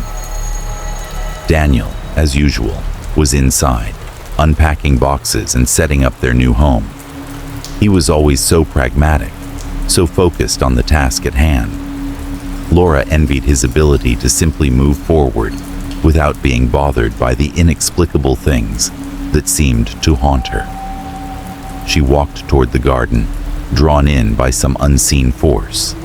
The air was cool, and the faint whisper of the wind carried a faint scent of damp earth and decay. It should have felt peaceful, but the deeper she stood in the garden, the more she felt the hair on the back of her neck stand up. Something wasn't right. Then, just as she turned to leave, she saw it. Between the twisted trees, something moved, a shadow that didn't belong. At first, she thought it was a trick of the light, but then it shifted again, this time more clearly. It was the outline of a figure, tall and thin, standing motionless among the dead trees. The figure didn't seem to belong in the garden, its dark silhouette sharply contrasting with the pale gray of the evening sky. Her heart skipped a beat. Laura froze, unable to look away. It was like the figure was staring directly at her, its eyes invisible in the fading light. The wind seemed to hold its breath, and the world around her quieted for a moment. For a few seconds, nothing moved except the figure, standing perfectly still. Then, with a sudden movement, it was gone. Laura blinked, her heart racing. She squinted, trying to see through the darkening gloom, but the figure had vanished without a trace. Had it been a trick of the mind, a shadow cast by one of the dead trees? She wasn't sure, but the feeling that something, or someone, was watching her remained. Her skin prickled with a sense of unease. She turned quickly and hurried back inside, her footsteps quickening as she approached the door. When she stepped into the warmth of the house, she found Daniel sitting on the couch, sorting through some of their belongings. He looked up at her with a smile, but the smile quickly faded as he saw her pale face. "What's wrong?" he asked, his brow furrowing with concern. "I saw something," she said, her voice trembling. "In the garden, a figure. It was standing between the trees, watching me." Daniel raised an eyebrow. "Laura, you're probably just tired. It's been a long day, right?" She nodded, but the doubt in his voice only deepened the feeling of unease that had taken root in her chest. Still, she couldn't shake the image of the figure in the garden, its dark silhouette staring out from the shadows. She didn't want to admit it, but a part of her knew that it wasn't just her imagination. Something was out there, in the forgotten garden, and it was watching her. Chapter 2. The Shadow of Dusk. As the days passed, the house began to settle into the rhythm of Laura and Daniel's life. Despite the promise of a fresh start, something about the house, and especially the garden, lingered in Laura's mind. At first, she tried to brush it off, thinking it was just her overactive imagination running wild. But the feeling never really left her. Every time she stepped outside, it was there, watching her, like a silent observer, just beyond the reach of daylight. The garden seemed to change with each passing day, though Laura couldn't quite put her finger on what was different. It was still overgrown and wild, but something felt alive. The once dead trees now seemed to stand straighter, their twisted limbs reaching toward the sky like fingers pleading for release. The ground, too, seemed to pulse faintly, as if the earth beneath her feet was holding a secret that it wasn't yet ready to reveal. At sunset, the garden became something else entirely. The dying branches of the trees cast long, crooked shadows across the yard, stretching and shifting in the fading light. Laura could feel it every time she went outside, an invisible force drawing her gaze toward the dark corner of the yard, where the trees grew thickest. And every evening, without fail, she would see it, the shadow. At first, it had been a fleeting glimpse, barely noticeable, a dark shape among the trees, standing still as the shadows deepened. But now, it seemed to be there more consistently, its presence unmistakable as the sun dipped below the horizon. A tall figure, just beyond the reach of the fading sunlight. It was a silhouette, darker than the surrounding shadows, and it stood motionless, as if waiting for something, waiting for her. The figure seemed to become more defined with each passing night. Laura could see its shape more clearly now, though she couldn't make out any details, just the stark outline of a figure standing between the gnarled trees. It didn't move. It didn't blink. It didn't even seem to breathe. It was as if it was carved from the very darkness itself, a shadow that had no origin but the space between dusk and nightfall. Laura would stand in the doorway, her hand resting on the frame, her heart pounding in her chest as she watched the figure. Every night, it grew closer to the house. The first few times, she tried to convince herself that it was just her mind playing tricks on her, an illusion conjured by the setting sun, the shifting light, the rustling wind. But as the days passed, the figure didn't go away. It was always there, growing clearer, more distinct. One evening after dinner, she couldn't hold it in any longer. She had to tell Daniel. Maybe he would understand. Maybe he would finally see what she had been feeling for days. "Daniel, I need to talk to you about something," Laura said, her voice tight with a mixture of fear and urgency. They were sitting on the couch in the living room, the television muted in the background. Daniel glanced up from his phone, his brow furrowed slightly. "What is it?" he asked, his tone casual but concerned. "It's the garden," she began, hesitating for a moment. She wasn't sure how to explain it, how to make him understand the growing sense of dread that had settled in her chest. "There's something out there. A figure. I see it every evening, standing between the trees. It doesn't move. It's just there, watching me." Daniel set his phone down and gave her a skeptical look. "Laura, I think you're just tired. You've been working a lot lately, and we've both been dealing with the stress of moving in. It's probably just your imagination. Shadows and things like that always look worse at night." "I know what I saw," she insisted, her voice trembling slightly. "I see it every night. It doesn't look like a shadow, Daniel. It's a person, but not a person. It's like something is standing there, waiting for something." Daniel rubbed the back of his neck, his expression a mixture of concern and frustration. "Look, I get it. You're feeling unsettled. But this is an old house. Old houses make weird noises. And the garden, it's a mess, right? It's probably just an optical illusion. There's nothing there." Laura bit her lip, her eyes darting toward the window. She wanted to believe him. She really did. But deep down, something in her gut told her that this was more than just her imagination. Something was wrong with the garden, and something was watching her. "I just don't think it's nothing," she whispered. Daniel let out a soft sigh. "Okay, let's do this. Tomorrow we'll go outside together after sunset. I'll stand right there with you, and we'll see for ourselves if there's anything out of the ordinary. All right?" Laura nodded, though she wasn't sure if she felt comforted by his promise, or if it only made the tension in her chest grow tighter. That night, she hardly slept, her mind racing with thoughts of the shadow in the garden.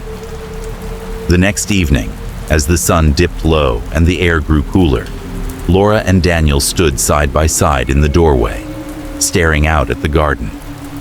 The sky was painted in shades of purple and orange, but the moment the sun set, the garden seemed to shift, darkening in a way that made Laura's heart pound in her chest. Her eyes searched the trees, the ground, but the figure was nowhere to be seen. For a brief moment, she felt a wave of relief wash over her. Maybe it was all in her head after all. But then, just as the last light of the sun disappeared beyond the horizon, she saw it, standing between the trees. The figure was back. Laura froze, her breath catching in her throat. She could feel Daniel stiffen beside her, his eyes narrowing as he followed her gaze. For a moment, neither of them said anything. The figure was unmistakable. Tall, slender, almost unnaturally so, its outline a deep, menacing shadow against the fading sky. It stood motionless, as though it were a part of the earth itself. Daniel's face went pale. "What the hell is that?" Laura could barely speak, her voice barely above a whisper. "I told you. It's been there every night." They stood in silence, watching the figure, unsure of what to do next. Finally, Daniel broke the silence. "We need to ask the neighbors. There has to be an explanation for this." The following morning, Daniel decided to confront the neighbors. He wasn't sure what he expected to hear, but he knew he had to get to the bottom of it. The neighbors, who had previously been tight-lipped, seemed to grow even more distant once they saw him approaching. "Hey, I don't mean to be rude," Daniel began, his voice awkward but determined. "But we've noticed something strange in the garden at night. A figure. And we were wondering if you could—" The elderly woman who lived next door, Mrs. Montgomery, interrupted him, her eyes widening in surprise. "The garden, you say? You've been seeing it too?" Daniel frowned. "You know about it?" She glanced around nervously, as if checking to see if anyone was watching. Her voice dropped to a near whisper. "You need to be careful around that garden, young man. That's where the serial killer was buried, the one they used to talk about.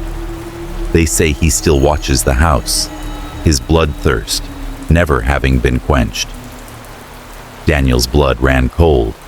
He had heard rumors of the old murders, of a man named Victor Harrow, who had once lived in the house, but he hadn't taken them seriously. Now, standing before Mrs. Montgomery, he realized just how deeply the past was embedded in the land. "Victor Harrow," she muttered, her voice trembling. "He's buried out there, and his hunger, it's never stopped." Chapter 3. Whispers from the Past. The days blurred together, a hazy mix of restless nights and sun-soaked afternoons. The figure in the garden had become a constant presence in Laura's life, one she couldn't shake, no matter how much she tried to dismiss it. Every evening, just as the sun began to set, she would feel the pull of the garden, her eyes drawn to the dark figure standing among the trees. It had become a ritual of sorts, watching it, hoping it would disappear, only for it to stand there, unmoving, as the shadows stretched longer across the yard. Daniel had stopped dismissing her claims outright, though he still wasn't fully convinced. It was clear he wasn't entirely comfortable with what was happening, but he wanted to believe it could be explained. Still, the unease between them grew. He was focused on fixing the house, but every time he passed the window and glanced at the garden, his brow would furrow in concern. The creeping feeling of dread had seeped into his bones, just as it had into Laura's. In the midst of all this, Laura found herself returning to the one thing that had always calmed her in times of confusion: research. She had always been drawn to history, to old stories and forgotten places. And now, more than ever, she needed to understand the origins of the house, to uncover the secrets hidden in the soil beneath her feet.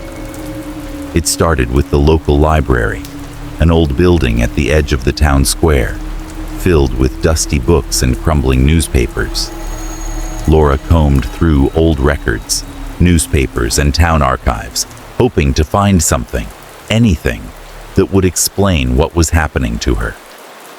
As she pored over articles from decades ago, she found herself drawn to one particular story: the story of Victor Harrow. Victor Harrow had been a name whispered in the town for years, but Laura hadn't paid much attention to it until now. He had once owned the property where her new house stood, long before she and Daniel had arrived. The house, the garden, the land. It all belonged to Harrow, a man who had been convicted of a series of brutal murders that had terrorized the town many years ago. His name was synonymous with fear, his legacy a stain on the town's history. According to the old articles, Harrow had been a reclusive man, living alone in the large house for most of his life. Neighbors had described him as strange, quiet, withdrawn, and often seen wandering the garden late into the night, muttering to himself as though in conversation with the trees. He was known to be obsessed with his garden, spending hours each day tending to it, though no one could explain why. What was most disturbing, however, was the fact that the land around the house had always seemed to refuse to grow anything. No matter how hard he worked, the garden never flourished. The soil was always dry, the plants withered, and the trees stood like ghosts in the yard. The murders had started slowly at first, with missing persons reports that no one could explain. But soon, the town's fear began to grow. One by one, women went missing, their bodies found in the woods just outside of town, mutilated and left to rot under the cold, watchful eyes of the trees. The townspeople had long suspected Harrow, but it wasn't until one fateful night that they had enough evidence to arrest him. Harrow had been caught red-handed, standing over his latest victim in the garden, blood staining his hands. The police arrived just in time to prevent him from killing again, but not before he had confessed to a series of brutal murders. What chilled the town to its core, however, was the confession that Harrow made as they led him away in handcuffs. "I will feed the earth with my blood," he had said, his voice eerily calm. "My soul will never leave this place. The land is mine, and it will thirst forever. You cannot stop it." The words had become legend, and the townspeople began to whisper that Harrow had made a pact with the land, that his blood had somehow seeped into the soil, leaving a stain that could never be washed away. His death had done nothing to quell the rumors. It was said that his spirit still wandered the garden, still watching, still waiting for the blood to flow once more. Laura felt a shiver run down her spine as she read the final line of the article. She had expected the usual rumors, the town gossip that painted Harrow as a monster, but something about the words resonated with her in a way that made her stomach turn. Was it possible that the man's death had left a mark on the land, something darker and more sinister than anyone had imagined? As Laura dug deeper, she uncovered more articles detailing the aftermath of Harrow's arrest. The house had been abandoned shortly after his conviction, the garden left to wither and rot. No one had dared to live in the house again, and the property had been sold off several times over the years. Each new owner had tried to cultivate the garden, to restore it, but none had succeeded. The land seemed cursed, its thirst for blood never quenched. Laura couldn't stop herself from reading more. The idea that something so vile could be buried beneath the earth, that it could persist in the soil, seemed almost too much to bear. But as she flipped through the yellowed pages of the old newspapers, a chilling thought settled into her mind. What if the garden was still feeding, still waiting? And what if the land was calling to her, just as it had called to Harrow all those years ago? That night, as the sun began to set, Laura stood at the window, staring out at the garden. The trees, once barren and lifeless, now seemed to pulse with an unnatural energy. The air felt thick, almost suffocating, as if the very earth beneath her feet was holding its breath. It was then that she noticed something new, something she hadn't seen before. The plants in the garden were changing. What had once been dry, brittle bushes were now sprouting new growth. But this growth was unlike anything she had ever seen. The branches twisted unnaturally, the leaves were dark and glossy, and the flowers that bloomed were a deep, sickly red. It was as though the earth was waking up, but not in a way that was natural or healthy. There was something wrong with it, something that made Laura's skin crawl. She turned to Daniel, who had been sitting at the table, reading through some papers. His attention had been drawn to the garden as well. though he seemed less disturbed by the sight. "The plants. They're changing," Laura whispered, her voice barely audible. Daniel glanced up, his brow furrowing. "What do you mean?" "They weren't like this before," she said, her eyes wide with unease. "The garden, it's growing too quickly. The plants are different." Daniel stood up and walked over to the window, his eyes scanning the garden. "It's probably just the time of year," he said, though his voice lacked conviction.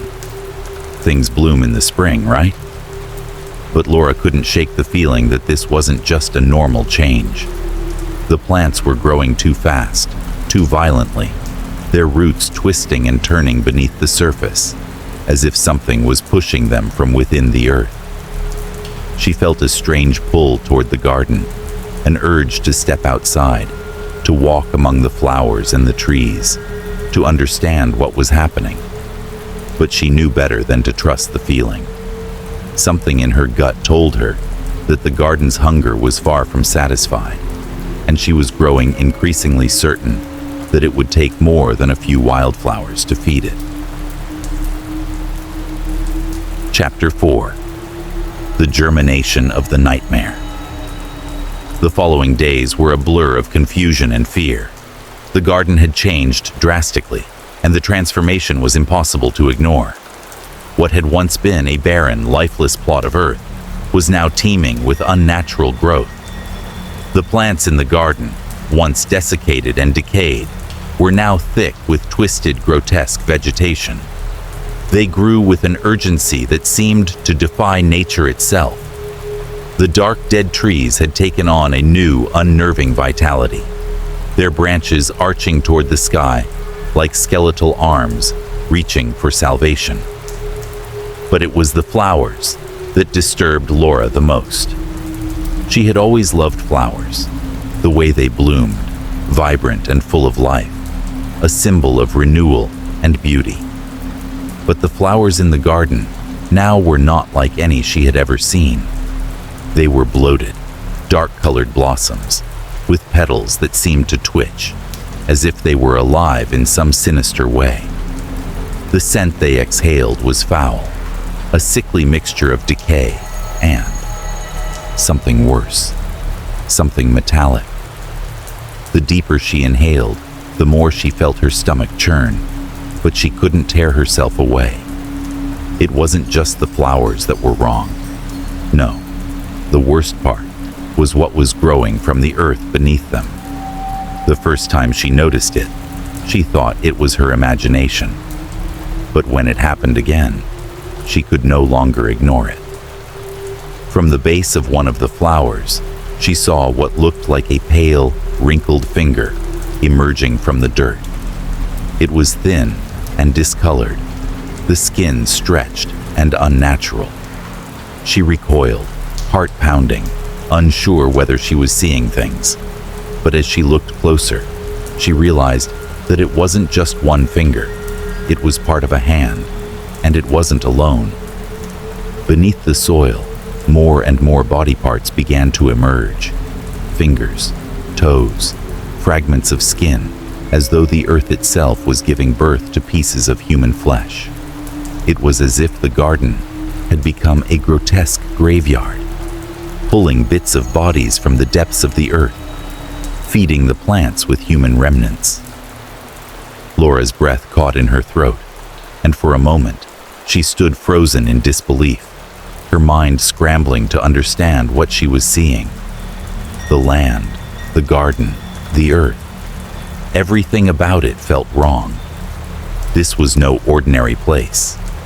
The soil had become a conduit for something monstrous, something that could not be explained by mere superstition or old legends. At night, the garden became even more disturbing. The shadows grew longer, and the wind howled through the trees, carrying with it a sense of dread that seemed to settle over everything. Every evening, just as the last rays of sunlight dipped below the horizon, Laura would see the figure. She could no longer deny it. There was something standing out there in the dark, watching her with its unseen eyes. And each night, it seemed to be getting closer. She had tried to tell Daniel, but he was increasingly dismissive. He still believed that the garden was simply a matter of natural decay, something that time and effort could fix. "Laura," he had said one evening, his voice filled with frustration, "you're letting your imagination get the best of you. The garden's just overgrown. There's nothing to be afraid of. We'll get it cleaned up." But Laura knew that wasn't true. There was something far more sinister at work. Every night, she lay awake, her eyes drifting to the window, unable to sleep as the garden outside seemed to pulse with life, its strange growths reaching further and further into the night. It was on one of these restless nights that Laura decided to do something she had been avoiding. She had to confront the truth, no matter how terrifying it might be. She could no longer wait for Daniel to understand, or for the world to make sense of what was happening. She needed answers, and she needed them now. The next morning, she went into the garden alone. Her heart raced as she stepped outside, her eyes scanning the grotesque landscape of twisted plants and half-formed body parts. The air was thick with the stench of rot, and the ground beneath her feet felt spongy, as though it was alive, pulsing with a terrible hunger. The fingers that had once been half buried in the soil had now emerged fully, twitching, as though they were searching for something or someone. Laura took a deep breath, steeling herself. She couldn't turn back now. She needed to find the truth, no matter the cost. She knelt down beside one of the larger patches of flowers, examining them closely. The petals trembled as if reacting to her presence, and she recoiled, a shiver running up her spine. She reached out slowly, her fingers trembling as she touched one of the flowers. The moment her skin made contact, the flower seemed to pulse, as if it were alive. The sensation was sickening, wet and soft, like touching something far too human. Suddenly, the ground beneath her feet shifted. Laura gasped, stumbling back as the earth cracked open, revealing more fragments of bone, more fingers, and now even entire hands reaching toward the surface. Her stomach lurched, and she barely held back the urge to scream. What was happening here? What kind of nightmare had she stumbled into? At that moment, she saw it. Something that made her blood run cold. Carved into the soil, just beneath the flowers, were strange symbols. They weren't like anything she had ever seen before.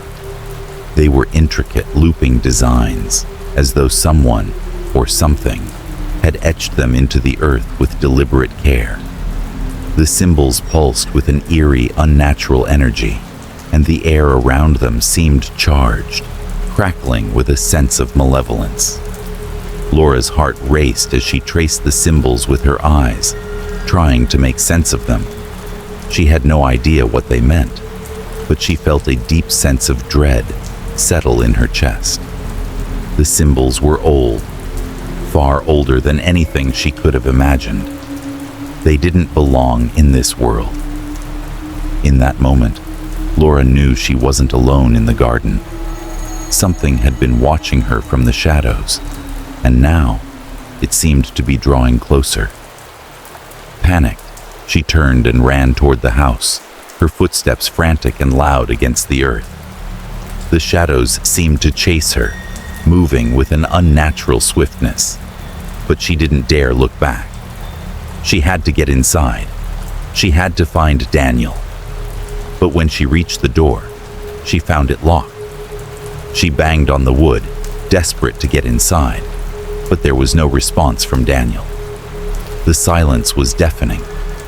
Her heart pounded in her chest, the pounding noise in her ears drowning out everything else. She turned back toward the garden, her blood running cold.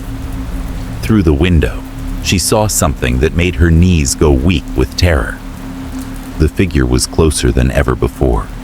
It was standing right outside the house, its dark outline sharp against the pale light of the moon. And this time, it was no longer a shadow. It was human, a form that seemed to writhe and shift, its features constantly changing, flickering like an old film reel. And behind it, the garden seemed to pulse and grow, as if feeding on the fear that radiated from her. Laura stumbled back from the window, her breath shallow and erratic. She knew without a doubt that whatever was in that garden, whatever had been growing beneath the soil, was now coming for her. Chapter 5. The Curse of the Garden. The presence in the house had become palpable, a heavy weight pressing down on Laura and Daniel with every passing day. At first, it had been easy to dismiss. The occasional creak of the floorboards, the whisper of wind through the cracked windows. But now, it was different. There was a suffocating feeling that lingered in the corners of every room, a constant unseen force that seemed to follow them wherever they went. It was as if the house itself had become a vessel for something dark, something ancient, and it was drawing them in. Every time they looked toward the garden, the figure was closer. It had started as a distant shape among the trees, but now, every evening, it appeared closer to the house. It was impossible to ignore. Laura could feel its eyes on her, watching, waiting, always, just on the edge of her vision. The figure was growing more defined, its outline shifting from a vague silhouette into something that seemed all too human, though its features were never fully visible. It stood motionless, like a sentinel, always at the edge of the trees, always there. The longer Laura stared, the more she was convinced that it was not just some trick of the light. It was real, and it was coming for them. Daniel had noticed it too. His skepticism was slowly giving way to fear. He had spent countless hours trying to rationalize what was happening, trying to dismiss the impossible as mere coincidence or the result of stress. But as the days wore on, he could no longer ignore the mounting sense of dread that had settled over their home. The garden, once a curious eyesore, had become an inescapable force, its hold on them tightening with every passing day. One evening, as they sat in the living room, the tension between them was unbearable.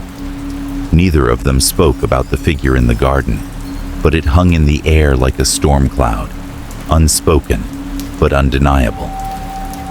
Laura glanced out the window, her heart leaping into her throat as she saw the figure once again standing at the edge of the garden. This time, it was closer than ever, its shape becoming more defined. "I think we need to do something about it," Laura whispered, her voice trembling. Daniel looked up from his book, his eyes weary. "I know, but what can we do? The garden is changing, and I don't understand it. What we're seeing doesn't make sense, Laura." "Exactly," she replied, her voice catching in her throat. "It doesn't make sense, but it's happening, and I can't keep pretending that everything is okay. We can't just keep ignoring it." He stared at her for a moment, and then sighed. "You're right. But what do we do? We don't know what we're dealing with." Before Laura could respond, a knock on the door interrupted their conversation. Daniel stood up and walked to the door, opening it cautiously. Standing on the porch were two of the neighbors, Mrs. Montgomery, the elderly woman from next door, and a younger man whose face was drawn and serious. "Can we talk to you?" Mrs. Montgomery asked in a hushed tone, her eyes darting nervously behind her. "We need to warn you."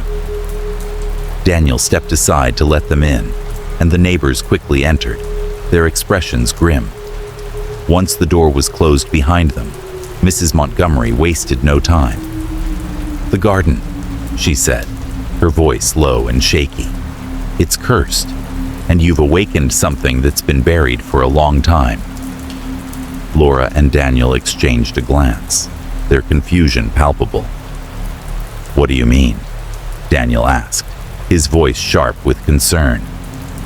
"The garden has always been cursed," Mrs. Montgomery continued, her hands trembling as she spoke. "Ever since Victor Harrow lived there, the land has been tainted. He made a pact with the earth, a promise to feed it with blood, and it's never stopped craving it." Laura felt a chill run down her spine, and she tried to speak, but Mrs. Montgomery silenced her with a raised hand. "Don't you see? The land, the garden, it's not just a place, it's alive. Harrow's spirit is trapped there, feeding off the blood he spilled, and anyone who disturbs it, anyone who tries to interfere with the cycle, will be hunted by him. His curse is bound to that garden. The moment you tried to take control of it, you woke him up."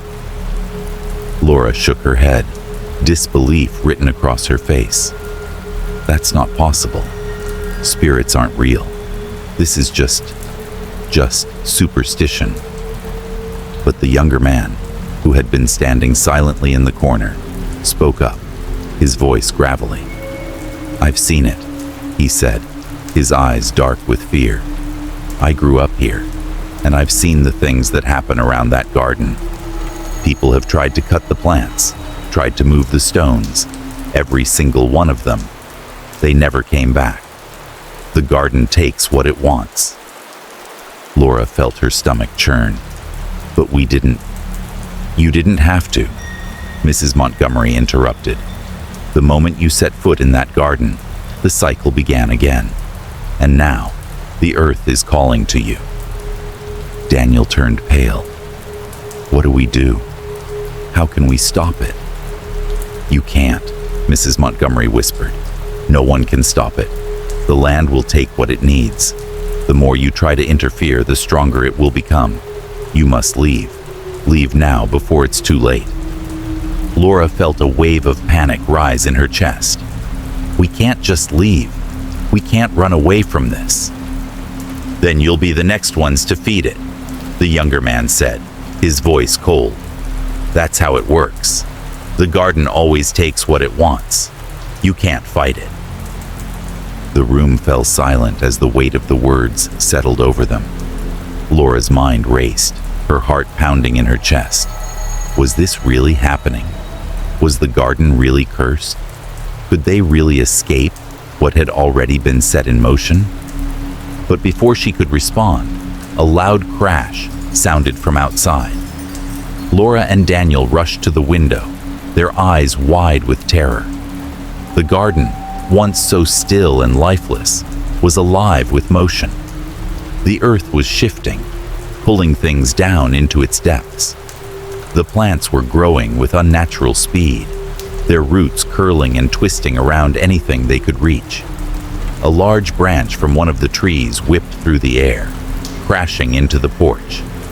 The ground beneath them seemed to tremble, as though the earth itself was awakening. "No," Daniel shouted, his voice hoarse with fear. "We have to do something. We can't just let it take everything." But even as he spoke, the garden reached out, pulling at the very foundation of their home. The earth was claiming its territory, dragging the porch into the soil as if it were alive, hungry for more. The figure, Harrow's figure, was standing at the edge of the garden, closer than ever before. Its features were still indistinct, but Laura could feel its presence, its malevolent intent. "Run!" Mrs. Montgomery screamed, grabbing Laura's arm. "Run, before it's too late." But it was already too late. The earth had begun to reclaim everything it touched, and they were next. Chapter 6. The Shadow Moves. The days had become a blur of restless nights and a deep, gnawing dread. Each evening, as the sun dipped below the horizon, Laura would feel the weight of the garden's presence settle into the house, pressing down on her chest like a physical force.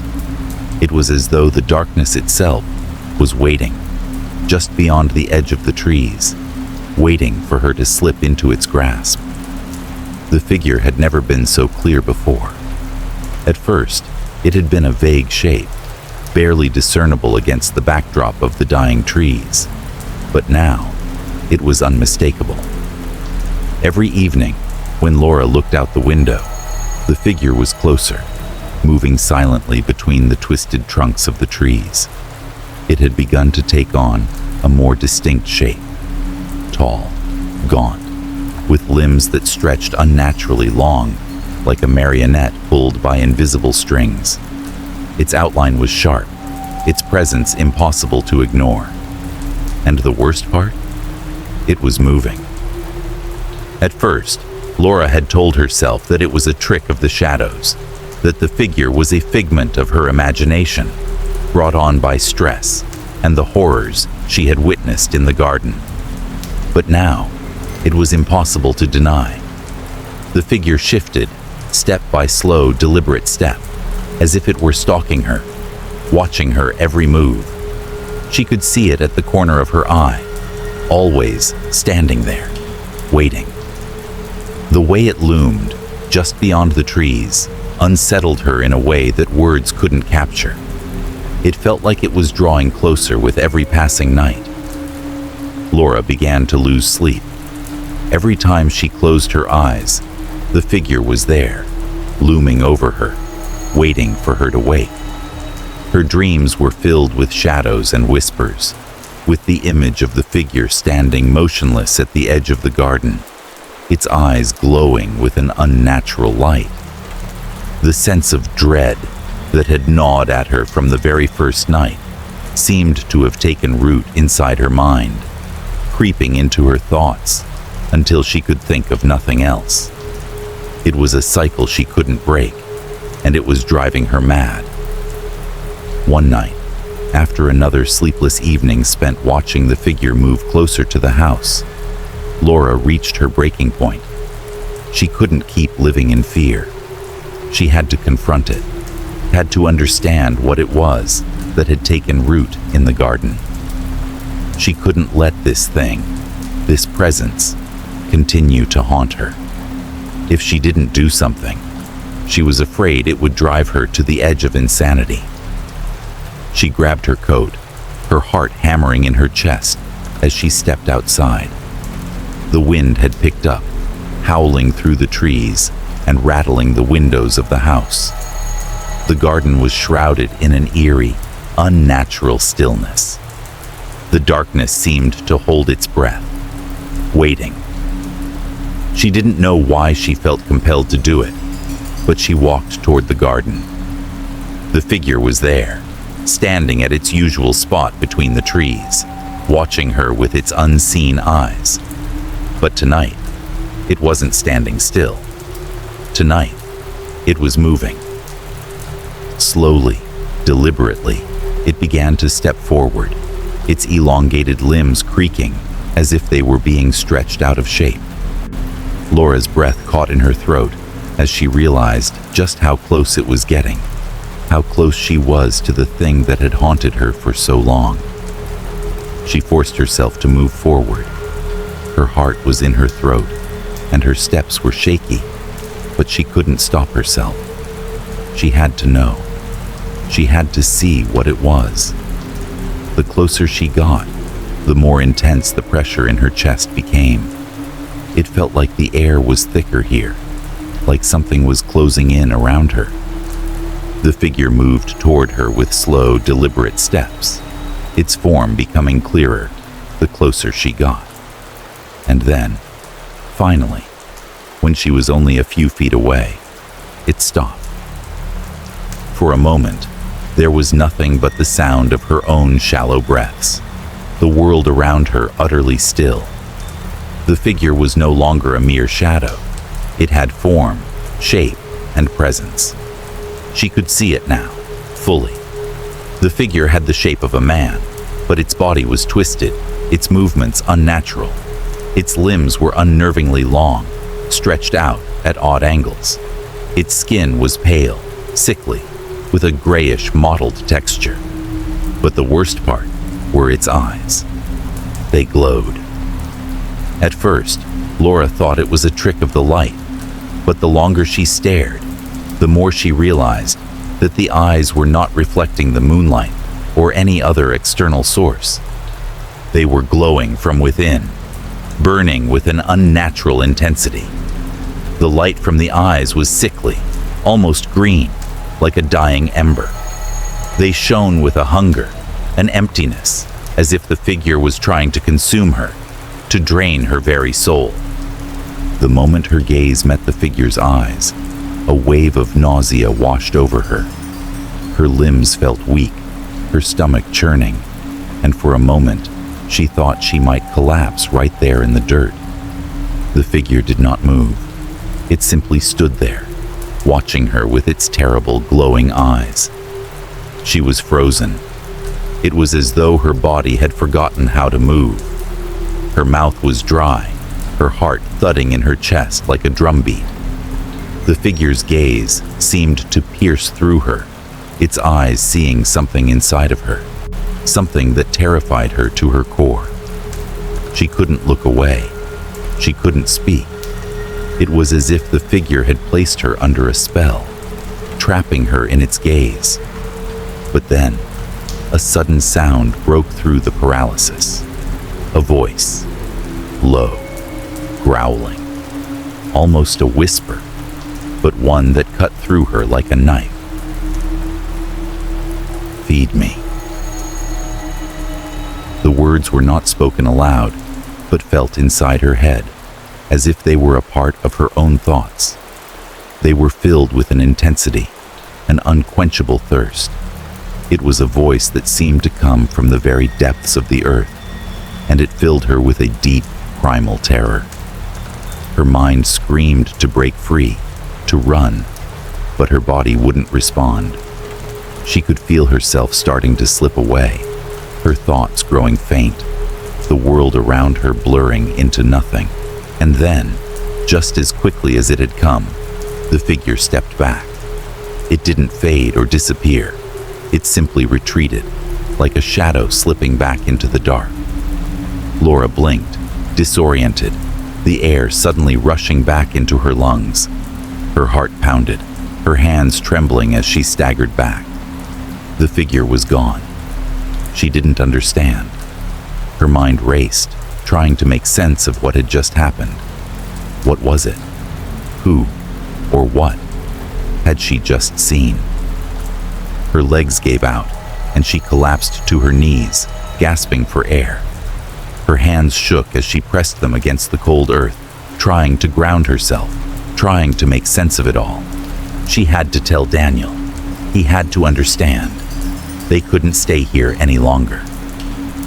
Later that evening, when Daniel returned from his search, he found her sitting on the floor, pale and trembling. She looked up at him, her eyes wide with a terror he had never seen before. "I saw it," she whispered, her voice cracking. "I saw him. I saw Victor Harrow." Daniel's expression faltered.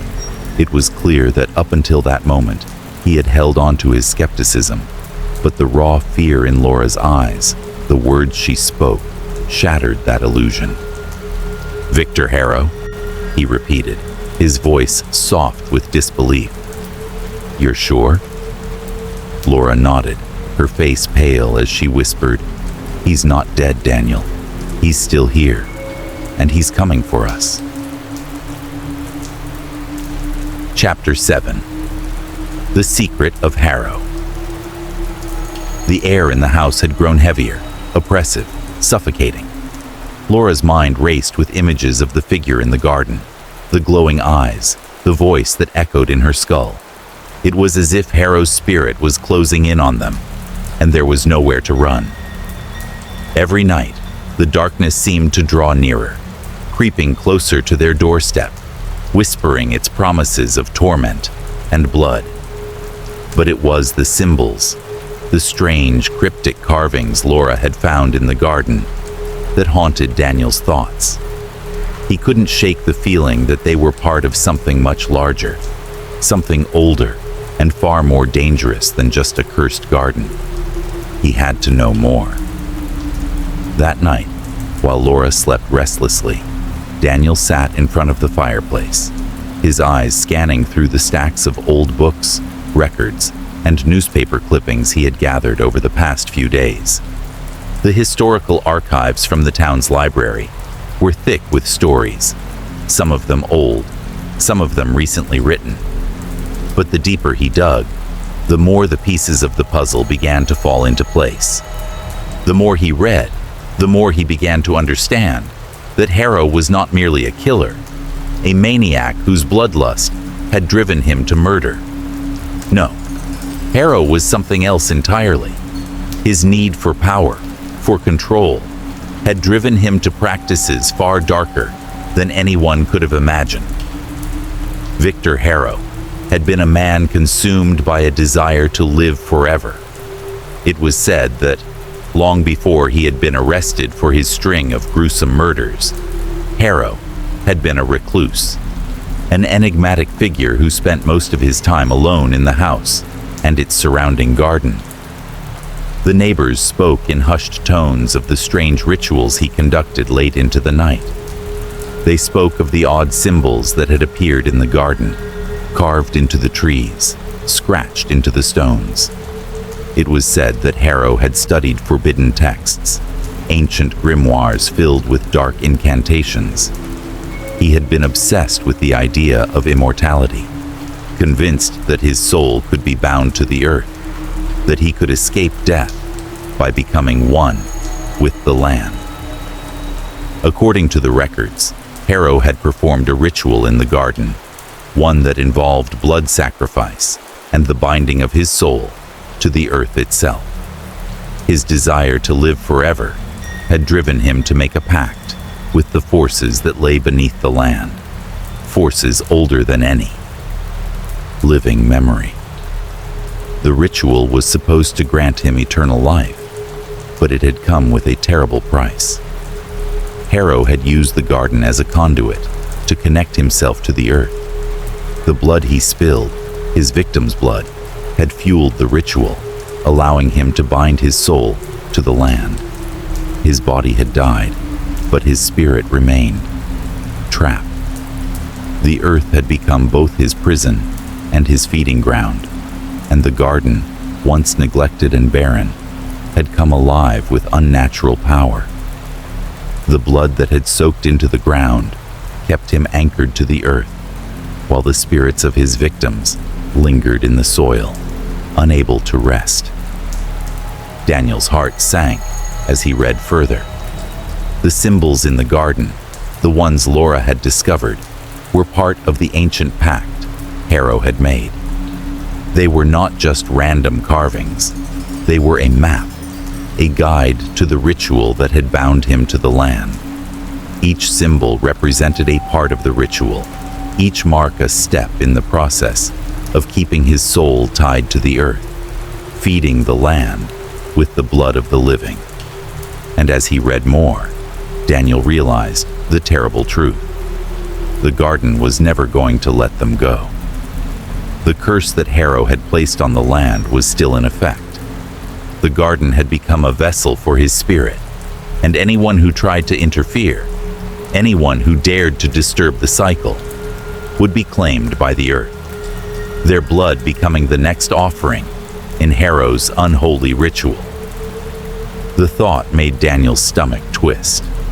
The symbols, the strange growth of the garden, the figure watching them from the shadows.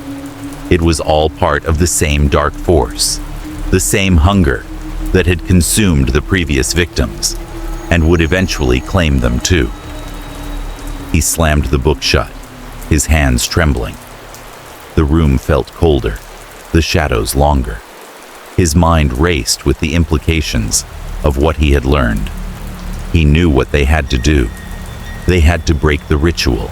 They had to sever the connection between Harrow's soul and the garden, or they would become just another part of the cursed land, their blood feeding the earth, their bodies trapped in the soil forever. But how? Laura woke with a start, her body drenched in sweat. The nightmare had come again. The same one, over and over. The figure in the garden, its glowing eyes, the whispers, the feeling of being pulled into the earth. She sat up in bed, trying to shake off the lingering sensation of dread that clung to her skin. Her heart pounded in her chest, and for a moment, she was unsure whether she was still dreaming. But then she saw Daniel, sitting at the desk, his face pale as he stared at the book in front of him. She could see the look of horror in his eyes, the weight of the discovery pressing down on him. "Daniel?" she called softly, but he didn't respond. She walked over to him, her bare feet cold against the wooden floor.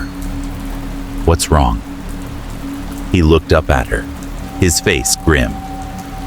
"I found it, Laura. I found the truth." Laura's breath caught in her throat. She had a sinking feeling she already knew what he was going to say. "Victor Harrow," Daniel continued, his voice heavy with dread. "He didn't just kill people. He performed a ritual, a dark ritual in the garden. He used the blood of his victims to bind his soul to the earth. And now the garden is feeding off us. The earth is calling us in. We're trapped here, Laura. Unless we can break the ritual, we're going to end up just like the others, feeding the soil with our blood." Laura's legs felt weak, and she stumbled back, her mind racing. The pieces clicked together. The strange symbols in the garden, the figure that watched them, the way the plants had grown unnaturally fast, consuming everything in their path. It was all part of the same curse.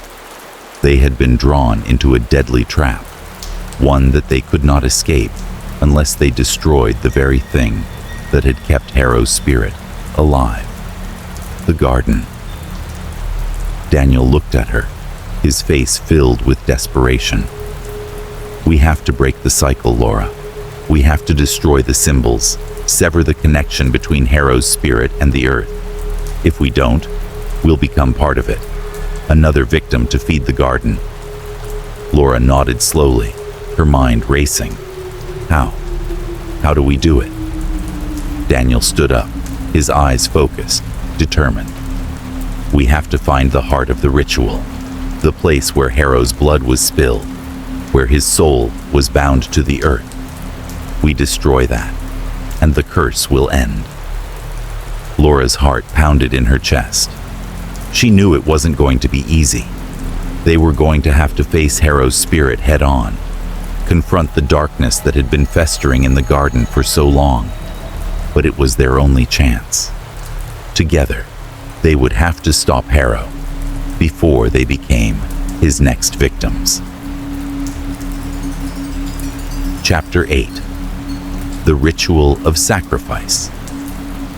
The air in the house was thick with tension. Laura and Daniel had spent the last few days preparing themselves for the inevitable. The clock was ticking, and they knew that they were running out of time. Every day, the garden grew more powerful. Every night, the figure in the garden moved closer. It was as though the earth itself was calling to them, whispering its hunger for more blood, for more souls to feed the curse that had been set in motion so many years ago.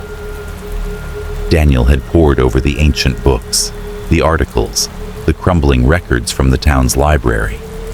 He had uncovered every scrap of information he could find about Harrow and the dark ritual that had bound his soul to the land.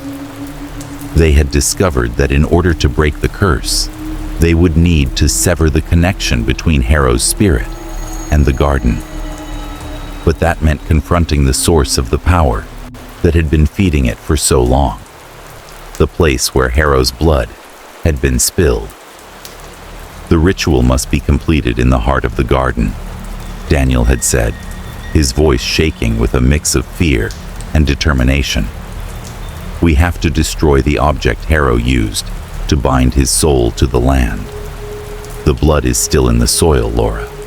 We have to dig up the bones, his bones, and destroy whatever relic he used to anchor himself to the earth. Laura, though terrified, knew that they had no other choice. Every night, the garden grew more aggressive, more insistent. The flowers bloomed in unnatural colors. The vines twisted toward them like grasping hands, and the ground itself seemed to shift underfoot, pulling things into the earth. They had no way of knowing how much longer they had before the garden claimed them, before Harrow's spirit devoured them whole. That evening, as the sun set and the darkness crept into the yard, Laura and Daniel stood at the edge of the garden. The air was thick with an eerie stillness, and the only sounds were the distant rustling of leaves and the occasional snap of a twig.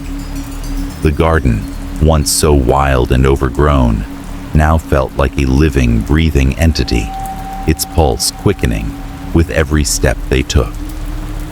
"We need to find where it all began," Daniel whispered, his voice tight with anxiety. "The center of the ritual. That's where we'll find Harrow's remains." They stepped into the garden, and Laura felt an immediate shift in the air. The ground beneath her feet was soft, spongy, as though it were alive, absorbing every step they took. The plants seemed to respond to their presence, twisting and growing faster as they walked deeper into the garden. Every time Laura glanced over her shoulder, the figure of Harrow stood just beyond the trees, its eyes glowing with that sickly green light, watching their every move. She could feel the weight of his gaze, an oppressive, suffocating force that seemed to press down on her chest. "Keep moving," Daniel urged, his voice barely a whisper. They continued through the dense foliage, their progress slow and cautious. The garden felt as though it were closing in around them, the plants thickening with every step. Laura's eyes darted nervously, half expecting to see the figure of Harrow lunging from the shadows, but it remained just out of sight, lurking in the dark. She could feel it, though. He was getting closer. Finally, after what seemed like hours, they reached the heart of the garden. The air was heavier here, charged with an unnatural energy that made the hairs on the back of Laura's neck stand up. The ground was damp, the soil soft and dark, as though something ancient lay buried beneath their feet. In the center of the clearing, they found it, the object that had bound Harrow's soul to the earth. It was an old stone altar, covered in moss and vines, its surface marked with the same symbols they had seen in the garden. A large blackened stone sat at the center of the altar, its surface etched with strange markings that seemed to pulse with a life of their own.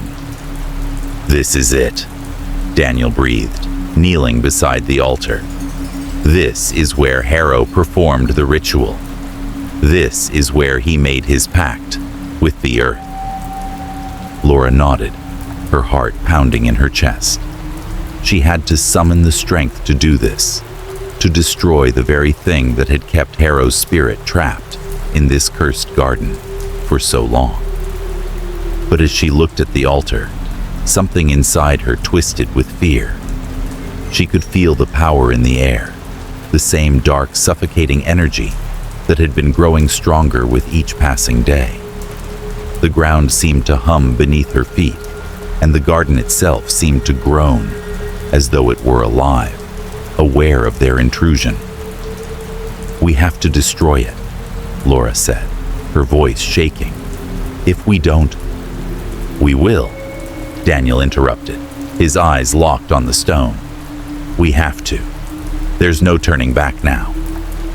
He reached into his bag and pulled out a small obsidian dagger, the ritual tool they had acquired from the old texts.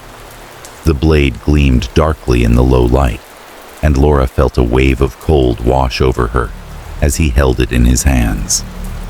"Are you ready?" he asked, his voice filled with resolve. Laura hesitated for a moment, the weight of the task pressing down on her. She glanced up at the trees, expecting to see the figure of Harrow, lurking in the shadows. But the garden was quiet, almost too quiet. The wind had stopped, and the world seemed to hold its breath. "I'm ready," she said, though her voice barely rose above a whisper. They both took a deep breath, and with a single swift motion, Daniel plunged the dagger into the center of the blackened stone. The moment the blade made contact with the altar, the earth trembled beneath them. The ground rumbled, and the air filled with a deafening crack, as though the very fabric of reality had been torn open. At that moment, the garden came alive. The plants began to grow at an impossible rate, twisting and sprawling like serpents, seeking to choke the life from everything in their path. The vines wrapped around their legs, pulling them down into the earth, while the flowers bloomed with unnatural speed, their petals sharp as knives. The ground seemed to open up, swallowing anything in its path, as if the earth itself were hungry for more. And then, Harrow's figure appeared. He emerged from the shadows, his form more defined than ever before. His eyes burned with an intense, sickly light, and his body seemed to shimmer with the energy of the land itself. The figure was not just a ghost anymore. It was something else, something far more terrifying. It was Harrow, but not the man who had lived here so long ago. This was his spirit, twisted and corrupted by the ritual, a monstrous force that sought to keep his soul tied to the earth. "No!" Daniel shouted, his voice rising above the chaos. "We have to finish it. Now!" The figure lunged at them, its limbs outstretched, but Laura and Daniel pressed on, determined to finish what they had started. They had no choice. They could feel the power of the earth, the pull of Harrow's curse, trying to drag them into the ground, to feed them to the garden. But they would not let it win. With one final desperate strike, Daniel shattered the blackened stone. The moment the stone broke, the entire garden seemed to explode with light. The plants recoiled, the vines disintegrating, the flowers wilting and dying. The earth trembled, and the figure of Harrow let out a horrible guttural scream, its body writhing in agony as it was torn from the earth. The ground beneath their feet cracked open, and the earth swallowed the altar whole, taking Harrow's spirit with it. Chapter 9. The Final Sacrifice. The earth trembled violently beneath their feet, and the world around them seemed to collapse into chaos. The ritual had been set in motion, the garden roaring in anger as Harrow's curse was undone. But instead of ending the nightmare, it felt as though it had only just begun. The ground was alive, pulsing with malevolent energy. The air was thick with the smell of decay, and the shrill cries of twisted plants echoed through the garden. The vines had retracted for a brief moment, only to surge forward again, their thorns sharp as daggers, wrapping around Laura and Daniel's legs, pulling them toward the soil. It felt as though the very earth was fighting them, pushing back against every attempt they made to break the ritual.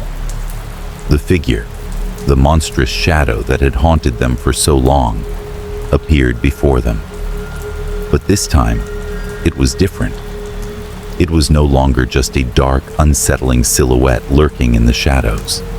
It had transformed into something far more terrible, a creature of nightmares, its body twisted and gnarled like the branches of the trees, its face an amalgamation of screams and decayed flesh. Its eyes burned with an unnatural, sickly glow, its mouth stretching into a grotesque grin, revealing rows of sharp, jagged teeth. "You cannot escape," the creature hissed, its voice like 1,000 whispers combined. The sound reverberated through their bones, freezing them in place. You are mine. All of you will feed the earth. The garden seemed to grow more insistent with every passing second. The vines pulled tighter around their limbs, the ground quivered with malevolent energy, and the plants that had once seemed innocent now twisted and thrashed with hunger. The soil seemed to call to them, begging for more blood, more sacrifices to satiate its insatiable thirst. We need to finish this, Daniel grunted, struggling against the vines as they threatened to drag him down into the earth. His eyes locked with Laura's, and for a moment, they shared the weight of their desperation. We can't stop now. If we don't destroy the heart of this place, it'll never end. Harrow will keep feeding from us. Laura nodded, her heart racing. But with each step they took, the ground seemed to resist, pulling back and healing itself faster than they could fight. The earth was alive with rage. Every time they shattered something, whether it was a root, a vine, or one of the dark symbols, the ground would begin to heal, regenerating, growing stronger and more aggressive. They were running out of time. Daniel reached for the dagger they had used earlier, but the vines whipped it from his hands, burying it beneath the earth. The garden was fighting back, and it was winning. Laura could feel the weight of the decision weighing heavily on her. Something in the back of her mind kept gnawing at her, a voice whispering the same, haunting truth. There was a way out. She wasn't sure how, but she knew that in order to end this, someone had to give up everything. She looked at Daniel, and for the first time, she realized what that meant. Suddenly, a flash of memory struck her. A name, a face she had seen only once before in the town's history books. A woman. The name whispered in her mind, and the pieces of the puzzle clicked into place. Hannah Malone. Hannah had been one of Harrow's first victims, someone whose body had never been found. Laura remembered reading about her in the old records, a young woman who had vanished without a trace.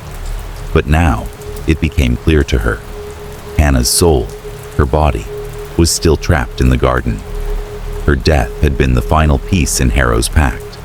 It was her missing body that had allowed Harrow to complete his ritual, and it was her body that could break the cycle. Laura turned to Daniel, her voice shaking. We need to find her. Daniel's eyes flickered with confusion and disbelief. Hannah Malone? But her body. It's here, Laura interrupted. Her body is still here, buried in the soil. She's the key to breaking this. If we can find her remains and release her, it will sever Harrow's connection to the earth. The realization hit them both at once. The curse had not been truly broken. They had come so close, but they had missed the final piece.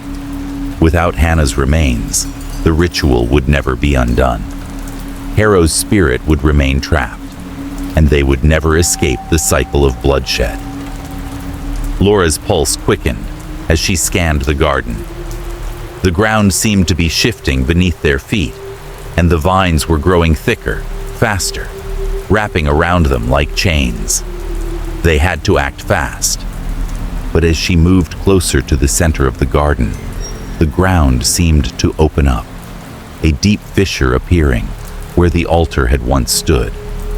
A horrible shrieking noise echoed from the depths of the earth, and she realized the figure, the creature that had once been Harrow, was closing in on them again, its ghastly form twisting and writhing as it pulled itself from the soil. You cannot escape, the monster hissed, its voice like the tearing of fabric. You belong to me. Laura's heart raced as she searched the earth, her fingers scraping against the damp, cold soil. She could feel the pull of the garden, the earth beneath her desperate to swallow her whole. And then, with a horrifying realization, her hand hit something hard, something cold and ancient. Her heart skipped a beat. She dug furiously, the dirt flying around her, her hands bleeding as she worked. And then, in the dim light, her fingers brushed against something familiar, something human.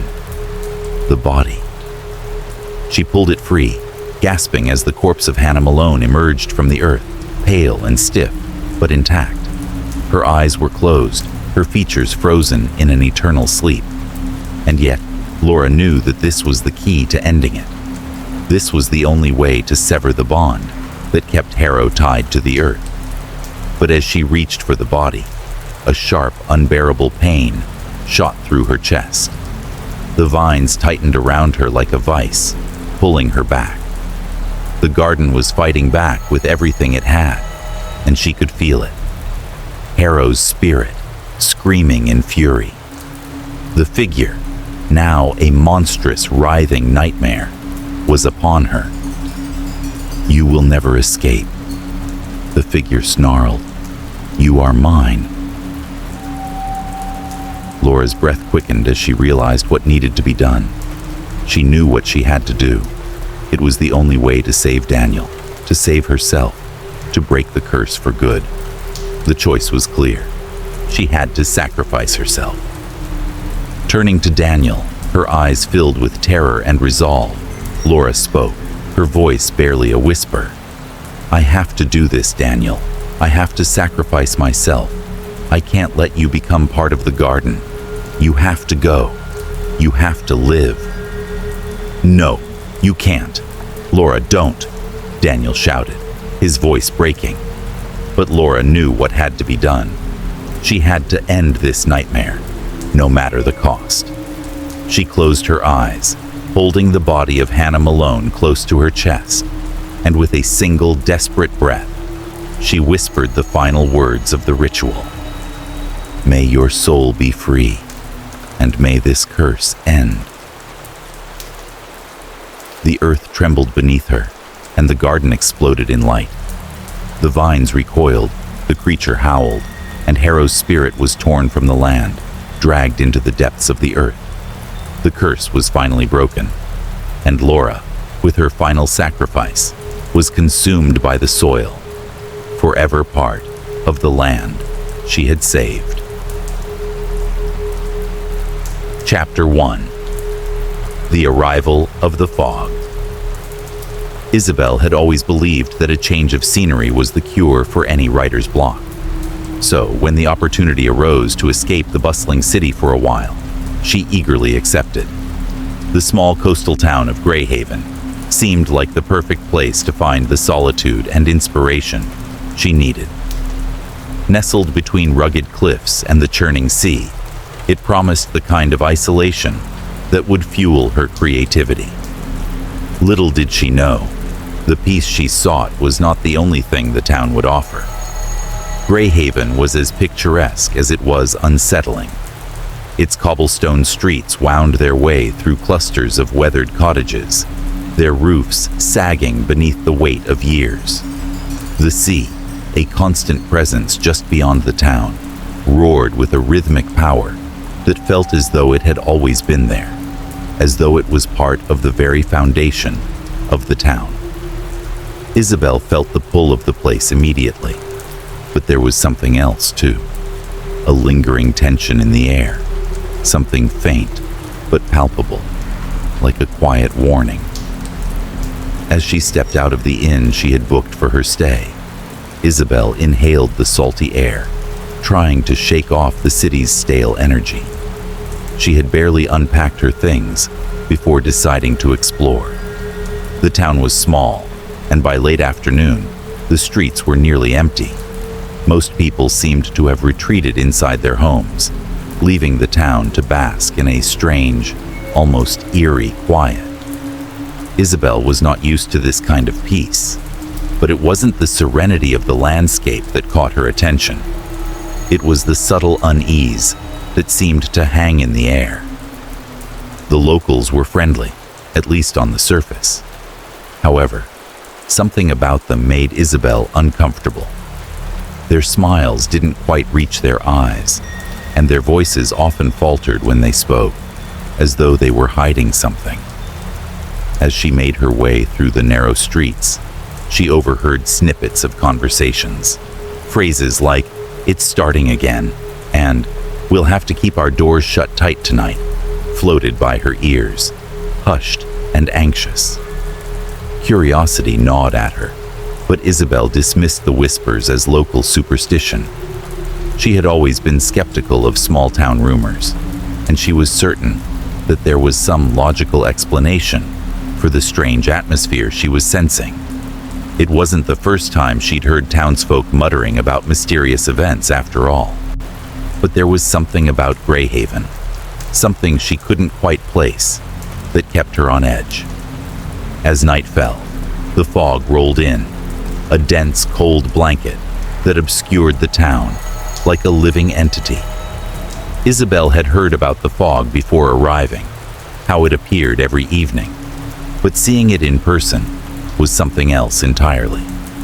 It wasn't just a natural phenomenon. It felt almost deliberate. The mist crept slowly through the streets, swirling and thickening as if guided by some unseen force. By the time she reached the town square, the fog had completely enveloped the place, turning the warm glow of street lamps into dim halos of light that barely cut through the swirling mass. Isabel stopped to adjust the collar of her jacket, feeling the sudden drop in temperature. She had been warned about the fog, but it felt unnervingly alive, moving in unnatural ways. Her breath came out in visible puffs, and her footsteps were muffled as they echoed faintly in the thick air. The fog seemed to make everything quieter, as if it absorbed sound, leaving behind only an eerie silence. It was then that she heard it. A voice, faint at first, barely a whisper against the thick mist. Isabel. Her heart skipped a beat. The voice was unmistakable. Her name, spoken softly but clearly. She spun around, her eyes searching the fog for its source, but there was no one. The streets were empty, the town square still and silent, save for the shifting mist. She called out, her voice trembling more than she had intended. "Hello? Who's there?" There was no reply, only the soft rustle of fog swirling around her. Isabel felt her pulse quicken as an unsettling chill crawled up her spine. The air had grown colder, and the fog seemed to press in around her like a living thing, brushing against her skin with a soft, wet caress. She took a deep breath, trying to calm her nerves. There had to be an explanation for it, she told herself. Maybe it was just the wind playing tricks on her, or perhaps, in the strange quiet of the town, her mind was conjuring up things that weren't there. She had heard rumors of the town's oddities, the way the fog always rolled in at night, the strange disappearances that seemed to happen when it did. It was probably just her overactive imagination, fueled by the stories she had overheard. But even as she tried to rationalize, a part of her couldn't shake the feeling that something was wrong, that the voice had been real, that it had been meant for her. Shaking off the unease that crept into her thoughts, Isabel continued on her way, though with a heightened awareness of her surroundings. As she passed the local tavern, she noticed several villagers gathered near the door, speaking in hushed tones. Their eyes flicked toward her, then quickly turned away, as if they hadn't been talking about anything important at all. She caught the tail end of a conversation, something about another person going missing, but the words were too muffled to make sense of. Isabel's instincts urged her to leave, to return to the safety of her room and lose herself in her writing. But her curiosity, as always, won out. She wasn't one to shy away from mystery, especially when it seemed to be waiting for her at every turn. The fog, the whispers, the strange tension in the air, it all beckoned her, urging her to dig deeper. That night, as she lay in bed, the weight of the silence pressing down on her, Isabel found it impossible to sleep. The fog outside continued to swirl, its tendrils creeping under the window, as though it wanted to come inside. She tried to close her eyes, tried to shut out the feeling that something was watching her, but every time she did, she heard it again. Isabel. The voice, as faint as before, drifted through the window, a soft whisper on the wind. Her eyes snapped open, her heart racing. The fog was thickening, the whispers growing louder. There was no denying it now. Something was happening in Greyhaven, and Isabel was going to find out what. Chapter 2. Voices in the Fog. Isabel had never been particularly superstitious. She had spent her life dismissing the ghost stories and folklore that seemed to cling to every small town she visited.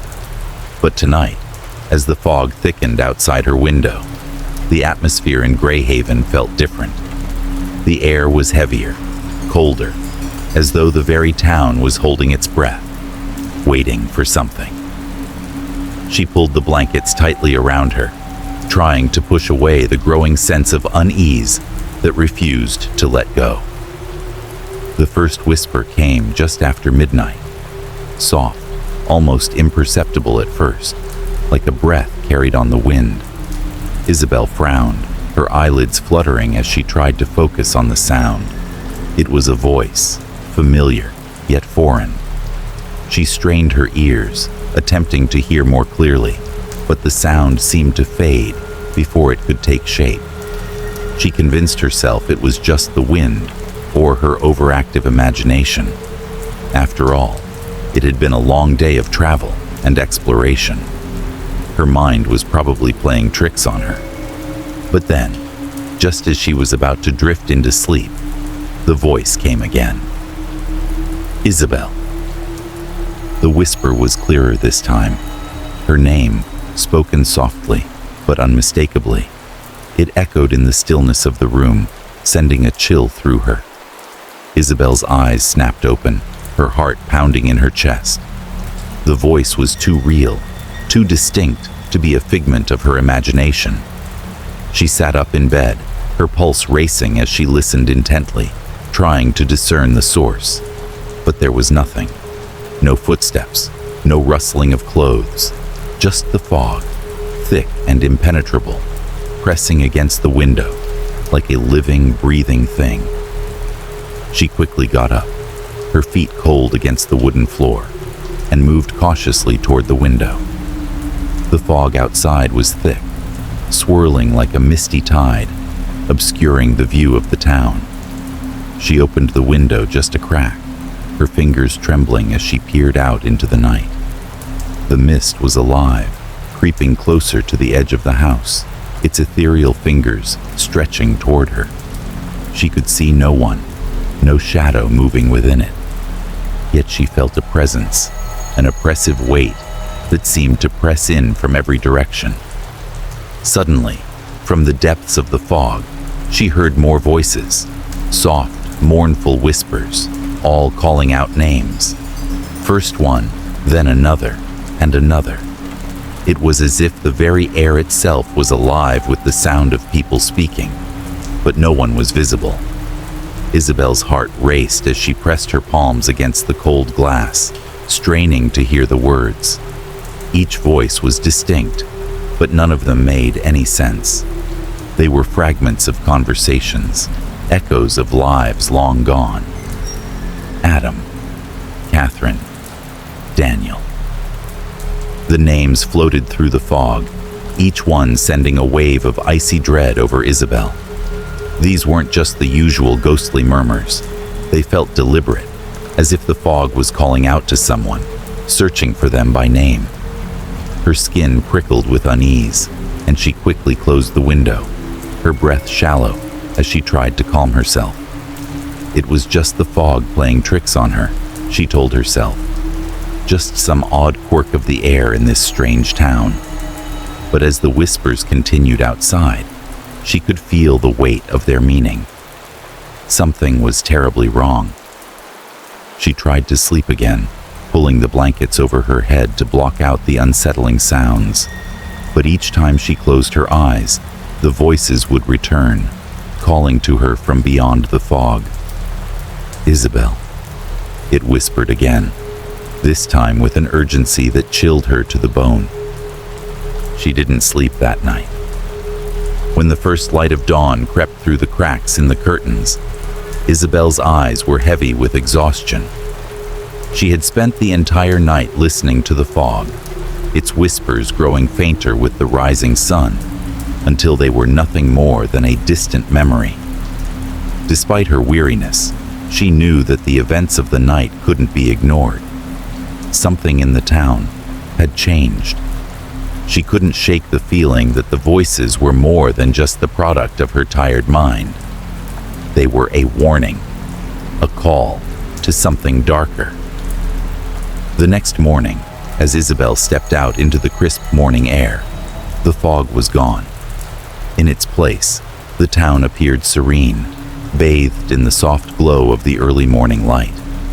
The streets, usually deserted at this hour, were alive with movement. People bustled about, going about their daily routines, though there was an underlying tension in the air, a sense of unease that hadn't been there before. Isabel took a deep breath, trying to clear the fog from her mind, but she couldn't escape the feeling that something had changed overnight. As she walked through the square, she noticed a gathering near the town hall. A small crowd of people had formed, their voices hushed, their faces grim. Isabel's curiosity piqued. She approached slowly, trying to get a better look. It was then that she saw the group gathered around a man and woman, both in their mid-30s, their faces pale and drawn with worry. One of the women, a familiar face from the inn, was crying. Her husband stood beside her, his face tight with sorrow. Isabel approached cautiously, trying not to intrude. "What's happened?" she asked, her voice tentative. The man turned to her, his expression dark and guarded. "It's Thomas. He's gone. Disappeared. Last night when the fog came in, he was taken." The words struck Isabel like a punch to the gut. She had been so absorbed in the eerie events of the night that she hadn't noticed the absence of the town's inhabitants. It was one thing to hear whispers, to feel the presence of something lurking in the mist, but to hear that someone was missing, that someone had vanished without a trace, was another matter entirely. "What do you mean, taken?" Isabel asked, her voice trembling. "How could he disappear like that?" The man shook his head, his voice strained. "We don't know. He was there one moment and then gone. It's not the first time this has happened. Every year, when the fog comes down, someone vanishes. But this time..." He looked around nervously, his eyes scanning the crowd. "This time it feels different. The fog. It's not like before." Isabel felt a chill settle in her bones as the implications of the man's words hit her. The fog, the voices, the disappearances. She had heard the stories, of course, rumors whispered in dark corners of the inn. But now, standing in the square with the missing man's family grieving before her, the reality of the situation was undeniable. Isabel knew then that she couldn't ignore what was happening in Greyhaven. The town's secret was waiting to be uncovered, and she felt a strange compulsion to discover the truth. She decided, right then and there, to investigate. Chapter 3. The Secret of the Lighthouse. The morning after hearing about Thomas's disappearance, Isabel couldn't shake the feeling that something deep within Greyhaven's history was tied to the eerie occurrences she had witnessed. It wasn't just the fog or the whispers in the air. It was the town itself, its silent secrets lingering beneath the surface. Her mind kept returning to the one place that seemed to hold more answers than any of the villagers were willing to provide. The lighthouse. It stood isolated at the edge of the cliffs, far from the town, and hidden behind jagged rocks that seemed to guard it. Isabel had heard the locals speak of it only in whispers, referring to it with a sort of fearful reverence. The lighthouse, they said, had been abandoned for years, left to rot away in the relentless winds and storms that battered the coast. Some claimed it was haunted, cursed even, with the spirits of those who had once manned it, still lingering, trapped by a malevolent force. Isabel's curiosity had been piqued the moment she first set foot in Greyhaven. The town seemed to hold its breath whenever the lighthouse was mentioned, and though she had heard the rumors, she felt an undeniable pull to see it for herself. Perhaps, she thought, the lighthouse could offer some answers, or at the very least, provide the next clue in the tangled web of Greyhaven's mysteries. By midday, Isabel had made up her mind. She gathered a notebook and a pencil, intending to document anything of interest she might find along the way. The sun had started to break through the clouds, but the chill in the air told her that another foggy night was imminent. She left the inn, walking briskly through the town and toward the edge where the cliffs met the sea. As she approached, the lighthouse appeared, rising like a sentinel against the vast expanse of the ocean. Its once white paint had long since peeled away, leaving the stone beneath, weathered and gray.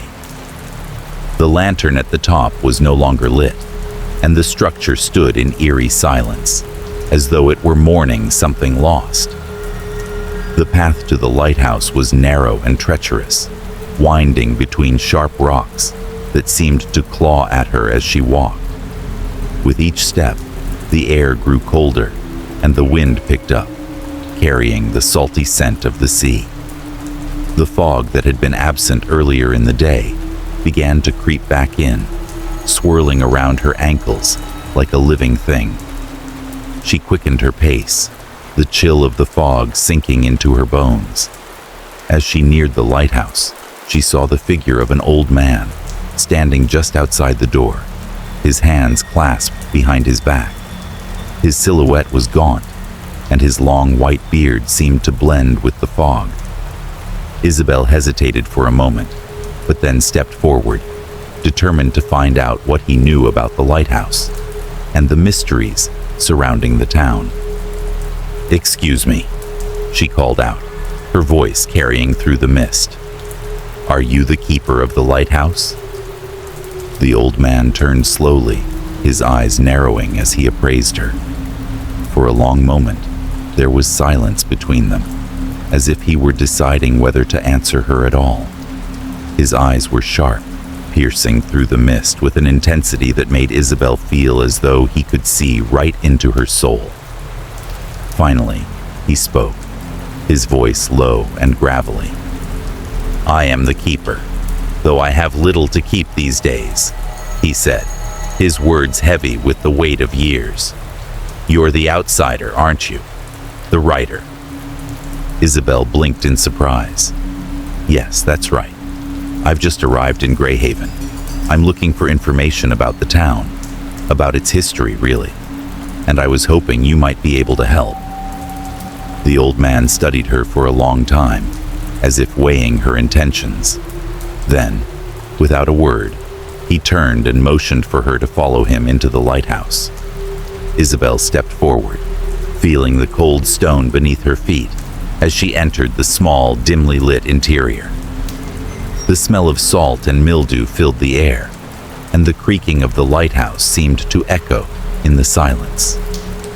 The old man led her up a narrow staircase that spiraled toward the top. The walls were covered in peeling wallpaper, and the handrail was worn smooth from years of use. As they climbed, Isabel couldn't help but notice the clutter of old nautical maps and sea charts that were strewn about in the corners of the room. The place felt frozen in time, as if the world outside had forgotten it existed. At the top of the stairs, they reached a small room with a single window that looked out over the churning sea below.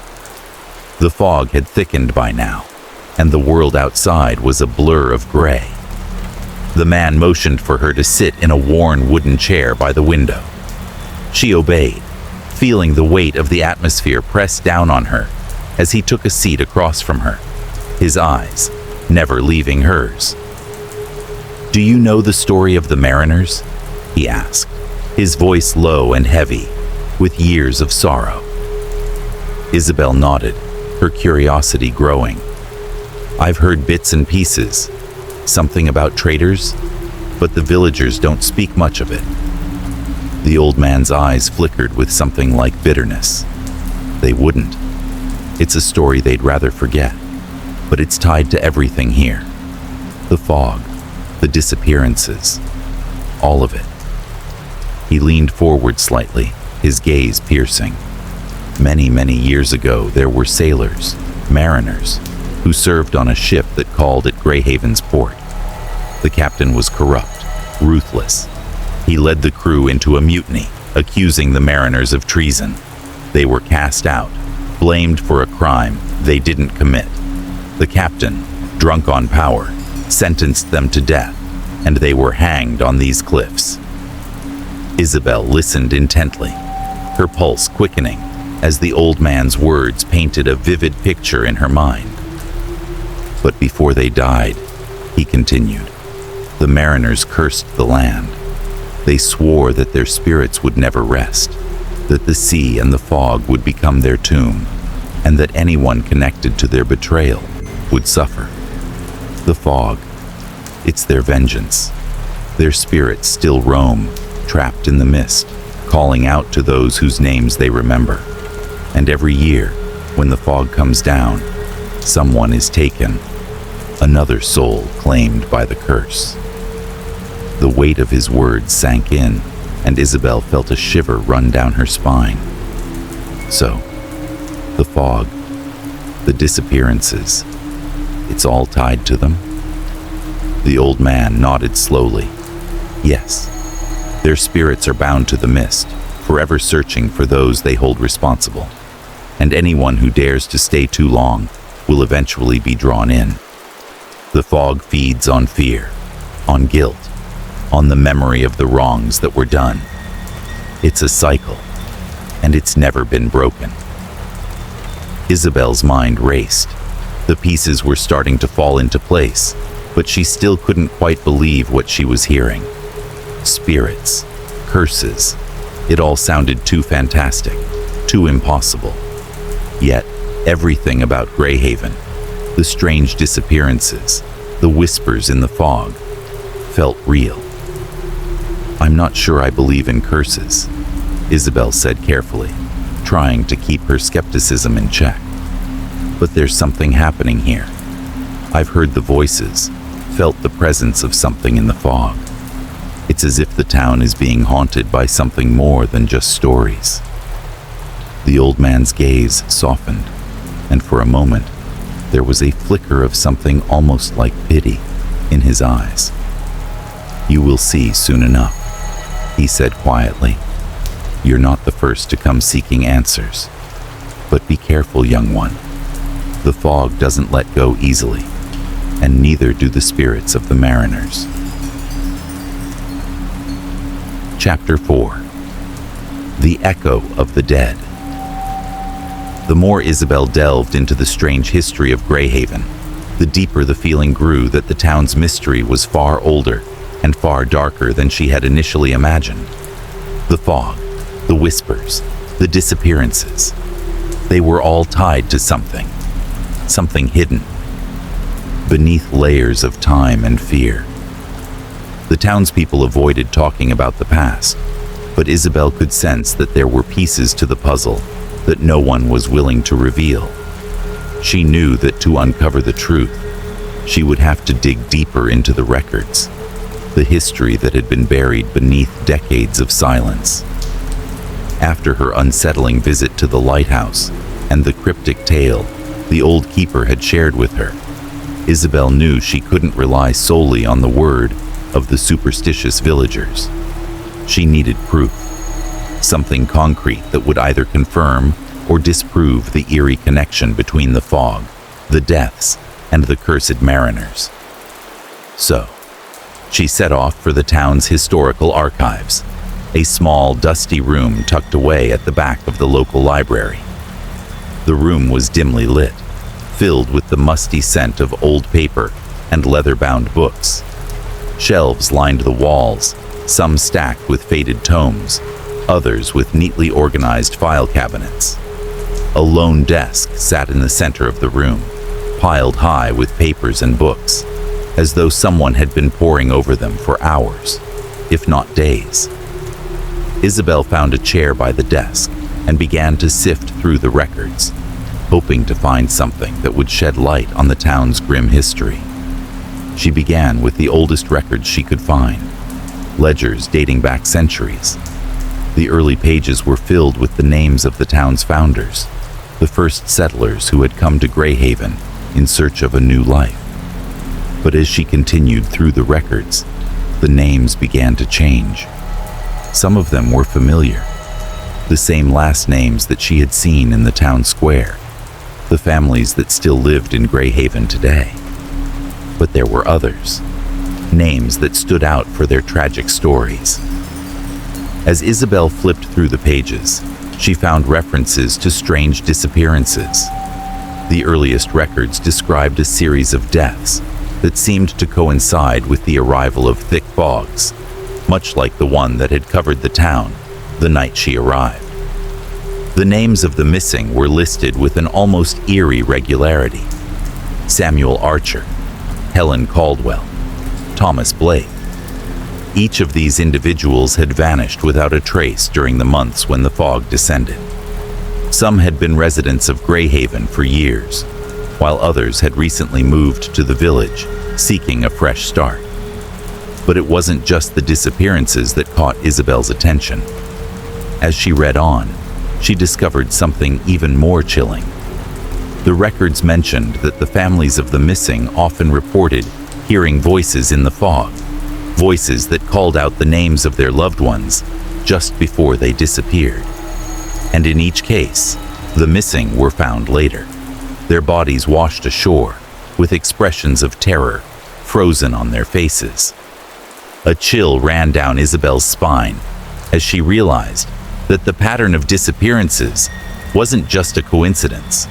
It was a recurring event, one that had been happening for centuries. Her heart quickened as she dug deeper into the records. She began to see a more disturbing trend. Each of the missing had some connection to the mariners, either through bloodlines, marriage, or long-lost family ties. Some of the names were familiar to her from the old man's story at the lighthouse, those who had been betrayed by the corrupt captain centuries ago. Isabel's pulse raced as she realized that the curse of the mariners was not just some old legend. It was a truth that had been passed down through generations, slowly consuming the town with each foggy night. As she continued to examine the records, Isabel found that the town had tried to make sense of these disappearances over the years. The early settlers had blamed the fog, but later generations had begun to suspect that the disappearances were more than just a random occurrence. A few historians had even theorized that the fog was the manifestation of the mariner's curse, a punishment for those who were somehow connected to the betrayal that had occurred centuries ago. But no one had ever been able to prove it. The town had become a place where people came and went, always knowing that something unspoken lurked in the air.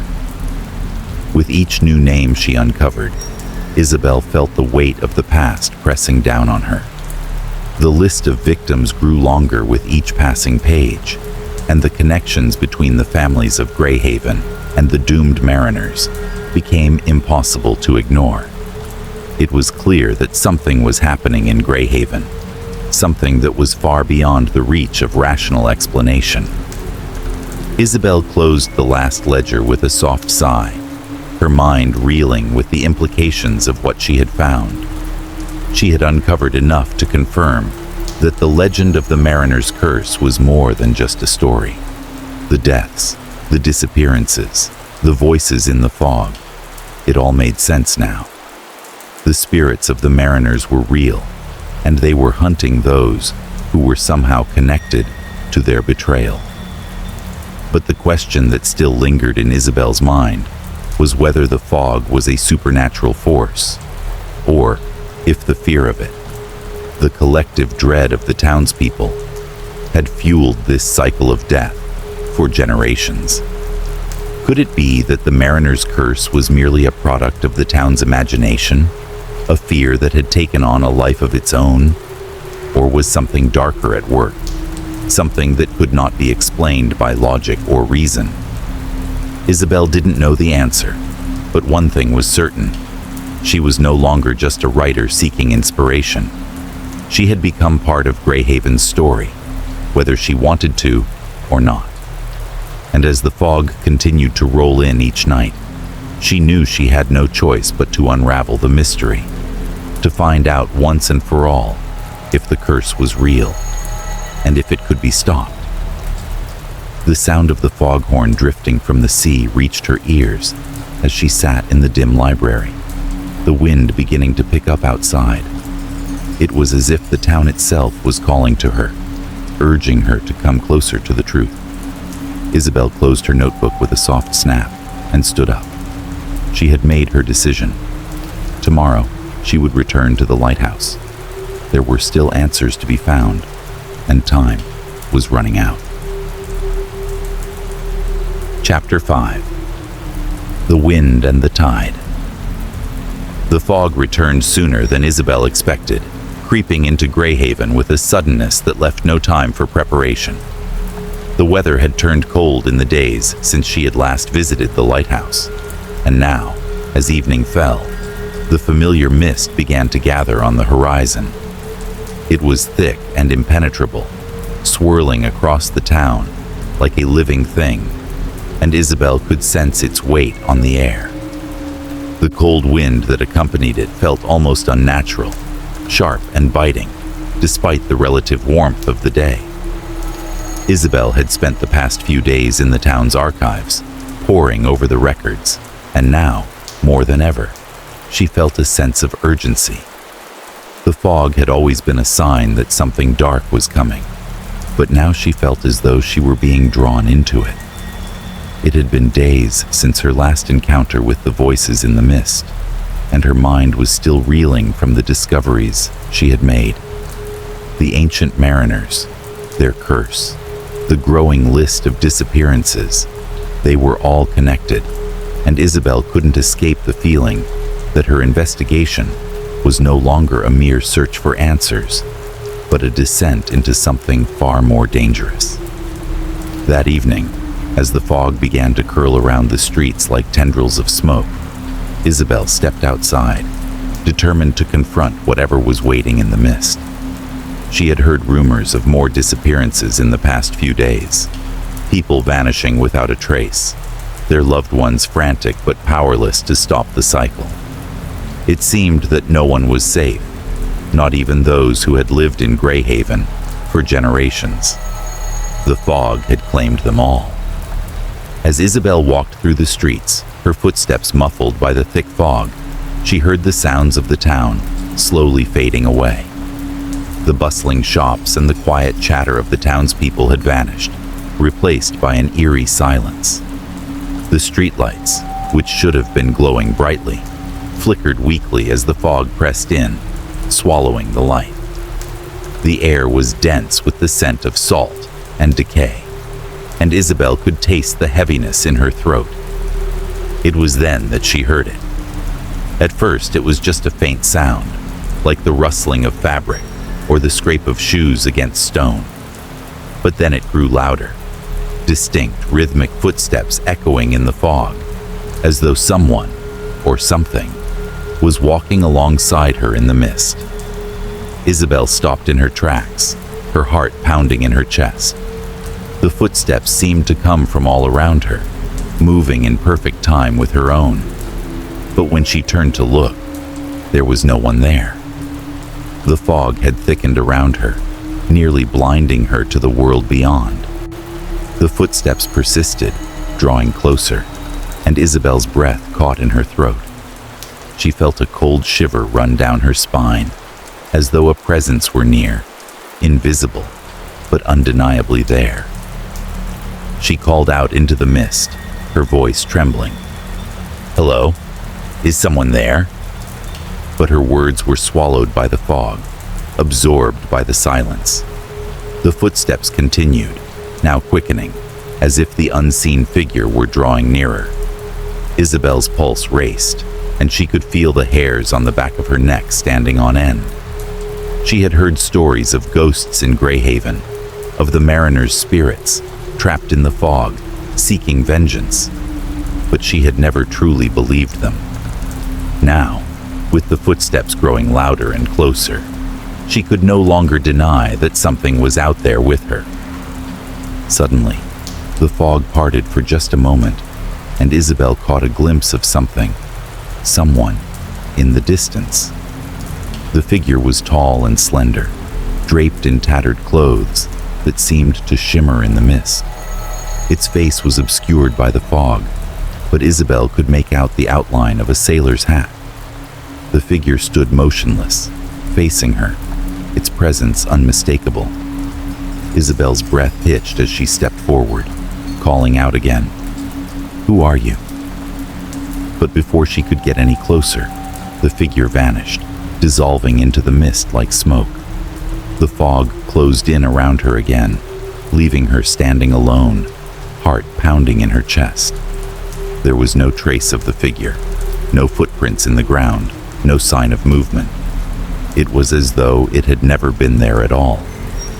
Isabel's mind raced, trying to make sense of what she had just seen. Had it been a hallucination, a trick of the fog? Or had she encountered one of the mariners' spirits, one of the very ghosts she had read about in the town's old records? The footsteps were gone now, replaced by an unsettling silence. Isabel took a deep breath, trying to steady herself, but the feeling of being watched lingered. It was as though the fog itself had eyes, waiting for her to make a mistake, to step too far into its grasp. She had barely recovered when she heard a voice in the distance, muffled but unmistakable. A shout, followed by cries of distress. Isabel's heart sank. She recognized the voice. It was Martin, the baker from the village, his voice tinged with fear. She had spoken with him only that morning, when he had mentioned the fog was starting to return. Now, it seemed that he was in trouble, trapped somewhere in the mist. Without thinking, Isabel ran toward the sound of his voice, her feet slipping on the wet cobblestones as she pushed through the fog. The world around her seemed to distort with every step she took, the mist clinging to her like a shroud. She called out to Martin, her voice swallowed by the thick air, but there was no answer. The cries of distress grew louder, more frantic, and Isabel pushed herself harder, desperate to reach him. Finally, she found him, or rather, what was left of him. Martin's body lay crumpled on the ground at the edge of the square, his face twisted in a grotesque expression of fear. His eyes were wide open, locked in an eternal gaze that seemed to see something far beyond the fog. Isabel dropped to her knees beside him, her hand trembling as she touched his cold skin. There was no sign of injury, no apparent cause of death, but the terror on his face spoke volumes. He had died in fear, his body claiming the same twisted expression that Isabel had seen on the faces of the other victims in the town's records. Tears welled in her eyes as she stood up, her legs weak beneath her. She could feel the weight of the fog pressing in, suffocating her, and she knew that time was running out. Another soul had been claimed by the mist, and with it, another piece of the town's tragic history was added to the ever-growing list. As Isabel turned to leave, she heard the faintest sound, a whisper on the wind. Her name. Isabel. The voice came from the fog, soft and insistent. She felt a chill run through her, but this time she wasn't afraid. She was resolute. The time for questioning had passed. It was time to confront the truth. Chapter 6. Frozen Faces. The fog had grown heavier over the past few days, creeping like a silent predator through the streets of Greyhaven. It seemed as though it was always just on the horizon, waiting to descend and consume everything in its path. Isabel could feel it in the air, the ever-present weight of something dark and ancient, something that refused to be ignored. The town was holding its breath, and with each passing day, the disappearances seemed to become more frequent, more desperate. Yet, no one seemed willing to confront the truth. Isabel couldn't ignore it anymore. She had seen enough of the patterns, enough of the fear in the eyes of the villagers to know that the town was trapped in a cycle that no one knew how to break. The fog, the disappearances, the whispers, they were all connected, tied to something far older than the town itself. And now, she had to know the full truth. She couldn't leave Greyhaven without understanding what was happening, without uncovering the sinister force behind the deaths. The day began like any other, with the fog rolling in during the early hours of the morning. Isabel set out to continue her search, her mind heavy with questions.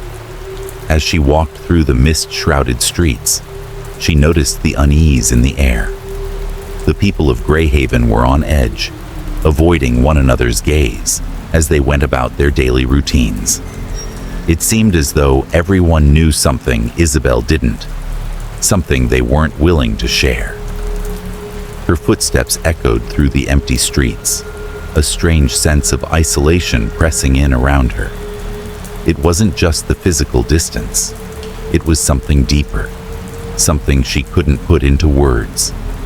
The town felt like a place that had been forgotten by time, as though it were trapped in an eternal moment, a moment that no one was brave enough to break free from.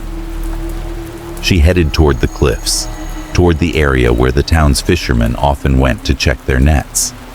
It was a quiet, isolated place, perfect for solitude and reflection. But as Isabel approached, something caught her eye. A figure lying motionless near the edge of the rocks. At first, she thought it might be one of the villagers, perhaps someone who had been overcome by the fog. But as she drew closer, her heart sank. It was a woman. The body was crumpled in an unnatural way, her limbs twisted as though she had fallen from a great height. Isabel felt a wave of nausea rise in her chest as she took in the sight before her.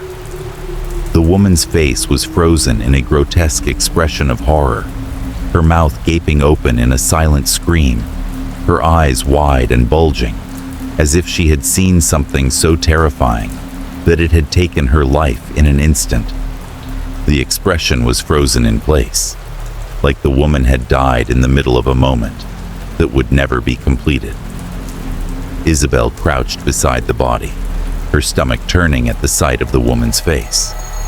She had never seen death like this before. This wasn't just the peaceful expression of someone who had passed away in their sleep. This was something more sinister, something that spoke of terror, of a fear so intense that it had left its mark on the victim's very soul. The woman's clothes were old, worn with time, but there was something oddly familiar about them. Isabel's eyes narrowed as she studied the fabric, tracing the stitching with her fingers. It was then that she saw it, an old tarnished medallion hanging from the woman's neck.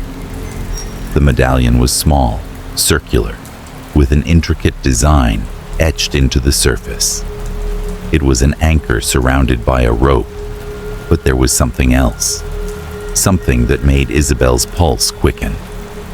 The The symbol was unmistakable. It was the same as the one the old keeper at the lighthouse had shown her. The symbol of the mariners, the traitors, the men who had been condemned to death so many years ago. The same symbol that had appeared in the records she had uncovered in the archives. Her breath caught in her throat. This woman, whoever she was, had been connected to the mariners. She had to be.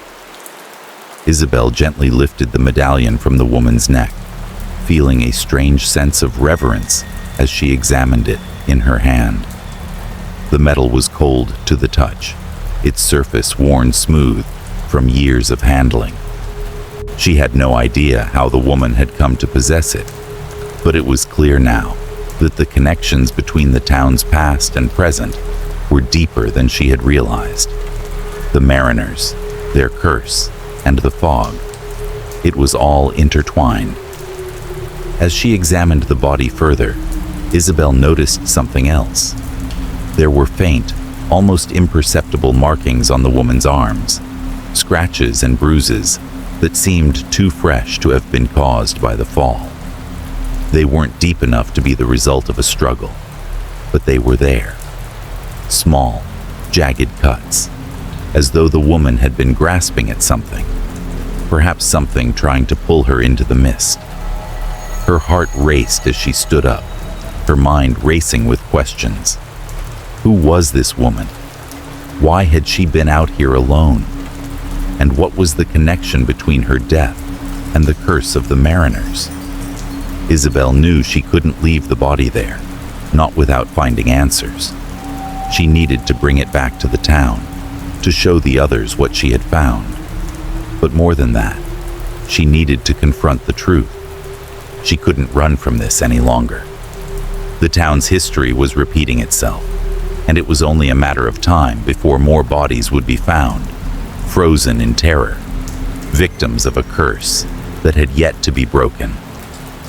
Isabel took a deep breath and began to move the body, her hands trembling as she worked. The fog pressed in around her, thick and suffocating, as though it were watching her every move. She could hear the faint sound of the ocean crashing against the rocks below, the waves rhythmic and relentless, like the ticking of an unseen clock. Time was running out. When Isabel finally reached the town, her legs were aching, her mind racing with thoughts of what she had discovered. She had to tell someone who could help her make sense of it all. She couldn't do this alone. The mystery of Greyhaven was no longer just a story. It was her story now. And whatever secrets the fog held, she was determined to uncover them. Chapter 7. The Curse of the Sea. Isabel had spent days now combing through Greyhaven's history, piecing together fragments of the past, but each discovery only led to more questions. She had learned much about the mariners, about their betrayal, their execution, and the curse that had followed their deaths. But the more she uncovered, the more she realized that the answers she sought were hidden deeper within the town's shadowed past.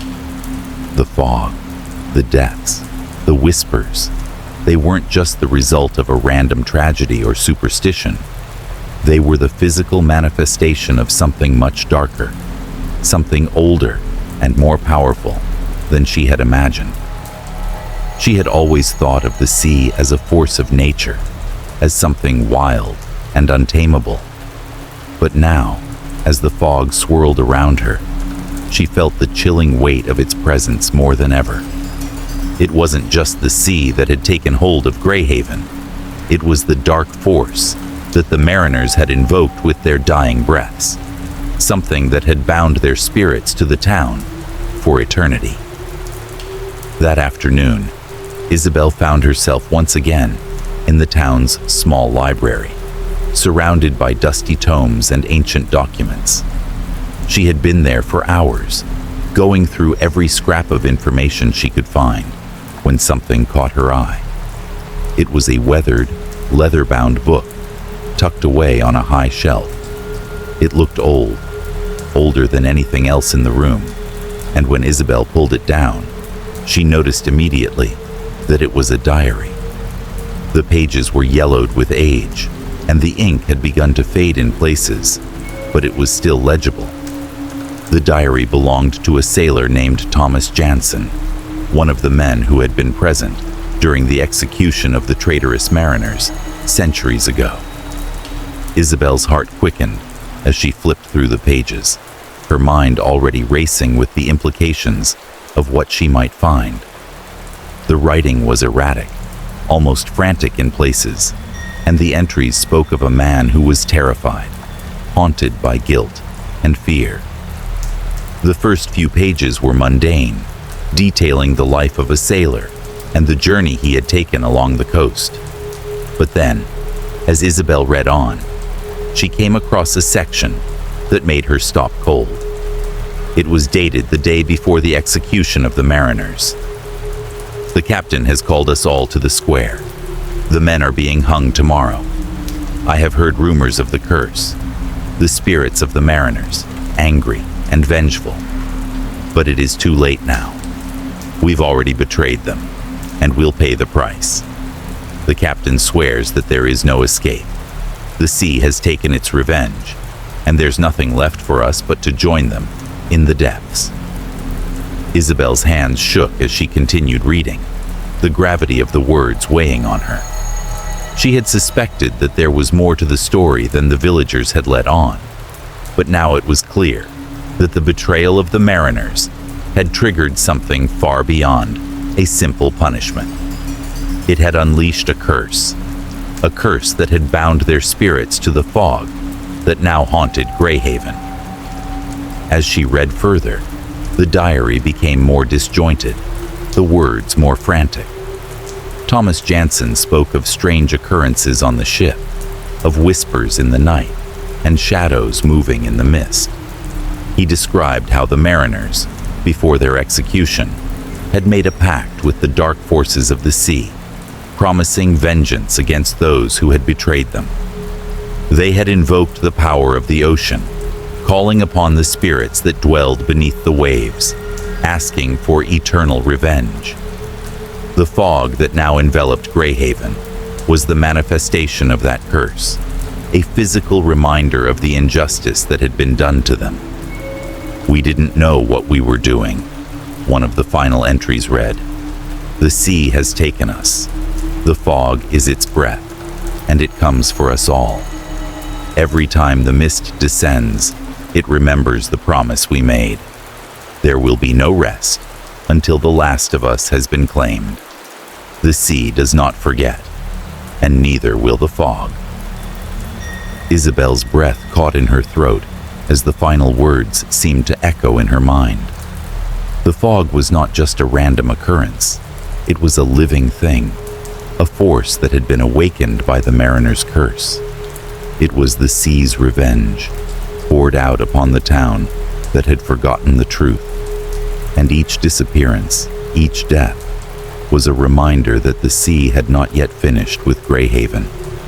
The spirits of the mariners were trapped in the fog, and they would continue to take those who were connected to their betrayal until the cycle was broken. Isabel closed the diary with trembling hands. She had never believed in curses, never believed in the supernatural forces that so many people feared. But now, standing in the dim light of the library, she could no longer deny what was happening. The fog was real, the curse was real, and Greyhaven was cursed. She stood up, her mind racing as she processed the enormity of what she had uncovered. The town had been living in the shadow of the mariners' wrath for centuries, and it seemed that nothing could stop the cycle of death that had been set in motion by their betrayal. But Isabel knew she couldn't let it continue. She had to break the curse, whatever it took. The wind howled outside, and the fog rolled in thick and fast, swirling around the edges of the library windows like a living creature. Isabel felt its weight press in on her, felt the cold breath of the sea against her skin. She could hear the faintest sound, a whisper carried on the wind. Isabel. It was the same voice she had heard before, calling her name from the depths of the mist. But this time, it wasn't a warning. It was a summons. The fog was calling her. Isabel grabbed the diary and shoved it into her bag. She didn't know how much time she had, but she couldn't waste any more. The town needed her to act, needed someone to confront the curse and end the cycle of death. She could feel the pull of the sea, the weight of the mariner's anger, and she knew that she was the one who had to face it. She had to break the pact, end the vengeance of the sea, or Greyhaven would be lost forever. Chapter 8. The Rhythm of the Tide. The fog had become heavier, more persistent, wrapping itself around Greyhaven like a living thing, refusing to let go. It seemed to breathe in time with the land, as though the town itself had been swallowed by an ancient force that had no intention of releasing its grip. Isabel could feel it closing in around her, seeping into her very bones. She could hear the whispers in the air more clearly now, calling her name, each one a reminder of the deepening terror that had plagued the town for centuries. She had tried to ignore it for as long as she could, tried to rationalize her fear, to tell herself that there had to be another explanation, a way to escape without confronting the darkness. But there was no escape from Greyhaven. There was no running from the fog. The cycle of death and disappearance was not a coincidence.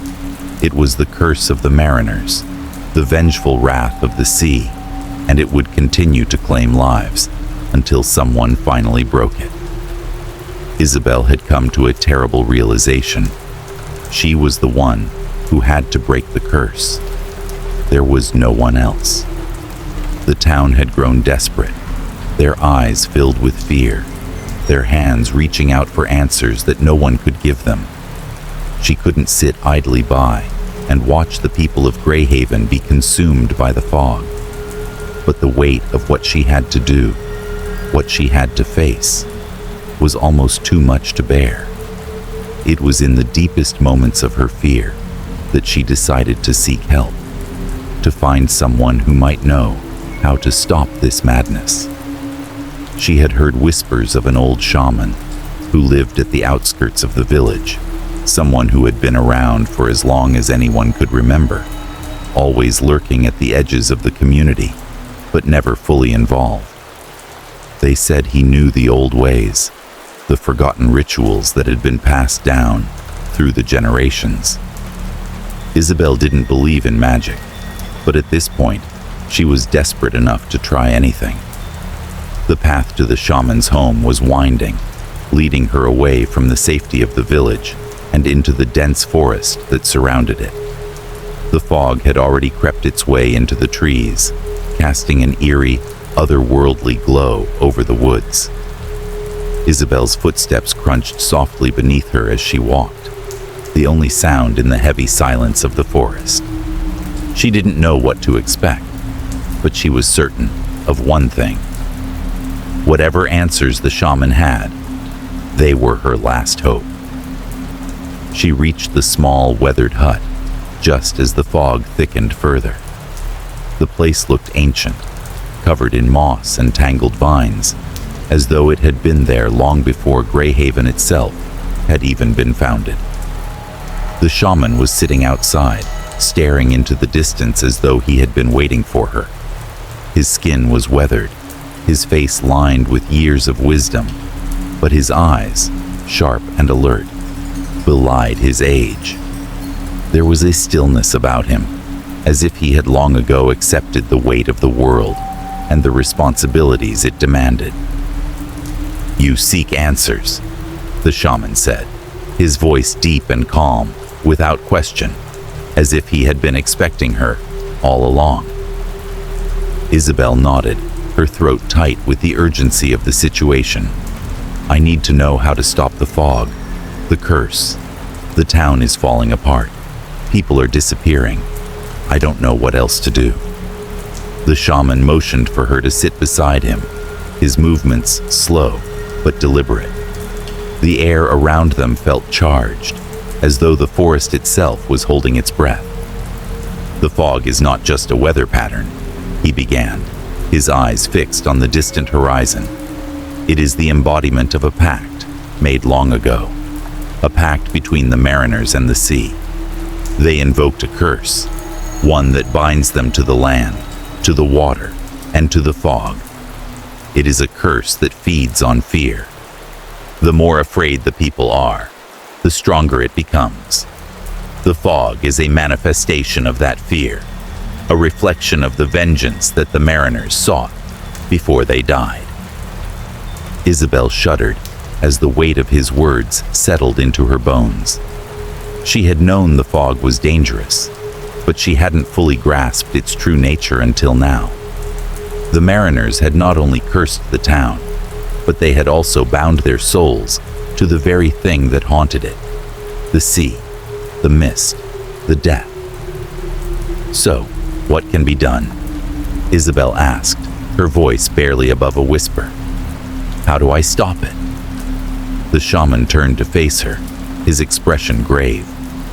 "You must face the fog, not as a mere observer, but as one who understands its power.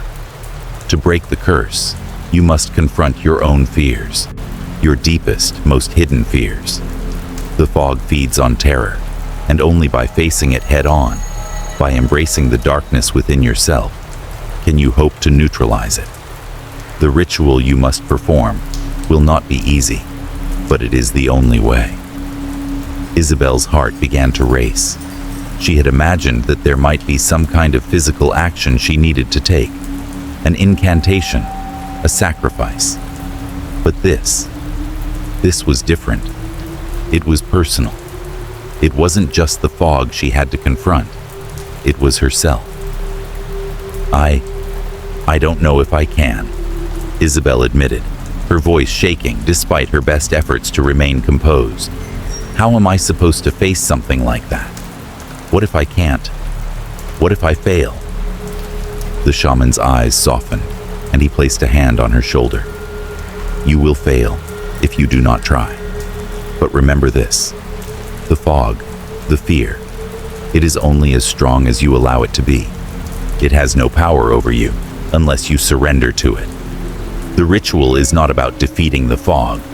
It is about confronting the darkness within you and finding the courage to stand against it." Isabel felt a wave of doubt wash over her. Could she really do this? Could she confront the deepest fears she had buried for so long? She had never thought of herself as a particularly brave person. She was a writer, after all, not a hero. Her life had been filled with quiet struggles, the type that didn't involve fighting vengeful spirits or confronting ancient curses. But as the weight of the town's suffering settled in her heart, Isabel knew that she couldn't turn back now. "I'll do it," she said, the words almost a promise to herself, more than to him. "I'll face whatever I have to, even if it scares me." The shaman nodded, his expression unreadable. "You must go alone. The fog will try to deceive you. It will show you things that are not real, things that will make you doubt your own mind. But you must hold firm. Only by facing what is inside, will you be able to break the curse." With that, the shaman handed Isabel an old, tarnished knife. "This is the tool of the ritual. Use it to mark your path. But remember, the real challenge will be inside you. Do not lose yourself in the fog." Isabel took the knife, feeling its cold weight in her hand. She stood up, her resolve hardening. The ritual would be perilous, but it was the only way to end the cycle. The fog was calling her, yes, but she wasn't going to be a passive victim. She would face it, face herself, and end the curse, once and for all. Chapter 9. The Final Call. The night was unnaturally still, the kind of silence that filled every corner of the world and made the heart beat louder in the chest. Isabel stood at the edge of the town square, her breath visible in the cold night air.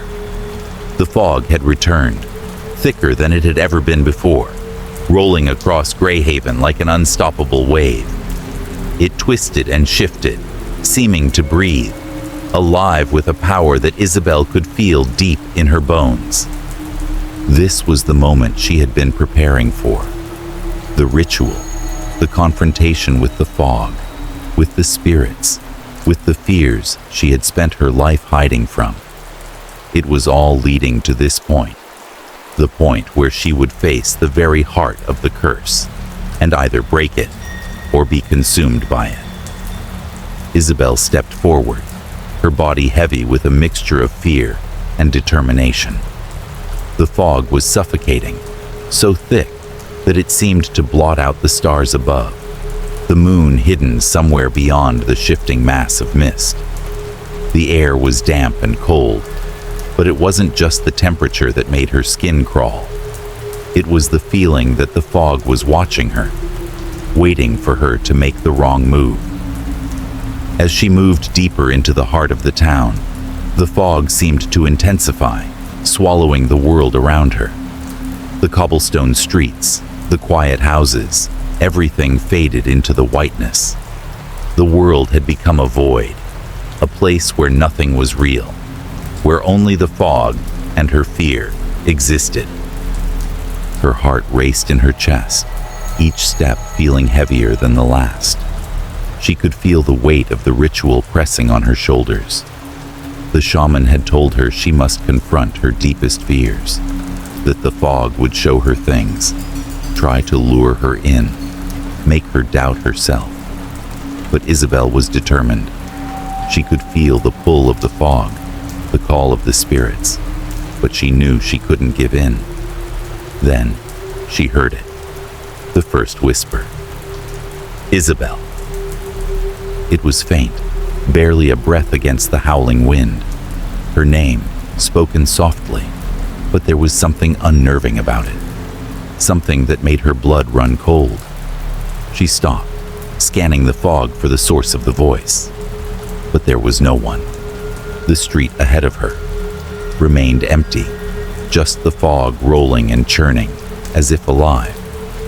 But the whisper didn't stop. It grew louder. Isabel, come to us. The voice was different now, deeper, more insistent. Isabel felt her pulse quicken as the fog around her began to stir, swirling in the air like it had a mind of its own. Her breath hitched as she realized the voice wasn't just one voice. It was many, all of them calling her name, overlapping, blending together in a cacophony of whispers that filled her ears. She began to walk again, her feet moving almost on their own, pulled forward by the voices, by the force of the fog. With each step, the fog seemed to thicken, to push in on her from all sides. And with each step, the whispers grew louder. Join us, Isabel. The sound of the whispers shifted, as though the fog itself were beginning to form shapes, figures, something that wasn't quite real, but was there nonetheless. Shadowy figures began to emerge from the mist, shapes of men standing tall, their outlines barely visible in the fog. They were there, and yet they weren't, as if the very air itself were bending to their presence. The mariners. She could see their faces now, faintly illuminated by the ethereal light of the mist. They were the same faces she had read about in the old records. The men who had betrayed their captain, who had been sentenced to death and cursed by their own actions. They had returned, trapped in the fog, forever calling to those who shared their blood, their lineage. Isabel, we have waited for you. The voices were clearer now, their tones like the sound of waves crashing against the shore. Their faces were twisted in expressions of both anger and sorrow, their eyes hollow, their bodies ethereal, as though they were made of mist themselves. She could feel the pull of the fog, could hear the mariners' voices echoing in her ears, coaxing her closer. But as she stepped forward, she could feel her heart pounding in her chest, her thoughts racing. She had to face them. She had to face them all. Isabel stopped in her tracks, her feet frozen in place. The fog thickened around her, swirling in patterns that seemed almost deliberate. The mariners' faces were growing clearer now, their expressions filled with anguish, their mouths moving in silent pleas. They were reaching for her, their forms stretching toward her, beckoning her to join them in the mist. But Isabel knew better than to give in to the temptation. This was not just a physical battle. It was one of the mind. "Why?" she whispered, the words slipping from her mouth before she could stop it. "Why are you doing this?" The figures paused, and for a moment, the whispers stopped. The air grew still, heavy with an unbearable silence. Then, one of the mariners spoke, his voice deep and resonant, like a drumbeat against the fog. "You are the blood of the betrayers," he said, his eyes glowing faintly. "You are the last link. You are the one who must pay." Isabel's heart skipped a beat as the realization struck her. She was tied to them. She was connected to the mariners through her bloodline, through her family. It wasn't just the curse of Greyhaven that had led her here. It was her own history, her own past. The fog had been calling to her because she was the one who could end it, but she was also the one who had to face it. She swallowed, her throat dry, but the words came anyway. "I won't join you. I won't be part of this." The fog swirled violently, the mariners' forms dissolving and reforming in the mist, as if they were struggling against an invisible force. Their voices rose in a chorus, louder and more desperate. "Join us, Isabel. The sea calls to you. Your fear will make you ours." Isabel closed her eyes, summoning every ounce of courage she had left. The fog was nothing but an illusion, a creation of their anger, of their unresolved pain. She knew she had to break the cycle. She had to face her own fear, not let it control her, and not let it consume Greyhaven any longer. With a sharp breath, Isabel stepped forward into the heart of the fog, the swirling mist pressing in from all sides.